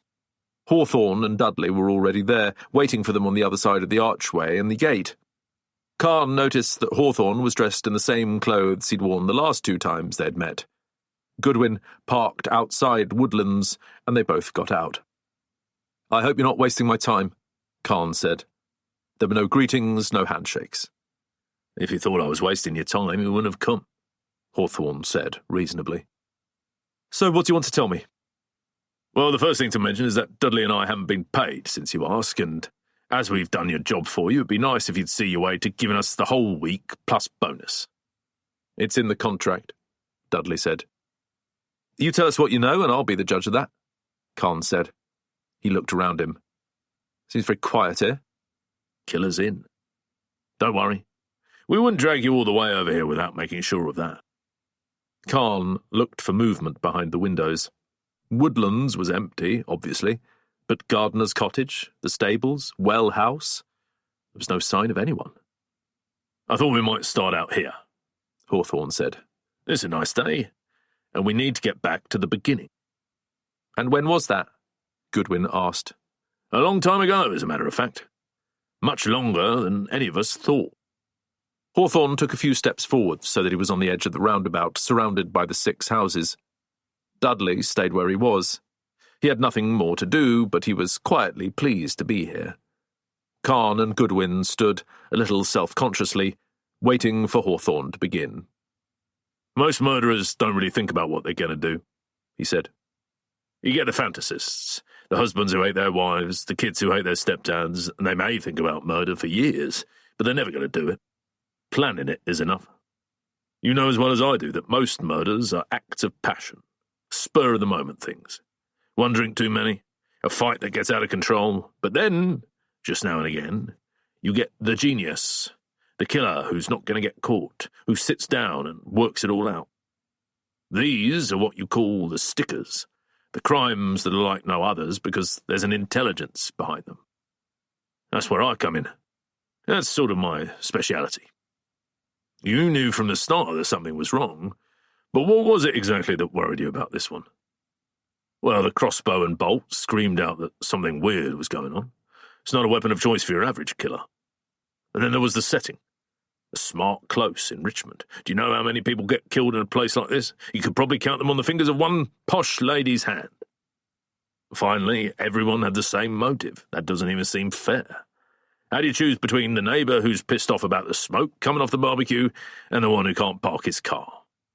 So you decided to get me involved. To be honest with you, the first day I came here, I thought you were wasting my time. It all seemed pretty straightforward to me. Nightmare neighbour, crossbow in the garage, who's going to fire it? They draw straws and... bang. What are you talking about, drawing straws? Khan asked. Oh, yeah. You never found out about that. Quickly, Hawthorne described his meetings with Felicity Brown and then May Winslow and Phyllis Moore and where they had taken him. So, the piece of straw in the dead man's pocket, Goodwin began. Got it in one, Detective Constable. Roderick drew the short straw and took it with him to his death. Hawthorne paused. Except it wasn't like that. What I've realised since I arrived at Riverview Close is that nothing here is what it seems. Nothing. Every clue, every suspect, every question, every answer, it's all been carefully worked out. Everyone who lives here has been manipulated. So have you, so have I. Something happens and you think that it somehow connects with the murder, but you're wrong. It's been designed to trick you. Smoke and bloody mirrors, I've never seen anything like it. I mean, take all the coincidences. What is a coincidence? It's the most random thing in the world. It's like when you go to the supermarket and bump into your mum. And it never occurs to you that it might have been carefully arranged. Hawthorne, where is this taking us? Khan was losing his patience. To the solution, Detective Superintendent. I'm just trying to explain what we've been up against. What coincidences? Goodwin asked. Well, 3 attacks. One was an old lady living a couple of miles away in Hampton Wick. This happened the night before Giles Kenworthy was killed. Nothing to do with it, you'd think, except the old lady, Marcia Clark, was being looked after by Kylie Jane, who was the Beresford's nanny. And a couple of days before that, on Friday morning, someone pushed Adam Strauss down a flight of stairs. Well, you'd know about that, Goodwin muttered, and immediately wished she hadn't. Hawthorne didn't care. We've checked out the CCTV, he said. There's definitely someone behind Mr. Strauss, Dudley said, wearing a hoodie and filmed from behind. Looks like a kid. CCTV wasn't a lot of help. Again, these things happen. You'd think it had nothing to do with the murder that was being planned in Riverview Close, but you'd be wrong. It was all part of the same thing. What was the third attack? Ruth Goodwin asked. Well, that happened 6 weeks earlier. Someone hacked into Giles Kenworthy's computer system. It was the reason he couldn't come to the stables the first time he was invited. Again, it hardly seems likely that it was part of the plot, but I've got every reason to think it was. Why don't you just cut to the chase and tell us who did it? Khan asked. He didn't like the feeling of being strung along. There are more coincidences, Hawthorne said. We now know there were 2 meetings where the neighbours tried to work out what to do about Giles Kenworthy. I think it's fair to say that the first time they met, they were divided 50-50. Roderick and Felicity Brown would do anything to get rid of Giles Kenworthy. They hated him and they were desperate not to lose their view. The same goes for Tom and Gemma Beresford. Mrs. Beresford in particular was worried sick about her husband and the stress he was feeling from this parking thing. But on the other side of the coin, Andrew Pennington wasn't going to step out of line. His solution to the whole situation was to write letters, to stop things escalating, exactly what you'd expect from a criminal barrister. May Winslow and Phyllis Moore agreed. They had their own reasons for avoiding anything that might look like criminal activity, and Adam Strauss and his wife were neutral, happy to see how things developed. What happened in the next 6 weeks? Everyone who didn't already hate Giles Kenworthy was given a good reason to. May Winslow and Phyllis Moore lost their pet dog in a particularly cruel way, and they were led to believe that this was down to Kenworthy. Adam Strauss had his most expensive and precious chessboard smashed by a cricket ball. As it happens, cricket had been mentioned at the meeting, along with skateboards. And guess what? Andrew Pennington's flower arrangement, a tribute to his dead wife which he'd spent years looking after, was crushed by a skateboard. And not just that, it happened on the 5th anniversary of her death. That's terrible luck. But was it luck? Or was everyone being tricked into thinking things they didn't actually think? Let's take the whole premise of what was going on in Riverview Close, the nightmare neighbours scenario. I agree that Giles Kenworthy doesn't sound like the nicest of guys, but was he really such a monster? You know the most sensible thing anyone said when I was asking questions? It was Linda Kenworthy. There's nothing special about Riverview Close. There isn't a street in England where the neighbours don't have disputes. I was brought up in Frinton, and it was just the same. Everyone argues with their neighbours. They've been doing it since the Middle Ages, and maybe there have been odd instances where it's led to murder, but hen's teeth, I'd say. Even in tower blocks and housing associations where a thoughtless neighbour can make life a complete misery, people somehow manage to put up with it. Are we really going to believe that selfish parking could be a motive for murder? Or kids on skateboards? Or flying a Union Jack in a back garden? It's ridiculous. What about the swimming pool? Khan asked. Oh, yes. That was the one big thing that happened between the first meeting and the second meeting. The Kenworthys got permission to build their pool. And we've heard lots of things about that, haven't we? The loss of Felicity Brown's view was the big one. It's strange how nobody has considered that Felicity could have crawled out of bed and shot Giles Kenworthy with her husband's crossbow, or that Roderick might have killed himself to protect her, taking the blame. I wondered about that for a while. There were plenty of other reasons to stop the swimming pool being built, the noise, the chlorine, the disruption, the extra traffic. But do any of those sound like a motive for murder? Or was there something else that no one had mentioned that might have had more serious consequences? You've been talking for a long time, Hawthorne, Khan interrupted, and you haven't said anything yet that's made me think it was worth coming here. Then maybe you haven't been listening, Detective Superintendent. But everything will make sense soon. We just need to talk a little bit about the so-called suicide of Roderick Brown. There was nothing so-called about it, Ruth Goodwin cut in. This second meeting you just told us about, it proves we were right. Roderick Brown drew the short straw. He killed Giles Kenworthy, and then he was worried sick he was going to be found out, so he did himself in. Oh, come on, love. Why don't you go back and read that letter of his? There isn't a single word that admits to his having killed anyone. I did something very stupid. You really think he would use the word stupid to describe murdering his neighbour? I cannot bear you to see the consequences. Is that him killing himself? I do not want you to see this. That must be his body in the garage? Exactly, Goodwin said. Rubbish. What he did that was stupid was to announce in front of everyone that he was going to murder Kenworthy. The consequences were that everyone would assume he had done it and he would be arrested. And that was what he didn't want us to see. Him being led away in handcuffs. A bit convenient that he should have framed it that way, Khan muttered. Not convenient. All part of the plan. Hawthorne slowed down. He was trying to make it as simple as he could. Let's look at yet another coincidence. The whole idea of killing Giles Kenworthy starts with Phyllis Moore, because guess what? Two people have gone into a bookshop and bought the same Agatha Christie novel just days apart, and that novel has a plot in which all the suspects have joined together to kill a man they hate. What do you reckon the chances of that happening are? People like Agatha Christie. Yes, but once again you don't seem to appreciate what was going on here, how every detail was being thought out in advance. If you believe for a single minute that Roderick Brown killed himself because of what happened at that second meeting, ask yourself this. First, why was the suicide so bloody complicated? A locked car in a locked garage. The only keys inside the one pocket you don't normally use to store them. You try getting them in when you're sitting down. Stainless steel screws, which don't rust, have somehow gone rusty, making it impossible to open the skylight. And here are two more questions. Why is there a puddle on the floor when it hasn't rained for weeks? And what is a piece of drinking straw doing in his top pocket? You've already told us where the straw came from, Goodwin said. So when Roderick Brown killed himself, he made sure that it was somewhere we'd find it because he wanted us to know what had happened? You really think he even kept the straw, took it with him from the stables? That clue was more planted than any of the flowers in Andrew Pennington's roundabout. The aim was to manipulate us, to steer us to the second meeting, which would shine a light on the suicide that had to be suicide and couldn't possibly be murder. Hawthorne had said enough. He came to a halt, turning his soft brown eyes on the two police officers, daring them to challenge him. There was a long silence. "What you're saying," Khan began at last, "is that someone else killed Giles Kenworthy.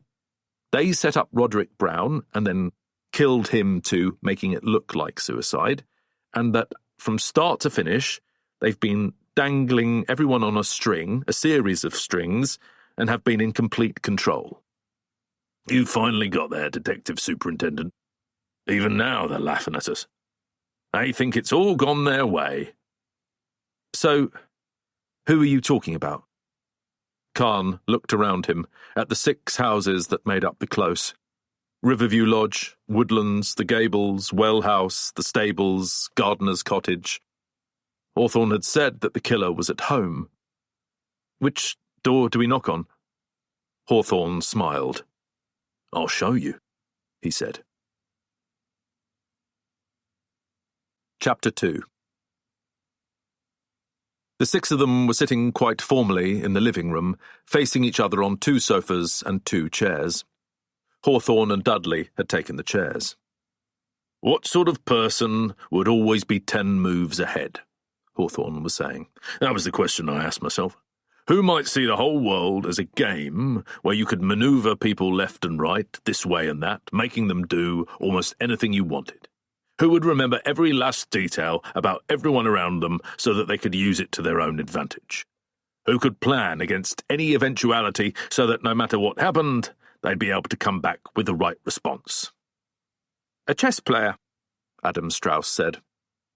"I have to admit, it's an interesting idea, Mr. Hawthorne." "Why are you here?" Terry demanded. "Are you accusing my husband of murdering Giles Kenworthy?" "And Roderick Brown," Hawthorne remarked amicably. "It's lies. You are telling lies. You should get out of my house." Adam smiled and laid a hand on his wife's thigh. "Don't worry, darling," he said. "I've got nothing to be afraid of, and I'd be quite interested to hear what Mr. Hawthorne has got to say." "You're denying it?" Detective Superintendent Khan asked. "I'm not quite sure yet what it is I'm being asked to deny. Murder, obviously, but how, why, and when? I've never been a great shot with a bow and arrow, and right now," he lifted the walking stick, "I'm in no fit state to have broken into Roderick's house and killed him. In fact, I was the last person to see him alive. Alive being the operative word. We were also good friends, although I don't suppose that counts for anything in Mr. Hawthorne's mind. Do go ahead, Mr. Hawthorne. So far you've made complete sense, even if you're barking up entirely the wrong tree." "Unlike Mrs. Winslow's dog," Dudley said. "He had a thing about that magnolia in the Kenworthy's garden." "We'll come to that in a minute," Hawthorne said. He hadn't been put off by Strauss's denials. He was quite relaxed. "We already know everything about the first meeting," he continued. "All the neighbours get together to air their complaints, and at the last moment, Giles Kenworthy pulls out because someone's tried to hack into his computer system. I'd guess you had a hand in that, Mr. Strauss. It's a smart move. It makes him look bad, worse than he is. It helps turn him into the target that he'll eventually become. And that's just the start of it. In the weeks that follow, the weaker chess pieces, May Winslow and Andrew Pennington, will be advanced across the board. Horrible things will happen to them to bring them on side. May's pet dog will be killed. Andrew's flower display will be spoiled. And in both cases, the Kenworthys will get the blame."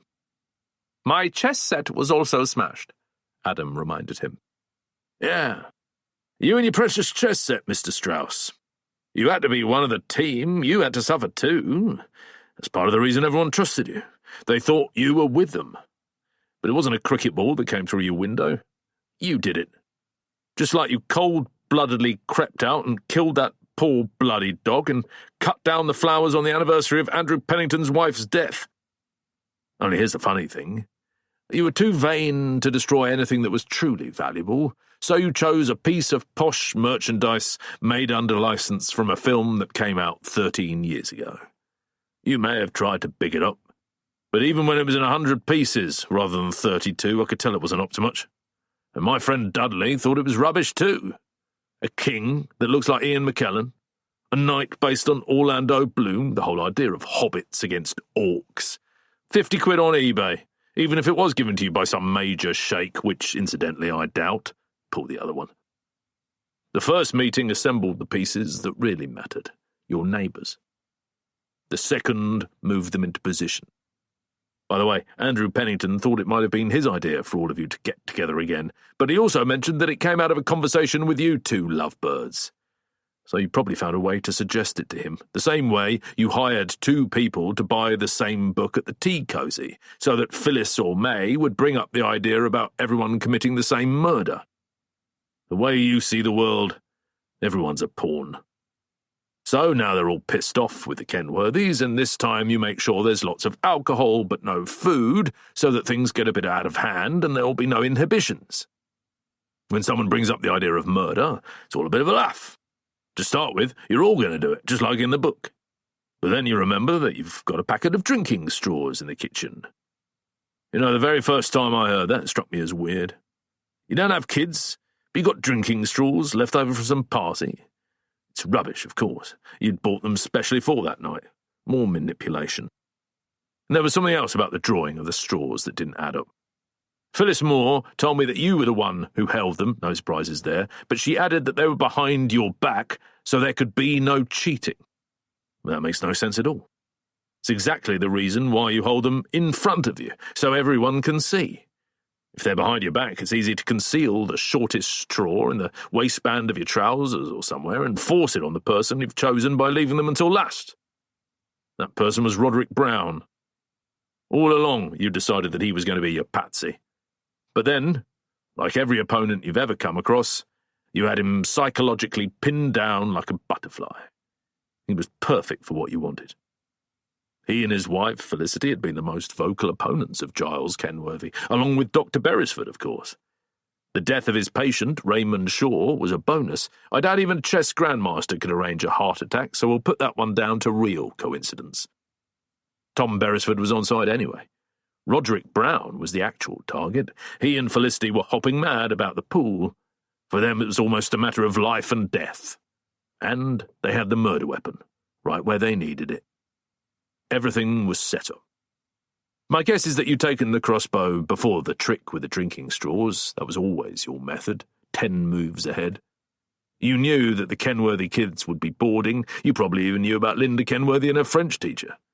You slipped round to the house when Giles Kenworthy was on his own, shot him, and generously left the crossbow complete with Roderick Brown's fingerprints, even making sure it was pointing at the right house for the police to find. As for that chess game you told us about, the one you were playing online with your Polish friend and which provided your alibi, my guess is that you were doing it on your phone at the same time. Talk about multitasking. What's the end result of all this? You've created the perfect conspiracy. What was a joke, a drunken game of let's pretend, has suddenly become a reality. Roderick Brown has told everyone he's going to kill Giles Kenworthy, and he's even been generous enough to name the murder weapon. How you must have laughed. Because the following morning, Kenworthy is found with a bolt in his throat, and of course everybody assumes that Roderick went through with it, that it must have been him. At the same time, they're terrified. Like it or not, they're all part of it. Andrew Pennington is quick to warn them. It's a classic conspiracy to commit murder, and Roderick won't be the only one to go down. They all will. Nice, respectable people. A doctor, his posh jewellery designer wife, a retired barrister, 2 old ladies. They were all there. Before the police even arrive, they've all taken a vow of omerta. Nobody can say anything that might incriminate them. Don't mention the second meeting. Everyone has to lie. What was the first thing Roderick said to me when I met him? Has anyone said anything? He was terrified that one of his neighbours would land him in it. And things only got worse for Roderick. You talked to him once on Tuesday, Detective Superintendent, and then on Wednesday, after he'd taken his wife to Woking, you pulled him into Shepherd's Bush. By the end of a heavy session, he was convinced he was going to be arrested and charged, and that was why he ended up writing that letter. Read it again. It's not a confession. All he meant was the public humiliation of being taken away in handcuffs. We will see each other again on the other side. Did you think he was talking about the pearly gates? He meant the other side of the arrest, the trial, or even the prison sentence. But once the letter was sitting on his lap and he had a bag over his head and a tank of nitrous oxide, it wasn't surprising that you should think otherwise. So, he killed himself because he was afraid of going to jail, Goodwin said. You haven't been listening, love. Adam Strauss killed Roderick Brown just like he'd always planned. This is all lies, Terry hissed. Adam Strauss squeezed her hand. We'll have our chance to respond, he said, speaking quietly. I examined that garage, Khan said. It was impossible to get in or out. Are you going to explain that? Of course. But let's start with a setup. Strauss deliberately made it look like suicide. In fact, it screamed suicide. You're right. 2 locked doors, a skylight securely fastened, the only set of car keys in his trouser pocket, suicide note in his lap. Nobody in their right mind goes to so much trouble unless they really, really want you to accept the obvious. And surely by now you understand that all along Strauss was playing with your mind. He even left the supposed reason for the suicide sitting there for you to find. There's no reason on earth why Roderick Brown would have slipped the cut-off piece of drinking straw in his top pocket. He didn't mention it in his letter, right to the end. He was protecting his neighbours. No. Strauss put a new straw in there. And if Detective Superintendent Khan had stuck with the idea that Roderick was taking cocaine, as he suggested, I'm sure Strauss would have found a way to drop another clue to lead us all back to the second meeting, which was what he wanted all along. We know that Strauss was the last person to see Roderick Brown alive, and that Brown invited him over. Strauss knew that Andrew Pennington played bridge every Wednesday evening, so it's easy enough to time everything for the exact moment Pennington gets home. And what does Pennington see? Strauss says goodbye to Brown, who replies, "You've been very kind," words to that effect. The door closes, and the light goes off. The time of death is 2 hours away. So at this moment, Brown is very much alive. That's what we're meant to think. But Strauss has been with Brown, by his own admission, for at least an hour and a half. What really happened was that he slipped a whole lot of sleeping pills into Brown's whiskey. One little mistake there. He couldn't get hold of Felicity's temazepam, so he used pills he must have stolen from Dr. Beresford, which were the next best thing. Always good to point suspicion in the wrong direction. When he leaves at 10 o'clock, Brown is already unconscious. How to fake the conversation on the doorstep? Easy, with an iPhone and a portable speaker. Dudley here has been recording every conversation I've had, including this one. That's what Pennington hears. As for the lights, he said something very interesting to me. The front door closed, the light went out, and Adam walked away. Well, that's strange for all sorts of reasons. Firstly, Roderick clearly wasn't going to bed. More to the point, think about what he said. A single light going off. The light switch by the door turns off the lights in the hallway, the stairs, and the first landing. If Roderick had flicked the switch by the door, that's what Pennington would have seen. But if it was a single light, Roderick would have had to close the door and then cross the hallway to turn off the antique lamp on the chest of drawers. So are you saying that it was Strauss who turned it off? Goodwin asked. She was finally entertaining the possibility that some sort of trick had been involved. Exactly. How? Khan demanded. Easy. He could have used a piece of string and pulled the plug out of the wall. But there are all sorts of electrical bits and pieces that suddenly turned up inside the garage, and I think what he used was a cheap remote control he'd brought with him. In reality, Roderick Brown is sound asleep in the kitchen because of the zolpidem. Strauss plays the recording. He closes the door. He turns off the lights with the remote control, which he dumps in the garage later. No point risking the police finding it in his home. Anyway, that's the illusion. Roderick Brown is alive and all is well. Except it isn't. Adam Strauss returns to the house. He's left the garage open so he can get in without any trouble. First, though, he uses the ladder to climb onto the roof and remove the screws that hold down the skylight. And that, incidentally, is where Marcia Clark enters the equation, the dear old lady in Hampton Wick. When Dudley and I stood on the garage roof, we could see just one window in the close, the room belonging to Kylie Jane, the Beresfords' nanny. But that meant if she'd been there, she would have had a view of the garage, and there was always a chance that she would look out and see what was happening, so she had to go. It was Strauss who attacked Marcia Clark. He must have seen Kylie leaving the close with her breadcrumbs for the birds. He knew what was going on. He bashed the old lady, knowing Kylie would stay there and look after the cats. As for the political leaflet, that was more misdirection. It was another lie. Anyway, as I was just saying, Strauss goes back into the house. My guess is that he's already helped his old friend write the letter to his wife, maybe suggesting a phrase or two. He's got to be sure it'll work for him. Now he drags the unconscious man into the garage, puts a bag over his head, making another small mistake. Roderick doesn't shop at Tesco's, but it's a suicide. Who's going to notice? He turns on the gas, and now comes the clever part. How is he going to leave Roderick in a car with the only key fob in his pocket and with all the windows and doors locked from inside? In fact, it couldn't be easier. When I visited the garage, I had to step over a pool of water on the concrete floor, and I did wonder what it was doing there. After all, it hasn't rained for weeks. You can tell that from the state of the gardens. The answer's built into the car that Roderick Brown drove, the Skoda Octavia. It comes with a range of accessories, but one of them is a rain sensor located in front of the windscreen. If you're driving and it rains, the wipers come on automatically, and if you've left the car parked, the windows close themselves.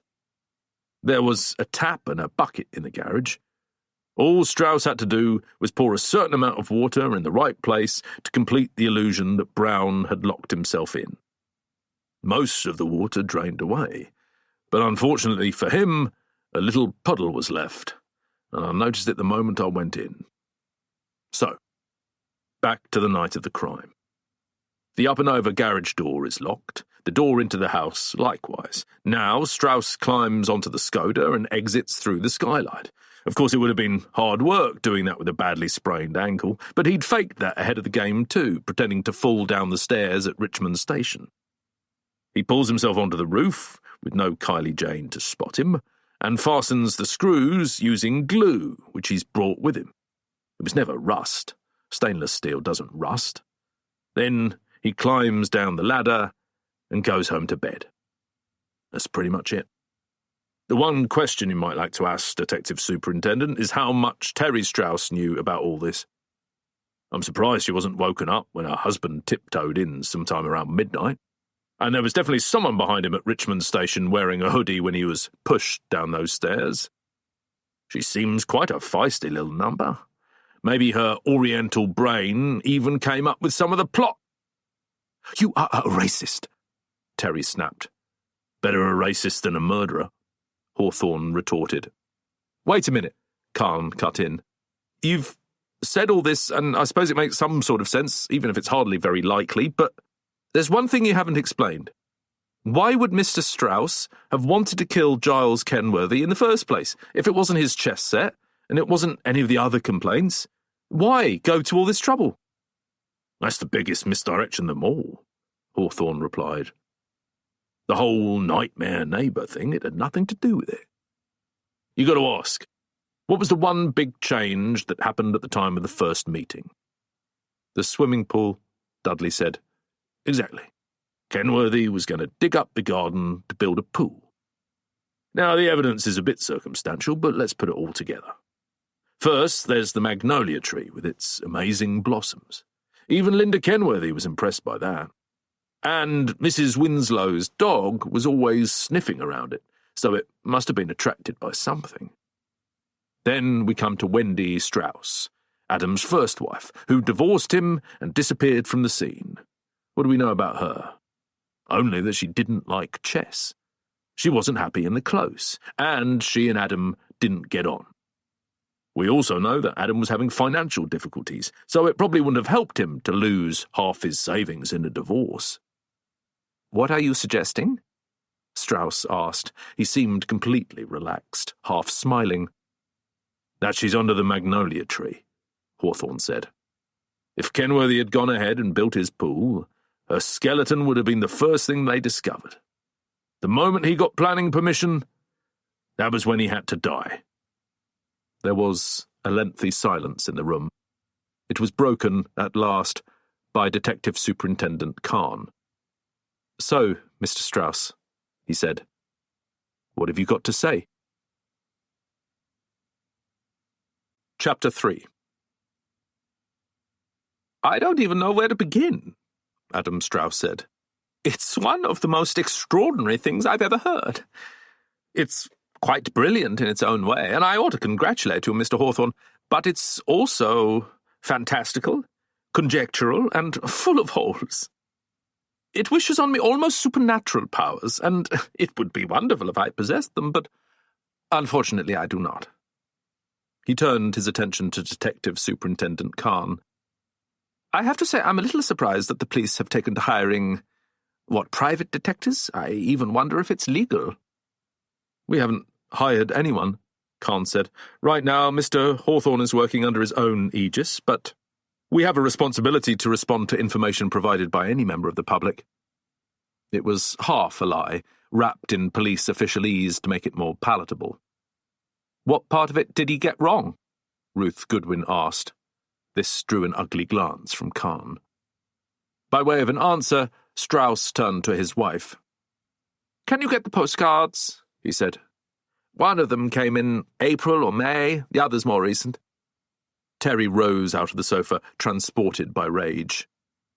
"Everything he says is a lie," she insisted. "Why do you let him come here to tell these lies?" She went into the kitchen. "And the Chinese New Year card," he called after her. "We don't have it." "Yes, we do. It's in the letters drawer." While she was looking, he turned back to Hawthorne, examining him with something close to sadness.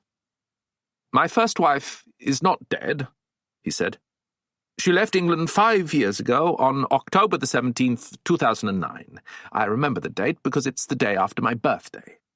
She didn't go straight to Hong Kong. She took a flight from Heathrow to New York because she had friends there she wanted to see. I'm sure the records are still available. You only need to check them out. I drove her to the airport. Our marriage wasn't a great success, but that was largely my fault. Chess has been my life. At least you correctly described that part of my character. It's my obsession. Wendy had no interest in it whatsoever, and I should have known that this would be a recipe for disaster. It seems that I don't quite have the foresight you ascribe to me. She felt left out, and that led to our separation. But you're wrong to suggest that it was acrimonious. Wendy and Terry are cousins. They speak regularly. She and I have stayed in touch, too. We're more friendly now that we're apart." "I have them," Terry called out from the kitchen. She came back to the sofa, carrying 3 pieces of mail, which she handed to Khan. The first was a postcard from Macau showing an extraordinary skyscraper shaped like a flower, with the words Grand Lisboa shining out at the top. Each floor was swathed in different-coloured neon lights. Khan turned it over and saw a message written in blue ink.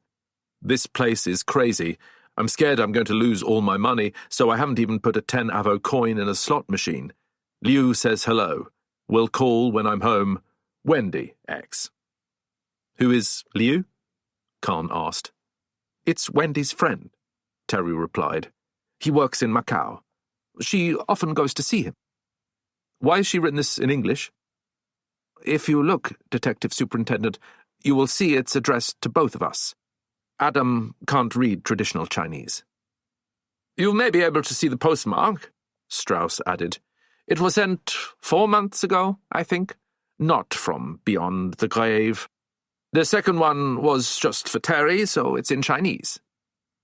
The second card showed Hong Kong Harbour. Because of the Chinese characters, it was difficult to see if it had been written by the same hand, but it was certainly the same colour ink. "There's a P.S., Terry said. "It's in English. Tell Roderick I said hello. We'll write again soon. W." "Roderick was her dentist," Terry explained. "They were friends when she was here." Meanwhile, Adam had taken out his iPhone and was scrolling through it as he talked. "The other card came in February." Khan was already examining it. There was a picture of a jade horse on the front. The message inside, written in the same hand, was short. "Be happy. Love, Wendy." "She always sent us a card at Chinese New Year," Strauss explained. This is the year of the horse. He found what he was looking for on his phone and handed it over to Goodwin, who was seated nearest to him. Here's a photograph she sent at the same time. There was a photograph of a smiling young woman, Hong Kong Chinese, holding up a hand and waving. You can see the date it was taken, Strauss continued. I'm not quite sure where it is, but I think it's Hong Kong. Goodwin turned the phone towards Terry. Hawthorne and Dudley both saw the image too. Is this your cousin? She asked. Yes, it's my cousin, Terry agreed. This is ridiculous, Strauss exclaimed. He snatched the phone, scrolled through it a second time, and touched the screen. It's early evening in Hong Kong, he explained. Wendy works at the Maritime Museum next to the Star Ferry. You can check that out too if you want. What are you doing? Khan asked. I'm FaceTiming her. Adam passed his phone across. She should have got home by now. I won't say anything. You speak to her. The phone was making the warbling sound of a FaceTime call. It rang for about 10 seconds before a woman appeared in her own little box, which then expanded to cover the entire screen. It was the same woman Strauss had just shown them in the photograph. She was in a kitchen with a window behind her. She said something in Chinese. Excuse me? Khan interrupted her. My name is Detective Superintendent Tariq Khan. I'm calling you from Richmond in England. The woman looked concerned. Has something happened to Adam? She asked, speaking now in English. No, Mr. and Mrs. Strauss are fine. May I ask who I'm speaking to? I'm Wendy Young? Khan frowned. I'm not speaking to Wendy Strauss? Yes, I am Wendy Strauss, but that is not the name I use anymore. My husband and I divorced. Her English was excellent, but not perfect. Why are you calling? Ms. Young, can you confirm that you left the UK about 5 years ago? Yes, I went back to Hong Kong. Did you go straight to Hong Kong? I'm sorry? Khan repeated the question. No, I went first to America. I stayed with friends. And where are you now? She seemed puzzled by the question. I will show you. There was a blur as she moved across the kitchen and turned the camera round to show a street that was distinctly Asian. Khan could see trams, crowds of people passing in front of shops, banners with Chinese characters. This is Hong Kong. She turned the phone round again. Why are you asking? Why do you want to know?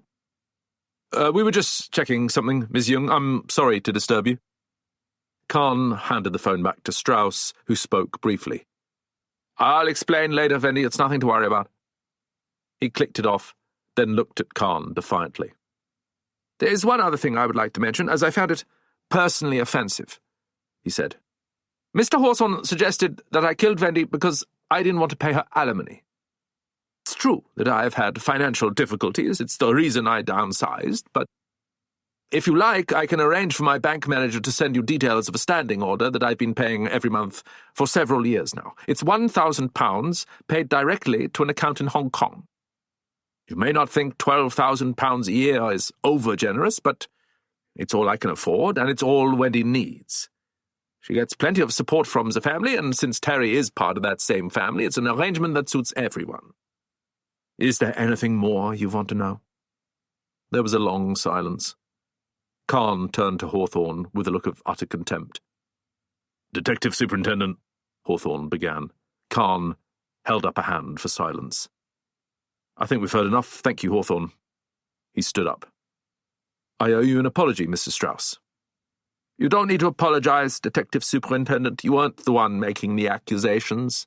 And if there's any further information you require, bank details, whatever, please let me know. 10 moves ahead, Hawthorne muttered. We'll show ourselves out, Khan said. Part 9. Endgame. Chapter 1. Was this the ending that Hawthorne had warned me against? Hawthorne hadn't wanted me to write the book. He'd said he wasn't happy about the way it had turned out, both the case and his relationship with John Dudley. Dudley was part of the fallout. I already knew that because, of course, I'd taken his place. Roland Hawthorne had also tried to get me to stop, and when I was at Fenchurch International, Morton had described the whole exercise as a mistake I would come to regret. He must have known that Hawthorne's conclusions would be thrown out by the police, and that Adam Strauss would never be arrested or brought to trial, in which case all the work I'd done so far had been a complete waste of time. It was the one thing I'd always feared, that I'd get to the end of the book and realise that I didn't have one. I called Hawthorne 3 times once I'd listened to Dudley's recording, but got no reply, not even a voice message. He must have deactivated his phone because he knew how I'd feel and didn't want to talk to me. I sat at my desk, unable to concentrate on Riverview Close, James Bond, or anything else. All I could think about was how much time I'd wasted on a book that was never going to be published. It was incredible to think that when I'd set out, I'd thought it was going to be easy. Was it possible that I'd missed something, that there was some clue I'd overlooked? I went through everything I'd been given and everything I'd written so far. In particular, I examined what Hawthorne had said in front of Detective Superintendent Khan at the stables. It had all sounded so credible until the letters and New Year's card had been produced, and then that FaceTime call. Could it be that Adam Strauss had committed the 2 murders, but for a different reason? That if Wendy Strauss wasn't buried under the magnolia tree, something else was concealed there? But then I had to remind myself that Strauss had never been brought to trial. He was a chess grandmaster and a television celebrity of sorts. It would have been a huge story if he had been. Instead, he had died in an accident, falling off a hotel balcony. I shuddered. Giles Kenworthy, Roderick Brown, Raymond Shaw, Ellery the dog, and then Adam Strauss. How could a quiet residential close in a nice part of London have been responsible for so much death? Had it been an accident? Adam Strauss, accused of murder, somehow plunging to his death. I tried to convince myself otherwise, but I knew it was too much of a coincidence. He had been murdered. There was no escaping it. And that led me to an inescapable thought. I've often mentioned Derek Abbott, the suspect manhandled and badly injured by Hawthorne. I'm not sure if it was a criminal offence, but there could be no doubt that he had eventually talked Abbott into killing himself. Could he have gone one step further with Adam Strauss? I remembered something that Morton had said to me and searched through my own manuscript to find it. Yes, there it was. You may discover things about Hawthorne that you wish you hadn't known, and once you uncover them, there'll be no going back. It may end your friendship with him. No. Hawthorne was many things. He could be cruel. Many of his attitudes were seriously questionable. He was damaged. But he was, basically, decent. He was not a killer. I refused to believe it. And then, my telephone rang. I snatched it up without even looking at the caller ID. I was certain it would be Hawthorne. But when I put the phone to my ear, there was a voice I didn't recognise. Is that Anthony? Yes? This is Detective Superintendent Khan. He was the last person I'd expected to call. I'm in London at New Scotland Yard. I can give you 10 minutes if you come over now. I'm on my way. There's a pub round the corner, the Red Lion in Parliament Street. I'll be there at 12. I looked at my watch. That gave me half an hour to get across town. I'll see you there, I said. Thank you. But he had cut me off before I'd reached those last 2 words. Chapter 2. The Red Lion was about as traditional as a pub can be. Brass lamps and window boxes on the outside, polished wood and mirrored shelves within. It stood on a corner, a few minutes' walk from New Scotland Yard, with Downing Street just across the road. I arrived there exactly on time and found the detective sitting at a table with a glass of Coke. I recognised him at once, although he was older than I'd imagined and a little less of the film star. Once again, I had to remind myself that quite a few years had passed since the murders at Riverview Close. He was wearing a nondescript suit with his tie pulled down and his collar open. I had rather hoped that Ruth Goodwin would be with him. The more characters I met, the better, but he was alone. He looked tired and not particularly pleased to see me, even though he was the one who had rung. I introduced myself and sat down. It was only now that I realised I had absolutely no idea why he had invited me here. "So, how's the book going?" he began.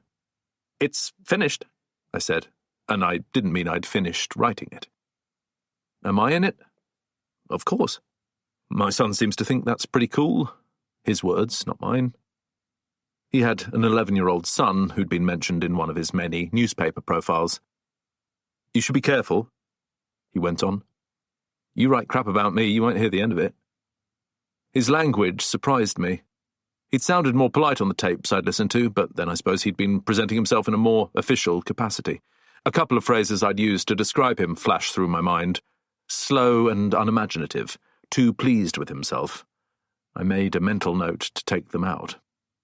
I was carrying a backpack and I opened it and took out a book, the latest Alex Rider.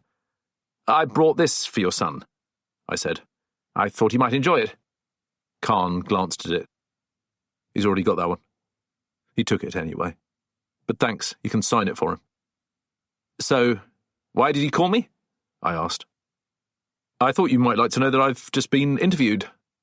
I'm up for Chief Superintendent." "Congratulations. I don't need your support, thanks all the same.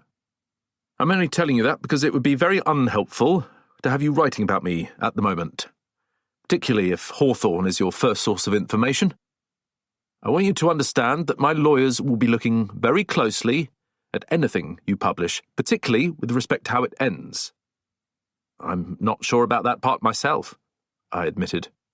"What happened at the stables, what Hawthorne said, it all seems so sensible."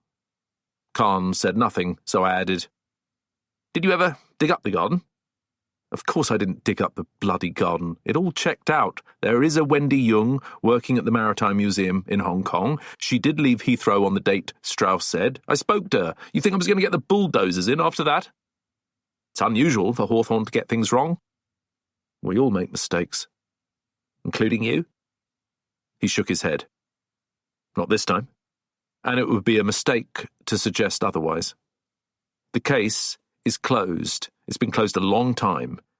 You start raking up the past, you're going to cause a lot of grief, and I should warn you that wasting police time is an offence that can land you in jail." This wasn't the first time I'd been threatened by a detective. "What happened to Adam Strauss?" I asked. That threw him. The official story is that he was staying at a hotel in Park Lane, taking part in a chess tournament. He went to his room between games and somehow fell off the balcony. His wife wasn't with him at the time. There was evidence that he'd been drinking. Do you believe that? He smiled, but not pleasantly. According to Terry Strauss, he never drank when he was playing chess. He needed to keep a clear mind. On the other hand, he wasn't doing well. He was losing. That might have had a part to play. Or presumably you investigated. As a matter of fact, I was called in because of my prior acquaintance with Mr. Strauss. It wasn't my investigation, though. And? Do you want to know because of your concern for the deceased? He paused. Or is it because you think your friend, ex-Detective Inspector Hawthorne, might have had something to do with it? Of course not. I said, that thought never crossed my mind. Well, it crossed mine. He's got a bit of a reputation for this sort of thing. He would never kill anyone. We looked at CCTV footage, but that was a waste of time. Lots of people going in and out of the reception area. But these days it's all baseball caps, sunglasses and hoodies. Anyway, if someone did want to sneak into the room, they could have got in through the service area and up the back stairs. Security at the hotel was pathetic. You might like to know that we pulled Hawthorne in and we talked to him at length. Of course, he played wide-eyed and innocent, but there was no one who could tell us where he was when the supposed accident happened. Home alone, he said. Strange that he didn't make or receive any calls either. Total radio silence. He said he was assembling an Airfix Supermarine Spitfire Mark I. Makes you wonder what sort of man spends an entire day on his own with a model kit. I refuse to believe he went anywhere near Adam Strauss. You can believe what you like.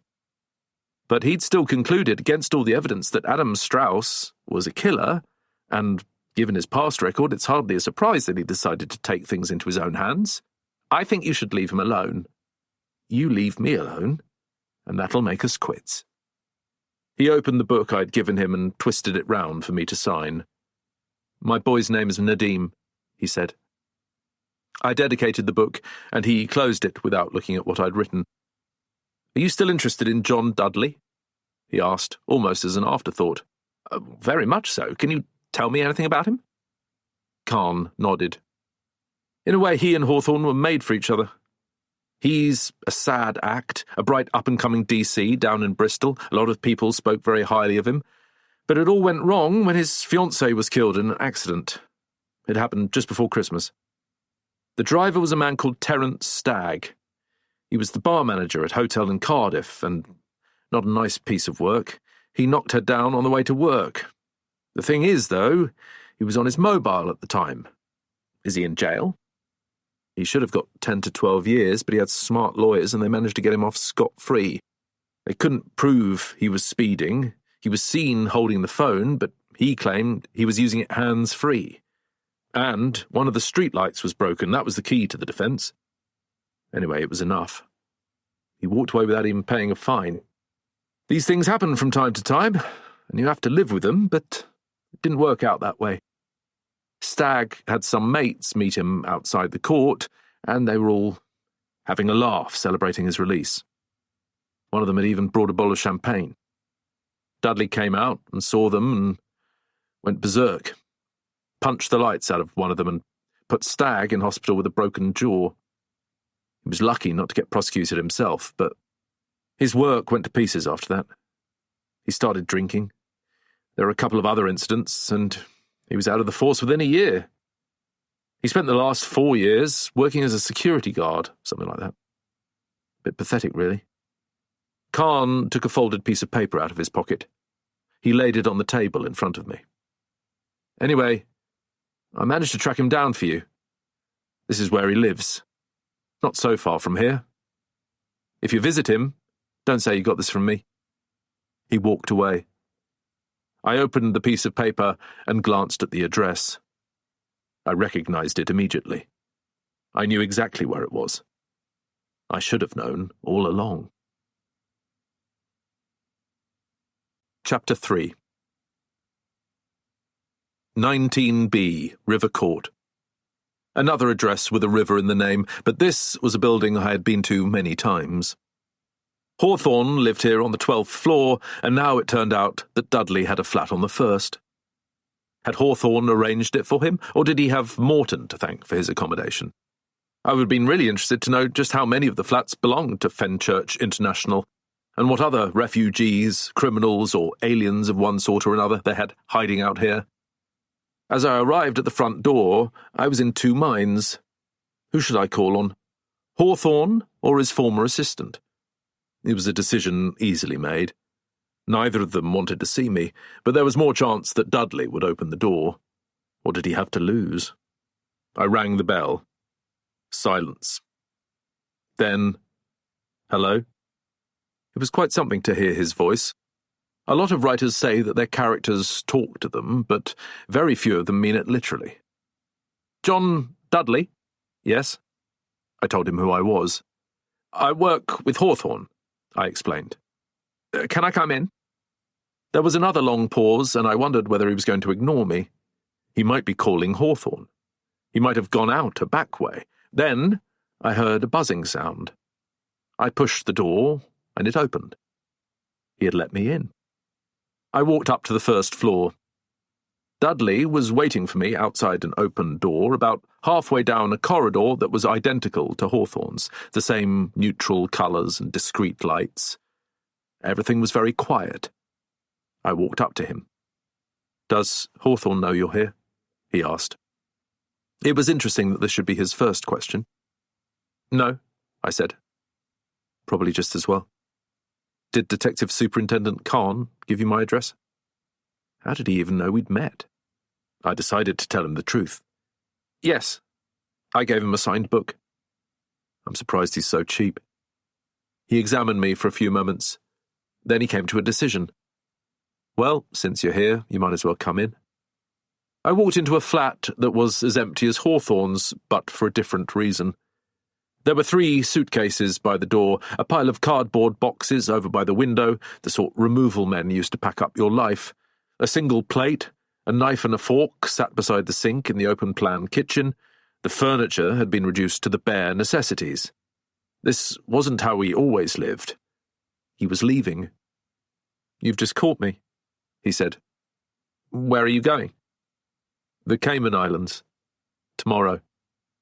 That made me think of Lady Barraclough. "Will you be gone for long?" I asked. "It may be a one-way ticket." I felt him examining me, although his face gave nothing away. "Would you like a coffee?" he asked. "That would be nice, thank you." He opened a cupboard that contained a jar of instant coffee, 2 mugs, a bag of sugar. He put the kettle on and took a carton of milk out of the fridge. And all the time, I watched him with the uncanny feeling that, in a strange way, I was watching myself. I had taken his place. And, looking at his brown eyes, his dark, definitely lank hair, it occurred to me that in some ways he looked rather like me, although I was older and perhaps more smartly dressed. Neither of us spoke while he made the coffee. Maybe he was waiting for me to go first. "You know I'm writing about Hawthorne," I said as he sat down. "I've read the first 2 books," he said. "I hear they've done quite well." I got a faint sense of disapproval. "I feel I've stepped into your shoes," I suggested. "I don't agree." Dudley added 3 teaspoons of sugar to his coffee. "You're writing about him. I worked for him. I'd say we had very different roles." "Did he tell you that I'm writing about Riverview Close?" Dudley paused mid-stir. "No. I heard about that, but not from him." "Then who?" "From Alistair Morton." He looked around him at the empty flat. "In case you're wondering, it's no coincidence that I'm packing up and I'm on my way. It's thanks to you." "How come?" "You talked to Khan." That made no sense to me, so he continued. "You've been asking questions about me. You found your way to my home. Did you know that Friend Church International owns half the flats in this building? It's meant to be a safe space, but not anymore. Morton wants me out of the way. And so I've got to go." He had spoken without malice, but I still felt terrible. "Does he really have such a hold over you?" I asked. "He employs me. Hawthorne got me the job, but Morton signs the checks." "I'm very sorry." I didn't know what to say. "Don't be. I don't mind a bit of sunshine, and I've always fancied trying my hand at fraud, white-collar crime. It'll be an experience." There was a brief silence. "You must see quite a lot of Hawthorne," I said, "living in the same building." "I used to, but you could say we had a difference of opinion. Sometimes we see each other coming in, going out, but we tend to keep our distance." "Where did the 2 of you meet?" I hadn't expected him to answer, and I was surprised when he did. "In Reeth." "You grew up there?" "We were at school together." Dudley smiled. "We knew each other when we were 8 years old. We were best friends, in the way that only 8-year-olds can be. He was like a brother to me." "I don't suppose you're going to tell me what happened in Reeth?" He shook his head. "It's not my story to tell." He deliberately changed the subject. "You know, he speaks very highly of you." "Does he?" "That's why I let you in. I've wanted to meet you for quite a while now, although, if you'll do me a favour, I wouldn't mention any of this to Hawthorne. Or Morton. He already knows. He knows everyone who comes in and out of this building. I hope I'm not going to get you into more trouble." I meant it. It was strange, but I felt completely relaxed with John Dudley, as if I'd known him a long time. There was some sort of affinity between us. Despite what he'd said about our different roles, we had both come into Hawthorne's orbit, and that connected us. He shook his head. "It's too late now. Anyway, I'll be gone by tomorrow evening, so we can just pretend it never happened." "That's fine by me," I said. "He's not an easy man, I know that. But it's good that you're helping him. I think you're what he needs." We lifted our coffee cups at the same moment. Again, I got that weird sense of reflection. "There's one thing I really want to know," I said. It's the one thing that's been really bothering me, and I hope you can tell me. Why did the two of you part company?" He didn't answer, so I leapt in. "Was it because you discovered that he'd pushed Adam Strauss off a hotel balcony?" He smiled at me. "That's very direct." "Well, as you say, you're about to leave for the other side of the world. You might as well tell me the truth." "It was something like that," he admitted. He didn't need to say any more. Kahn had known Hawthorne was responsible, although he hadn't been able to prove it. Morton was afraid of the truth coming out. Dudley must have worked it out for himself, and that was why the two of them had gone their separate ways. "I was sorry the investigation didn't have a better outcome," I said. He shrugged. "It ended the way it ended. I'm not sure it's going to be very helpful for your book. Who do you think killed Roderick Brown?" He gazed at me, and I saw the puzzlement in his eyes. "I know who killed him. It was Adam Strauss." "But you never found out why." "I know exactly why. Hawthorne got it all right. Everything he said was correct." I was puzzled. "That last meeting at the stables, that's what I'm talking about, the last meeting. Hawthorne and me, the Strausses. Have you heard the recording?" "I've heard all your recordings. I'm grateful to you for making them. I couldn't have written the book without them." Everything that Hawthorne said that day was bang on the money. I knew it before we went in.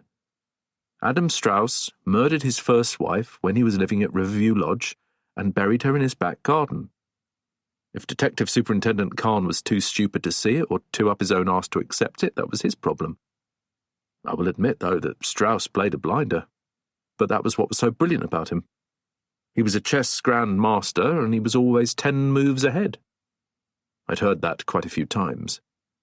He'd boasted about it when we first met him, Dudley went on. But the act he put on in that room?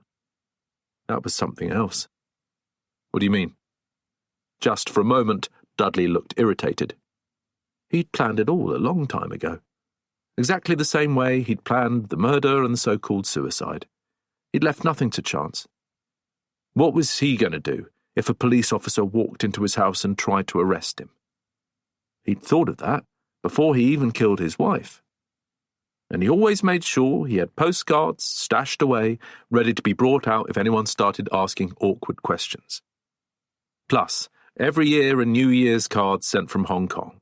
2013, the year of the snake. 2014, the year of the horse. Photos of Wendy that he could show off on his phone. Don't make any mistake.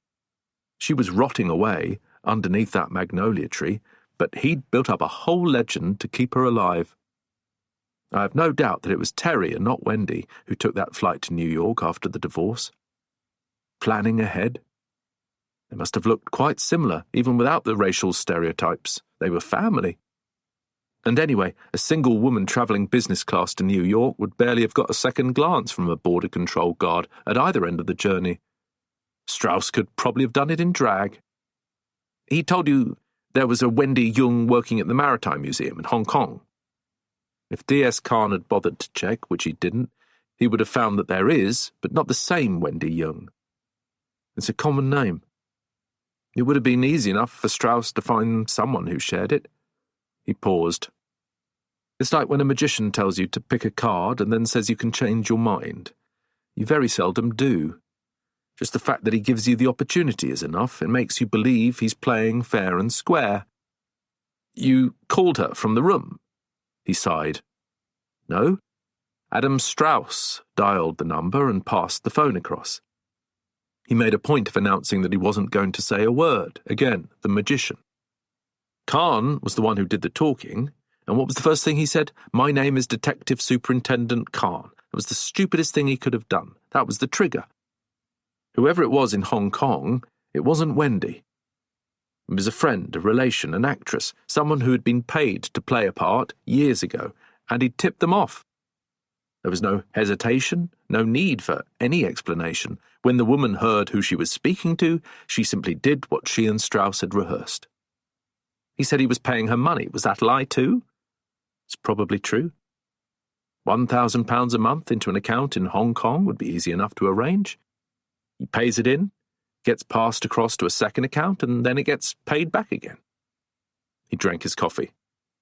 You've got to understand, Anthony, Nobody has ever planned a murder so far in advance. That was what made Strauss so unique.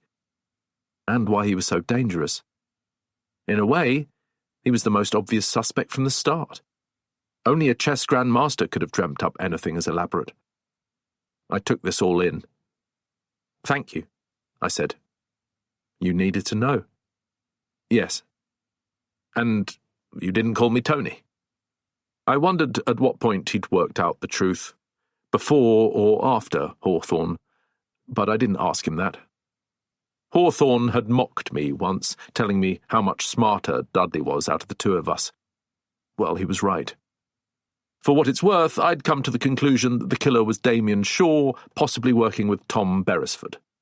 I didn't tell him that either. "What did you think when you heard that Adam Strauss was dead?" I asked. Dudley smiled, but for a brief moment all the sadness in the world caught up with him. The loss of his fiancée, his loneliness and alcoholism, sessions with a therapist called Dr. Sussman, his broken friendship with Hawthorne, his exile to the Cayman Islands. I saw his whole history flicker through his eyes. I suppose there are some people who might say that he deserved it, but I can't celebrate anyone's death, not even his. Hawthorne saw things differently to me, and maybe that was what drove us apart. I'll miss him when I go, but I think it's for the best.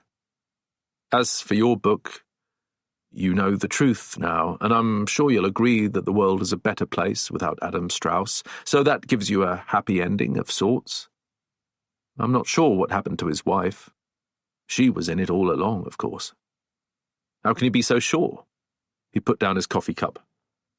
I saw it, just as we were leaving the stables. D.S. Kahn and D.C. Goodwin went out first, then Hawthorne, but as I approached the door, I happened to notice their reflections in a mirror in a gold frame on the wall. Strauss and his wife were holding hands, and their faces. It was extraordinary to see. The triumph. They were celebrating.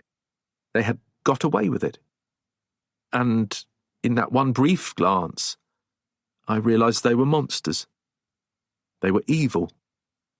And if Hawthorne was the one who pushed Strauss off that balcony, I'm not the one to pass judgment. He looked at his watch. Despite everything, I'm glad I met you, Anthony. Do you sell many books in Grand Cayman? I don't know. Well, I'll look out for the new one. He stood up. It was time for me to go. No need to come with me, I said. I'll find my way out. Chapter 4. All along, while I'd been talking to Dudley, I'd been thinking that once we'd finished, I'd head up to the 12th floor. I wouldn't repeat what he'd said to me. I wouldn't even say we'd met. That would have been like betraying myself. But I would knock on Hawthorne's door and go in and see him. I'd explain why I'd gone to Fenchurch International, and I'd apologise to him and to Roland. I was afraid that the damage had already been done, but I couldn't bear the thought that I'd let him down, and that I might not work with him again. Something stopped me. I was thinking about what Dudley had said. I went back downstairs and let myself out into the autumn sunshine. 8 weeks had passed since Hawthorne and I had first discussed the book that I was now calling Close to Death, and the new season had crept up on me, as it does for so many writers, without being noticed. There were leaves blowing in the street, and a metallic quality to the sky. All too soon, the Christmas lights would be going up. I found a bench on the other side of the road with a good view of River Court, and sat down, half hoping that I might catch sight of Hawthorne going in or out. I didn't want to speak to him. There was no need. I knew now that we did, after all, have a book. I knew how it ended. Dudley had turned out to be central to everything that had happened. I hadn't realised quite what part he'd play when I'd first introduced him, arriving with Hawthorne at Riverview Close. When I was writing those pages, I'd thought he was just the sidekick, like me. But now I remembered the way he had looked at me when I asked him about the death of Adam Strauss, the story he'd told me about the reflections he'd glimpsed in the mirror, Strauss and his wife. Monsters. Evil. That was how he had described them. I know that I'm not much of a detective. Time after time, I've followed in Hawthorne's footsteps, getting everything wrong. I've made stupid mistakes and even put my own life in danger. I'll be the first to admit that Hawthorne was right and that Dudley was, in every way, sharper than me. But this time, just for once, I'd guessed the truth all on my own, and I knew that I was right. The triumph. They were celebrating. They had got away with it. Just like Terence Stagg. Even before I'd walked out of the flat, I'd realised that it wasn't Dudley who had found out what Hawthorne had done and who had chosen to walk away from him, but the other way round. It wasn't Hawthorne who had pushed Adam Strauss off that balcony. It was Dudley. And Morton had known it all along. The moment I had started asking questions, Morton had decided to send Dudley as far away as possible. As for Hawthorne, he knew it too, but he had kept silent even when he had become the subject of a police investigation and still remained the #1 suspect in Adam Strauss's murder. Even I had thought the worst of him. But Hawthorne would go on protecting Dudley, because they had been 8-year-olds together, sharing a life about which I still knew almost nothing. Because they were friends. I sat there for perhaps an hour before a taxi pulled up opposite me. I saw Hawthorne get out. He paid the driver and walked slowly towards the front door of River Court, found his keys, and let himself in. I didn't call out to him. I waited until he had disappeared. Then I got up and walked away. Hello, I'm Anthony Horowitz, and the publishers have asked me to add my own voice to this recording, to read the acknowledgements page. But before I do that, can I just thank you for listening to Close to Death and for supporting my work? It's incredible to think that this is my 56th novel, starting with my first children's book, published exactly 46 years ago. It would be nice to think that 1 or 2 of you who read me then are listening to me now. I have another 7 books planned in the Hawthorne series, so there's still a distance we can travel together, if you're up for it. Anyway, here are the acknowledgements. This was quite a complicated novel to write, mainly because of the different timelines. The events at Riverview Close take place during the months of June and July 2014, but it wasn't until 2019 that Hawthorne and I sat down and he told me about the death of Giles Kenworthy and what had followed. We had a series of meetings over a period of 8 weeks, and I didn't actually finish writing the book until April 2020, missing the Christmas deadline that my agent Hilda Stark had demanded. It didn't matter anyway. For one reason and another, Close to Death has only been published in 2024, so there was no need for all that pressure in the first place. I only mention this because I want to pay a special tribute to my copy editor, Caroline Johnson, who has had to pull together all the separate strands, work out what was happening and when, where I was at the time, what Hawthorne was doing, and how it all fitted together. Without her, the book wouldn't have made any sense at all, although, conversely, if there are any mistakes, it's entirely her fault.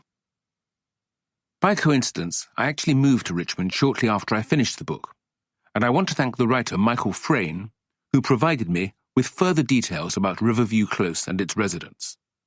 He happens to live near the close, and I was very fortunate to meet him. I was also given some very useful insights by Harry Matavu, KC, a senior silk at the commercial bar, who has been recognised 4 times running by Powerlist as one of the most influential black professionals in the UK. I had, of course, spoken to Andrew Pennington, but Harry told me a great deal more. A word of thanks to John Emin, who had briefly resided in Riverview Close. He was so pleased to be mentioned in the book that he gave a generous donation to Home Start in Suffolk, a brilliant charity working in the community. I'm a patron. I'm also grateful to Jeffrey Hunter White, my online stress counsellor, based in Palm Springs, who was always ready with advice and support. As always, my wife, Jill Green, was the first person to read the manuscript and gave me some excellent notes. I do wonder how I'd cope without her.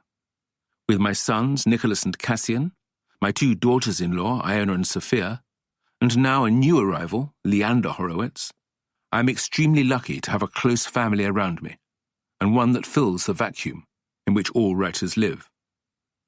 My assistant, Tess Cutler, continues to organize my life and to stop me making commitments I can't possibly fulfill.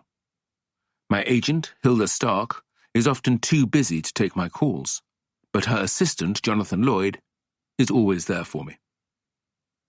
The team at Penguin Random House is listed separately, but I want to extend a special thank you to Darren Bennett for the terrific map at the front of the book. I do like maps in murder mysteries. And to Glenn O'Neill for working tirelessly to create the new style for all the covers. My editor, Selina Walker, is the spider at the heart of the web, but not a poisonous one like Gemma Beresford's jewellery. You wouldn't be reading this without her. And finally, a big shout-out for Rory Kinnear, who has read all 5 of the Hawthorne books with a flair and a fluency that I have almost certainly been unable to emulate. Listening to him read my character is a weird, out-of-the-body experience, but in fact his entire performance is something of a masterclass. Recording audiobooks is an extraordinary skill in itself, and I'm very lucky to have him. We hope you have enjoyed this unabridged production of Close to Death, a novel by Anthony Horowitz, presented by HarperCollins and Harper Audio. Executive producer Haley Silverman. Text copyright 2024 by Anthony Horowitz. Production copyright 2024 by Penguin Audio. All rights reserved. Thank you for listening.